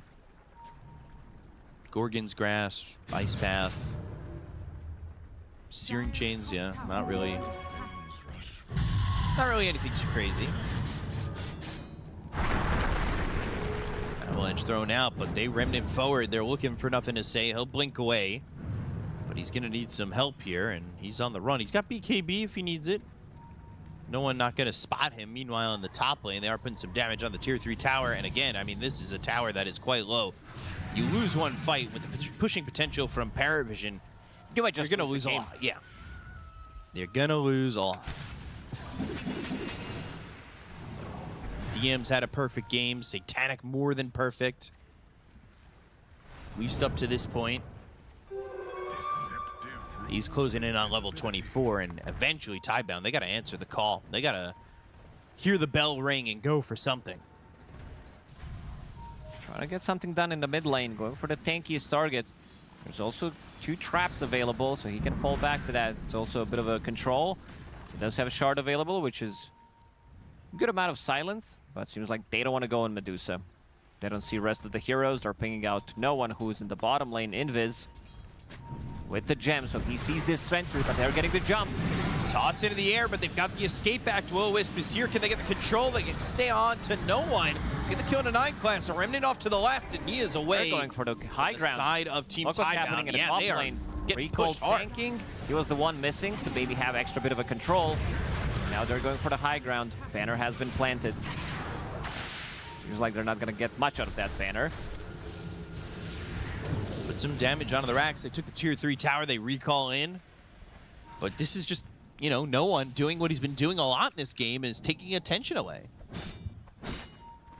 He's trying to punish whoever is pushing that one lane that they're not going through, because so far PARIVISION, they always push in 2 lanes, but there's always one problem that kind of also goes into the second lane where Tiny goes in, tries the creep skip. BKB now completed on Morphling. That's a big item. Shiro is pretty big still. Like Templar Assassin, if we compare 2 of those, he's still missing a full item, but still this is Morphling we're talking about. He has Serrated Shiv, level 20, so has that 20 agility, which is a big damage increase on Morphling. They just have to find the right fights. It's been something that Tidebound have been lacking, is them being the initiators on fights and finding exactly the exchanges that they want. And honestly, a lot of their fights and exchanges have been time wasted on trying to get a kill into the Ember. Dire's bottom tower is under attack. They are starting to push out and farm a little bit. A lot of Gale Guards here. Almost all 5 heroes on the side of Tidebound with Gale Guards. Nothing wrong there. Very strong book. Is it a book? Is it a shield? Can't quite Looks like tell. a book to me. Nothing to say. BKB TP out. Maybe I'm stupid. Maybe I didn't read enough books to know what book looks like. Sanking, jumping in. DM get some help with the ice path. Flamir used on a Bach. Will-O-Wisp is there, but they're using this to retreat instead. They know the rest of the team is starting to come their direction. And again, it's another fight in which Tidebound don't exactly have all the stipulations of them wanting to commit checked off, and they just don't go for it. Usually Morphling is the one who's very low attack range hero, but with changes to talents, he has 75 attack range. He did build into Dragonlance, so has extra 150, and also did choose Vast as his enchantment, so has extra 110. So basically becomes a budget sniper. Huh. Can he hold the high ground as well as a sniper can? Smoke breaks, DM nearby. Gleitnir on to Innocence. Gorgon's Grasp as well as the Meteor Hammer. And a Spotlight down. But for now, Y is okay. Planet might not be so fortunate. He'll try to TP out, but eventually they've got the control and the damage to get the kill. Satanic puts himself on a mega kill streak. Nothing to say, needs to leave. Stonegaze even committed here. Cool down. Got the Gleitnir to get the extra control. The Hex from DM and the damage from Satanic. They've got two, and two heroes that do not have buyback. That's at least one side. 60 seconds without Tiny. I don't know how they take this fight. This is actually two sides that might even go try to check if he has buyback available. Let's see how PARIVISION is going to approach it. There are no creeps in the base right now. They're pinging out the mid lane. Can somebody do something to the creep wave? But doesn't seem like they can. Creeps are approaching. Got to that level 25 already for Satanic. He took the 4 instances of refraction. And there's another Meteor Hammer and the Deso right-click damage coming through for Satanic to get that melee racks. They've got the glyph back available, but after that's done, they will lose a tier 3 there too. I mean, there is no stopping this from PARIVISION. Tidebound did a good job protecting the creep waves, getting those glyphs up, and also getting the backdoor protection in. So they didn't lose the second set of barracks. Next, Roshan may respawn in 40 seconds, and it's going to be just like that. 35 to 40 seconds. Way too many items. Like, we really haven't seen Shiro deal damage. Or we could check the damage, because this is Morphling we're talking about. There was a lot of tempo. 3.8k damage, the lowest damage. Only one who has lowest is Keeper of the Light. Those are the signs of a bad game, if I had to guess. Yeah, now he's ready. Problem is the game is probably about to end if they lose the fight. Sounds like a familiar situation. Another Meteor Hammer. Shiro's Morphling is 50-50. Is he ready to fight? Are they ready to make a comeback here, down 23,000 net worth? Can they make a comeback here, down 23,000 net worth? Impalement Arts, just enough of a deterrent on to Shiro where he doesn't feel comfortable to go in again. And this fight, I mean, you can't give up Roche for free. I'll say that. It's going to be a bit of a longer spawn. That needs another minute, 10, 20 seconds. Yeah, and there's an amplified damage top. If they get their hands on that on PARIVISION, they may not even stop. Why go for Roche? You could probably clean it up with just that amplified damage. There's another Tormentor to take, though. Why not? 5-shot it. Not a bad shard by any means.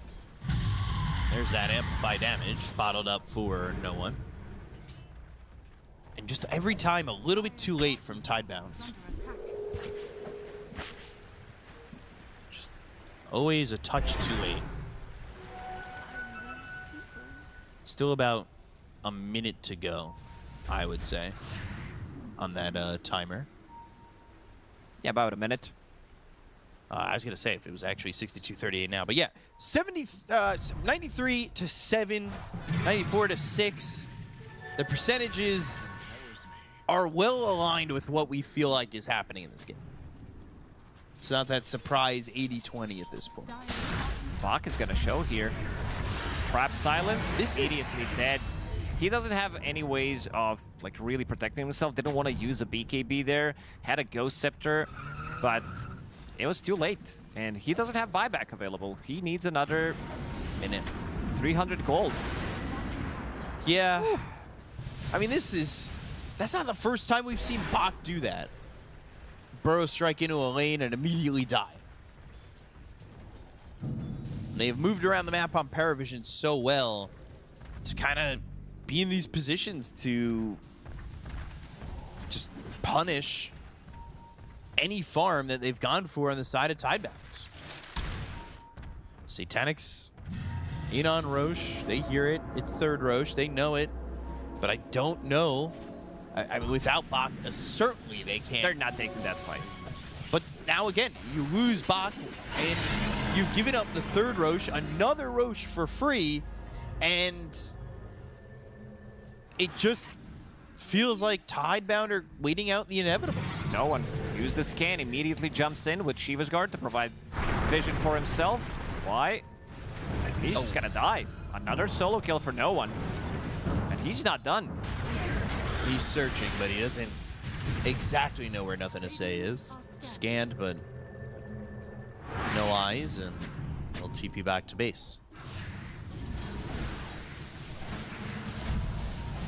Hitting this 40th minute here, 30,000 net worth lead for PARIVISION. They've got an Aegis to work with. All they need is this bottom set of racks to secure the Megas. But Bach positions himself looking for something. He's in a good spot. Level 3 Epicenter with Aghanim Scepter can deal a lot of damage, but everything needs to be perfect. Problem is, these heroes are so tanky, no one has Refresher. He does have Cheese, and it seems like he knows exactly where Bach is. Knew for a moment with the trap down. Meteor Hammer takes the tower. It's death by 1,000 hammers. Usually it's cuts, but this is blunt force trauma that PARIVISION are using. But the game is not over until the throne falls. They're gonna go Remnant forward looking for Nothing to Say. They've got the Searing Chains. The Hex comes from DM onto the Tiny. They've got a Will-O-Wisp down for some protection. But DM looking for the Meteor Hammer, Avalanche, Burrow Strike, Ice Path. Now the Macropire upgraded with the Zags. They get the kill in a bot. They'll look towards the rest. Planet Y, they're both dead. Shiro trying to run away, but GG is called. And this should be a full team wipe before the throne explodes and PARIVISION do take game number 1. Not the most exciting game in terms of like how they closed it out with Meteor Hammers and everything. It got the job done. It does feel like this game has been over ever since like 15 minutes when they took the Tormentor. Yeah. One mistake from PARIVISION did delay the game, I would say, for good maybe 10, even 15-ish minutes, but they took it slowly. Satanic, he popped off completely on that Templar Assassin. We'll see if the panel can find any words here for what Tidebound need to do come game number 2, but PARIVISION have a 1-0 lead. We'll send it your way. Take it away. I'll tell you what, we are going to try and find some words, but it is going to be very hard to describe that in any sort of deep and interesting way, but try we must. It was pretty much what we thought was going to happen based on the draft we saw. It just took a little bit longer to get there, perhaps a bit too long, really, Clinton. It was nice and slow and steady. You don't want to throw away your advantage, right? So they took their time, made sure they got the Aegis, but the writing was on the wall in this game very early on into the game. And I think in general, you look at this game, this Medusa did so much work. Like, they couldn't really stop it. The Sand King, yeah, it got some farm, but it's a free farm TA you're looking at the end of the day. So it was a rough one, for sure. Yeah, it's just... I guess it's uncomfortable for Tidebound because in a meta where you want to kill and fight people, there's just a lot of heroes that can exploit that, right? You got Centaur with Pipe and Crimson and Stampede. You got Medusa buying Meteor Hammer, progressing towers. I think the offlane pool, if given late pick, can just fully break a game. And after all of this, you then have to try and outlane a TA, one of the best laners in the game right now. An Ember who goes, always going to go 50-50 with a Tiny. It's like, I think Tidebound drafted very average lanes that can potentially even concede. Like a Sand King can lose lane, a Tiny can go 50-50 or even sometimes lose lane, and you get a last pick Morphling that needs to farm. And we wanted the Sand King to farm, the Tiny to farm, but it just didn't happen. It was just like, okay, well, PARIVISION is outplaying you, outscaling you, outdrafting you. It's like, it's just difficult. It's just really, for a game 1, it's probably not the best showing for Tidebound, and hopefully they can really kind of find a new way to try and break PARIVISION. Yeah, well, obviously they've got at least one more game to attempt to do it. But yes, for this one, I kind of agree. I just feel like there was an air of inevitability. You almost side out the last few picks in the draft, right? You were like, it's going to be a Medusa, and then they have to take the Morph, and now this has to happen in the game state. It's more just like when you see a first pick TA, we had Tidebound just draft really well against it before. They had such great lane pressure. They forced the TA to think about, why is she going to lane? Maybe she has to go jungle, and then you overlap her farming with where maybe the off lane wants to farm the Ancients, and now you get complications. But with their approach to TA this time around was just picking good fighting heroes that aren't so strong in the lane. I don't know, I just feel like if Tidebound just copied one of their drafts from Xtreme, this could easily be a very different game, but I think they just got in their heads a little bit too much. Yeah, and I think just looking at these heroes, no one is a big issue to deal with on the map here, and he definitely was.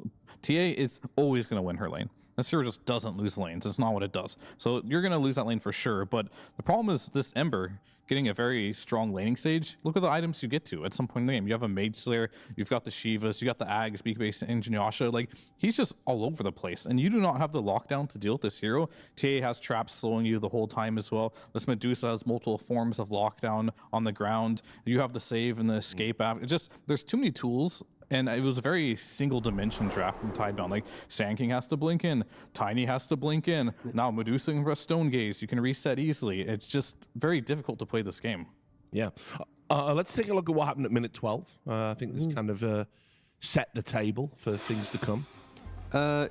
Yeah, wait, minute 12. Oh, I mean, I was That's just, your one. I was just highlighting here that, like, this Medusa, if you give her a free game, this is what she does. She just walks mid, takes your mid tower after taking top tower, by the way. She walks bottom, takes bottom tower. So what does this do for the map entirely? Like, TA gets to farm everything. Ember, he can show up or not show up. It's up to him. He can make a play, take a rune. This Medusa controlled the whole tempo, shut down the whole map. You don't have any ways of initiating on this hero. It's absolutely impossible. So yeah, this last Medusa, we were afraid, would it get this Meteor Hammer? Would it just walk and take every single tower? Make space for this TA to be giga farmed? Yes, it did. And that was too much of a problem that they couldn't really deal with. And it was a multi-layered problem, as you said, because, you know, you've got the Ember doing Ember things all around the map. You've got a Medusa that's coming online, taking towers. You've got a T8 to worry about, you know, as that's getting into the game. And they just didn't have the tools to really respond to any of those particular problems. You know, one would have been nice. With that in mind, obviously, what comes after minute 12 or minute 15? Oh, there it is. Yeah, and I think Tidebound, fair play to them. I think nothing to say on the Tiny, was creating some really good moments, right? But it's just unrealistic to create this same fight every single time, right? Because in this one, it's like they get the Ringmaster, then they kind of disengage a little bit. And for PARIVISION, realistically, it is just like a 1-by-1, right? Like, no one, he thinks he's like, you know, I can do this, but he, you know, tanks a Burrow Strike, then the Coddle comes back in, you get the kill. And like, this was the best fight from Tidebound in the entire game. But it was a fight in which PARIVISION was playing very poorly. They weren't respecting Tidebound. They were kind of thinking they were tankier than they actually were. Now Ember's dead. Now the Medusa comes in as well. It's like, to think that Tidebound can win this game, you have to hope that PARIVISION somehow does this like 2 or 3 more times in a row to then get this like economy. But PARIVISION, after this one fight of sloppiness, they go, you know what, lads? Yeah, let's just respect our opponent. And that is the reason why it lasts a little bit longer, right? They push out their waves again, they reset the map. But I think for Tidebound, the fact that we have to watch this level of like desperation in an early fight, that is something you can never lean on. I mean, that was an insanely long and sloppy fight as well. But again, very good from Tidebound. But like, if you're very realistic, it's only because PARIVISION gave them one kill after another. But it never happened again after that. Yeah, I mean, that's essentially what happened. It was save your buddy syndrome, unforced error, whatever you want to call it there. It was just a trickle effect, and it was almost gifted in a way to Tidebound there. And they need to find ways to make their own pressure on the map. And that wasn't really, it was making pressure in a way, but I don't want to see just we get one hero, and what's the next objective? I want to see them move on and progress on the map. All right, thanks, gentlemen. We're going to take a quick break. When we come back, we will see if Tidebound can get into this series against PARIVISION. We'll see you soon.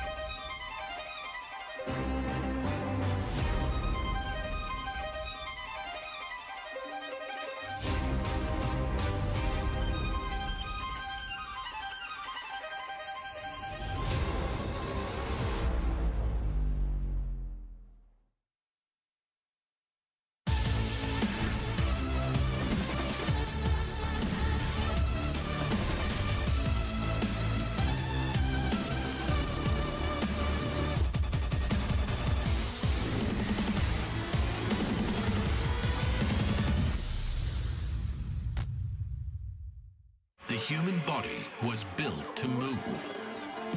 Not trapped at a desk in one singular posture for 12 hours a day. It's time your chair evolved. This is Secret Lab Titan Evo. ergonomically engineered for you. Gamers, hybrid workers, artists, backing your every move.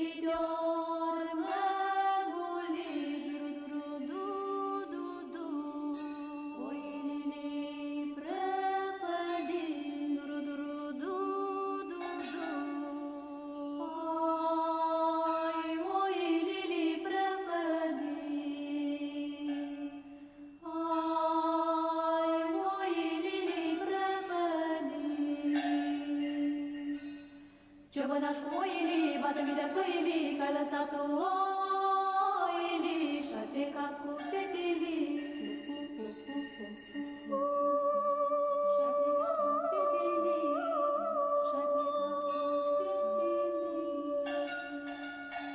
Eu m-am pornit după oi, du-du-du-du-du-du. M-am întâlnit cu iepuroi, du-du-du-du-du-du. Pune cale iepuroi, n-ai văzut un cârdioi. Oi, n-ai văzut un cârdioi.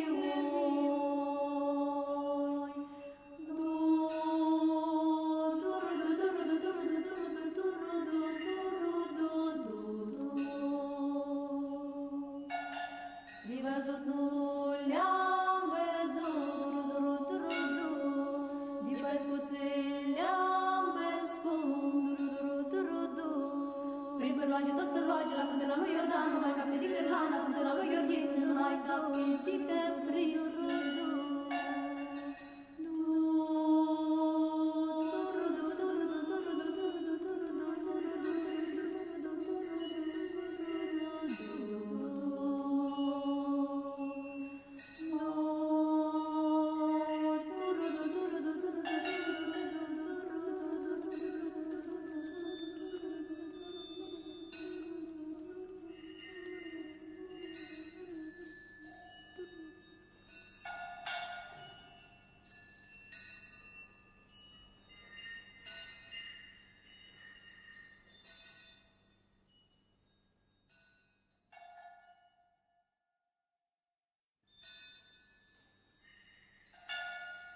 La oi, măi Ioane,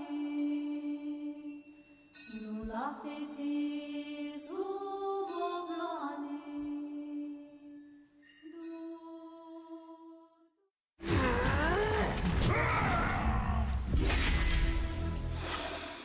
Yeah, welcome back. In the last game, we saw Team Tidebound kind of run out of runway or maybe failure to launch based on their draft.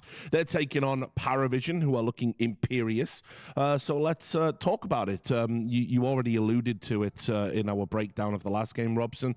You said, you know, look, they really didn't construct a great draft, but they have in the past. They've dealt with TAs, they've dealt with things that PARIVISION were doing, and they just failed to do it here. So you're expecting something different now, I imagine. Slightly different. Again, I don't mind the tiny, I don't mind the coddle. I just think it's when you're picking like a Sand King with an open pick for your opponent, you start seeing kind of the cracks form. Oh wait, all magic damage. I'll pick Ember with a Mage Slayer. Ooh, they still haven't picked anything to threaten a Medusa. We'll pick that last. And now it's like you have to deal with the Medusa pressure, and you want lockdown for the Ember. You want to outscale a TA. It's like you have to deal with the problems as quick as they come. So then when you get to your final two picks in the draft, you're not trying to deal with every single problem at one time. That's when your draft gets a little bit lopsided. Yeah, I mean, there's been a golden rule in Dota for a while now. That's fairly pretty true. Is your mid laner and your off laner, their first item can't be Blink Dagger. Because if they're both going Blink as their first item, it puts an immense amount of pressure on making stuff happen in the game. Whereas these items like Mage Slayer that Ember can buy, they help you farm, and they have high impact in the fights. So when your Tiny's rushing Blink, your Sand King's rushing Blink, your playstyle is very linear. You have to run at them. You have to get kills, because these items don't help you accelerate your own farm or scale in any way. It's always just so scary though when you look at PARIVISION and like the form that they're in. We talk about the scaling of Satanic, but then you have like the laning phase prowess of No One and his draft position as well. He's getting like late pick in the draft. He's getting his Ember, just crushing that.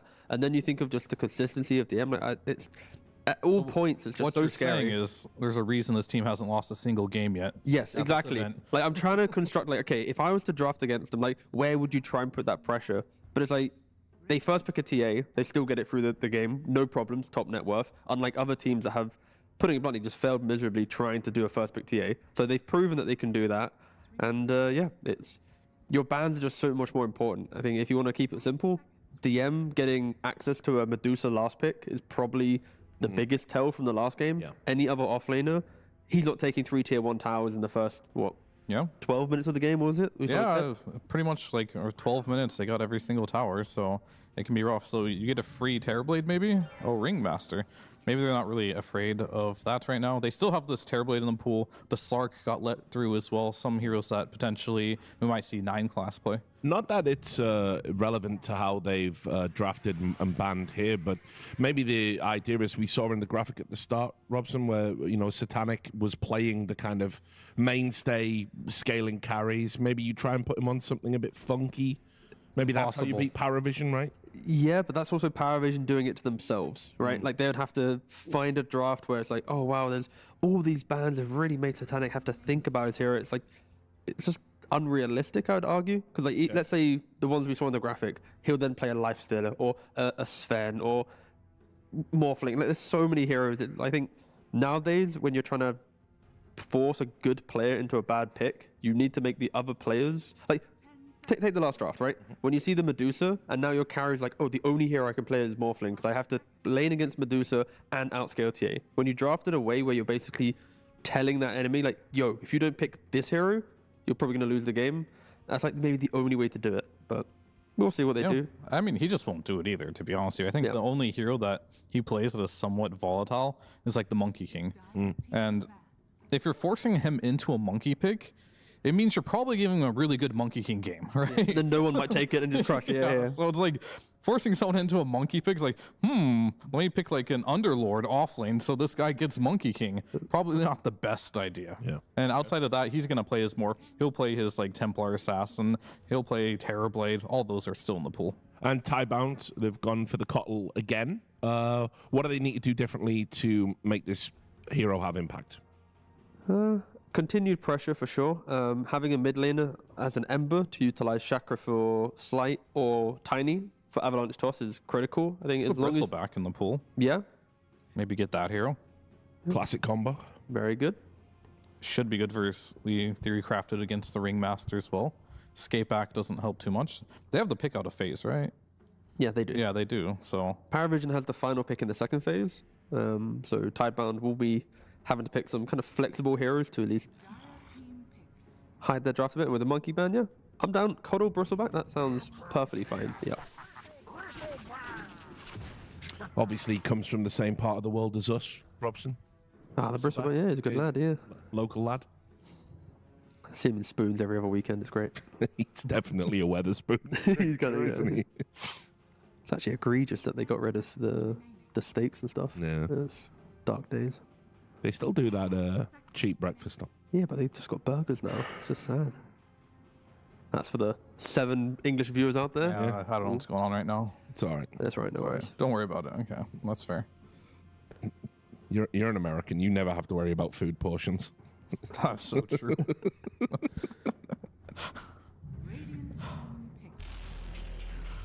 Oh, not too surprising here. This is a flex pick, but I know he really enjoys this. Satanic, that is, against the Bristleback in lane. He actually does a very interesting build as well because he knows he's going to get a bunch of stick charges. So he'll go Illusions level 1 and just out CS the Bristleback with infinite Illusions. I mean, high armor, etc.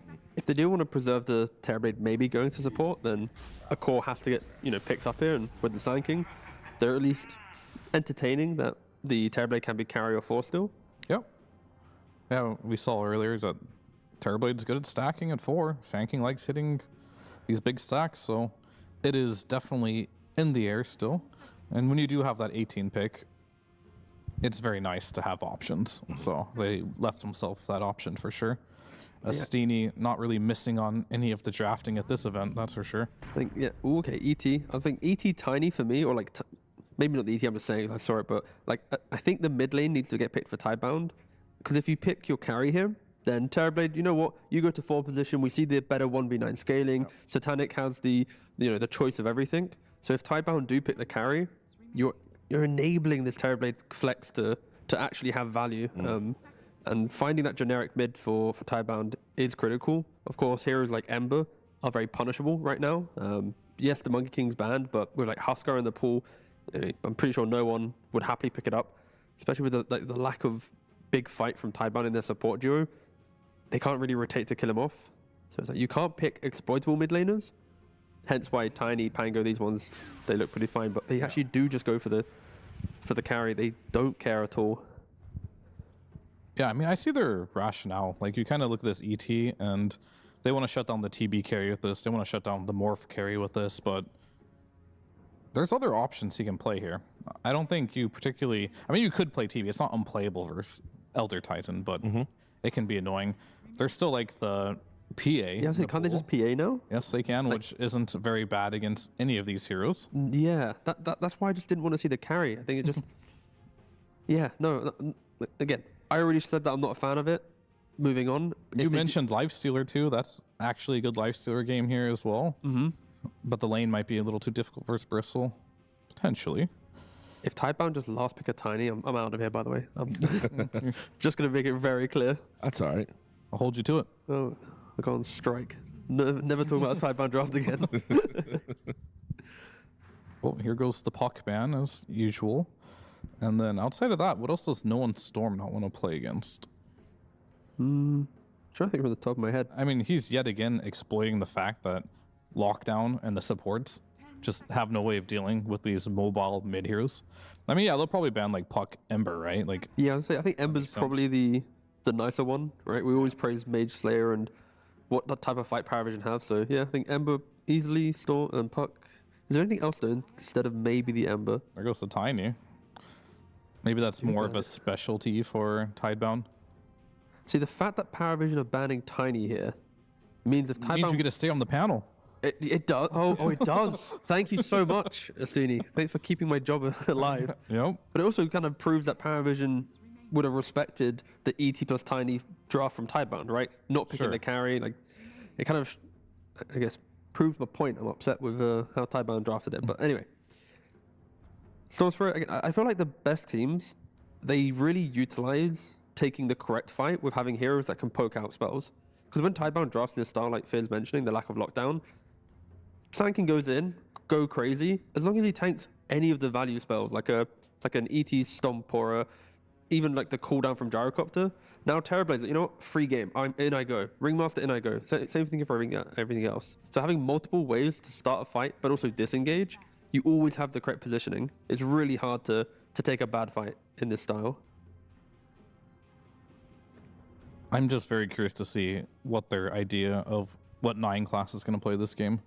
Because I'm thinking, is there anything better he can play other than the Terrorblade?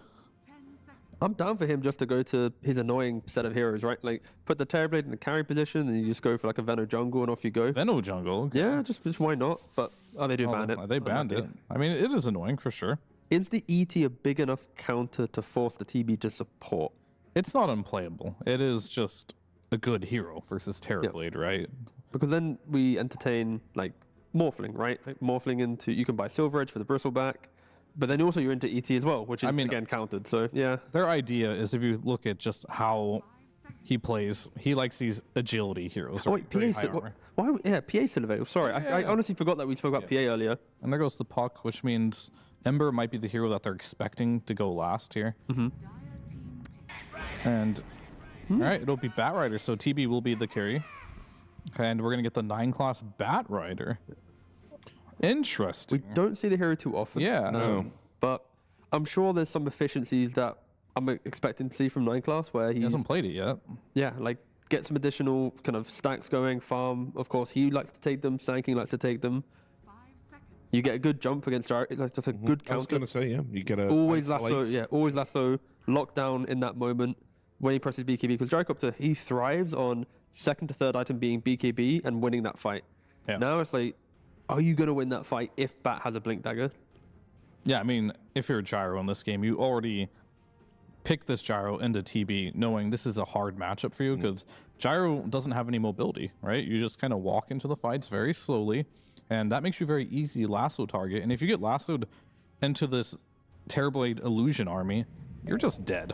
So they're going to try to address some of the problems here. It looks like Bristol will go mid here, and they're going to throw this Underlord, which is good versus Terrorblade in the laning stage, but it has to go well, because Terrorblade, even it does have some quote-unquote bad matchups, Reflection plus meta can just turn any matchup, especially if you have a Ringmaster support. So in theory, this should go well, but it has to go well, because if it doesn't go well, you're picking another hero. Sure, you do have a route for the Storm, but it's not the easiest thing to land.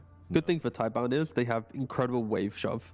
So if the game does get difficult, cuddle push wave, you hold your high ground with Firestorm, Flak, ET, Bristol, like their high ground is exceptional. So as long as they're not down like 20,000 gold, every high ground defense, in theory, if you're not getting lassoed out your base, is possible. Delays the game. They can delay the game for a very long time. Right, well, guess what we're doing now? We've got Nomad backstage with the coach of PARIVISION, I believe. Take it away, Jared.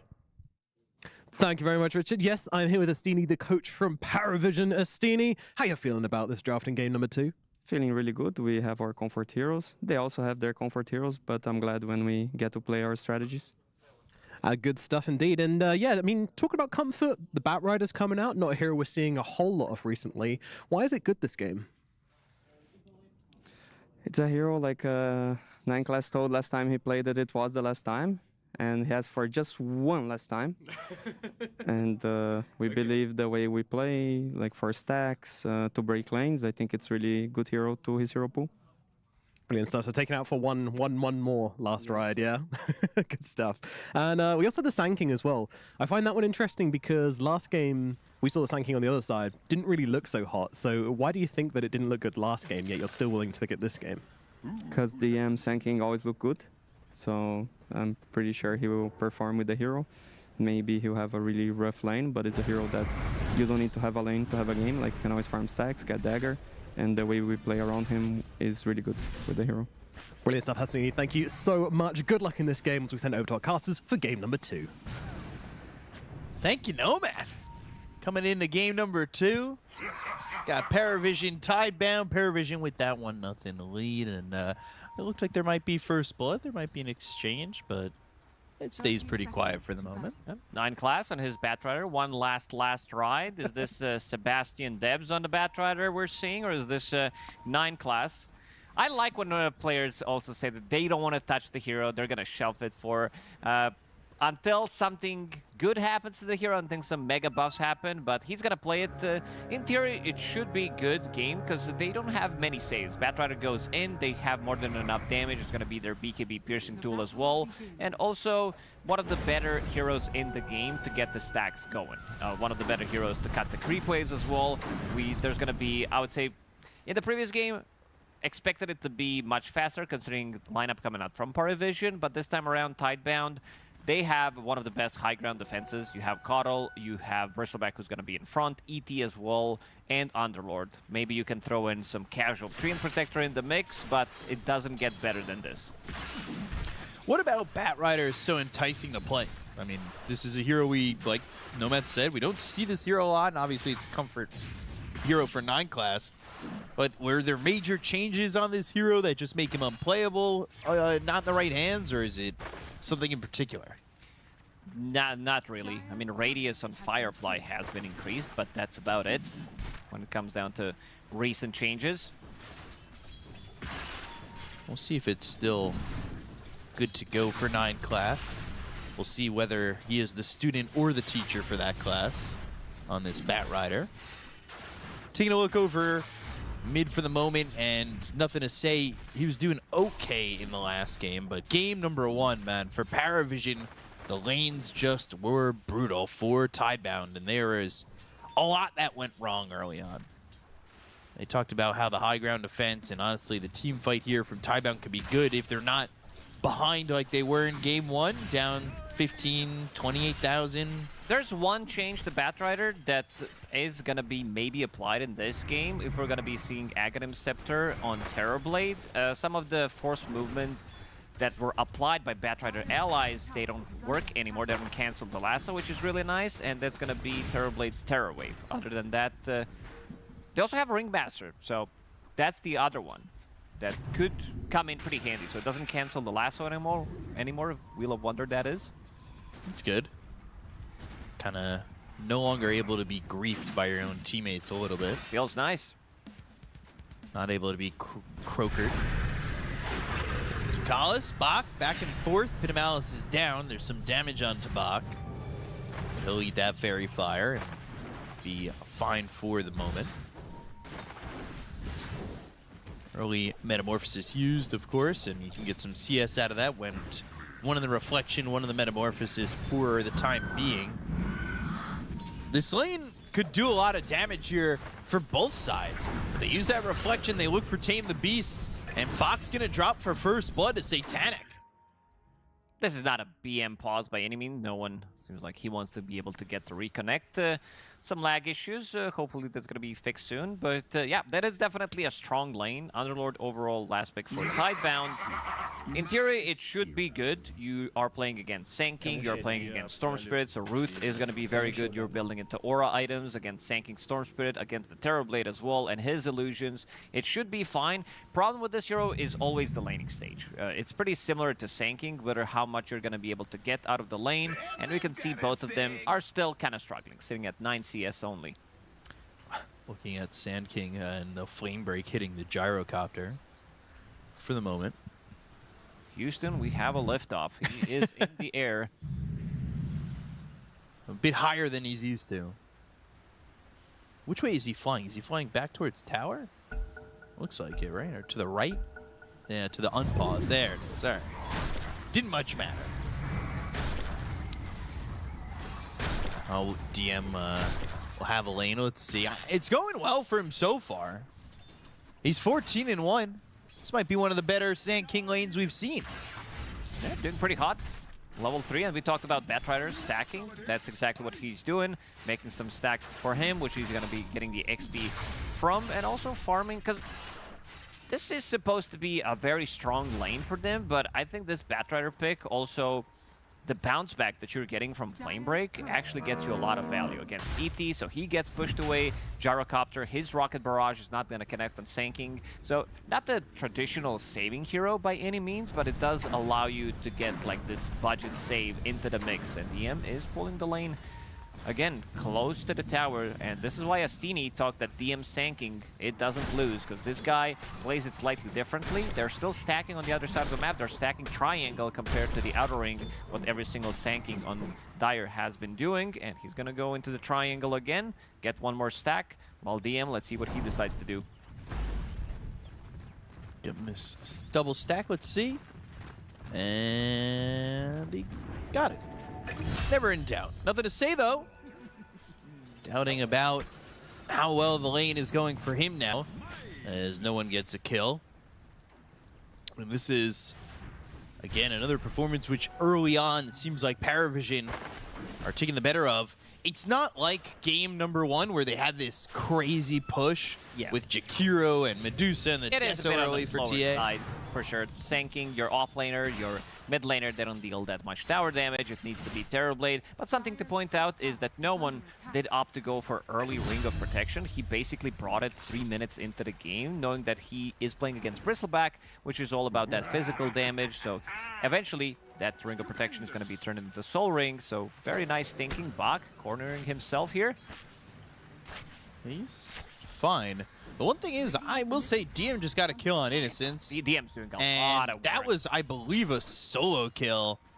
And he's still farming. He's pulling these creep double waves. Wave, but he's also farming neutrals right now. This is going to be his level 5.5 pretty much once he farms it. ET can't really stop him. I think he might be getting even closer to level 6. He's soaking up some of the experience from the neutrals, but I mean, this is one of the better DM, or one of the better Sand King games, Highest period. CS in the game. This has to be the first game that we are seeing this. 5.5 minutes in. Yeah. People are going to want to start, keep an eye on this replay for the Sand King players out there because, I mean, every game we've gotten into it, Sand King lose lane, he'll get blink and come back. But this is Sand King, he doesn't really win the lane because he's staying out of the lane, but he's in a fantastic position right now. His win rate at the tournament isn't the greatest. It's sub 50%, sitting at 46 right now. But he has been picked quite a lot of times. 30 times so far picked, which makes him one of the overall more picked off-laners. And he's doing really, really well in the triangle, level 6. Now you can definitely start the pressure. I think Shiro's in trouble. If they get a stun with Epicenter, he's gonna die. Flame break into the Burrow Strike. Going to the epicenter, but just didn't have the hold on, and that's a little bit rough there from PARIVISION.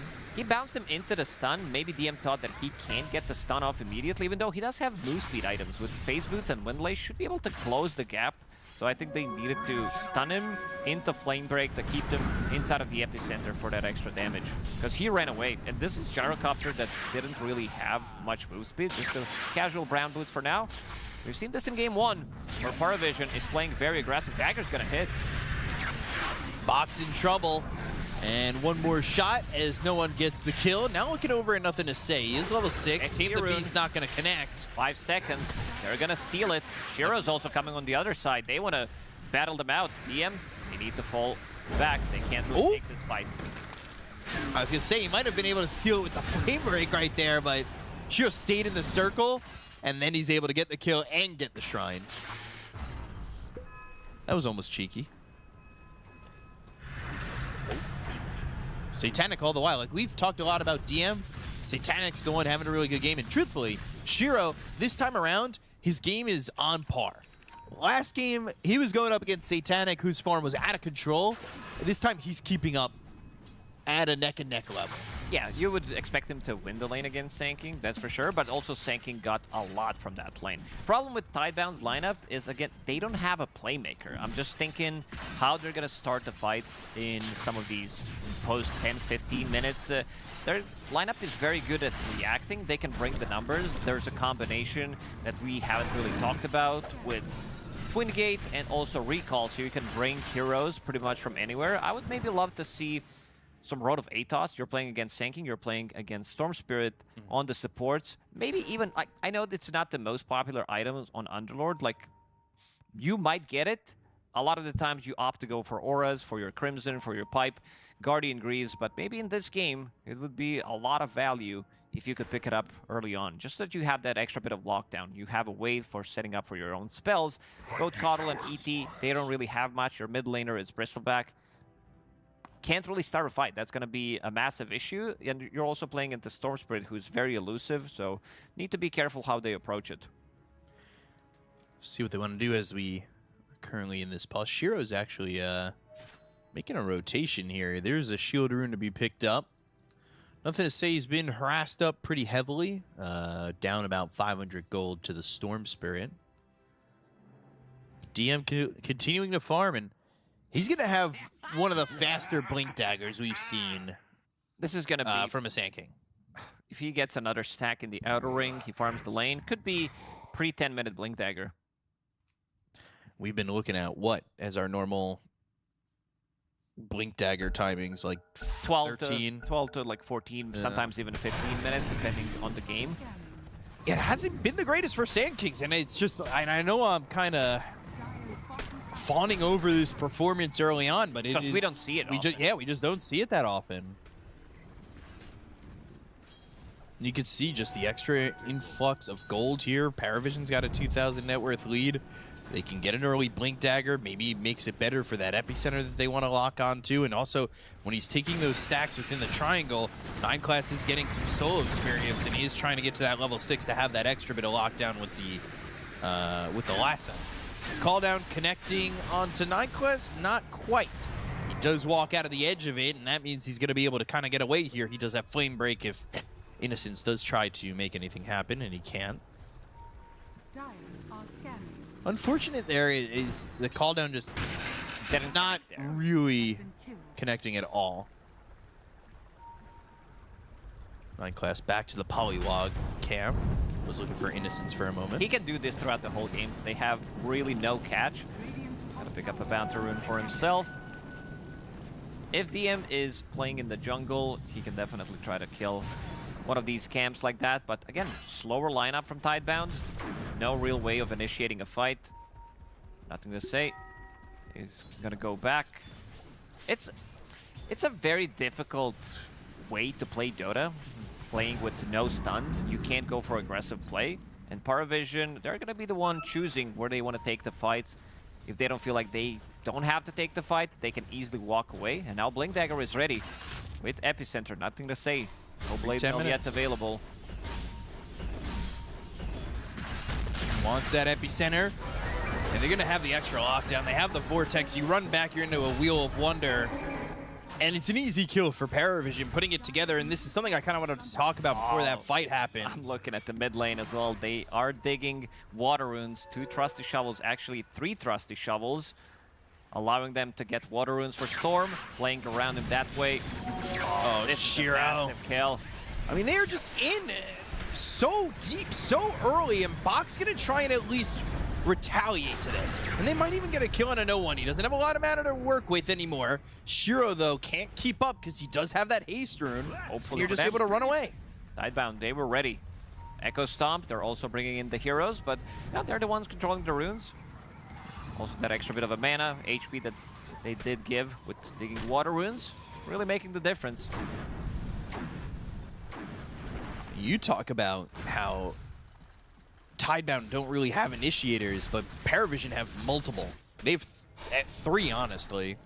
9 classes is farming up in the outer ring, so that's going to be his Blink Dagger. He's basically rushing it. Right.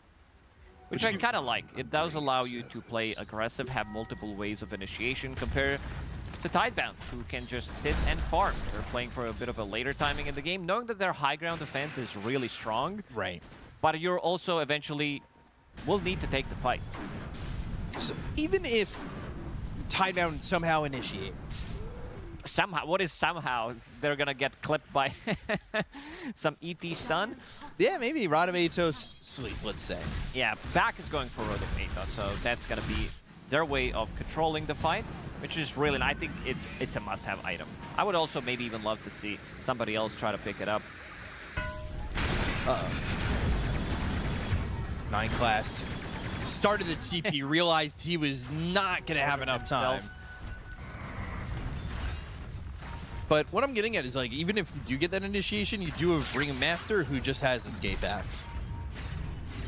And truthfully, you have Flame Break to push a hero off if they make a jump, if somebody's somehow finding their way in like that. They check a lot of boxes here for PARIVISION, whereas Tidebound, it's almost like they have to react just to be in a fight with Underlord's ult or something. I mean, look at the way no one is playing. Behind enemy tower, can't really get punished. They have no ways of locking him down. He's farming the enemy triangle. DM as a Sanking, he also continues to farm up. This is a very good scaling offlaner. His Aghanim Scepter, this is a bit of a new tech that is coming out after we nerfed the other items that he wants to go for. With Bloodstone, Shiva's Guard is a bit more on the expensive side, so he needs something. Sometimes we do see like a Yule Scepter, if you need the spell mechanic, if they're having some early silences. No one is playing so aggressive that he is just going to stay in the triangle and continue to farm up there. Why leave? Who's going to really force you to leave? I mean, at this point, Satanic's kind of doing the same, right? He's farming across the river. He's farming on the dire side of the map. No one again. Can dig a water rune for himself. Does have 2 bottle charges. Will always stay pretty much full mana, full HP. With Soul Ring on top of that. That's another Blink Dagger ready. Smoke used by Tidebound. They're going to look for something. This also has to be one of the... I'm just going to throw it out there, fastest Manta style of the tournament, because you don't build it as your first item. There's an item in between. On Morphling, it is Vlad's. On TV, it is Falcon's Blade. And there it is, 36 seconds faster. they'll go for Satanic, but DM's in. Bro Strike, they recall Gyro into this epicenter. That is a huge problem. Planet and Shiro are both dead. Innocence falls. Nothing to say is gone. 4 heroes dead on the side of Tidebound. Oof, what a disastrous fight for them. Again, it comes down to them not having anything to start the fight with, and they're not done. Oh, they've got the lasso. Pit of Malice, but full team wipe. That is a full wipe. The game. Pre-Torm. XP rune stolen. Yeah, Shrine taken. About to be gone as well. Map is not going to be there. They wanted to bring the numbers. We said that this is the combo that they have, but I was not talking about the Grief combo. What an unfortunate timing. Into Wheel of Wonder. Shiro, I don't think he dealt any instance of the damage in the previous fight. Don't ever bring me ever again. Yeah, you might need turn off. You might ally help. Turn it off, exactly. That's pretty brutal. I'm looking at fight recap. Yeah. 600 damage dealt by Underlord. Other 4 heroes didn't deal nothing. 0, nada. Oh, yikes. Dire's top tower is under attack.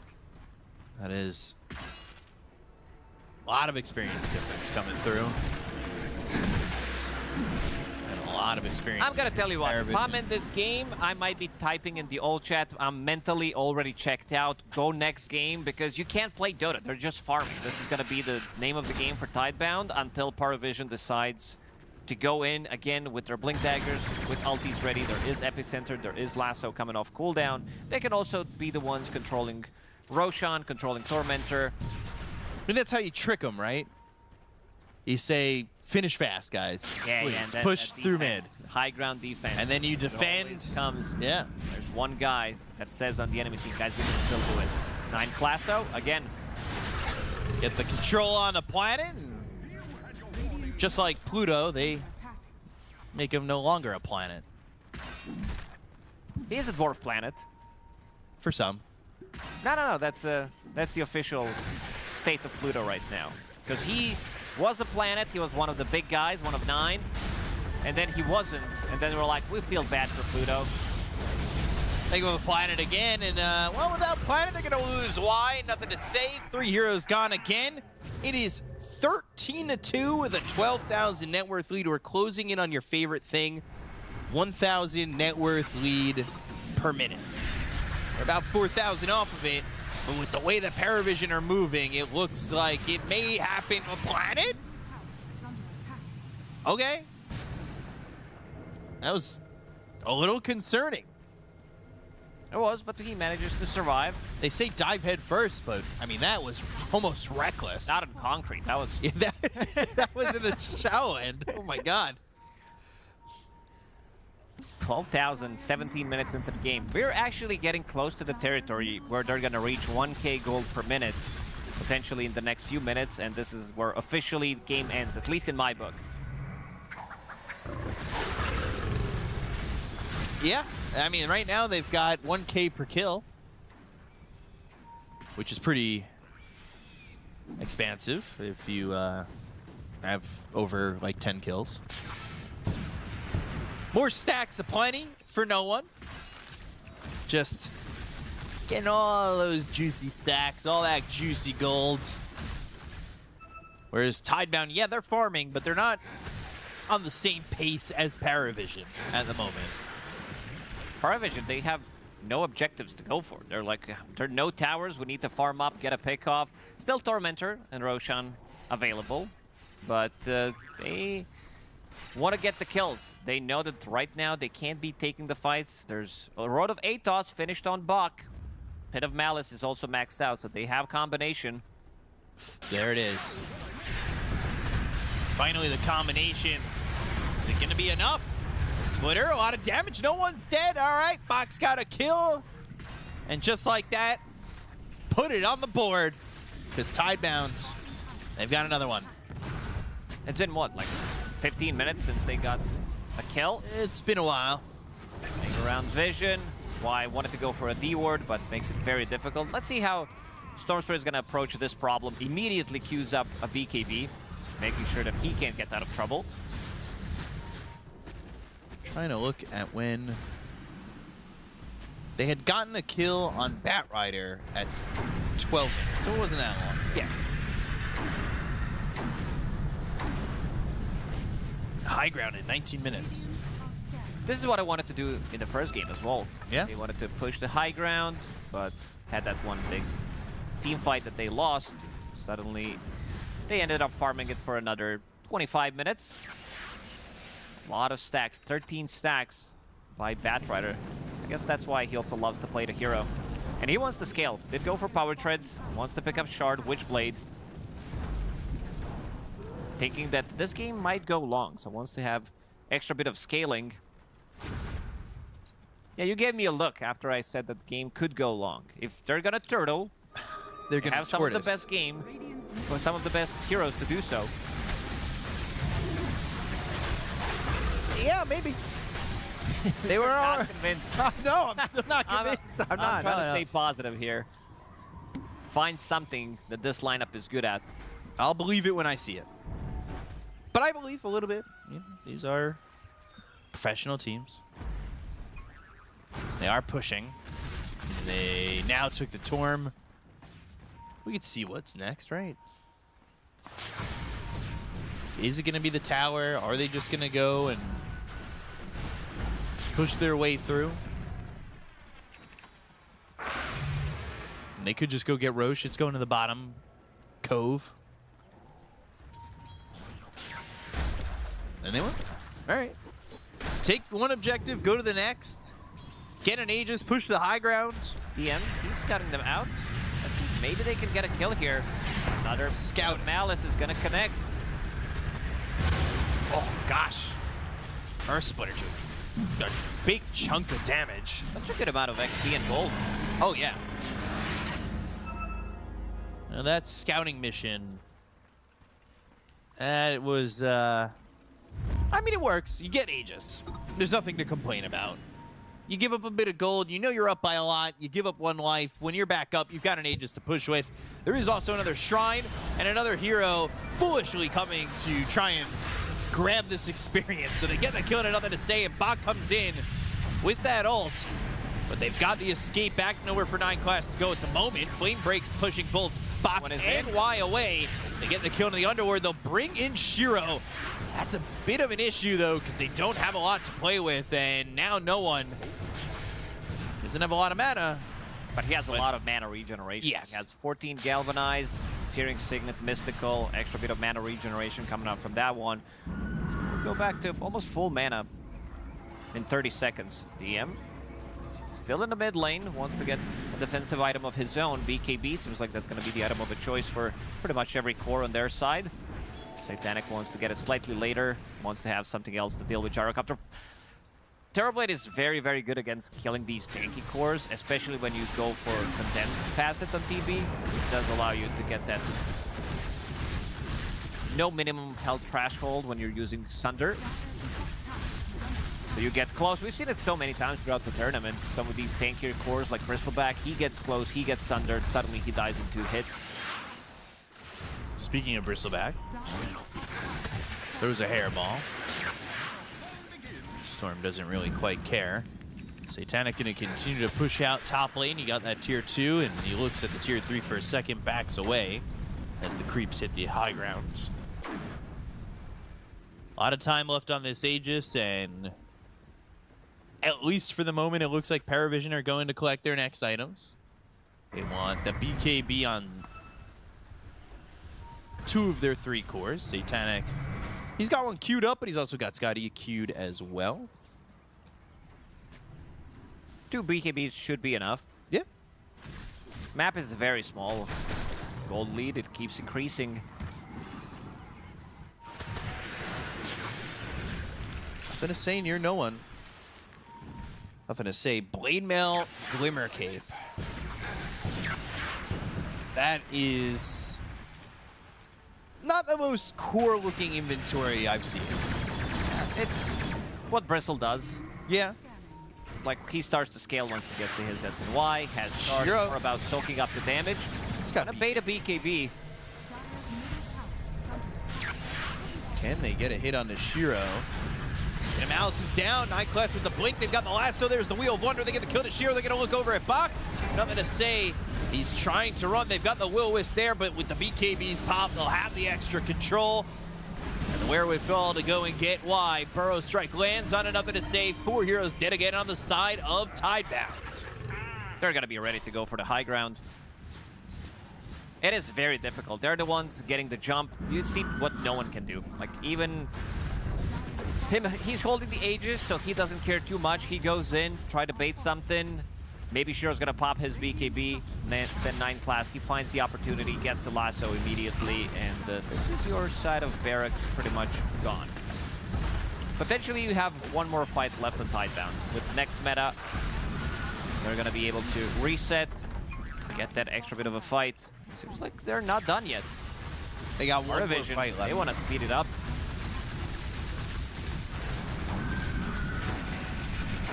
Third, you have great defense, but your heroes, they need to be alive. Yeah, Towers ain't gonna do it all, that's for sure. Way too many items on PARIVISION. 25k gold lead, 25 minutes in. This is it. This is the number. And now even a third BKB coming out on 9 class. He is very farmed. We also have a funny number, 24 score. Let's see. Do or die for Tidebound. Bristleback. It is too late. Impalement Arts. And they're going to go. They'll find themselves Planet. That's following on the back lines. Y is dead. Planet's gone, but they didn't get to cause. Bach, though, falls in the grave afterwards. They have the lasso. It's on Nothing to Say. We'll pop that Glimmer Cape. Shiro trying to work with the BKB, but the timing just does not last long enough. And eventually, the Burrow Strike, the epicenter, it's all there. And they're going to look for Nothing to Say, too. Epicenter did some work. Aegis expires, so the ball lightning. They'll call GG instead, and PARIVISION will lock up the 2-0 over Tidebound. What a clean game. What a clean series from PARIVISION. They kind of have better number. It also comes down to them. I would say that this was a massive outdraft in both of the games where they were unable to play aggressive at all. Very, very difficult game from Tidebound where they were unable to make any kind of moves on the map. Yeah, they didn't really make much moves, but PARIVISION were all over the map, all over the series. We'll send it back to the panel and hear what they have to say. Well, here's what we have to say. Do you want PARIVISION to win in the PARIVISION way, slow, or do you want them to do it quick? Just a really, really clean series from them. The excellence of execution. Yeah, I mean, it's just efficiency, right? When you look at how Tidebound played, it felt like they couldn't make a move on the map because already PARIVISION were skipping the correct waves, making the correct stacks, just farming, and then you've got Storm Spirit kind of poking his head into the fight, getting a quick pick. Same thing for DM, also exploring the map when needed. Yeah, I think PARIVISION, the way that they're playing right now, if you don't truly watch every replay, understand everything they do in the first 10 minutes of the game, you will get outscaled. Like, you have to break them in the laning phase. And teams just not doing it right now. Like, they have to change that for sure. Because they're so good. I mean, that's kind of like the issue I'm seeing, though, is this team is like, you have to break them in the laning stage, but they have the best laning players in the game, it feels like right now. It's like, if you look at the heroes they're playing, it feels like everyone plays these heroes, right? There's nothing special about a Terrorblade or a Storm or Sand King offlane. They just play it better than everyone else, right? And that's kind of like the issue that a lot of these teams are running into. It's like, you know what's coming. They're just better than you. But that's why I think Tidebound a little bit are conceding the series by picking supports that are so defensive, right? Like, against another team that isn't so efficient, you could argue that an ET and a Kotal, that's fine, because Kotal makes stacks on your side, ET will protect your carry, he'll block early smokes, you'll get your farm. But when you see PARIVISION being so efficient and you're not matching their efficiency, then you're going to already have that, like, the economy going the way of PARIVISION. So I think against them, if you don't have supports that can join a core, take a couple kills, maybe contest the stacks, then you are looking at a team that will be stronger than you at the first Tormentor, at the first Roshan, and they will just control the game. It doesn't sound too exciting, unfortunately, but it's just, yeah, I just don't think Tidebound really understood why PARIVISION is such a strong team. I mean, it's reminiscent of 2024 Falcons for me, kind of watching this PARIVISION. Yeah, sure. I think they do similar things, maybe better. And like you say, they have an understanding of where the meta is right now. They are just showing other teams the way, I think. I mean, yeah, for sure. And I think this guy is someone who's been impressing more and more. He wasn't one of those players because he's been in the scene for a while now, and he's been on teams that were unsuccessful, right? And he's coming out with some heroes like Sand King and a lot of other heroes that are just like, where did he get the understanding to play these heroes? Is it him in 9 class just having an extra level of like communication, being, yeah, this is how I want to play. This will mesh with him. It feels like ever since he started playing with 9 class, this guy has really taken off, and his Sand King just looked great. Yeah, I mean, the Sand King for 9 class, it's like kind of iconic to him when he used to play on his other European teams. It's like his 5th most played competitive hero, but yeah, it's just, I think just the laning efficiency, the way that 9 class will make any lane feel good for an offlaner. Other Sand Kings, they lose their lane. They're resorted to the jungle. Saw last game, but it's just not happening, right? It's, yeah, again, PARIVISION. Lanes are too good. Tidebound 2 games in a row. Just did not draft heroes to win the lanes. We can get into the weeds a little bit. I think we've got 1 or 2 things we want to talk about.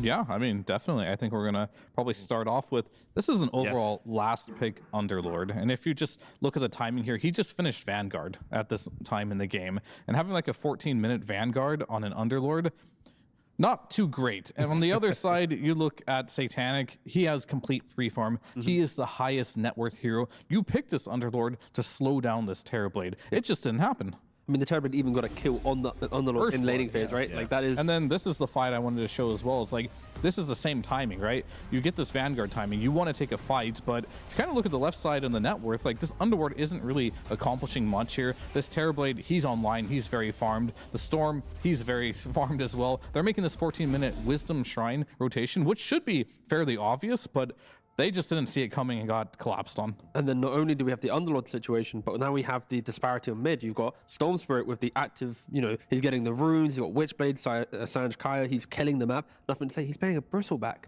It's a Bristleback that if you don't get to propel yourself early in the game, invade the enemy jungle, fight with another core, you have no game to play. But it's a Bristleback playing with a Gyro in one lane and an Underlord in another. Yeah. The Gyro and Underlord, they AFK their lane. They shove and hit jungle. Bristle wants someone to run with him to kill. So the fact that you flex your Bristle to mid lane and then you have 2 farming side lanes, it's just like the draft from Tidebound. Again, it felt like it was too random compared to PARIVISION. Every pick is just so good. Rough day at the office, but not so for PARIVISION, and we've got Nomad backstage with them now. Thank you very much, Richie L. Yes, indeed, I'm here with Ducalis, and we're going to have a little bit of chat. Firstly, I mean, just generally, how was that to play for you? I mean, it was kind of just normal game, like our normal match. After game 1, we kind of only discussed our one mistake, and like it's just casual game was, yeah. It's kind of becoming a casual thing for you, is just winning every game at the moment. It's feeling very good. Has that been sort of something you've been thinking about? Because every team I've talked to seems to want to beat you, seems to want to kind of, does that fuel you, or is it kind of like, how do you think about that?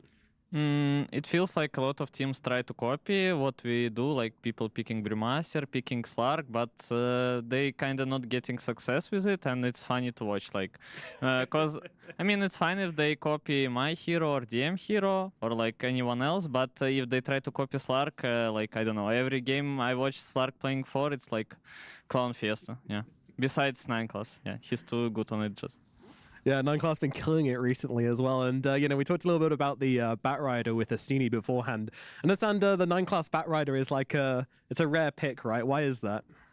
I don't know. Maybe because he's not like, he thinks maybe it's slow, but not sure. Hard to say, but I like to play with this hero because like it's BKB control. He just needs a bit more space, but I think we lately find out how to give our heroes space, so I'm only one not farming, so it's fine, yeah. He can have his good game. Absolutely, the life of a 5, really, isn't it? But, you still have to have, like, massive impact in your games as well, especially on the Ringmaster hero. You seem to be loving that. Do you enjoy playing the hero? Do you think it's good? I think it's quite good, but first games I picked it, it was like huge impact from minute 0. But I think last 2 or 3 games, like besides this one, this was just Stomp kinda. It feels harder because people like getting in shape, like how to play against this hero. I think it was same like when they release it. It was like OP. Like, so every pop you play against Ringmaster, you lose, but and now they add to Captain's mode. It's like you playing against him, it's unwinnable, but slowly people are getting to counter pick him on lane in game, like to push his box. So I think this hero just slightly good, and it's fun to play. Yeah, it's like this circle. Yeah. Yeah, you have big spellcasting in that. All right, last question then.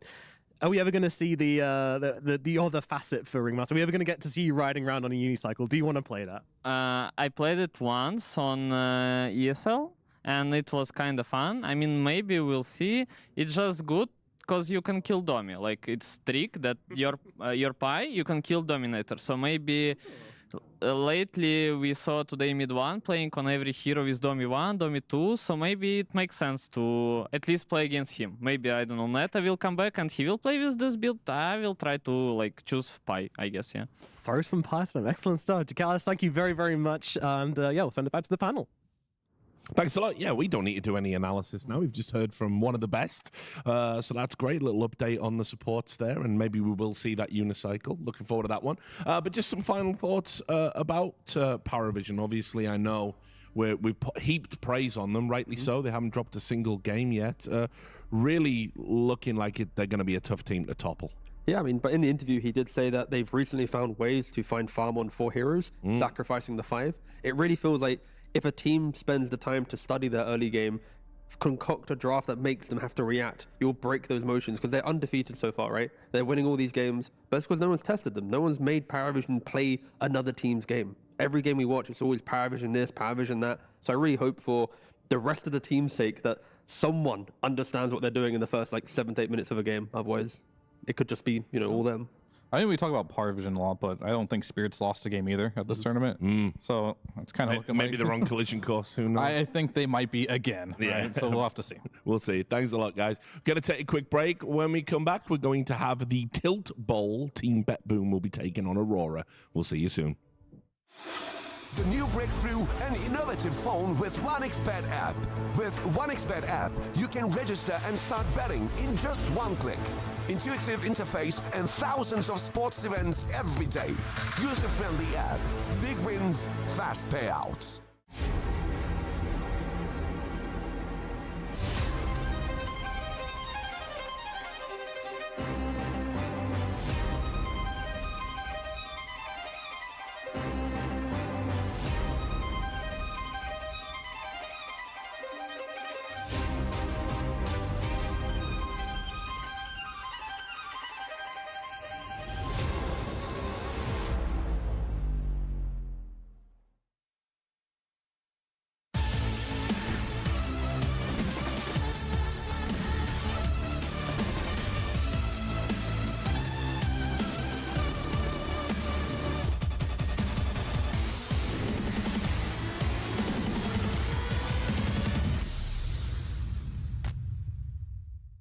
The human body was built to move. Not trapped at a desk in one singular posture for 12 hours a day. It's time your chair evolved. This is Secret Lab Titan Evo. Ergonomically engineered for you. Gamers, hybrid workers, artists. Backing your every move.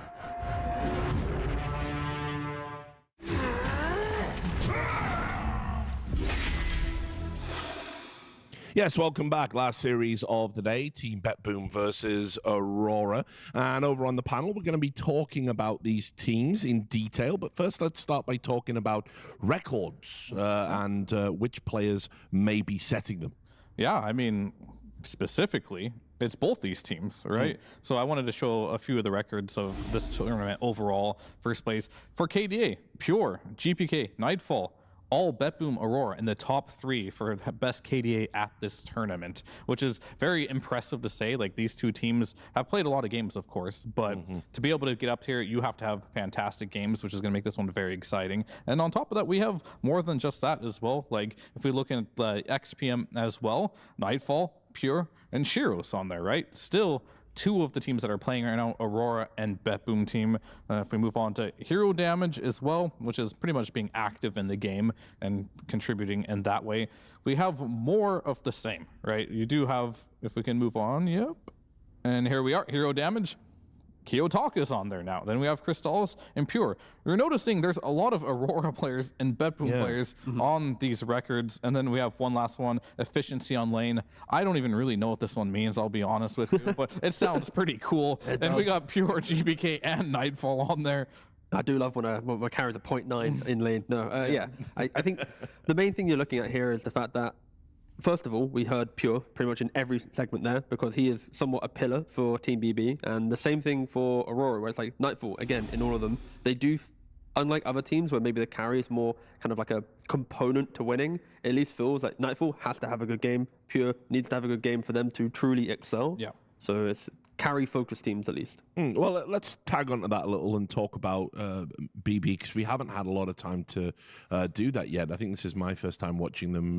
Yeah, same. I've kind of dodged in the entire event. Yeah, they've been on the other stream, so I'm very excited to learn more from you guys about, you know, what their approach to a game of Dota 2 is and which players we need to watch out for.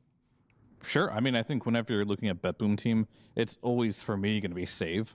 This guy is like probably the best position 4 in the game at what he does. Of course, you can bring in people like 9 Class. They're really good at his specialty heroes. Save is a little more generic on how he plays the game. He likes to play the range position 4s. He likes to help Miro win his lane. So if Save has a good game, which he almost always does, the team does well. And then I think Pure is always a talking point as well. Like this guy in the last TI kind of like had an insane performance when he played there. And this year he's been a little more quiet. So like when BetBoom do well, typically Pure is having a great game. But it's also like when you think about Dota, you often would go, what's the regional meta? So you say, oh, Eastern Europe, and you kind of clump them all together as like all the teams will do the same thing. But like when you compare like BB to PARIVISION, they're very different. Like PARIVISION looks to, you know, play strong lanes, make stacks, farm efficiently, play correctly, you know. And then for BB, it's like when you look at their drafts, they've got like Slardar and Io, and then they have a Lion who wants to get kills, and you've got Viper picks. It's like, it feels like their way of playing Dota is like strong lanes into poking your enemy and stopping their farm through fighting them, whilst other teams do it in a different style. So it's like, I'm expecting aggression. Like they have so much individual skill on all their players that if they do win a laning phase, their fights and their ability to skirmish correctly is exceptionally strong. Meanwhile, we've talked a lot about Aurora, I feel, over the last 2 seasons of Wallachia. Obviously, some of these points will be repetitive, so I'll just throw one out there that I haven't asked. We talked a lot about Toronto, Tokyo, and how he was learning this new position, and I wanted to ask you as experts how you think he's been doing in that role. I think it's very hard to transition from a 5 to an off lane. And I think the first season he played very conservative, and this one he's been hit or miss. He's had some really good games, but he's also had some games where looked a little rough around the edges. So I think overall he still needs more time to develop and to become like a tier 1 offlaner, but he is on a team that is doing incredibly well. They are playing tier 1 teams. He has made a fast adjustment, that's for sure. I feel like against the tier 2 teams, he does look very good. As soon as you put him up against like a Spirit or someone, that's when all kind of like the vulnerabilities of his like role swap comes into play. Like against Spirit, it was comedically bad. I think it's probably the worst game I've ever seen from him on that Doom. Like he was getting outplayed with even the smallest like Hurricane Pikes, like sprouting just to disjoint a little bit. Like he was just getting demolished. So it's like, I think he still has a lot of kind of time needed to kind of get into that role, but the fact that he's transitioned to the role and so quickly got to a consistent top 8 position is incredibly commendable. But even from a Porsche's interview, it's like, Aurora, they need a lot to learn. Like to go up against a team like Spirit to win tournaments, they're not there yet, but again, very solid in that mid pack as a team. And doing it while he's playing a monster hero pool as well. Like he seems to play just everything. To give him a little bit of credit though, against PARIVISION Spirit, everyone's looked bad. So fair. Again, I think like often when you look at this, it's like this is a big test. I think this team, right, versus BetBoom. Yeah, when you look at the region, it's like the tier list is: can you beat Spirit or PARIVISION? They're like the top, depending on which tournament you want to look at. Below that, you then have like BB, and then below them you have Aurora. So for Aurora to be a contender, right, you have to overcome kind of this step in the journey to becoming. These are your gatekeepers. Exactly. Yeah. I mean, these are kind of like the gatekeepers almost at an international level too. Sure. Like Eastern Europe is, I have to say, Eastern Europe is the strongest region in the world right now. Absolutely. Yeah. Can't really disagree with that one. Speaking of strong, Ringmaster comes out. Solid Hero just win 2 games in a row. Yep. Is that 100% contest rate still? I am going to quickly double check. There's nothing to say about this hero. There's nothing. He just shows up. Yeah, I know. There's also nothing to say about this hero either. They're just like, I kind of feel this is just what happens. It's like you're taking one of these if the opposition takes one, you take the other. Yeah. Okay, I apologize. It's 96% contest rate. Still pretty good. Which fools did not pick it? Yeah, they're probably already at the airport, to be fair. True. Yeah, to be fair. They probably didn't catch on quick enough. No. I mean, this is a hero that is very rapidly gained popularity. I think this is the first tournament where it just became a must pick, right? I think we saw in Raleigh that this hero was popular for some people, but a lot of teams weren't really favoring it. But after that tournament, a lot more people started practicing it, and then this is the support to look out for. It's pretty much like Ringmaster and AA, I think, are probably the two best supports right now. Coddle, if you have a Coddle specialist that really understands this hero. And of course, Tinker is still in there. But I don't know, I'm starting to think Ringmaster should be banned over Tinker.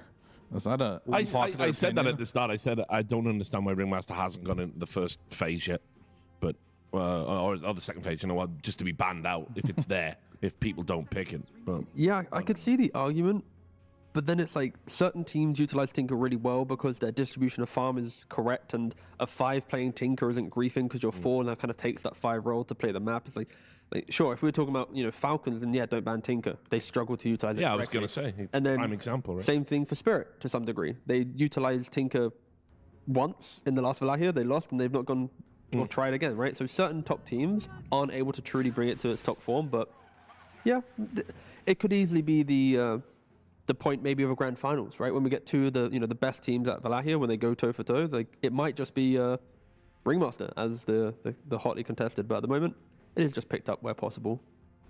But BB, this is an obnoxiously early gyro pick. Because what's your plan here? Don't you just pick like an offlaner here that's good versus gyro, another support, and then on 18 pick you have your pick of the litter of carries that. And Morph is still in the pool, by the way. This is one of those dumb host questions that I know is stupid that I'm just asking to kind of set you up to talk about it. I like this one. Yeah, okay. So gyro, 0 flex possibility these days? Not 0. To be fair, it's like 5% support. It would be like you buy shard at 15 minutes, you utilize your rocket barrage, you run around. It's it's okay. But I think the main point of picking Gyrocopter here is it stops a potential Brewmaster. It threatens maybe the Zoo pool. It's also giving more time for Miro or GPK to understand the draft and get a good counter pick. Because one core has to get sacrificed in a draft. You can never hide a core until pick 4, right? You gotta, again, it's just logic, right? So in this scenario, you want the carry that can do anything. Gyro is the generic core. And even into Darkseer, like technically you play the lane really well, you push it out. Darkseer never really takes the Gyrocopter and feels good. So it's like a go even one in that regard. Okay. Yeah, this is an obnoxiously aggressive approach from Aurora, because if you think of heroes that Gyro doesn't like playing against, or sorry, Darkseer doesn't like playing against, it's the Gyro. This is one of the lane counters to him. However, Tusk is kind of like, we're not going to play a safe lane. We're going to kill you. And it's all in that regard. If they don't get the kills, this lane is going to go really, really bad for them. Whereas I thought, like, you could take a Centaur there, right? This hero just lanes against the Gyrocopter. You'll get your farm. You're good throughout the game. But then they take it. To be fair, for Aurora, if they get a carry that doesn't need help in the safe lane after, let's say, minute 4 or 5, you put Ringmaster in the Twin Gate, you just try lane the Gyrocopter, just keep diving him, shoving Iron Show on the creep wave. Gyro's going to have to go jungle very quickly. So that could be an option for Aurora. It's just you play for the pacing. Don't allow Pure to find the creeps. This man is a lifestealer player. Mm. And I do like the fact that it is a carry that can solo a lane without true help. Can also solo the game. On top of everything else the Centaur does, is the Uber save also a factor here with the Gyro being a mobile? Yeah, I mean, I think Centaur Aghanims has to always be respected, especially with ranged heroes. If the game gets a little bit spicy and your core's vulnerable, giving him invulnerability and A-clicking is conceptually, you know, maybe even OP. Yeah. Or is it Lifestealer or is there a different carry we're missing here? That can be left alone? Yeah. If we're using they're going to try lane bottom. Abaddon, he likes Abaddon. So there's Abaddon, there's Medusa, there's Lifestealer. I mean, all those are okay. They're fine.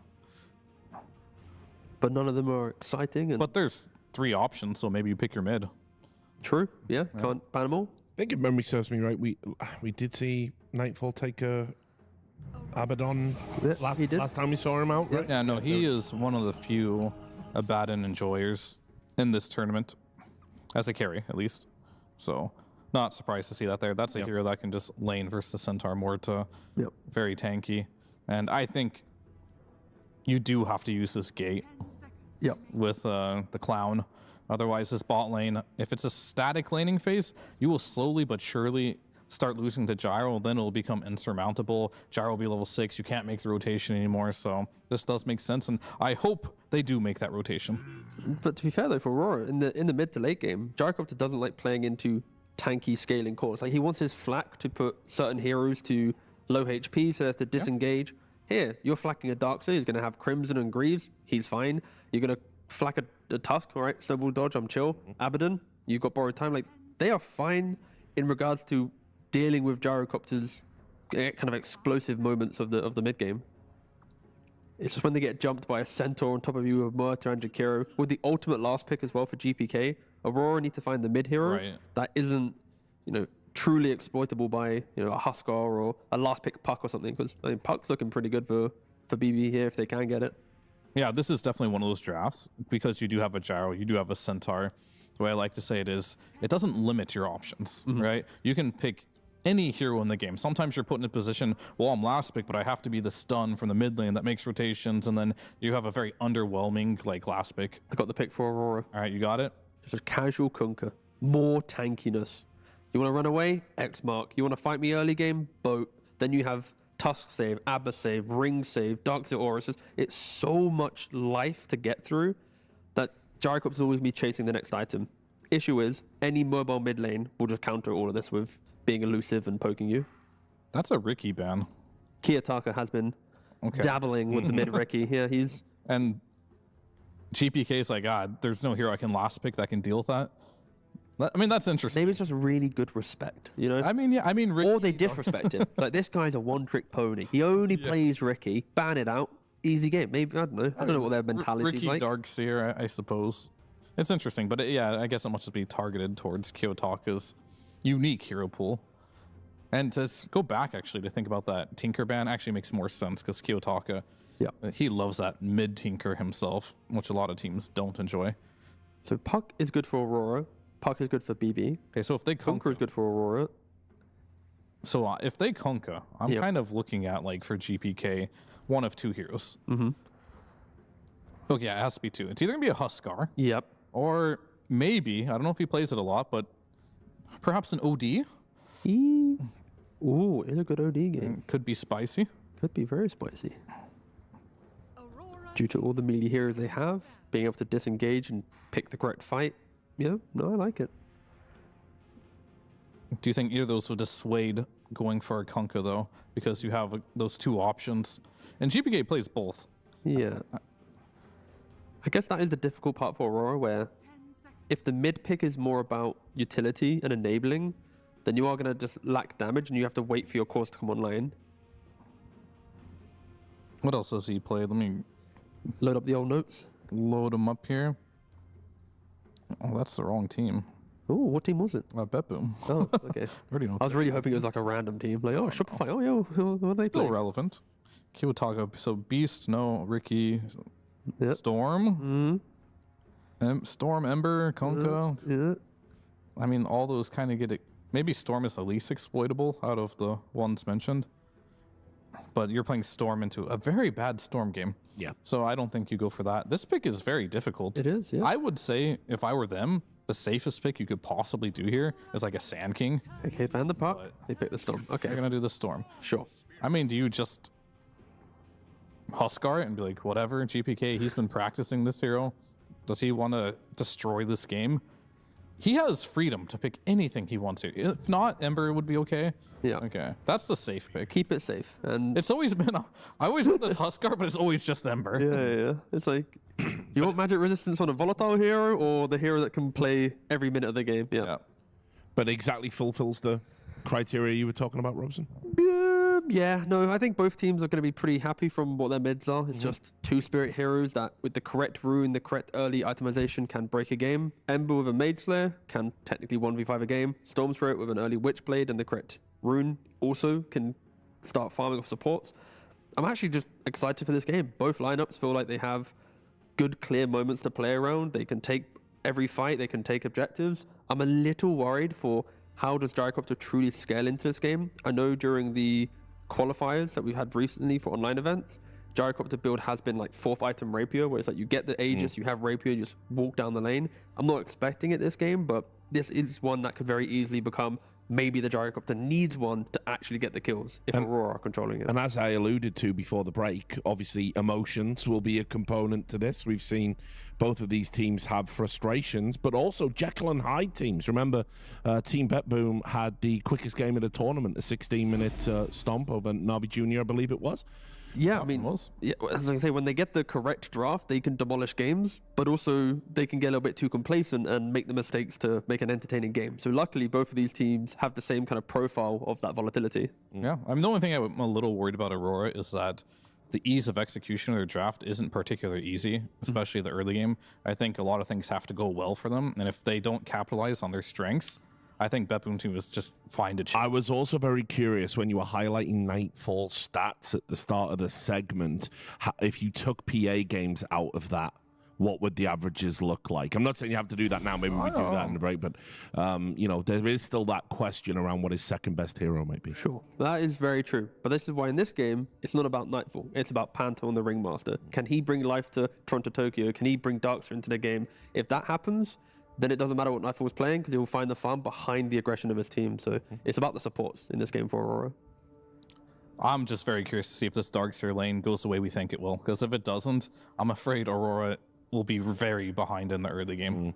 Yeah, you even said that could become a kill lane, so we shall see. But anyway, we are going over to the commentators. Of course, it's B-Cop and Lacoste for this one. Thank you very much, Richard. And we're coming into the first game of this final series, BetBoom Team against Aurora Gaming.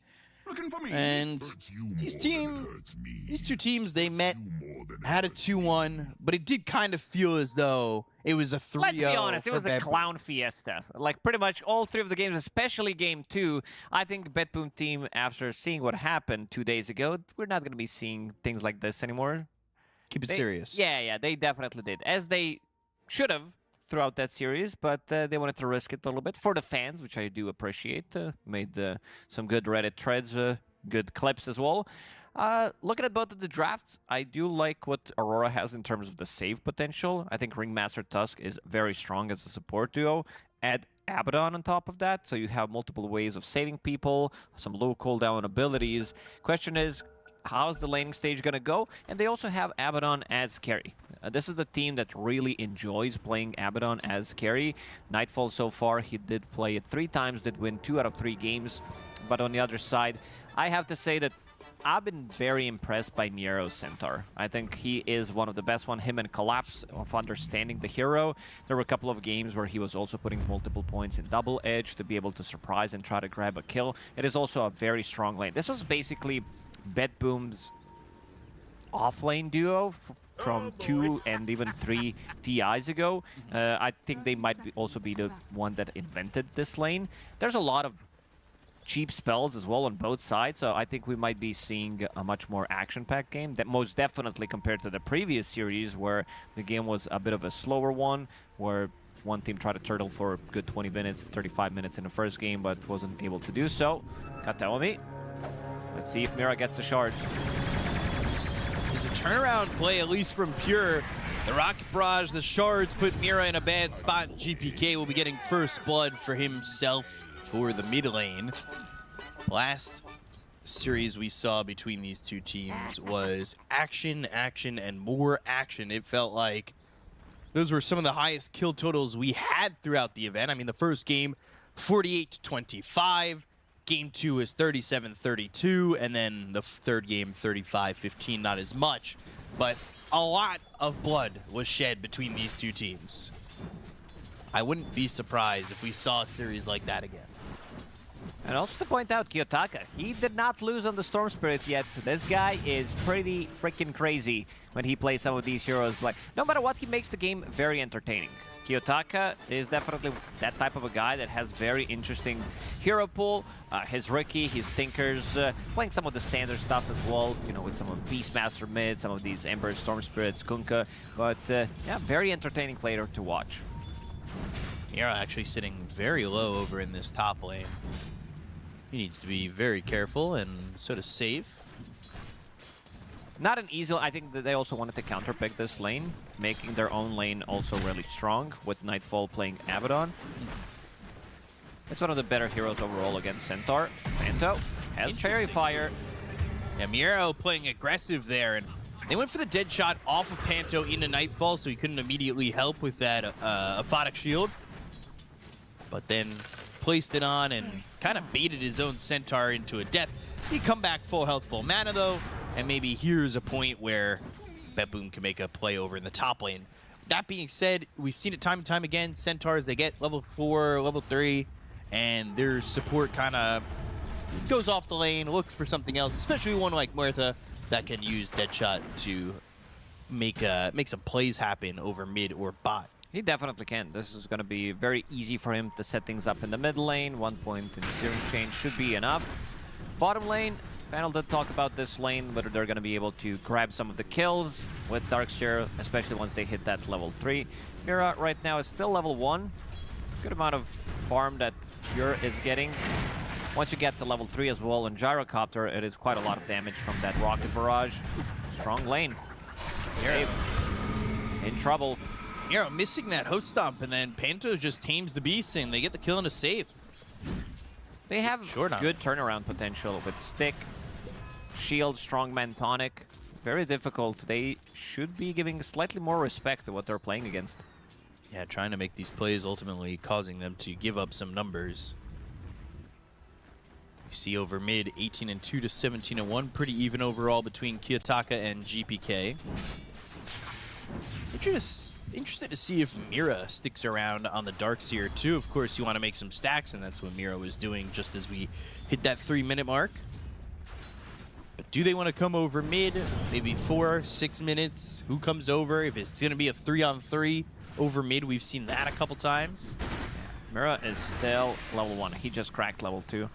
I would love to see maybe leaving Abaddon alone, not straight away, but if they find a good opportunity where Panto makes a move throughout the Twin Gate, try to backstab and grab a kill on Pure. We also saw Pure being super aggressive, so if he maybe is going to be getting level 6 faster, Abaddon's not the easiest hero to gank because of his ulti. You need to bring not just one, sometimes even 2 extra heroes to be able to grab the kill, but I would love to see some Twin Gate rotations from Aurora. Yeah, definitely would love to see that, especially when you have these offlaners that you can leave. Usually your 2 supports are just kind of roaming around, so maybe that starting move is him coming towards bottom. But right now, he's towards mid. Save is also here. And the calling down that silences up both the Ringmaster and the Storm for a moment. Save picks up that Water Rune. But the bottom Water Rune going to Kiyotaka, and all of a sudden, you have a quick Falcon Blade for the Gyro. He started Blades of Attack and triple Ironwood branch. The most damage he can get early on. Make sure that all the damage that he pumps out with Flak Cannon is going to be able to harass them even more. Makes his last hitting easier. Gyro doesn't have that much damage early on. Just 69 for the moment. Panto. I apologize, I didn't say nice immediately. Save, tamed, but not killed just yet. Double Edge gets the kill on a Panto, though. And that's what I like to say. This is the build. It's probably one of the only Centaurs that does this, where he's putting 2 points in Double Edge, allows them to have a kill threat, and also going for Double Bracer, understanding that in this lane, he needs to get as many cheap items early as possible, just so that he can fight back. Because this is also a very strong lane they're facing. Who was it we saw go 3 bracers, and that was just too much? It was 3 bracers plus Magic Wand plus... I think it was NAVI Junior. Yeah, it was NAVI Junior. So it's PMA. Yeah. They ended up winning that game with against Falcons. Felt a little slow. I mean, they were definitely behind in that game. They were down about 6,000-7,000 against Falcons in that one. But here in this situation where you go double bracer, have that blade mail pretty quickly, and now it allows Save to kind of leave the lane. And in doing so, Panto's going to leave the lane too.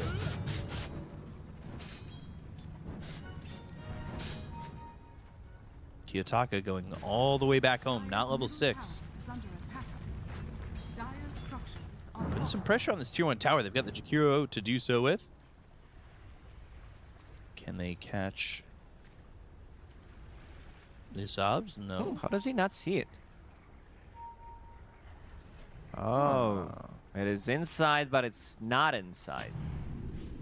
And Panto's gonna be the one because he planted it earlier. Huh. Cool new trick. Y'all learned something right there. I learned something. Haven't seen this one before. That was pretty cool. Cute little move. Get the homie. Mira and Toronto Tokyo are here with a vacuum back and a blood grenade used. He's trying to survive, but can't. Rocket Barrage and the Snowball with the Ion Shell, so Pure took a lot of damage. He can't chase for anything in return. Getting isolated. South. On the side, Darkseer, you have more than enough control when paired up with Tusk. 1-1-1 build on Mira, who's been pretty heavy in terms of stacking on the side, making sure that his offlaner's gonna be getting some. Falls in trouble. First rotation. He doesn't have level 6. Gets that aphotic shield. There's the gonna get him. Slight kill. One of that double edge kill from Miero, but it doesn't quite get him. Miero's gonna go to maybe step up and just use this Ion Shell to kill some creeps. Life's pretty easy with that the Ion shot. Shell Did extra. connect. Ento as Whoopee 4 heroes here. I mean, this is a tough situation to get out of. Ice Path lands, tame the beast for a split second, but the calling is down, the silence is there, and Ketomi will get the kill. BetBoom Team putting some pressure onto Aurora. Seeing that Abba is level 5. Yeah. They used this opportunity. They did kill him once. Deadshot lands. Kiyotaka, though, he does not get that bottle refill with the Invis rune picked up by GPK. Great move there by Safe. Gets tipped for it, too, by Kiyotaka. Pretty close game thus far. Ice Path, Dual Breath, Mira.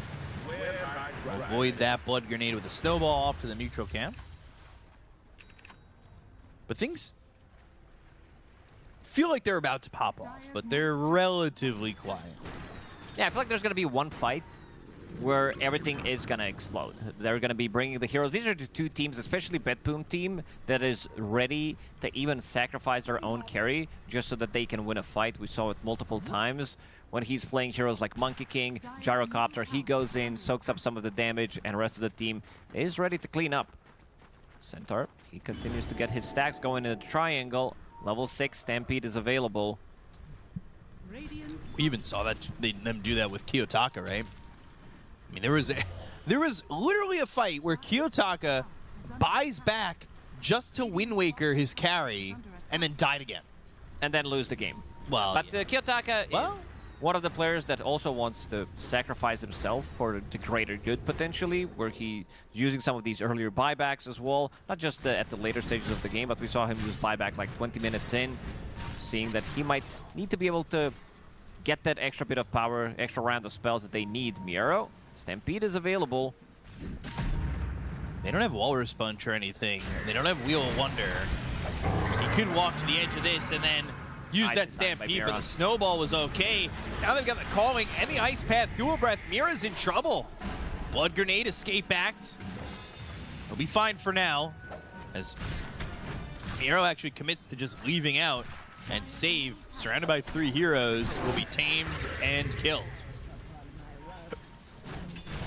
The amount of save that they have on Aurora is pretty insane. You have Surge to push people away, Storm Spirit's not the easiest hero to kill, Aphotic Shield, Snowball save, Escape Act. He did slow down a little bit. GPK is the one who's having a really good game. Going into Mage Slayer, which is going to be good pretty much against every single hero on their side. Does have 1 point in Searing Chain, so they can layer up the spells. Save is still level 5. Trying to make a move. GPK is very tanky with Shield Rune on top of that, but so is Toronto Tokyo. Mech already finished. Seems like he knows something's cooking. Yeah, do they have the damage to get this? Maybe not expecting the dive deep, and they won't even do so. GPK will go back to the mid lane. Kiyotaka, though, sees that you've stacked and will take a stack for himself. Snowball, the calling, Wheel of Wonder. Damage on a Nightfall, but he pops the borrowed time. They'll get the kill and a Pure. They'll look over at Save, and that's a second. Nightfall with the double kill, but a turnaround chance. Sleight of Fist, Searing Chains, GPK. He's in with a Shield Rune. He's got a bit of a shield to work with before he becomes to a point where he's in trouble. But there's just no more follow-up. There's no Miero here. They don't use Stampede, and the Jakiro's just not sticking up with him. Ultimately, they end up kind of getting away with a kill and a Pure, and really no punishment at all. It does feel that they need to kill the target immediately before the saves are gonna go through. But there's so many of them, so many layers of saves that it's gonna be very difficult. Because BetBoom, like in terms of committing, they have some good spells. Like even against Escape Act, Ice Path is gonna be very good. Same goes for the Snowball, so you can layer that, knowing where they're gonna respawn. Sure, Escape Act, you can move, but also it's very limited AoE where you can move. And this time around, Kiyotaka opting to go for Orchid. So once they have extra bit of lockdown, especially against Ember Spirit, Tateomi, he looks very dead here. Very dead indeed. Kiyotaka getting the kill and starting to get those galvanized stacks.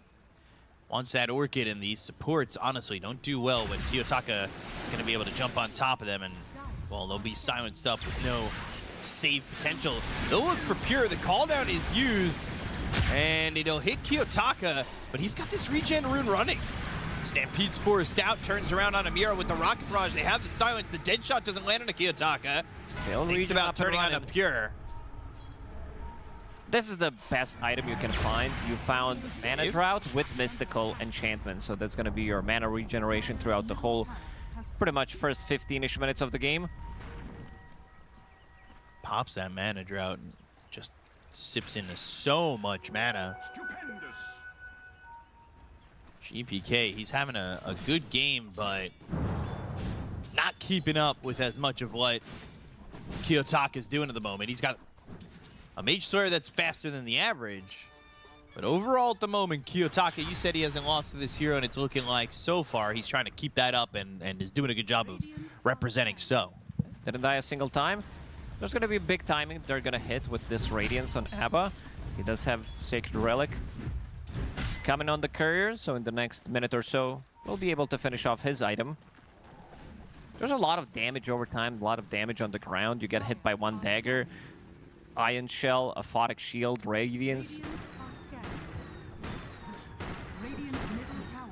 See how much the Blade Mail is worth. He wants, or wanted a pipe after. He's still holding on to that as the queued up item. I like this, even though, because I think he realizes that even if he gets the jump with the Blink Dagger, they're not going to be able to kill the target with the amount of saves that they have, with the Snowball, Escape Back again, Shield. So he is playing for the longer fights. He wants to stay in the fight as long as possible, so opting to go for Pipe and also getting Crimson Guard, which is going to be very good against all of that. Right click, great against the wall. Kind of playing what Tidebound wanted to do in the last series, the counterplay. Yeah. But farming better. It's really good when you can pair up Mage Slayer and having Pipe from the offlane. It makes it very difficult for the enemy team to deal that magic damage. So far, Aurora has been doing a good job in terms of net worth, in terms of the amount of farm that they're getting some of the pickoffs, and also keeping Pure kind of in the spot where he doesn't want to be. This is the hero that farms extremely fast. He's still top 1. Mira gonna die. 15 minutes in. Right by the Tormentor. They're gonna be able to kill it. And I like that he's also building into BKB on Gyrocopter. He doesn't want to go too greedy. So this is Falcon Blade, casual Crystallis, straight into BKB. Katomi is gonna get it. They would definitely love to have this one on Jakiro, because you do have Muerta on your team. Not the best shard to pick up early on by any means. But you don't like the potential 2% addition off Pierce the Veil? Nah, not really. Kiyotaka is in. Orchid, Ice Path, Wheel of Wonder, but the damage all of a sudden is pretty heavy here. Oh, dead shot from Save. It sticks to its name. It's a shot that kills Kiyotaka, and Panto falls to save too. Damn, some high accuracy with that dead shot.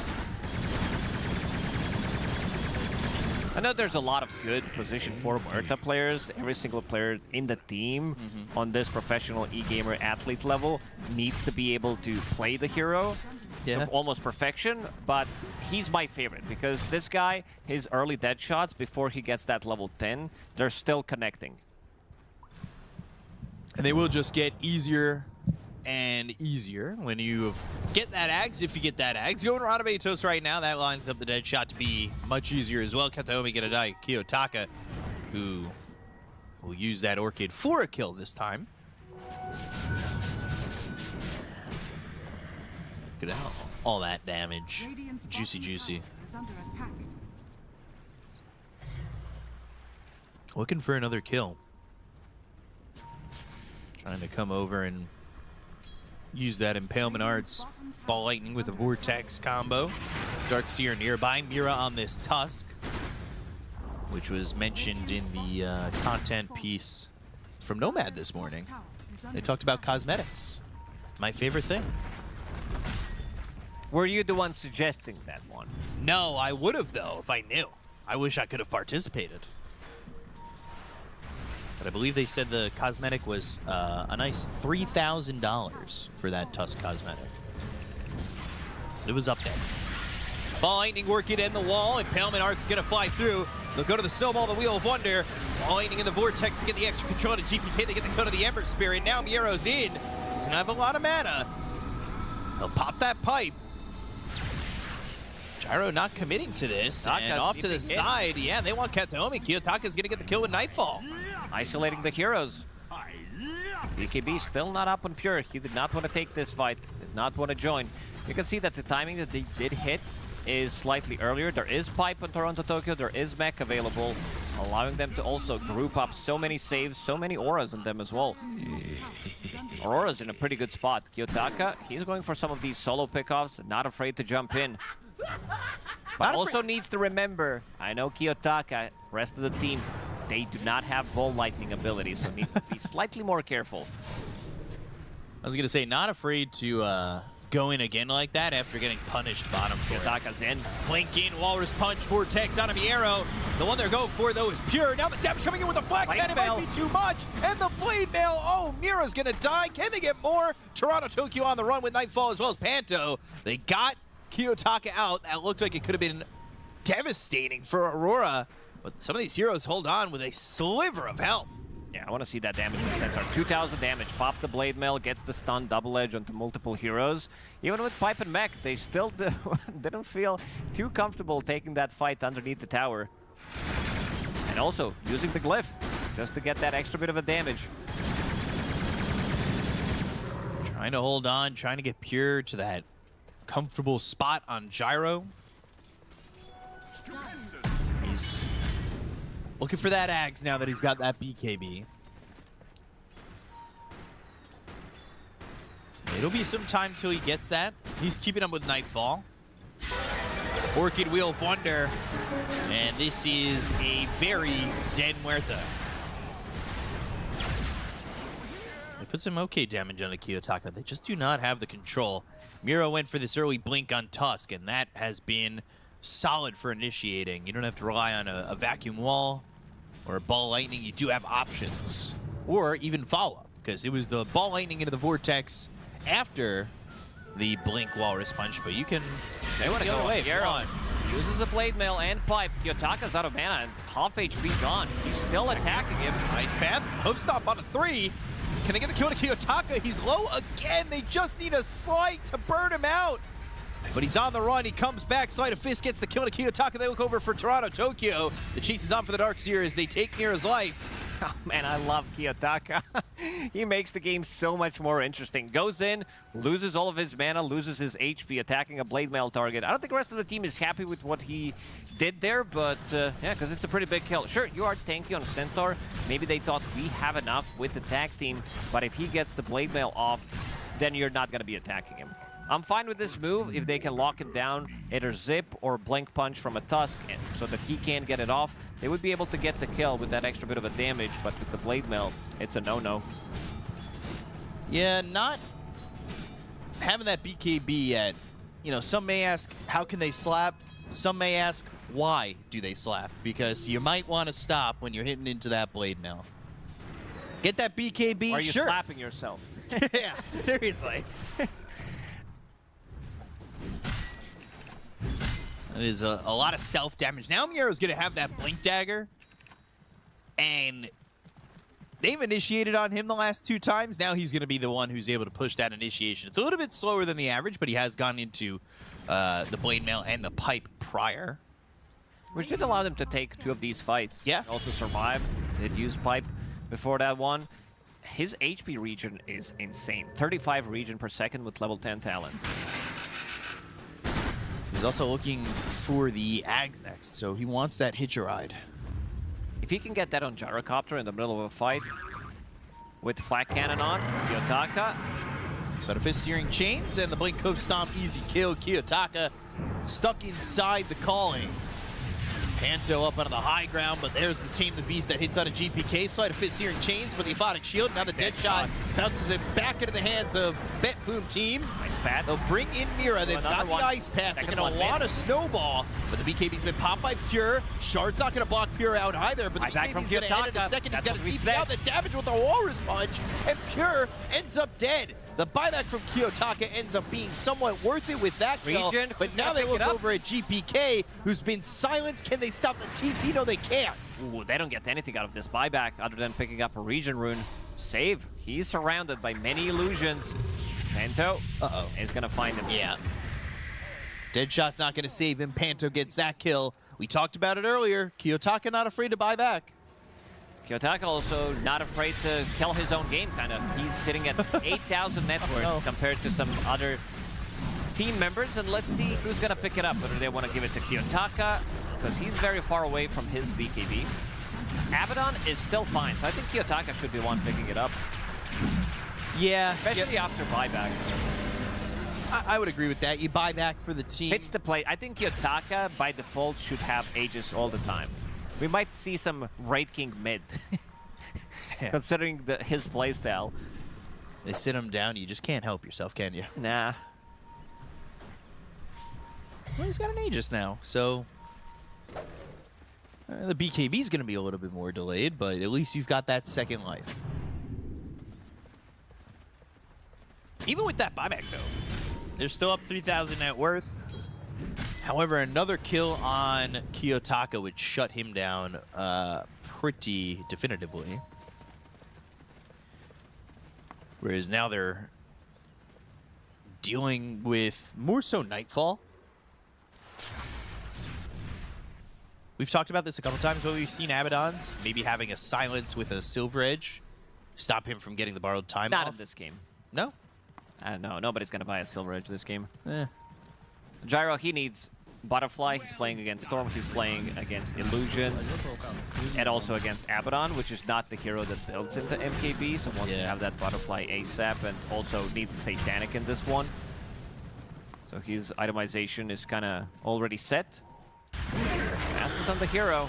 Very fast Basher on Nightfall. Usually he does pick up a Blink Dagger before he goes for the Basher. So he can blink out, also have another form of initiation. Both offlaners are itemizing very heavily in defensive department. Darkseer, Vanguard now, going into Crimson Guard. That's one of the best items you can have against Gyrocopter.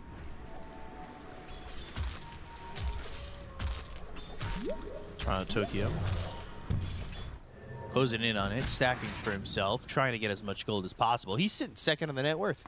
Now third, but he's bouncing. Now second, now third. But he's had probably, for the moment, one of his better games this tournament, this game. he has some of the slower ones. Sure. BKB forced out. This could be a problem. They've got Walrus Punch at the ready. Miro waiting for his moment, backing back. Pure needs to run. The calling is there. That might have saved Pure's life, but everybody's here. Ice Path, borrowed time, as well as the damage needed from Kiyotaka to get that kill, who's not afraid with this Aegis. Doesn't have a lot of mana, but he's got the rest of his team with him. Deadshot will force him back. Ice Path lands on a Nightfall, but the Impalement Arts are there. Slows him up for a second. Round of Atos on Amira. Kiyotaka still Get him in there. Surge forward. He has an Aegis. He's not afraid. Snowball comes through. Walrus Punch on a Kataomi. He doesn't get an Ice Path off. Now they look over and save. Shards around him. Where do you go? You've pierced the veil, but they've pierced your base, and they're under the tier 4s, getting another kill. Kiyotaka with a double. Whenever I see Kiyotaka on camera, he never says anything. This guy is never talking, shows no real emotions on camera, always fully focused, has mission, and this time around also not losing the Aegis. I think Miro also wanted to have his Aghanim Scepter, so he was not in that fight. Neither was GPK. They were farming on a different side of the map. Seems like they want to get to these two big items. Shiva's Guard to reduce the healing, and also Aghanim Scepter on Centaur, so that they have some kind of a save. Because comparing to Aurora, there's way too many saves on their side. They are kind of guaranteed that the heroes are going to survive on their side. It's a little bit tough. I mean, it's what? 1, 2, kind of 4 saves to 1? Pretty much. GPK not involved, but Pure suffering for it. Dying again. And honestly, the skill layering has been on point from Aurora. Especially once they see that BKB come out from Pure. They know that, honestly, they just need to stick him in some shards. Mira has the Walrus Punch. He's ready. I mean, things for BetBoom Team just, they look a little rough. They're down 7,000 net worth, and the game does look close overall, but you're dealing with a lot of fights that have been solo pickoffs where BetBoom Team are still trying to find items. For one again. Wheel of Wonder, now taunted. Saves here, though, with the calling. There's no follow-up. Meanwhile, Ice Path on a Kiyotaka. They'll try to find the kill here onto Panto. They'll even Remnant forward, but now bashed up. So the Remnant's not going to land. He'll throw another one to the side. Panto doesn't end up dead, and GPK forced all the way out. Oh, man. Kiyotaka, he plays Storm Spirit, always uses this voice line. He's playing Tiny, Rock'em Sock'em, doesn't use anything else. There's that regeneration that's going to kick in from Aegis. The facial expression has still yet to change. Maybe that's why the rest of the team is not backing him up. He never says that he's going in, so they have to keep an eye on him. If there's another wipe from Aurora, if we could just get a reaction cam of Kiyotaka throughout the entirety of the fight, I'd love to know. I'd love to see the emotion. Next picked up there by the Centaur Warrunner of Miero. And then this is just, okay. Kiyotaka, not a lot of mana, just walks away. Never fearing for his life. Aurora grouping up together, they'll smoke up. See who they go for. Again, Miero kind of out alone, and this has happened a couple times where they find heroes that have just been out to farm their next items or so. BKB for Nightfall, delaying that Blink Dagger that he likes going for on the Abaddon, but doesn't really feel the need for it. You've got a bunch of initiators. You don't really need to be that guy who blinks in and goes forward with the Abaddon at the moment. We'll still move forward, 5-man smoke. Scan does connect, so they know something is up. Impalement Arts, they kept Omi. Immediately into the Pierce the Veil, they go to the calling, they've got the Hitch a Ride. It's a little bit of a stampede, and they'll Sleight of Fist Searing Chains. Ice Path on to 3, holds them still, so BetBoom Team maybe can regroup, reset, and kind of re-go. But how long are Aurora gonna stay? They're playing very aggressive. Cart ready in 5 seconds. Do you bring someone with you?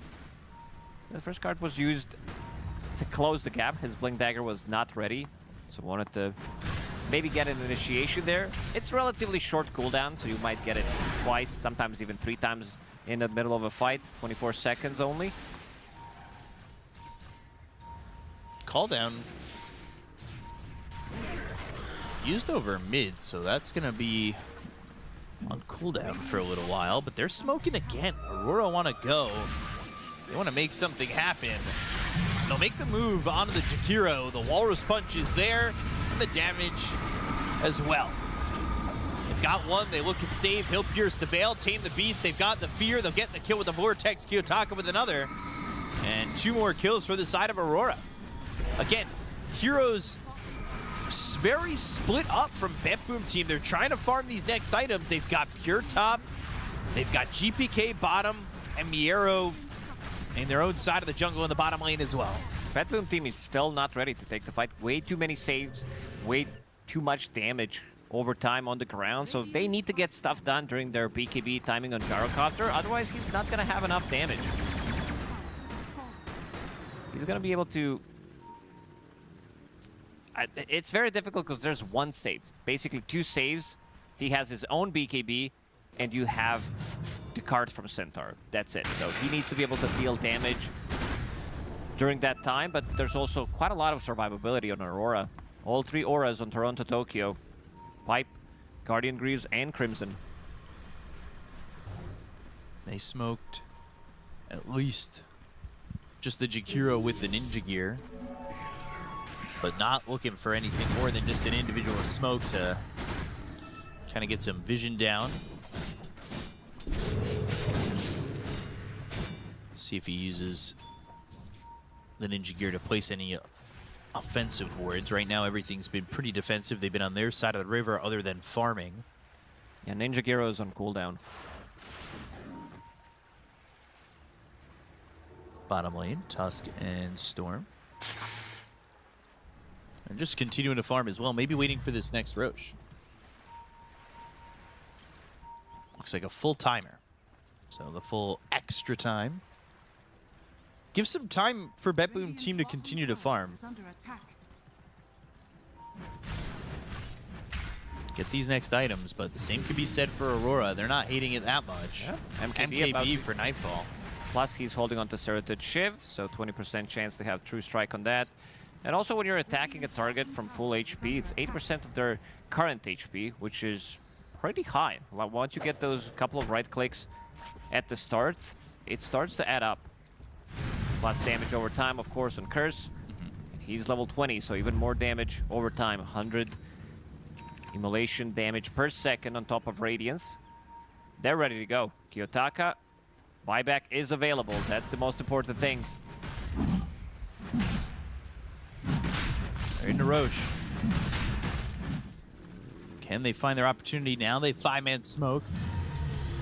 MKB bought for the first time on Abaddon. Yeah, not the item that he likes to buy, but kind of needs to get it in this, just so that he has that carry-to-carry matchup. Hold down, already used. We've seen this before though, right? Gyros, they buy the butterfly, bait the MKB, switch it into a Swift Blink with Chop Chop. Yeah, when they see MKB, might need to do the same thing here. Itemize it slightly differently. GPK, he's in. Good shards on 2.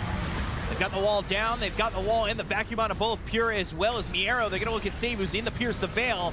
Silence though on a Nightfall. They've got him in the cart. They'll use the Stampede. They try to bring him out of the fight with BKB being popped by Pure. It's about to end though. They've got the Vortex. They'll get the kill. They'll take out Pure. He's dead for 80 seconds. No buyback. They bought back though on Mira. They still get Pure and Katomi, and they should be able to get themselves an Aegis. This is also advantage for Aurora. They're taking the fight on Radiant side, where they have an outpost to TP2. They have tier 2 tower at the bottom and mid lane, so they can come into the fight with buybacks, but damage still hasn't been done by Gyrocopter. Only 3,500. highest damage, but at this point of the game, you would kind of expect him to deal more. All these auras, they're just doing way too much. And also Nightfall, I love that he's popping his ulti immediately to deal extra bit of a damage and not allowing them to focus him. Seeing that Gyrocopter is about to pop his BKB, and then they immediately focus him down. He even got bashed. That save from a Centaur is still not enough. Yeah, unfortunately not enough. The BKB doesn't last long enough. Carry to carry. Right now, Nightfall. He is winning. They are going to get themselves this Aegis back on a Kiyotaka. Just got to always secure the Kiyotaka game. You can see just a big advantage for Nightfall in terms of GPM. Same amount of damage that they are dealing in the fights, but still feels like Gyrocopter needs to do more, considering what the other heroes are also doing. Gyrocopter Satanic Divine is what's queued up Yeah, from but here. I would say this is pretty standard. Yeah. He needed to, like, he can still sell his Falcon Blade, sell Power Treads, but you can feel that that Satanic also needs to be in his inventory for the next fight. Yeah. So that he has that survivability. So he can BKB, Satanic, get in the cart, maybe use another Satanic. And he's also dying relatively fast, having Nemesis Curse, so getting extra attack damage, pretty much all the damage, is that extra 6% really making the difference.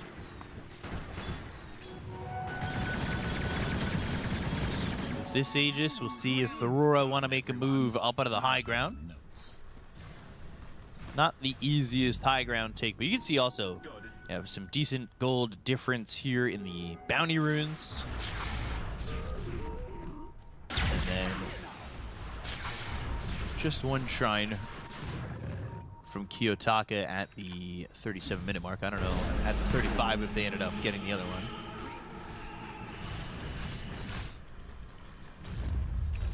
Panto. Using that ninja gear. Let's see how far forward he wants to go. He'll use it to try and place some vision here. They've also got the outpost overtaken, so they can TP in some heroes. And yeah, Ball Lightning. Gleipnir silenced though with the Orchid. Save's got nowhere to go, and Deadshot, he'll calling, but the vacuum there from Toronto Tokyo will get the kill.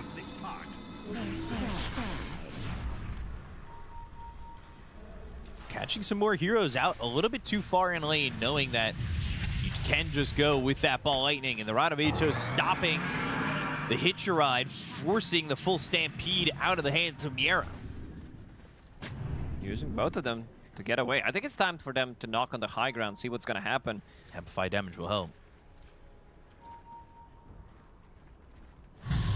GPK still farming. He wants that BKB of his own. They want his BKB. They want a heart here on Centaur, but he's very far away from it. He's got BKB. Two lanes are pushing in. And those items. 1100 definitely gold love to away have from Satanic, as we called. Not sure if they can do it. Kiyotaka, he's in. Banner has been planted. He's got an Aegis. He doesn't care where he's standing. He also doesn't care about any other voice lines. Oh, stops the hoof stomp with the Orchid. All right, we He need loves to... this part. Ooh. Oh, Pyrrhic Cloak, almost killing him there. Kiyotaka will eat the big Lotus. Also, we need to start GoFundMe for Kiyotaka for his Dota Plus so he can use other voice lines. Ah, okay. What do we offer as like a... Not that you get very interactive gameplay. Ah, okay. So you get interactive gameplay, and they give him the voice line. Yeah, you get EE, you get 50-50 gameplay coming out. Fair enough. Is going to TP in. Vacuum back, and they've got him in the Hitch Ride.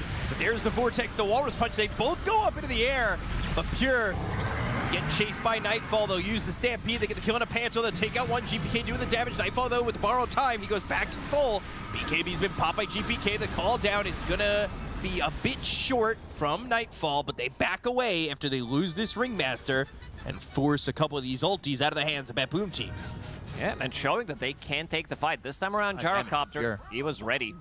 That cart also saved him.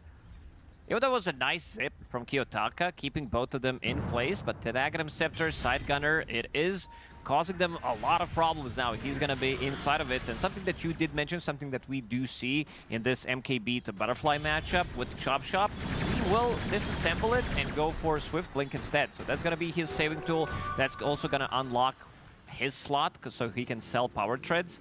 Very nice thinking from Pure. Get that Swift Blink. Sell those treads, get the Divine Rapier, and we will have a game.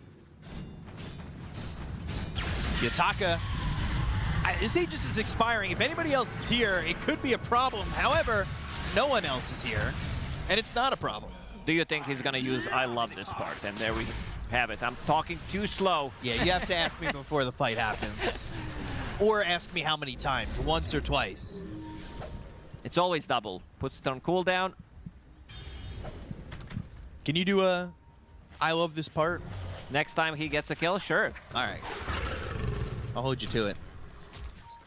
Toronto Tokyo saving up the gold for the Ags himself. Lotus for save. This is one of the few times we're not seeing that Ags on Muerta. Yes. Even though it could be very, very Missile. good. He's in the card. It's your ride. Late year used, and all of a sudden Nightfall. He's down low, but of course he's got the borrowed time, so they turn over the sands of time for Nightfall, bring him back to full BKB's top. They get the kill onto save. Good force staff on a Pure. He's holding out for now. They'll buy back though on GPK as well as save. Sleight of Fist, Searing Chains. The control is there on a Nightfall. Can they get the kill here on the Abaddon? Yes, they can. 90 seconds, no buyback. A Remnant forward. GPK looking for more options. They get the kill on Amira. And now Panto on the run into the Glimmer Cave. They're looking. Searing Chains though is there. And they've got themselves a third. Neither of these heroes have buyback. And all of a sudden, BetBoom Team, they've bought back, but they've held on. Nightfall dying. He didn't die for good 35 minutes. This is his second death. There was one rotation when they killed him in the top lane when he was still level 5. That tells you the story about how his game was going. But yeah, still, in the last 2 fights, Gyrocopter, he's dealing way too much damage. And this is why I said that Miro is probably the best centaur between him and Collapse, because he's doing so much work. I love his itemization, picking up that BKB. Let's see it again. A little too aggressive. Save alive, turning the favor. GPK having to buy back in this fight. Great Force Staff to save Pure there as well. That was from the Katome Jakiro. They end up killing Nightfall, and now they end up getting this Tormentor to get the Shard for save. Not the best Shard, retroactively also still only getting him the spell amp of 2%. Hell yes, this is it. You get it retroactively, you're in a 43-minute game and you've only done it once. 2% is my favorite milk and favorite amount of percentage. Sometimes you'll see Muerta, if she gets the shard and she's gonna start to scale, she's surviving, she's getting that extra bit of spell amp, but not this time around. I need to talk about Aghanim Scepter as well. This is one of the few times when he's not going for it. Could be very helpful, finding the back lines. Sometimes you don't see the impact of it because it's so massive, especially if you have Gleipnir, so the AoE is bigger, and also Timeless. He has that spell amplification, has debuff duration, so you're getting feared for longer, and it can hit you. It becomes like a whole screen, especially if you get that level 20 talent with 2 Deadshot charges. You don't really see the impact of it. Some supports gets feared away, they don't get the snowball save, they don't get the escape act, but also a very good Lotus game. I mean, he wants to be able to remove the silence, great against the snowball when he's going in. Anyone's game to take. Gyrocopter, he is ready. Yeah, Storm looking to Kiyotaka this game. And when he had the early advantage, it looked like it was going that way. But after that last fight, there are questions on whether or not they can hold it down and finish this one off. Ball lightning all the way over, finding Muerta, getting the kill, no buyback, 90 seconds. without this support. They've also found Miero. That's a problem. Will Stampede pops the BKB knowing he's going to be vacuumed and needs to run, because if Mira comes over with the Walrus Punch, they'll have that extra lockdown throughout the BKB and get a kill.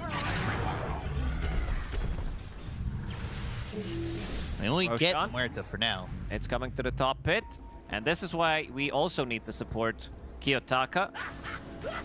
Gets thrown by Roshan. He's level 25 now with Aghanim Scepter, Ceremonial Robe, so lowering their status resistance by 10%, has 10% debuff duration, has 20 talent, so Electric Vortex is gonna be lasting for longer. And we saw, who was it? It was Storm Spirit plus Ancient Apparition combination. It was the end of, I think, Aurora, right? Might have been Aurora, yeah. It was Aurora against Heroic, the last game of that series. Katomi dead without buyback there too. His buyback available, needs 85 gold. Pure sitting on 2,000 gold. Still not in Divine Territory recipe. Can sell Power Treads, get some extra gold out of that one. But it'll be a bit. Yeah, he needs another 2 minutes. Kiyotaka is pinging him out. Pure gonna spot Toronto Tokyo, throws a homie missile. And that's actually enough of a deterrent on the Toronto Tokyo where he doesn't try to vacuum wall or something or force a BKB. Pure able to walk this one away. He was down on net worth to Nightfall by about 5,000. Side of his Searing Chains, Kiyotaka, you got an Aegis. I understand this part, but you don't have a team at the moment. Okay. The calling's still going to be there. The Wheel of Wonder, the Tame the Beast. GPK with the BKB. They're going to look over and try and kill off this Storm. But he's working with a BKB for the moment. Just a moment longer, because he could have been hit by that Gleipnir, and that would have been an issue. Has a Refresher Shard, so he can refresh, get another BKB, go back in, and be okay. But that is playing with fire. It definitely is. This is how he plays. This is why he is in the team. Nobody expects him to do anything less than this. Jarcopter, 3,000 gold on him. Has the Divine queued up. Kiyotaka does have this Ag, so they are looking for that combination. Using that Vortex, maybe placing a wall. Pulling them on the Wheel of Wonder. They have very good combo. There should be prizes for the Wheel of Wonder. That's my new idea. Yeah, Ringmaster gives you 1 souvenir. No. Ag's upgrade, Wheel of Wonder also spins. Whatever it lands on is an AoE buff for the team around it. Not sure what the buffs are, but... It unlocks souvenirs. For every single hero, we should add like 3 different things. Yeah. It's a lot of work. But well worth it for it to be patched out of the game 6 months later. I think it's much easier to just remove Ringmaster from the game, considering that he's contested in 100% of the game so far in the tournament. Yeah. You're not wrong. But I would name the Ags upgrade Step Right This Way. It dropped. It's not 100% anymore. Oh. 96%. That's still high. It's like missing like 2 games. 5-man smoke. Not afraid. There was no Aegis here. He from needs Aurora. 500 gold for Divine Rapier if he's going to sell his treads. Not going to hold and buy the Divine Rapier. He's actually holding buyback for the moment, but it's a 5-man smoke from both teams, and neither of them find each other. Aurora are actually here past the Tier 2 tower. One of the saving graces here is the fact that they can't go high ground in this lane, so you've smoked all the way over, but there isn't really much you can take. Oh, they see and them. if you take the Observer Tier ward 2... is cutting them out. Kiyotaka's they're going all the way in. Ball Lightning Vortex. They're going to try and get the control to save. They get the kill here on the Muerta. He's going to be dead for 60 seconds. Refresh. The BKB being popped by Kiyotaka again with a refresh. GPK, though, they've got him pretty locked down. They're looking over at Pure. He's been isolated from the rest of the team with the BKB. They've got the Walrus Punch. Hop sets Satanic, starts the heal out. They'll take out Kataomi. Full support stand on the side of BetBoom Team. But they look over as Miero as well as GPK working on Kiyotaka. He is still alive. They need that Divine Rapier damage. Kiyotaka, Observer Ward that scouted them out, he immediately jumps in. As soon as he sees two heroes, immediately in, uses Refresher, gets a second BKB off. Uh-oh. GPK. They're all TPing over here. It's time to run. Kicked. And now, Abyssal locked down with the Rod of Atos. The Team the Beast Spear. They'll get the kill on a GPK. Taking out this Ember and most likely in a position of forced buyback. I don't see the Courier flying out. Pure does have enough gold to buy Divine Rapier if he sells his treads. Needs to get out of the base or send the Courier. He also needs to be careful. That Observer Ward might catch him off guard once again. They saw him. The Watcher? Watcher saw him. Kiyotaka. Kick. Ooh. Cart is ready for him. That was really close. But Pure. Shards are very good. So far, it was the Mindbreaker that saved his life for a moment, but now Pure is starting to put the damage on Tamira. They get the kill to the Tusk. They'll look over for more. Toronto Tokyo slowed up. He's got a homie missile coming his way. He'll surge the double edge, but slowed up his Miero, and they can't catch up to the Darkseer for the moment. The dead shot flies out. Even a wall used. Like Miero going forward. Call down's going to land on Tapanto. Gonna pop that illusion. The chase as he tries to TP out. It will not be possible. They're on the same page. You can tell. Immediately blinks out, gets picked up. Roshan may respawn in 2 minutes.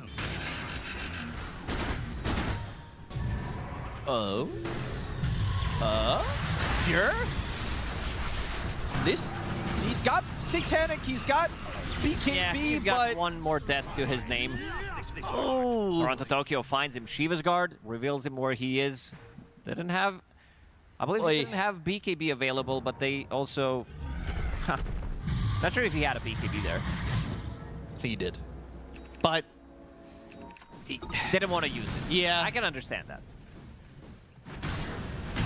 There's so much that just... I've got some notes. Makes sure you're dead anyway. They've got Gyro's Courier all the way out here. Let's see. Does the Divine come into play? Miero looking for the Aghanim's Blessing. He's looking With Centaur, you can always grow. You're almost never gonna see fully slotted Centaur with his Overwhelming Blink, with his Aghanim Scepter consumed. It's just the items that he's buying, they're way too expensive. See if he can get it. He's got 4,400 gold at the moment. Nightfall going to take the top tier 3. Yotaka playing on a different side. He's the one they wants to punish. By the way, they are going to go. Seconds without Blink, gyro. Quick Stomp, Ice Path, Borrowed Time. That gets popped. He can blink out. Gyro up in 14. Didn't force his buyback. And one of the things, actually, I thought they were going to force his buyback, but he's holding it for the moment. Now they'll look over at Miero. They've gotten the pulling onto a couple of these heroes with Kiyotaka going in with the BKB pop by GPK. Now Kiyotaka pops his BKB, looks over for the Jakiro, but doesn't get it. He does not get that kill, but they'll still follow up with a kill on the arrow. Tries to get out with the hitch a ride. Divine Rapier is going to be on a Pure. Does he have the damage to get the kill here on Toronto Tokyo? The kick away. He picked up the Divine, but he's kicked away from doing this damage. Shards blocked him out from continuing on a Miro. They've got the escape back, so Miro's going to be safe. And they've known about this Divine Rapier now, and Aurora can kind of set up for it. That's the power of Gyrocopter, because he also wanted to have his own buyback, so he disassembled Daedalus and got the Divine Rapier out of it. Chop Shop has been looking amazing for Gyrocopter in some of these situations, because he already disassembled his Butterfly, sold the other components, kept the Eagle Song, made Swift Blink out of it, and now he's going to go back to Daedalus. Tormentor being taken by Aurora.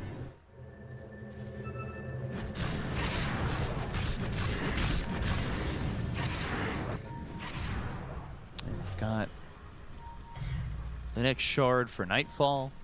Level 25 AoE Surge for... Now, your shard upgrade on Abba is pretty good. He also is to start to put more points into it. He's level 27, but you can apply some of the effects as well, so could potentially bash somebody with it. Nightfall also looking. Divine Rapier Picks up the ready. Divine. Yeah, with that shard. Double Divine.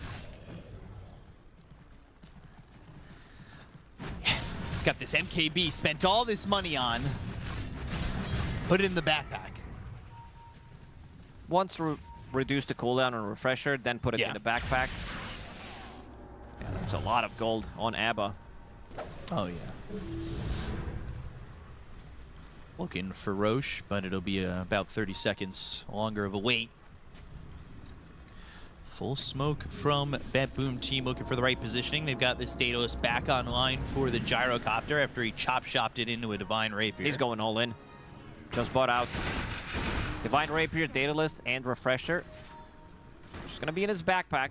Doesn't have enough slots, but you can see both of the carries. Fought for the first time on this hero. No, not really surprised. Same with the Refresher Orb on Gyro. That with the MKB being the first time for Abaddon. A couple of new things we're seeing, and almost a 60-minute game between these two teams. They're kind of closing in on it with Roche almost up and now is up. Pure baiting a little bit. Some damage onto Kiyotaka. He needs to unlock another voice line. He definitely does. Roshan is available while Kiyotaka's making this move. Zipping from across the map. 21 galvanized charges. 7.2. He's going to be the one picking up the Aegis again.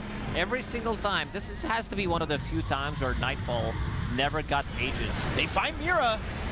Snowball save, though, extending his life for the moment. The kick, though, puts Miro in a little bit of a bad spot. They go to the Stampede. They're right back on top of him. They get the kill, and they start to retreat on Aurora. They'll back away. Wait for this Tusk to be up. They've got 4.5 minutes with this Roche Aegis in play. There's a big item finished as well on Ember Spirit. This Nullifier, you're playing against Darkseer, you're playing against Escaped Act, Glimmer Cape. All of these things can be dispelled. Even a Photic Shield, some of the like smaller ones, but Crimson Guard, which is pretty big. Hag's now being built for save. You think at how many opportunities there were for a big piercing dead shot in some of these fights that have been close quarters. They see him pointing in, goes to the Refresh immediately, but gets silenced up by the calling that forces him to bop the BKB. They go into the Kichirai, they get the kill on a Pure. He drops the Divine Rapier immediately. He doesn't have buyback. You said he bought out, but he didn't even get to refresh. Now it's double Rapier on Nightfall. Jeez. 1,000 damage. This is game. There's no way without Gyrocopter. GG, that's it, they call it. Aurora gonna take game number 1 over BetBoom Team on a fight that just sees 2 heroes die, but they took the Divine, and BetBoom Team knew that was it. They had Observer, they had Centaur. I expected something more to happen with the 1 Divine Rapier on each carry, but the game pretty much ended. They caught him, punch, kick. Abyssal Blade controlled him from 100 to 0, didn't get BKB off, didn't get his Satanic, and the game just ended. Yeah, a little bit of a quick end to what was a long game, but we've got a panel to break it down for you, so we're going to send it their way. Yeah, thanks a lot. What a strange way for the game to end. BB Rapier delivery. Just sort of crazy way for it to play out after a pretty back and forth encounter. I don't really know. I can't even put words in my mouth. The game was just such a... Like, it was just turbulent, but we expect it from these two teams. Like, the players they have, incredibly high caliber of play, but the volatility is exceptional. Like, we're looking at a BB in the early game, we got a Gyrocopter standing in his own, but he's diving towers and dying, and then you got the late game where also Kiyotaka early game was dying a lot in by himself, and the Rapiers of the late game, the pickoffs. There's so many moments in this game that you just don't know what a core on either team's going to do. Yeah, I mean, this is what I love about watching Kiyotaka. Like, you oftentimes don't know what you're going to get, but he delivered this game on the Storm Spirit. Absolutely flawless game by him. We saw at some point he had so many galvanized stacks, how farmed he was. He was just jumping from casually Fountain into the Roshan pit. Yeah. Still had mana to play with. every single team fight, especially on that bot lane, we saw, you showed on the ward, Kiyotaka 1v5 just jumps into 5 heroes, really exploiting the fact that you don't have any way to deal with the BKB, and this is the fight. He initiated this. He just jumps in to 5 heroes, has a refresher, refreshes his BKB, and like does so much damage. And if you look at the damage numbers of this game, he did 61,000 damage, almost double over the next person on his team. I mean, it's incredible stuff because like the early game for me, when I'm watching his POV, a couple of his deaths, I'm scared. I'm like, oh, if this is the continuation of this game for him, it's gonna look rough. But he just turns it around, like just the discipline, the fact that like he's playing on wards. Like if you think about Kiyotaka from like previous teams and iterations, he's making the plays with no vision in fog. Like he's that confident he'll get the kill. And at least in this game, I think he respected what he had to do for the team to keep poking and pressuring his opponent. So I like seeing the kind of the slight evolution of Kiyotaka. Again, don't want to get carried away because he's probably the next game going to resort back to old style. But 12, 3, and 10, Nightfall when is a Baden. Like we don't really see carry a Baden, but what now? Well, a couple games in a row, Nightfall's showing that in the correct draft, it can look devastating. Yeah, in the correct draft for sure, and this definitely was that. I mean, we were talking about this before we really got into the action, kind of about how it was going to work out for Aurora. But I was very surprised that the Abaddon was as good as it was. But you can see as well the most valuable player, the standout, we gave it to Panto. I say we. I think did you choose this, Richard? Listen, is this your choice? Impact. Impact. Yeah, I mean he had good impact.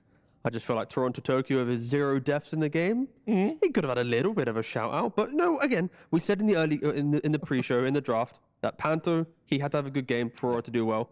And to be fair, he did have a decent game, a splendid game. But everyone on Aurora, to be fair, had a pretty good game.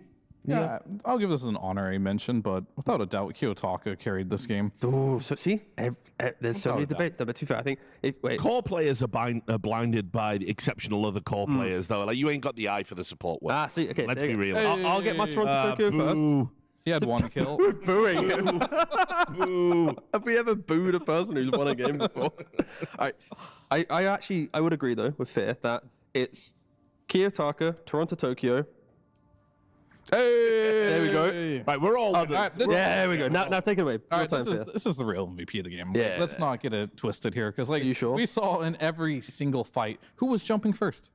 It was Storm. Yeah. Who was doing the most damage? Storm. It was Storm. Yeah. Who had the most kills?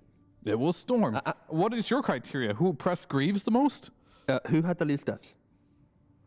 I mean, let me check that. Yep. Oh, who had the least kills? Who had the most assists? Okay, I'm done with this. See, it's like top trumps, we keep going for our cards. But no, to be fair, I think, again, Kiyotaka, exceptional game. Overall from Aurora, exceptional game. But I think most of it is also built on BB overplaying their hands. Like, there's a lot of points in like the early to mid game where a gyrocopter in this type of lineup, if you make mistakes, you will feel the inability to do damage going on. And we said that was a big issue with the gyrocopter pick, that you need to do these things, and BB, they kind of squandered their mid game. They made their own mistakes to create these problems, and we are going to see that in a couple clips here where it's like you get a kill, you're getting excited, like GPK's like, come on lads, let's dive, we got this. He's like screaming on the mic probably, maybe not, who knows. And now they're just diving in, and Pure, in a second or two, he somehow goes from enemy triangle to deep underneath the tier 2 and die. Like, this is a death that is illegal, right? You just cannot, in this type of game, create this chance, a quick buyback, and you punish. Like, if your mid laner doesn't buy back here, then you could argue maybe a good move from BB. But I think in the back of your mind, after the 20-minute mark, you always have to respect buybacks are in play. And this breaks all momentum for the Radiant side, in my opinion. That zoning Wheel of Wonder was also why I picked Panto. I hope you all saw that there.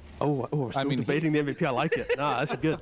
He definitely had some good Wheel of Wonders. No, that was actually terrible. I think it was a whiff. I'm being silly, but it was zoning.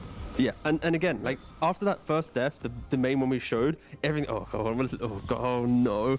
If Pure backpacked his Aghanims to hide the side gunner to stop it from hitting the Darkseer, then that would be pretty cool. But in the moment, he didn't think about it. But yeah, the main thing from that highlight package was the first death from Gyro stalls out the rest of the game. It means that you were always afraid to take the big fight, whilst Aurora, they got confident. Every time they saw Gyro die, it's like, let's go again. Let's keep progressing the game.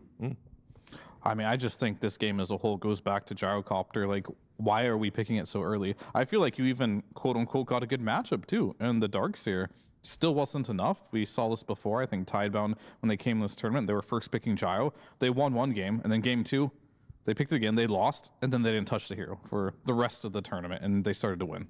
Really important one as well for the MVP as we debate it. Oh, back to the MVP. Who did the most healing, Fear? who did the most healing? Yeah. It was the Dark Set, 11,800, and the Storm did 0. Back to you. You can't heal. Listen, when we'll talk about this. We'll continue to debate this through the break.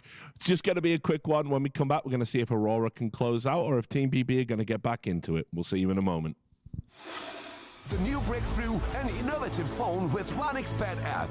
With 1xBet app, you can register and start betting in just one click. Intuitive interface and thousands of sports events every day. User-friendly app. Big wins, fast payouts.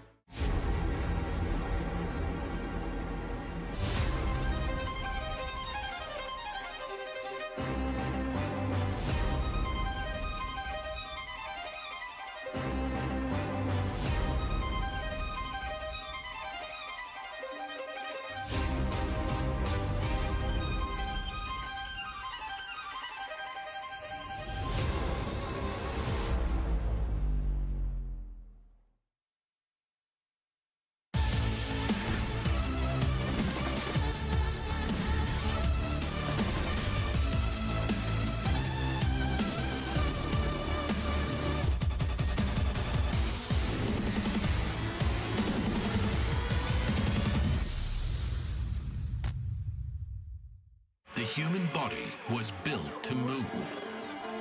Not trapped at a desk in one singular posture for 12 hours a day. It's time your chair evolved. This is Secret Lab Titan Evo. Ergonomically engineered for you, gamers, hybrid workers, artists, backing your every move.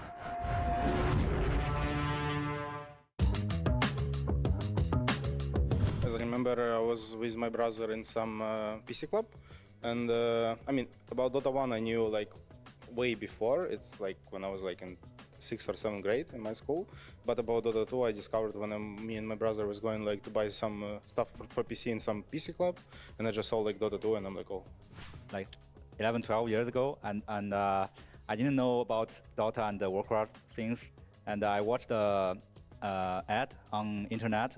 It's a League of Legends ad, and it shows like we make this game based on original like Dota stuff. So I was thinking, what is Dota? So I just searched it, and okay, you need to download Warcraft 3 first, and download this map, and I just played Dota. In the town I'm from in Sweden, called Uppsala, me and my brother and his older friends, he's 3 years older, he had to like babysit me during the day, you know, I don't know, my mom was busy. And we went to a LAN cafe, and we were playing Counter-Strike Source, and I saw some other people playing Dota at the LAN cafe, and I was like, ooh, I wonder what that game is. And at the time I didn't understand how to open doors or anything in CS. I was probably like 7, and my brother wouldn't help me because they were probably just annoyed at me. So I asked the guy who was working the counter, I was like, hey, how do I open doors in Counter-Strike? And he was like, F. And then I was like, hey, what is that game? And he's like, that's Dota. And then he was like, hey, your guy's time ran out. I'm kicking you out. And then everyone got mad at me. So that was the story of So my you first accidentally got yourself I ratted us out. Yeah, okay. Yeah. When did you first hear about Dota 2? Dota 2. So I played Dota 1 for a long time when I was a kid. And then I swapped to Heroes of Newerth.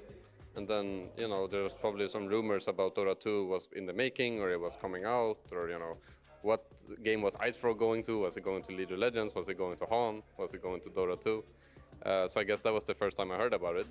But then when I actually ended up playing it was quite early in Dota 2's, like the first beta key send out invites. But at the time, I don't know if it was the engine, there was some type of input lag.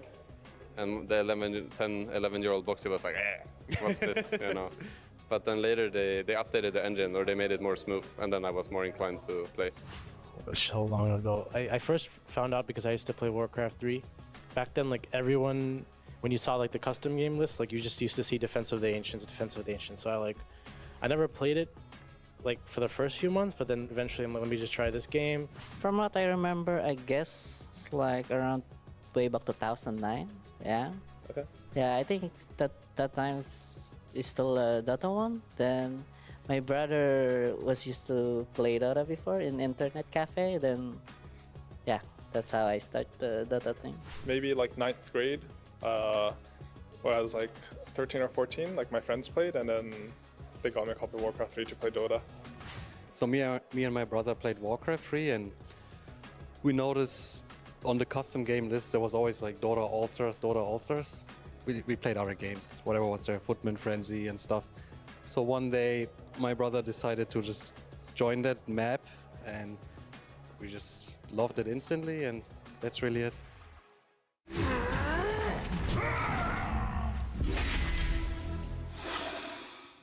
All right, welcome back. Aurora are up in the series against Team BB. I'm going to reach out to you, Robson, and I'm going to pick on a word that you said in the previous segment, which was volatility. And I'm going to ask you as we go into this next draft, what can Team BetBoom do to reduce the chances of that volatility occurring in-game? Is there anything they can do? Well, in all things in Dota, you have to use software like TeamSpeak or Discord, maybe muting each other when you enter the mid game so that you don't overextend.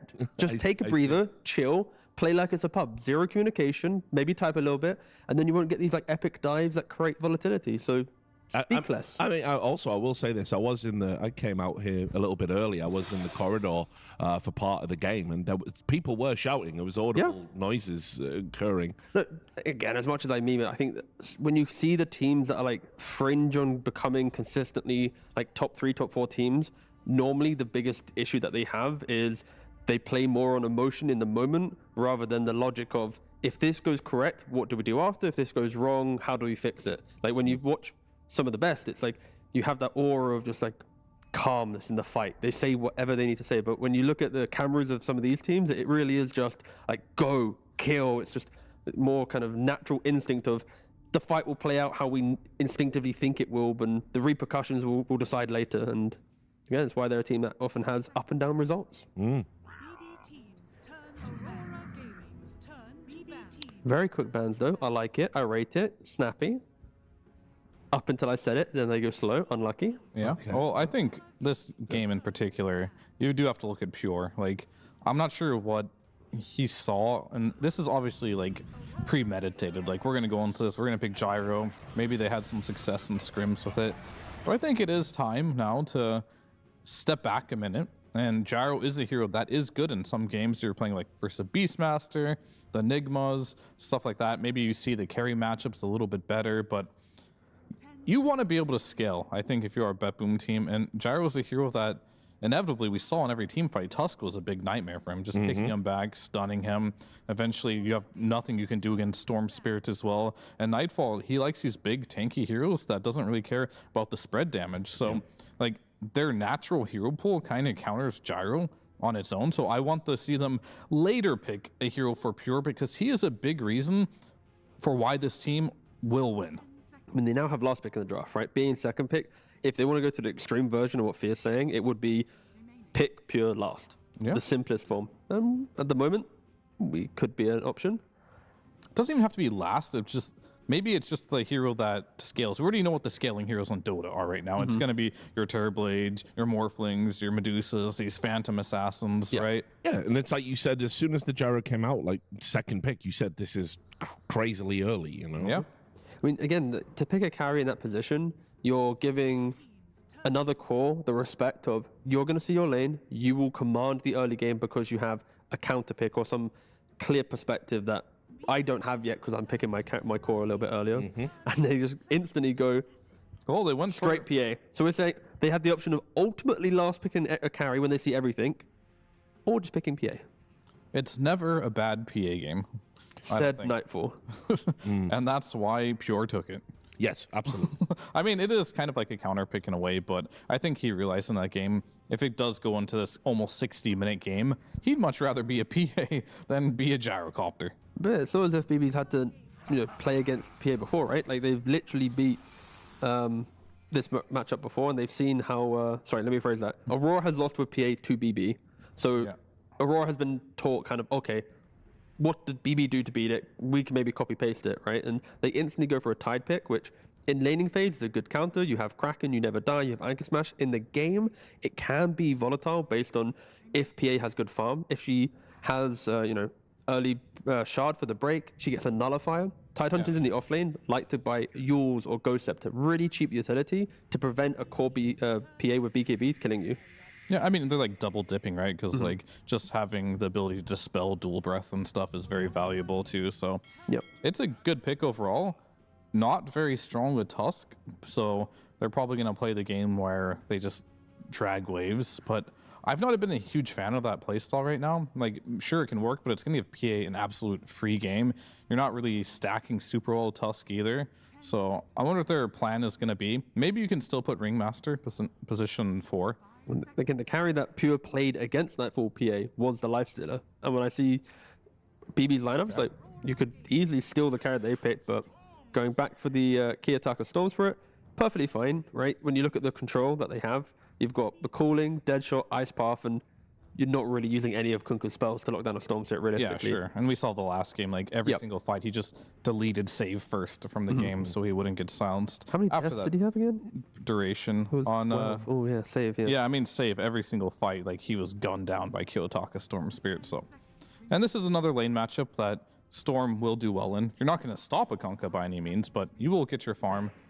But also, it's a very quick draft as well, by the way. Like, compared to other teams, it's like nearly no reserve time used. The picks are done. It's very rapid. And I think in regards to just the identity for Aurora, it feels somewhat the same as the previous game. You're going to have just strong, stable lanes. You've got an offlaner that can buff up other heroes through just good team fight. Kiyotaka, uncontested so far in regards to his pick. And then for BB, would you do you think they still need a little bit more lockdown from one more hero?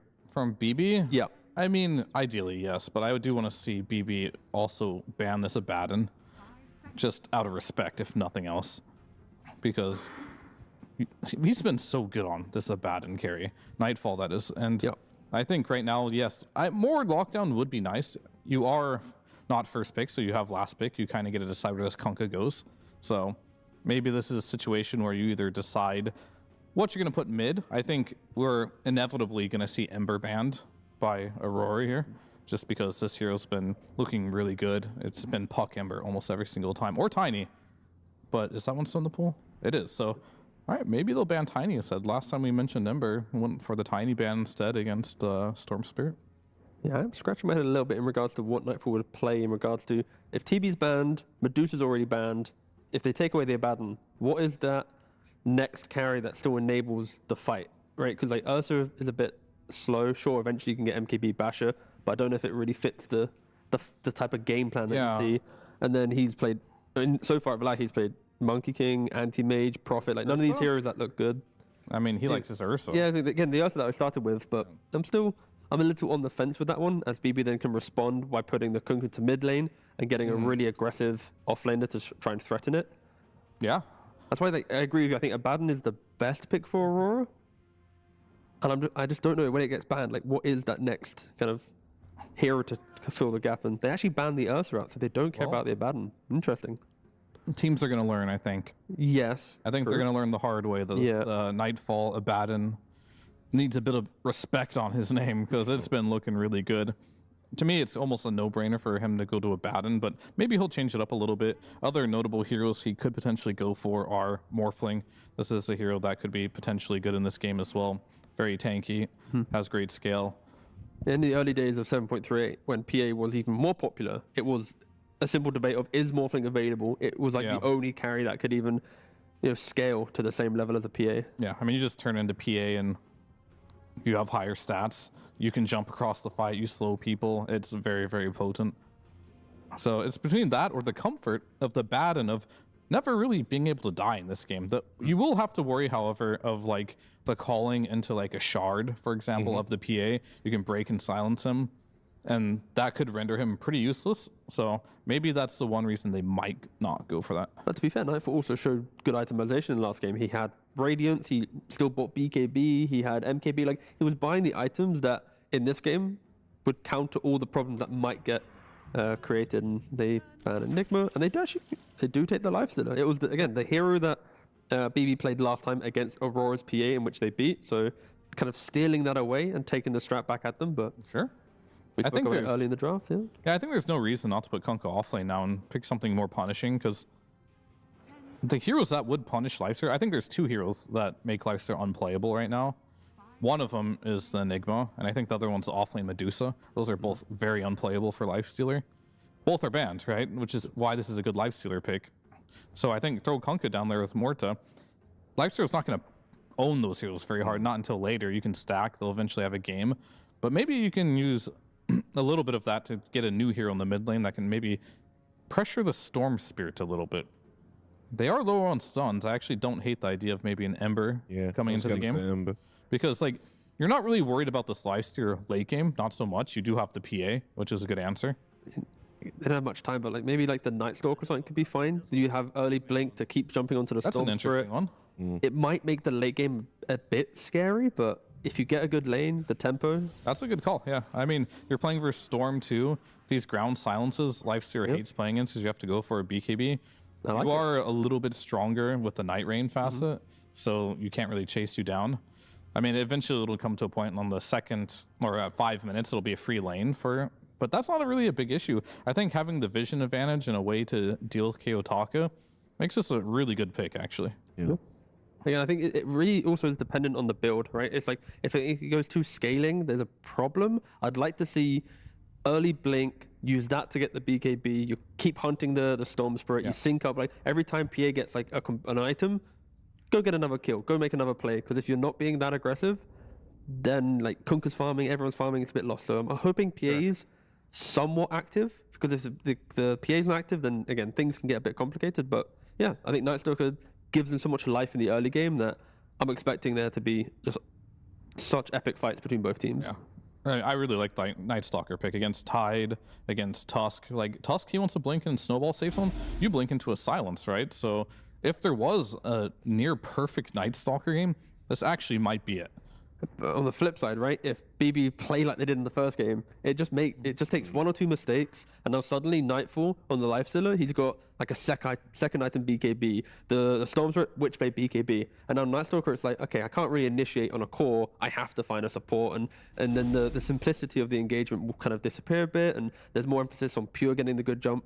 So I think, yes, the early game, the draft looks incredibly strong for BB, but a couple mistakes and these are heroes that can take over the late game very nicely.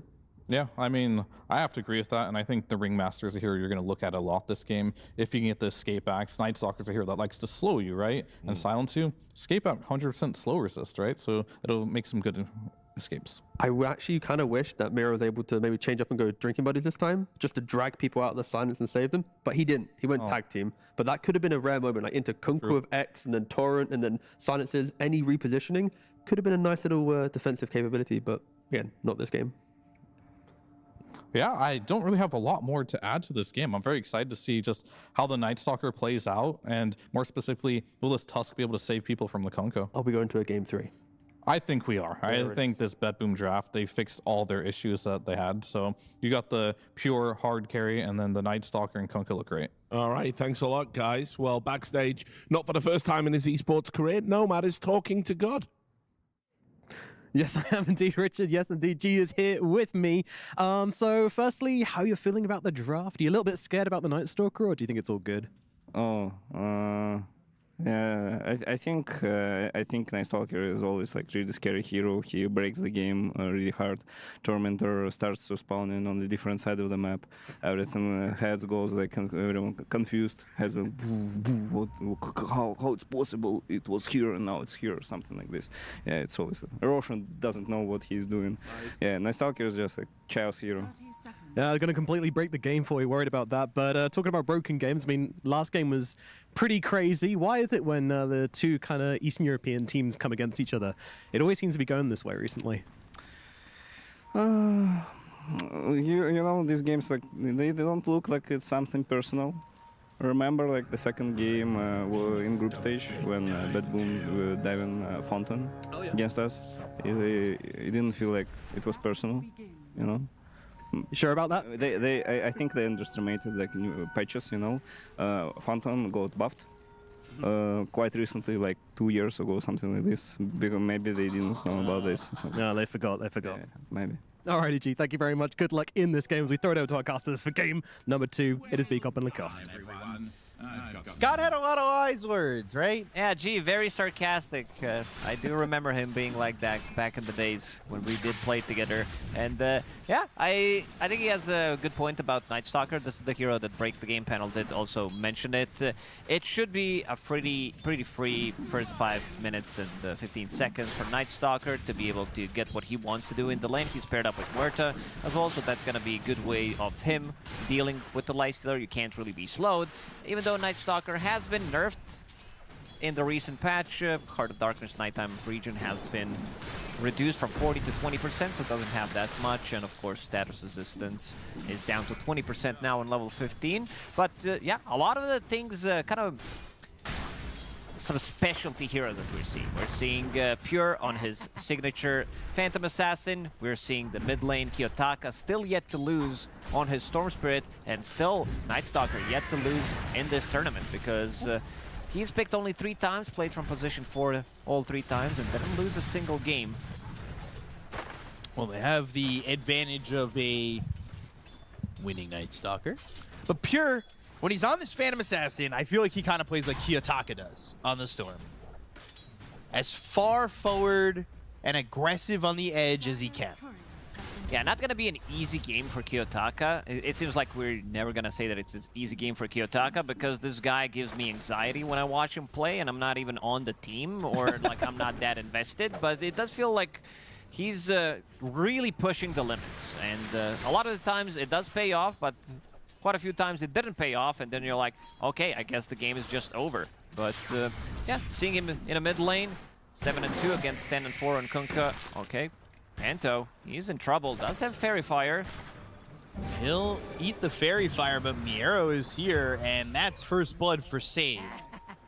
I will say one of the things that worries me about Kiyotaka is the fact that he's got a lifestealer on his team. Because this time, you're not just in alone. You're in with a buddy, which might be a good thing. But, I mean, there have been times you just watch the cam, he doesn't say anything, he jumps in. There needs to be some communication. Some kind of communication, they have to do it. Ping out the abilities if they're not talking, but overall, yeah, I think you have a good point.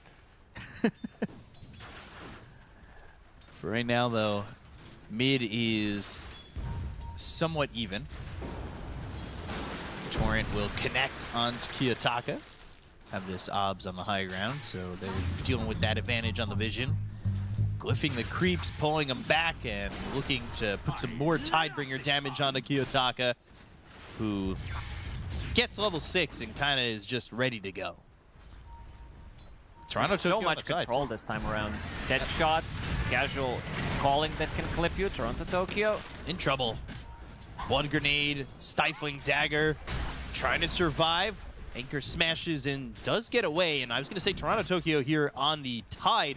We've been seeing him on Centaur, Darkseer. We've seen him a couple times on Sand King. That feels like it hasn't worked out. Tide isn't what we've been seeing the most of when it comes to these offlaners. I played it only one time. Offers a lot. Kiyotaka needs to be careful. Would definitely love somebody to refill his bottle if that was still a thing. Unfortunately, not really a thing anymore. And unless somebody comes over and helps him protect this water rune, which he can't. So he's already made the decision to go home. Wise decision. Didn't want to risk anything. He gets caught by X-Mark. Would definitely die into Torrent combo. There's so many silences in this game. I think Night Stalker, this is pretty much the perfect game in terms of itemization, what he wants to do, because you're playing against Lifestealer, Storm Spirit, both supports. Like, you can't blink in, save people with Snowball. He's also a hero that builds into Nullifier, which is the best item when you're playing against Ringmaster. GPK. Toronto Tokyo taking some damage again, but level 2 on that Kraken Shell. Has that Anchor Smash. Oof. Why is my bracer not working? Tidehunter has Recipe. It does happen in Herald bracket, where you buy Recipe and wondering what's going on with it. Why it doesn't work. Not sure where his circlet is. I thought it might be on Mira, but he's not the one who has it. Already a 1,000 net worth lead for BetBoom Team. I'm looking for the circlet. All of a sudden, Nightfall kind of in on this, has some help, has Panto and Mira here.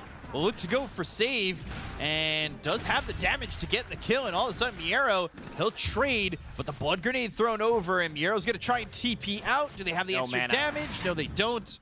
And he'll get back to base, but Toronto Tokyo under the tower, jumped up by Pure, has that extra shield, but eventually falls to Kathom. Very nice timing from Aurora. They immediately went onto Night Stalker, try to go aggressive in his lane, knowing that this night duration doesn't end on 5 exactly, it ends on 5:15. Still getting a kill, which also leaves Tidehunter alone in the top lane, and they do have a good amount of damage between themselves. Even with 2 points in Kraken Shell, it's still enough to be able to get the kill. Toronto Tokyo placing a sentry should get a D-ward in the top lane. We have seen Toronto Tokyo kind of have some similar games to this. He only has 11 last hits. His net worth is pretty non-existent at the moment. He's going to be left here alone, and I was going to say maybe left here on a 1v1, which would really benefit him, but Kathomi's coming back over, and they might want to jump again onto Toronto Tokyo. It's going to be impossible to kill him. His bracer is flying on the courier. Finally, getting that circlet out. But GPK, he'll be here too. He's got this level 6 available, the ghost ship ready to go, as well as the back end of an arcane rune if he uses something in the next 2 seconds or so. But he crosses over the lane. They know it's 7 minutes. They're going to need some help here. They got to bring some heroes over. Otherwise, GPK is going to have free access over to the shrine. And there's the torrent, so they got to step into the shrine, and they will, and they actually leave it alone pretty quickly. Kathomi in some trouble as he's blocked out with the shards and body blocked by Mira. Ice Path Ball Lightning, though, from Kiyotaka. They will get this kill. They do collect their shrine, and it works out well for Aurora on what looked to be potentially a big play from BetBoom Team. I just wanted to see Kunkka kill Tidehunter there for the memes. This is one of the best rivalries in Dota when it comes down to voice lines that they are using. EA having a complete free farm, completely uncontested.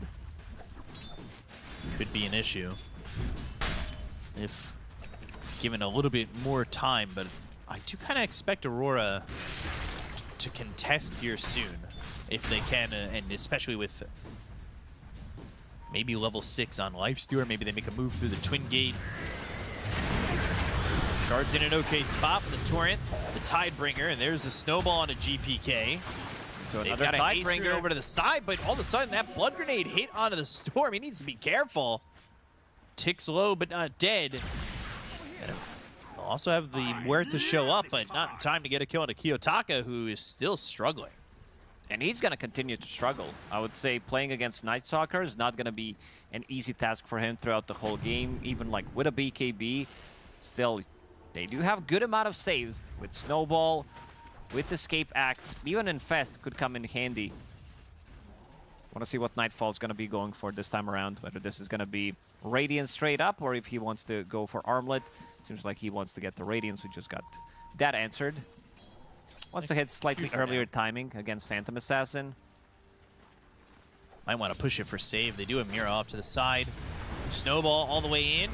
And the calling is down, but the damage from the Lifestealer definitely very hefty.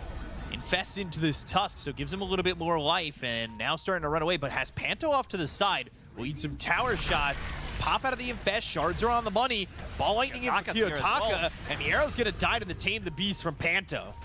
Good moves here from Aurora early on to at least alleviate some of the pressure that has come from mid and off and in their off lane. Every move they make, some of these early things, getting galvanized charges. Nightfall, he does have 2 last hits on the heroes, so his Feast is going to be getting extra bit of tankiness as well. Second time, GPK trying to make a move on Kunkka. Toronto Tokyo is level 6, relatively tanky. Relatively, but there's the Ghost Ship. Ice Path calling down. Ravage used. And the Wheel of Wonder is here. Tame the Beast. Can they jump over to Toronto Tokyo? Yes, they can. Pure will get the kill. Didn't have enough. Good Ravage. Very close to running away, but the rest of the team, since they were making all of these moves, they were unable to get stuff done. He could have also maybe used the Kraken Shell there to get the extra bit of damage reduction, especially when he saw Maybe he got silenced, so the both combination did hit him. This is where you want to use it because you know you're getting stunned anyway. Kiyotaka struggles early. I mean, he has evened up with GPK, was ahead for a little bit as well. They're going to TP in Miero. They've got 4 heroes here, and all of a sudden, this is a problem here for the Storm, as well as this Tusk. I mean, Mira's in too far. Kataomi gets a kill on a Kiyotaka, GPK on a Mira, and Panto again can only just watch, as that's the 3rd time in a row he's watching an ally fall. Silences are causing the issue. Yep. You get close, you're trying to get the snowball save. It doesn't work, you get clipped by the calling, and then escape back does come through, but it's only on your position for Tusk, and it doesn't really do much. Still, once you get out of it, you're gonna die. 2K gold lead for BetBoom Team. They're coming bottom now. They want to go for the Lifestealer. So BetBoom Team have realized and recognized they need to be moving around the map, using this night to their advantage. When the night falls, BetBoom, they're the ones who are playing aggressive. Yeah, they have double Nightfall with Nightstalker ulti. Dire's middle tower is under Mira's going to step up to GPK. The calling. Puts him back in it with the X. But can't really help him out all too much with these heroes coming over. Kiyotaka's in, though. They want the silence onto the Storm, but Nightfall, he won't get the kill on Kataomi, who denies himself to the neutrals. They can't pull a Miero, who pops his ult. They'll chase over for Kiyotaka. They've got the X, the Infest there for a little bit of help. And he'll ball lightning away, but Miero's still chasing.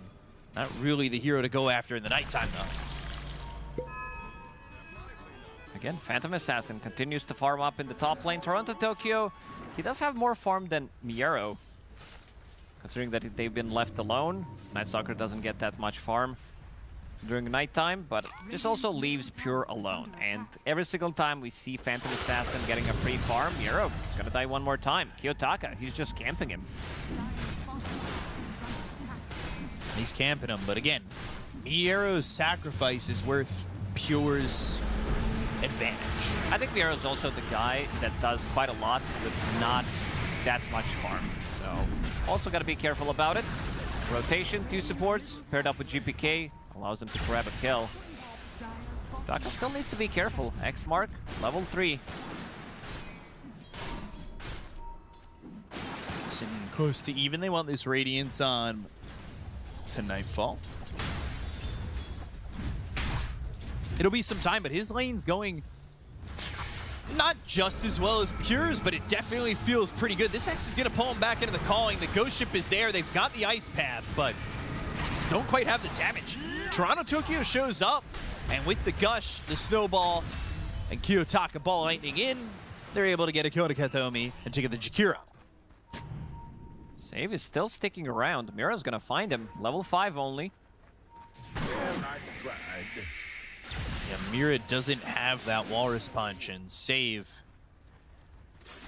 Snowball coming in, drops that calling. Eventually, though, will die. These are all galvanized charges or Storm Spirit. Only dying one time, not too bad considering the amount of pressure that they try to put on him. Every single time he shows up in a fight, there's going to be a spell thrown on top of him. Toronto Tokyo going for a very defensive item, straight into pipe. So Battle Fury 30 seconds faster than the average. Yeah, Kiyotaka here with a decent game considering the fact that he was sitting low quite often. And now both shrines taken for Aurora. This is pretty big considering that they didn't have 6 initially on Mira. He's now level 7. You've also got Ringmaster at level 7, and with Nightfall taking his, he's up at level 10 and pretty close to this Radiance. Miero looking at his skill build. Multiple points into Hunter in the Night. I would love if this is like 2 points in Crippling Fear, maybe even 3. But seems like he wants to come back into the game, get some extra bit of a farm. GPK. This hero doesn't die. With Shield Rune, Admiral's Rum, and Blade Mail, you literally cannot die. There's not enough damage. They're playing really aggressive. They've got this Obs that's not on that cliff, but down by those trees that really sees a lot here. But Kiyotaka, he goes over to the bottom. Tag team. Torm. 4 points in it. More than enough damage. Take it down. I love this. Those 2 supports, they have relatively good shards. Panto needs to be careful in Fest. Oof. And Mira is going to be the one getting it. So now it's time to max out your ice shards, which will allow you to get more farm. It's also bigger shards, so you can stuck them for longer and also slow them down, deal extra bit of damage. Nightfall about to finish off his big item. Radiance, as you said, getting very close to it. Not keeping up fully with Phantom Assassin, especially because she did finish off that Battle Fury faster. Already has Mithril Hammer coming onto the Courier on top of the Battle Fury, but there it is. Radiance is online. Radiance online and queuing up the Manta style next. BKB being built here. Mithril Hammer already picked up for Pure. He is really going to be dangerous if he gets this Battle Fury BKB at a pretty significant timing. Kiyotaka playing with fire and Croakers. Always the same story with Kiyotaka. Jesus. Oh my gosh. On to Tokyo. Very close to pipe, his big item. It seems like he wants to farm up as well. Wants to go for Aghanim Scepter. Thinks that this might be a slightly longer game. Pure He's in trouble. Panto getting that kill, and Pure, we just said they need to slow down this Phantom Assassin. And just like that, they get the kill. But Pure is someone who plays on the edge. Unfortunately, the edge is close to falling off with just a slight push. Save is down here looking for a Rod of Atos, and we'll see if he goes into the Ags for this Muerta. I feel like it's just such a good upgrade to Deadshot. It's hard to ignore. It is massive. It is like Atos is your. We even saw position 4s going straight for it. I think it was Crit who did go for Aghanim Scepter straight away without finishing Road of Atos. Falcons try to theory craft some Aghanim Scepter rushes on Jakiro, position 4, position 5. Nightfall, he needs to be careful. There's a full team right there. He goes south. He's got a Ringmaster nearby, but I don't know if that's going to be enough if everybody shows up. Panto might be the one who ends up dead here. He'll try to take in Hobbs for his troubles, and he will. Not the worst thing in the world, but he's not going to escape from 3 heroes here, and eventually Miero in the nighttime gets that kill on a Panto. All the while, you've got Mira farming top, and he wants this Blink Dagger, something that allowed him to make a lot of big saves in game number 1. Because he got that shard. It actually does allow you to get that Blink Dagger almost immediately after. Yotaka. Ravage out. Can he survive through the calling? Still silenced. And now it's time for him to move forward onto this BetBoom Team lineup. Ball lightning in between all 4, but the ice path is there. Not sure whether or not he wants to fully commit, but Mira's here with some great shards, locking up Kataomi, and they should be able to get the kill to the Jakiro. They'll look over at Pure. He's in. Snowball, the silence from Miero. They invest into this Kiyotaka storm. The ghost ship lands, the dead shot's there, and they'll still go for more. Ball lightning a little bit far past this team, but more so looking for Pure. He wasn't with the team, he jumps away, but he's still dead to the Radiance burn of Nightfall. Kiyotaka really pushing the limits. That's what we said. There's gonna need to be communication between him and the Lifestealer, but there's seems like everybody on the team understands the way he plays, that he's gonna go for something really crazy. Tidehunter ready to back him up, gets the Ravage, gets the pipe, even though he doesn't pick up the regeneration rune, still goes in, and as you said, great shards, and this is gonna allow them to get the tower. Kiyotaka, 3-1 and 4. Playing like he's on the edge of a fishing line as he goes out, reels himself back in. Drum is a cooldown. He has no help. Kataomi tries to TP out in front of Nightfall and is successful, but GPK. A good Panto kill. Even though it was Mira. Tier 2 mid. And some damage. trouble. Might even be able to kill the tower. Yeah, nobody's defending. 20 minutes into the game, usually you don't see this. Kiyotaka, he doesn't know what's on the high ground. Nightstalker has ulti available, and it's also going to turn nighttime in a few seconds. He needs to be careful here. Immediately zips out. Zips out to farm, though. Panto is nearby. Amplify damage is ready. Obs spots these heroes. Miro's coming over from the side. Miro is actually getting aggressive with this. That might be an issue. The calling is down, but the ball lightning is there. They're going to go for Miro in the nighttime. Night Stalker thinks he's the one who has the advantage, but they stalk him and kill him. Miro gone. Panta with another. Save has to TP out, and Aurora have just counterplayed BetBoom Team so well. Yeah, so many times, like 3 times in a row. And something to point out, Ringmaster, he can use his carnivals, or what do we call that? The thingies, yeah, he can use that while he's silenced for some reason. So if Night Stalker jumps you, you can still use Strongman Tonic, yeah, you can use the illusion, and also use that whoopee cushion. So you can propel yourself out of the silence and then get the spell off. I mean, what do you call a silent clown? A mime. They were able to, this wasn't like a joke or anything, they're just a mime, and they still get to be funny, they still get to do their gags while they're silent. Jump in for the Lifestealer, but the escape act is there. That'll hold him at least over for a moment. Outside of the silence, he should be able to infest with the BKB pop on Kiyotaka, though. They'll go after GPK. The Wheel of Wonder is down. They've got the Gush for the extra minus armor, and they'll get the kill on a GPK and look for another one to Kataomi. Jakiro is dead, a second one gone. Ball lightning in, no mana left here though on a Kiyotaka. He's in too far, but the snowball saved for a second. The Ravage is out, but Pure pops the BKB. Miera falls forward, dead on the side of BetBoom Team. They'll look after Miera, but save. Even though he's pierced the veil, he looks like he's dead to rights anyway. They'll focus their attention on a Pure instead. They've got themselves a fourth. Lifestealer burning save down. One more click needed, but the burn will be too much, and it's a full team wipe for Aurora. And a lot of kills here for Nightfall. They sacrifice Kiyotaka. Not much he can do. Okay. All right. Hey. The other one? He's got a new one. Probably misclick there. Accident. Yeah, but Kiyotaka, again, he looks so upset. He used that voice line. He made this face like, I can't believe it. And there it is. Smile. Or was that a regret because he misclicked? Yeah, missed the right voice line. Let's take another look at this.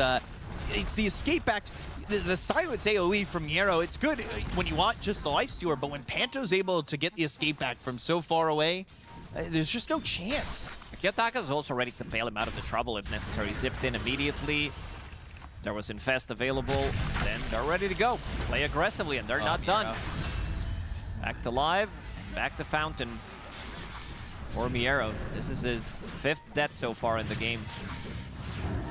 Him and the Tidehunter struggled in lane, but you can see the differences here.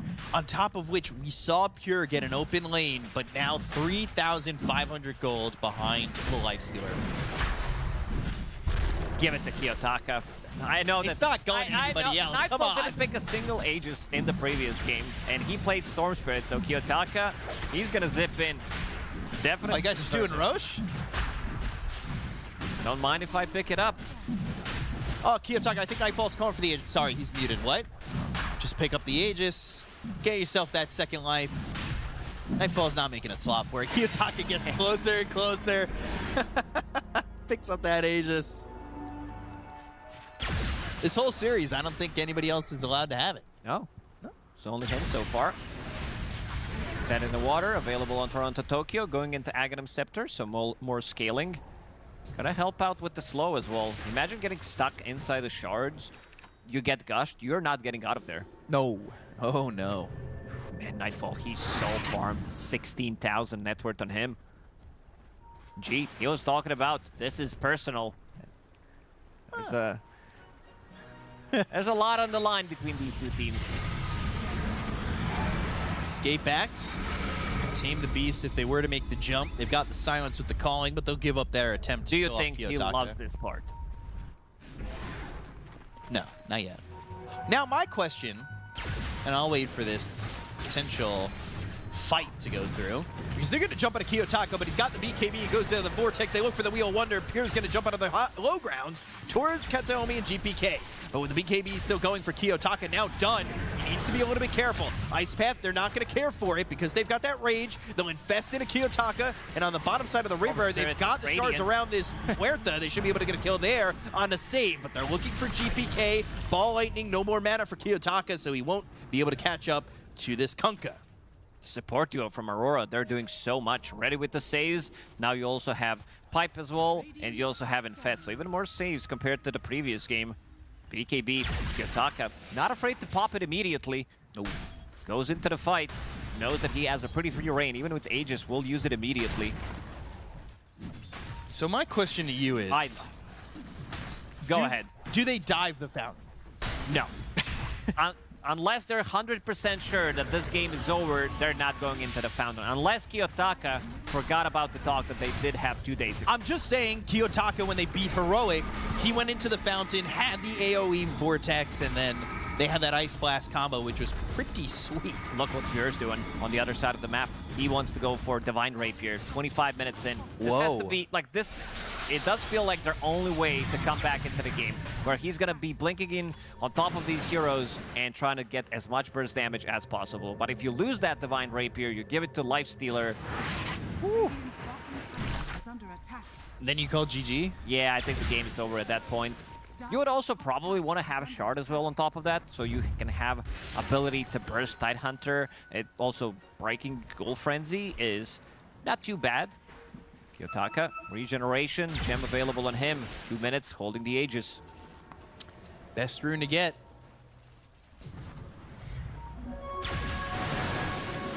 Lightning looking for Pure. They found him.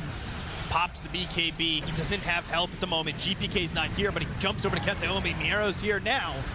But Pure's BKB is going to be over with, so I don't know if he's going to be able to go back in. He'll choose to go the other way.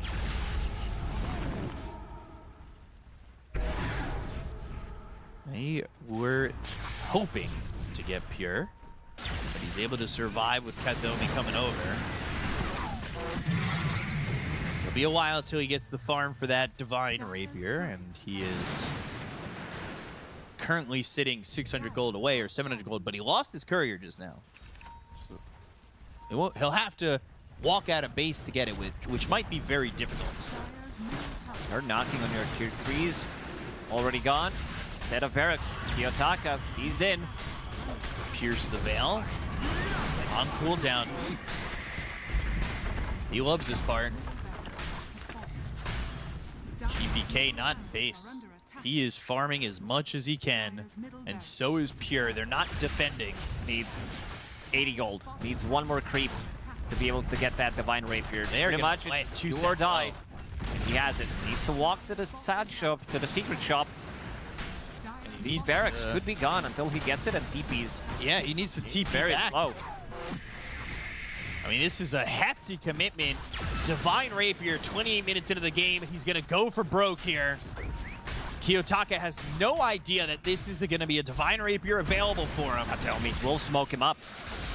They're going to go for Pure, and he will step onto the side. He needs to be careful. There is a Ravage. He does have BKB ready, but the shards are around GPK, and they start to back away on Aurora.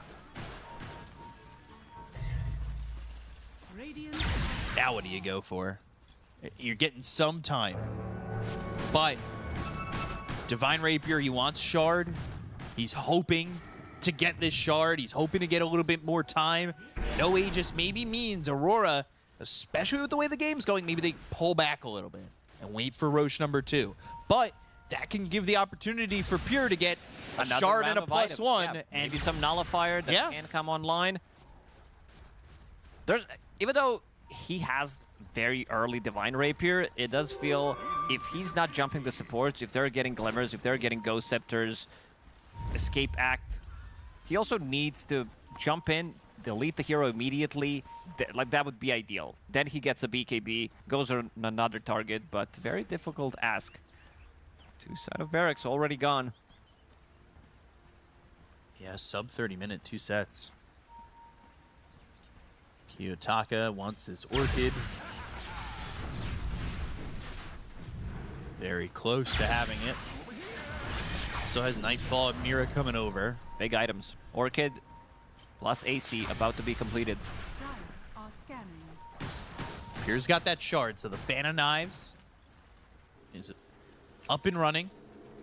Nothing queued up now. They are going to jump over and go for this next Tormentor. Continuing to wait out potentially this next Roche. That shard goes over to Panto. It's that spotlight. A lot of Lotuses available here to be picked up. No, infested Amira. Amira, who's got this early blink dagger that he got thanks to they the want to shard kill that he got PA. early. That's why he's infesting him. Because he has MKB, and he also wants to punch during BKB on PA. Backstab completely from BetBoom. Do or die. That 7 seconds with the punch turns into 5. They saw the courier, so you feel they bad. know that courier is coming back from the direction. And they're reading the situation well. Kiyotaka in a really good spot. Up on these steps, see and the arrow. Spotted for the moment. They've got this long-range gush. They don't have blink, though, on the Tide. He's going to have the gold for a blink dagger soon, so they don't have that blink ravage initiation just yet. But it's not something they're totally reliant on. Ball lightning with an infest inside is good enough, or a blink from this tusk with an infest inside is also going to be enough there, too, to initiate with. Instead, they'll bail on the infest. Looking for me? And continue to wait as Kiyotaka has found a new voice line to spam. Thinks they're all looking for him. First big item on Night Stalker after finishing off Blink Dagger. Let's see. That's pure looking damage from frags. Divine Rapier. And he'll get this kill. Oof. And maybe a +1 Panto there. But Nightfall, he comes in. Nero forced to pop that ult. Haste. Toronto Tokyo's nearby. Haste on Nightfall. Will start to retreat, but the ball lightning in with the spotlight. They're going to go for this Muerta. Ice Path is down, but it doesn't matter. Nightfall's on a godlike spree. They go in, they find the Ravage. Pierre's going to be in trouble. He's dead. Divine Rapier on the deck. Picked up by Nightfall. GG is called. Aurora take the 2-0 over BetBoom Team. Oh, Just man. like that. What a performance from the Nightfall. Like 2 of these games ending immediately as soon as Pierre loses Divine Rapier, the game is pretty much cooked. And Aurora, they get the revenge after what happened in round 5 off Swiss. Yeah, they do not forget about you diving their fountain, and it motivator enough to get through this series and look way better this time around. Aurora looking just pure dominance from them. And we'll hear what the panel has to say. Richard, take it away. Yes, revenge is obtained. You can see they've left Team BB in their chairs, despondent there. But actually, that might be the best Aurora performance I think I've seen at this season of Wallachia. It was really one-sided, up-tempo, seemed to be in total control throughout the series. Yeah, I mean, Kiyotaka on the Storm Spirit just popping off, and I'm just one of those days. Just one of those days. But also against BB, he's now had 3 games of Storm Spirit, 12-3-14. 13-2-18, 12-3-10. So it's like in the 3 wins that they've had against BB, 3 Storm Spirits on Kiyotaka, and 3 dominating displays. Just how did he not die here, by the way? Okay, watch replay and we'll find out. Yeah. I mean, okay. Okay, Ravage. I imagine he walked away, mate. That's it. That's it. Yeah, that's all you have to do damage was sometimes. underwhelming. Wow. Yeah, simply that. But no, I think in general for BB, it was just underwhelming in gameplay, right? Like the Night Stalker last pick, we thought, you know what, that it's got good moments. You're going to have to punish the Storm Spirit, the Lifestealer pre-rage. It really creates tempo. But when I'm looking at like 18-minute fights, 20-minute fights, it's like the Night Stalker's ulting to run away because he's getting jumped. Then they take the fight without his ultimate, and Lifestealer's not dying. It felt just very disconnected. It felt like they just hadn't got the confidence to bring the damage together in the early game.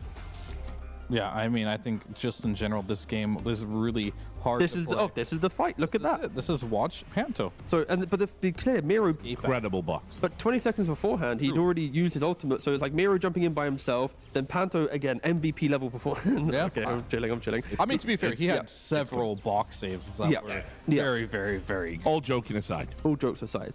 But as much as we maybe say Night Stalker had a difficult time, we are also saying it's a Night Stalker where his mid lane's a Kunkka that isn't that explosive in damage, and a PA who in the first 20 minutes is often farming her items to then do damage, right? So there is a bit of a disconnect between the Tricore to be able to fight into Aurora, and that's what they identified, right? Kiyotaka, he played this game like nothing could kill him. He just kept jumping in. Even if he does die in the early game, it doesn't matter. He's maybe trading his life to get other kills. So Nightfall as well in his life stealer.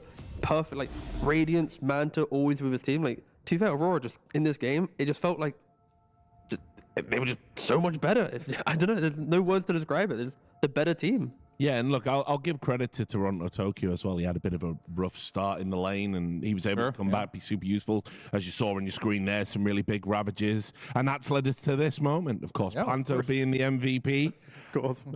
We are probably going to... Are we actually going to show that clip we highlighted where he whiffs all the spells? Are we going to show that? I mean, I feel like you were excited to ask for it, yeah. This, of course, is a joke across the series. We all know it was the Storm, absolutely whipping up a Storm in the game. But listen, I'm in the there we go. Kiyotaka rightly restored. But I mean, look, I'm in the support players union. I'll always look for good support plays because it supports that enable cause to win games. To be fair, it is often very rare where a support is like the driving factor of like why you win.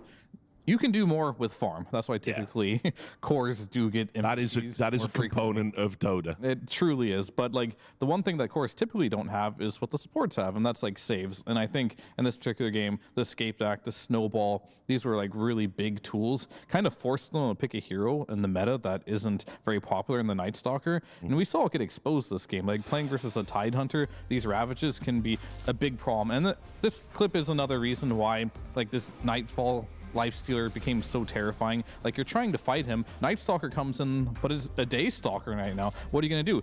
So he saves his Tusk, and then it's Kiyotaka, right? Kiyotaka is gonna come in with Panto here, and now you're dying. You have to cancel TPs on BetBoom, and this game gets very difficult very quickly because of the rotations that Kiyotaka is making on the map. And yeah, just to, again, re-emphasize the point about the Storm Spirit, I'm double-checking it here. He's had 5 games at Wallachia so far of Storm Spirit. The most deaths he's had in a single game was 3, and he's always had over 21, 22 kill participation. Like, double-digit kills, double-digit assists. Like, the fact that he's having that incredible performance on Storm against so many different teams, it's like, why aren't you playing this hero every game?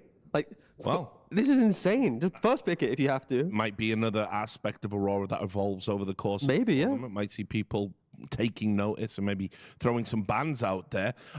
Clinton, as well, I understand you do have another clip for us to look at revolving around. Sure, I do. I put down a lot of them here. Yeah, all right, so this is another one where Panto, like, he just runs in with the Ringmaster. He has that Essence Ring available, and this is vision, very important vision for him to get into the fight, and then he tamed the beast at the end there. Beautiful. Perfect. You love to see it. Peak support gameplay. Anyway, we'll come back to us for closing out the show, but now we're going to go backstage with Nomad. Thank you very much, Richard. Yes, I'm here with Panto from Aurora. Firstly, congratulations. Nice job on the win. Continuing the upper bracket. How does that feel? It feels really great because we lost 2 series against the BB team on previous tournament, which was online, and now this LAN tournament. And the games were like, we had the feeling that we were playing better and they make more mistakes, but we lost in group stage, and we was like, okay, it's our practice. Practice with drafts, practice with our macro, and now we got our revenge, so it's really good. Good stuff, always good to get revenge. And did you do anything special to prepare for this series? Yes, I have for 1 week like a big mustache. But yesterday I was like, okay, I need to give offering for God of Dota, and I shave it on the camera. And now we win 2-0, and it's bad that I can't have same mustache tomorrow, and I can't do it twice, but I still believe that we're gonna be having good games, and hope we win. So. Yeah, hopefully we don't get rid of the eyebrows next or something as time goes on. That'd be a problem. So, I mean, talk to me a little bit about this game number 1, because that was crazy. I mean, multiple rapiers, long game, you know, like what was the communication like when it gets to the late game? Were you able to keep your calm? Yeah, these games against BB, they always like more nervous. Like I don't think that it's really personal, but anyway, they make more mistakes they do usually, and we also make more mistakes. And sometimes we have to say something like, "Chill, guys, chill. Just a game, chill, chill. We got this, we got this. All good. They use buybacks, all good. Go back and relax, you know." But I was really disappointed about the first game ending. Like, I just play Sword, and I was like, okay, guys, they can use smoke, they can run behind, they can do so many stuff, but they just run in and die.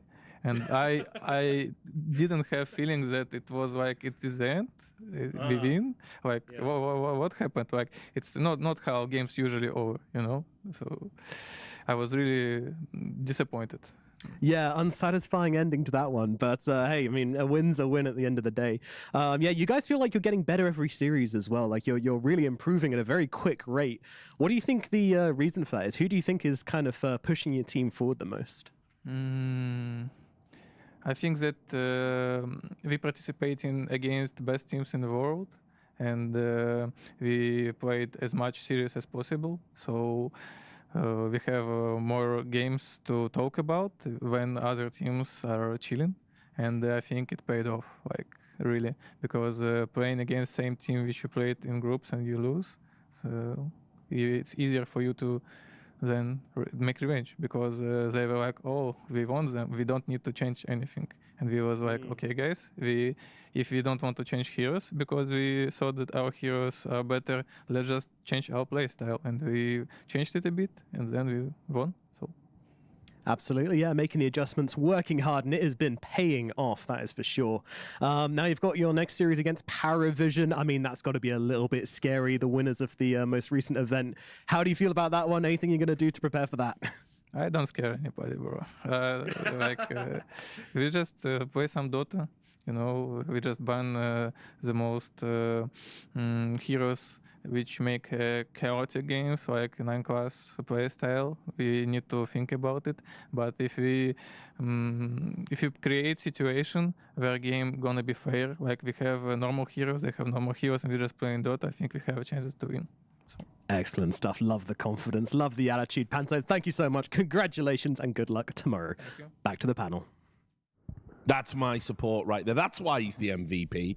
Not only did he talk about how he used some sort of Jedi mind trick on BetBoom, saying, you don't want to change because you beat us, that's fine. We're going to change our entire play style. He also sacrificed a mustache to the gods of Dota 2.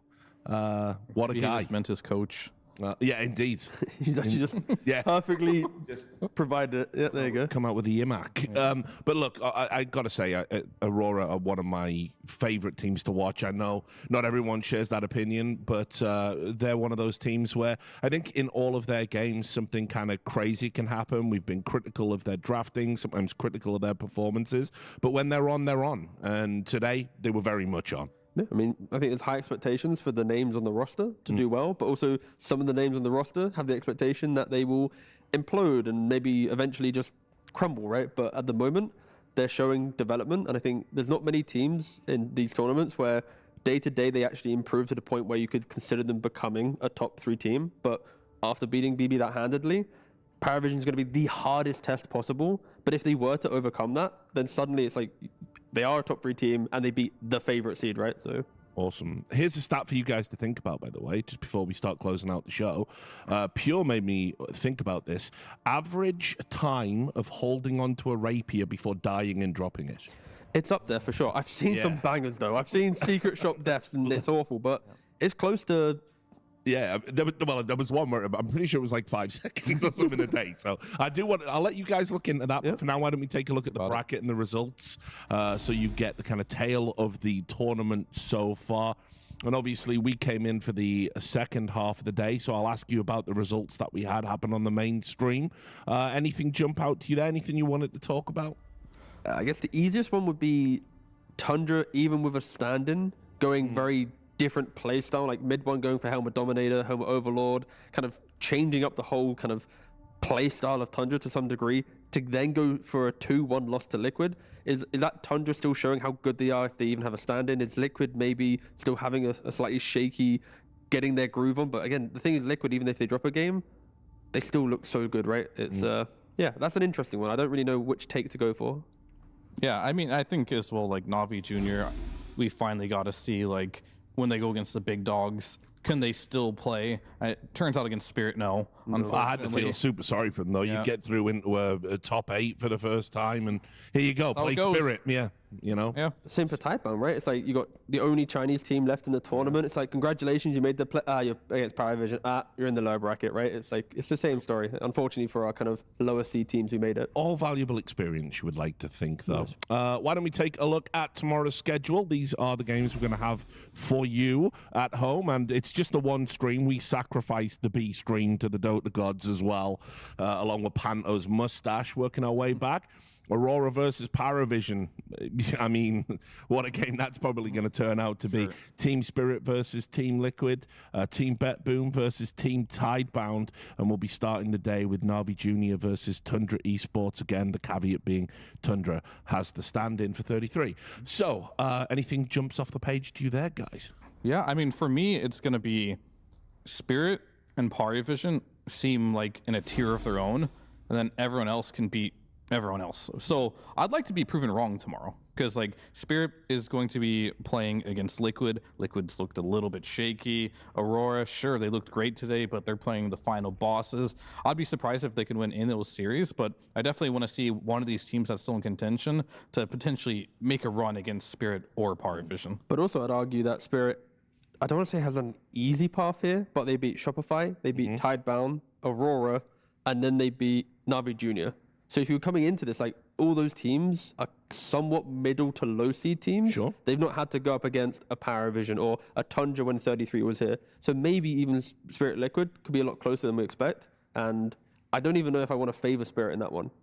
That is like the test. I'm excited. Mean, Spirit lost to PARIVISION in the last event in the grand finals. So For me, hoping course, NAVI Junior can reset mentally overnight and realize that with a stand-in, Tundra maybe aren't going to assess this tournament to the same level they would if they had their full team, and that's an eminently winnable game for you down there in the lower bracket. I just wanted the storyline of, Tundra with stand-in, they do really well, they beat Liquid, and 33 comes back, and Mid-One's like, no, I'm playing out the tournament, and then the 33 goes to the coach role temporarily to allow Mid-One, to show himself what he could do, but alas, didn't happen. You're a little devil, you are. Oh, I'm a good I mean, sport I for a definitely think change. those lower bracket games are insanely close, just based on how they are. So I'm more excited for those than the upper bracket ones, more unlikely. And Panto saying he's not afraid of anything tomorrow. We'll see if that applies to PARIVISION. Guys, it's been a pleasure. It's always a pleasure. That's it for us. Oh, yeah, bye. Hello. There they are. That's a pleasure with them. A pleasure for me, too. But that's it from us here in the studio. We'll be back tomorrow at the same time for more Dota 2 action. So make sure you join us. Bye.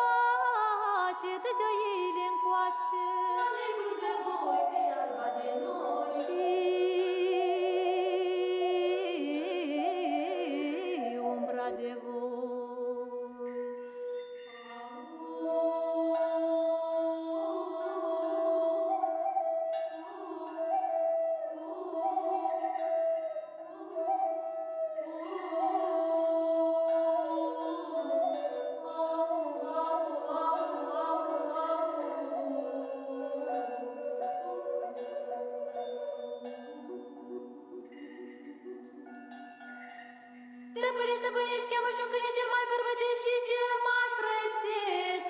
Că la pus de soare vreau să-mi o mare baciu.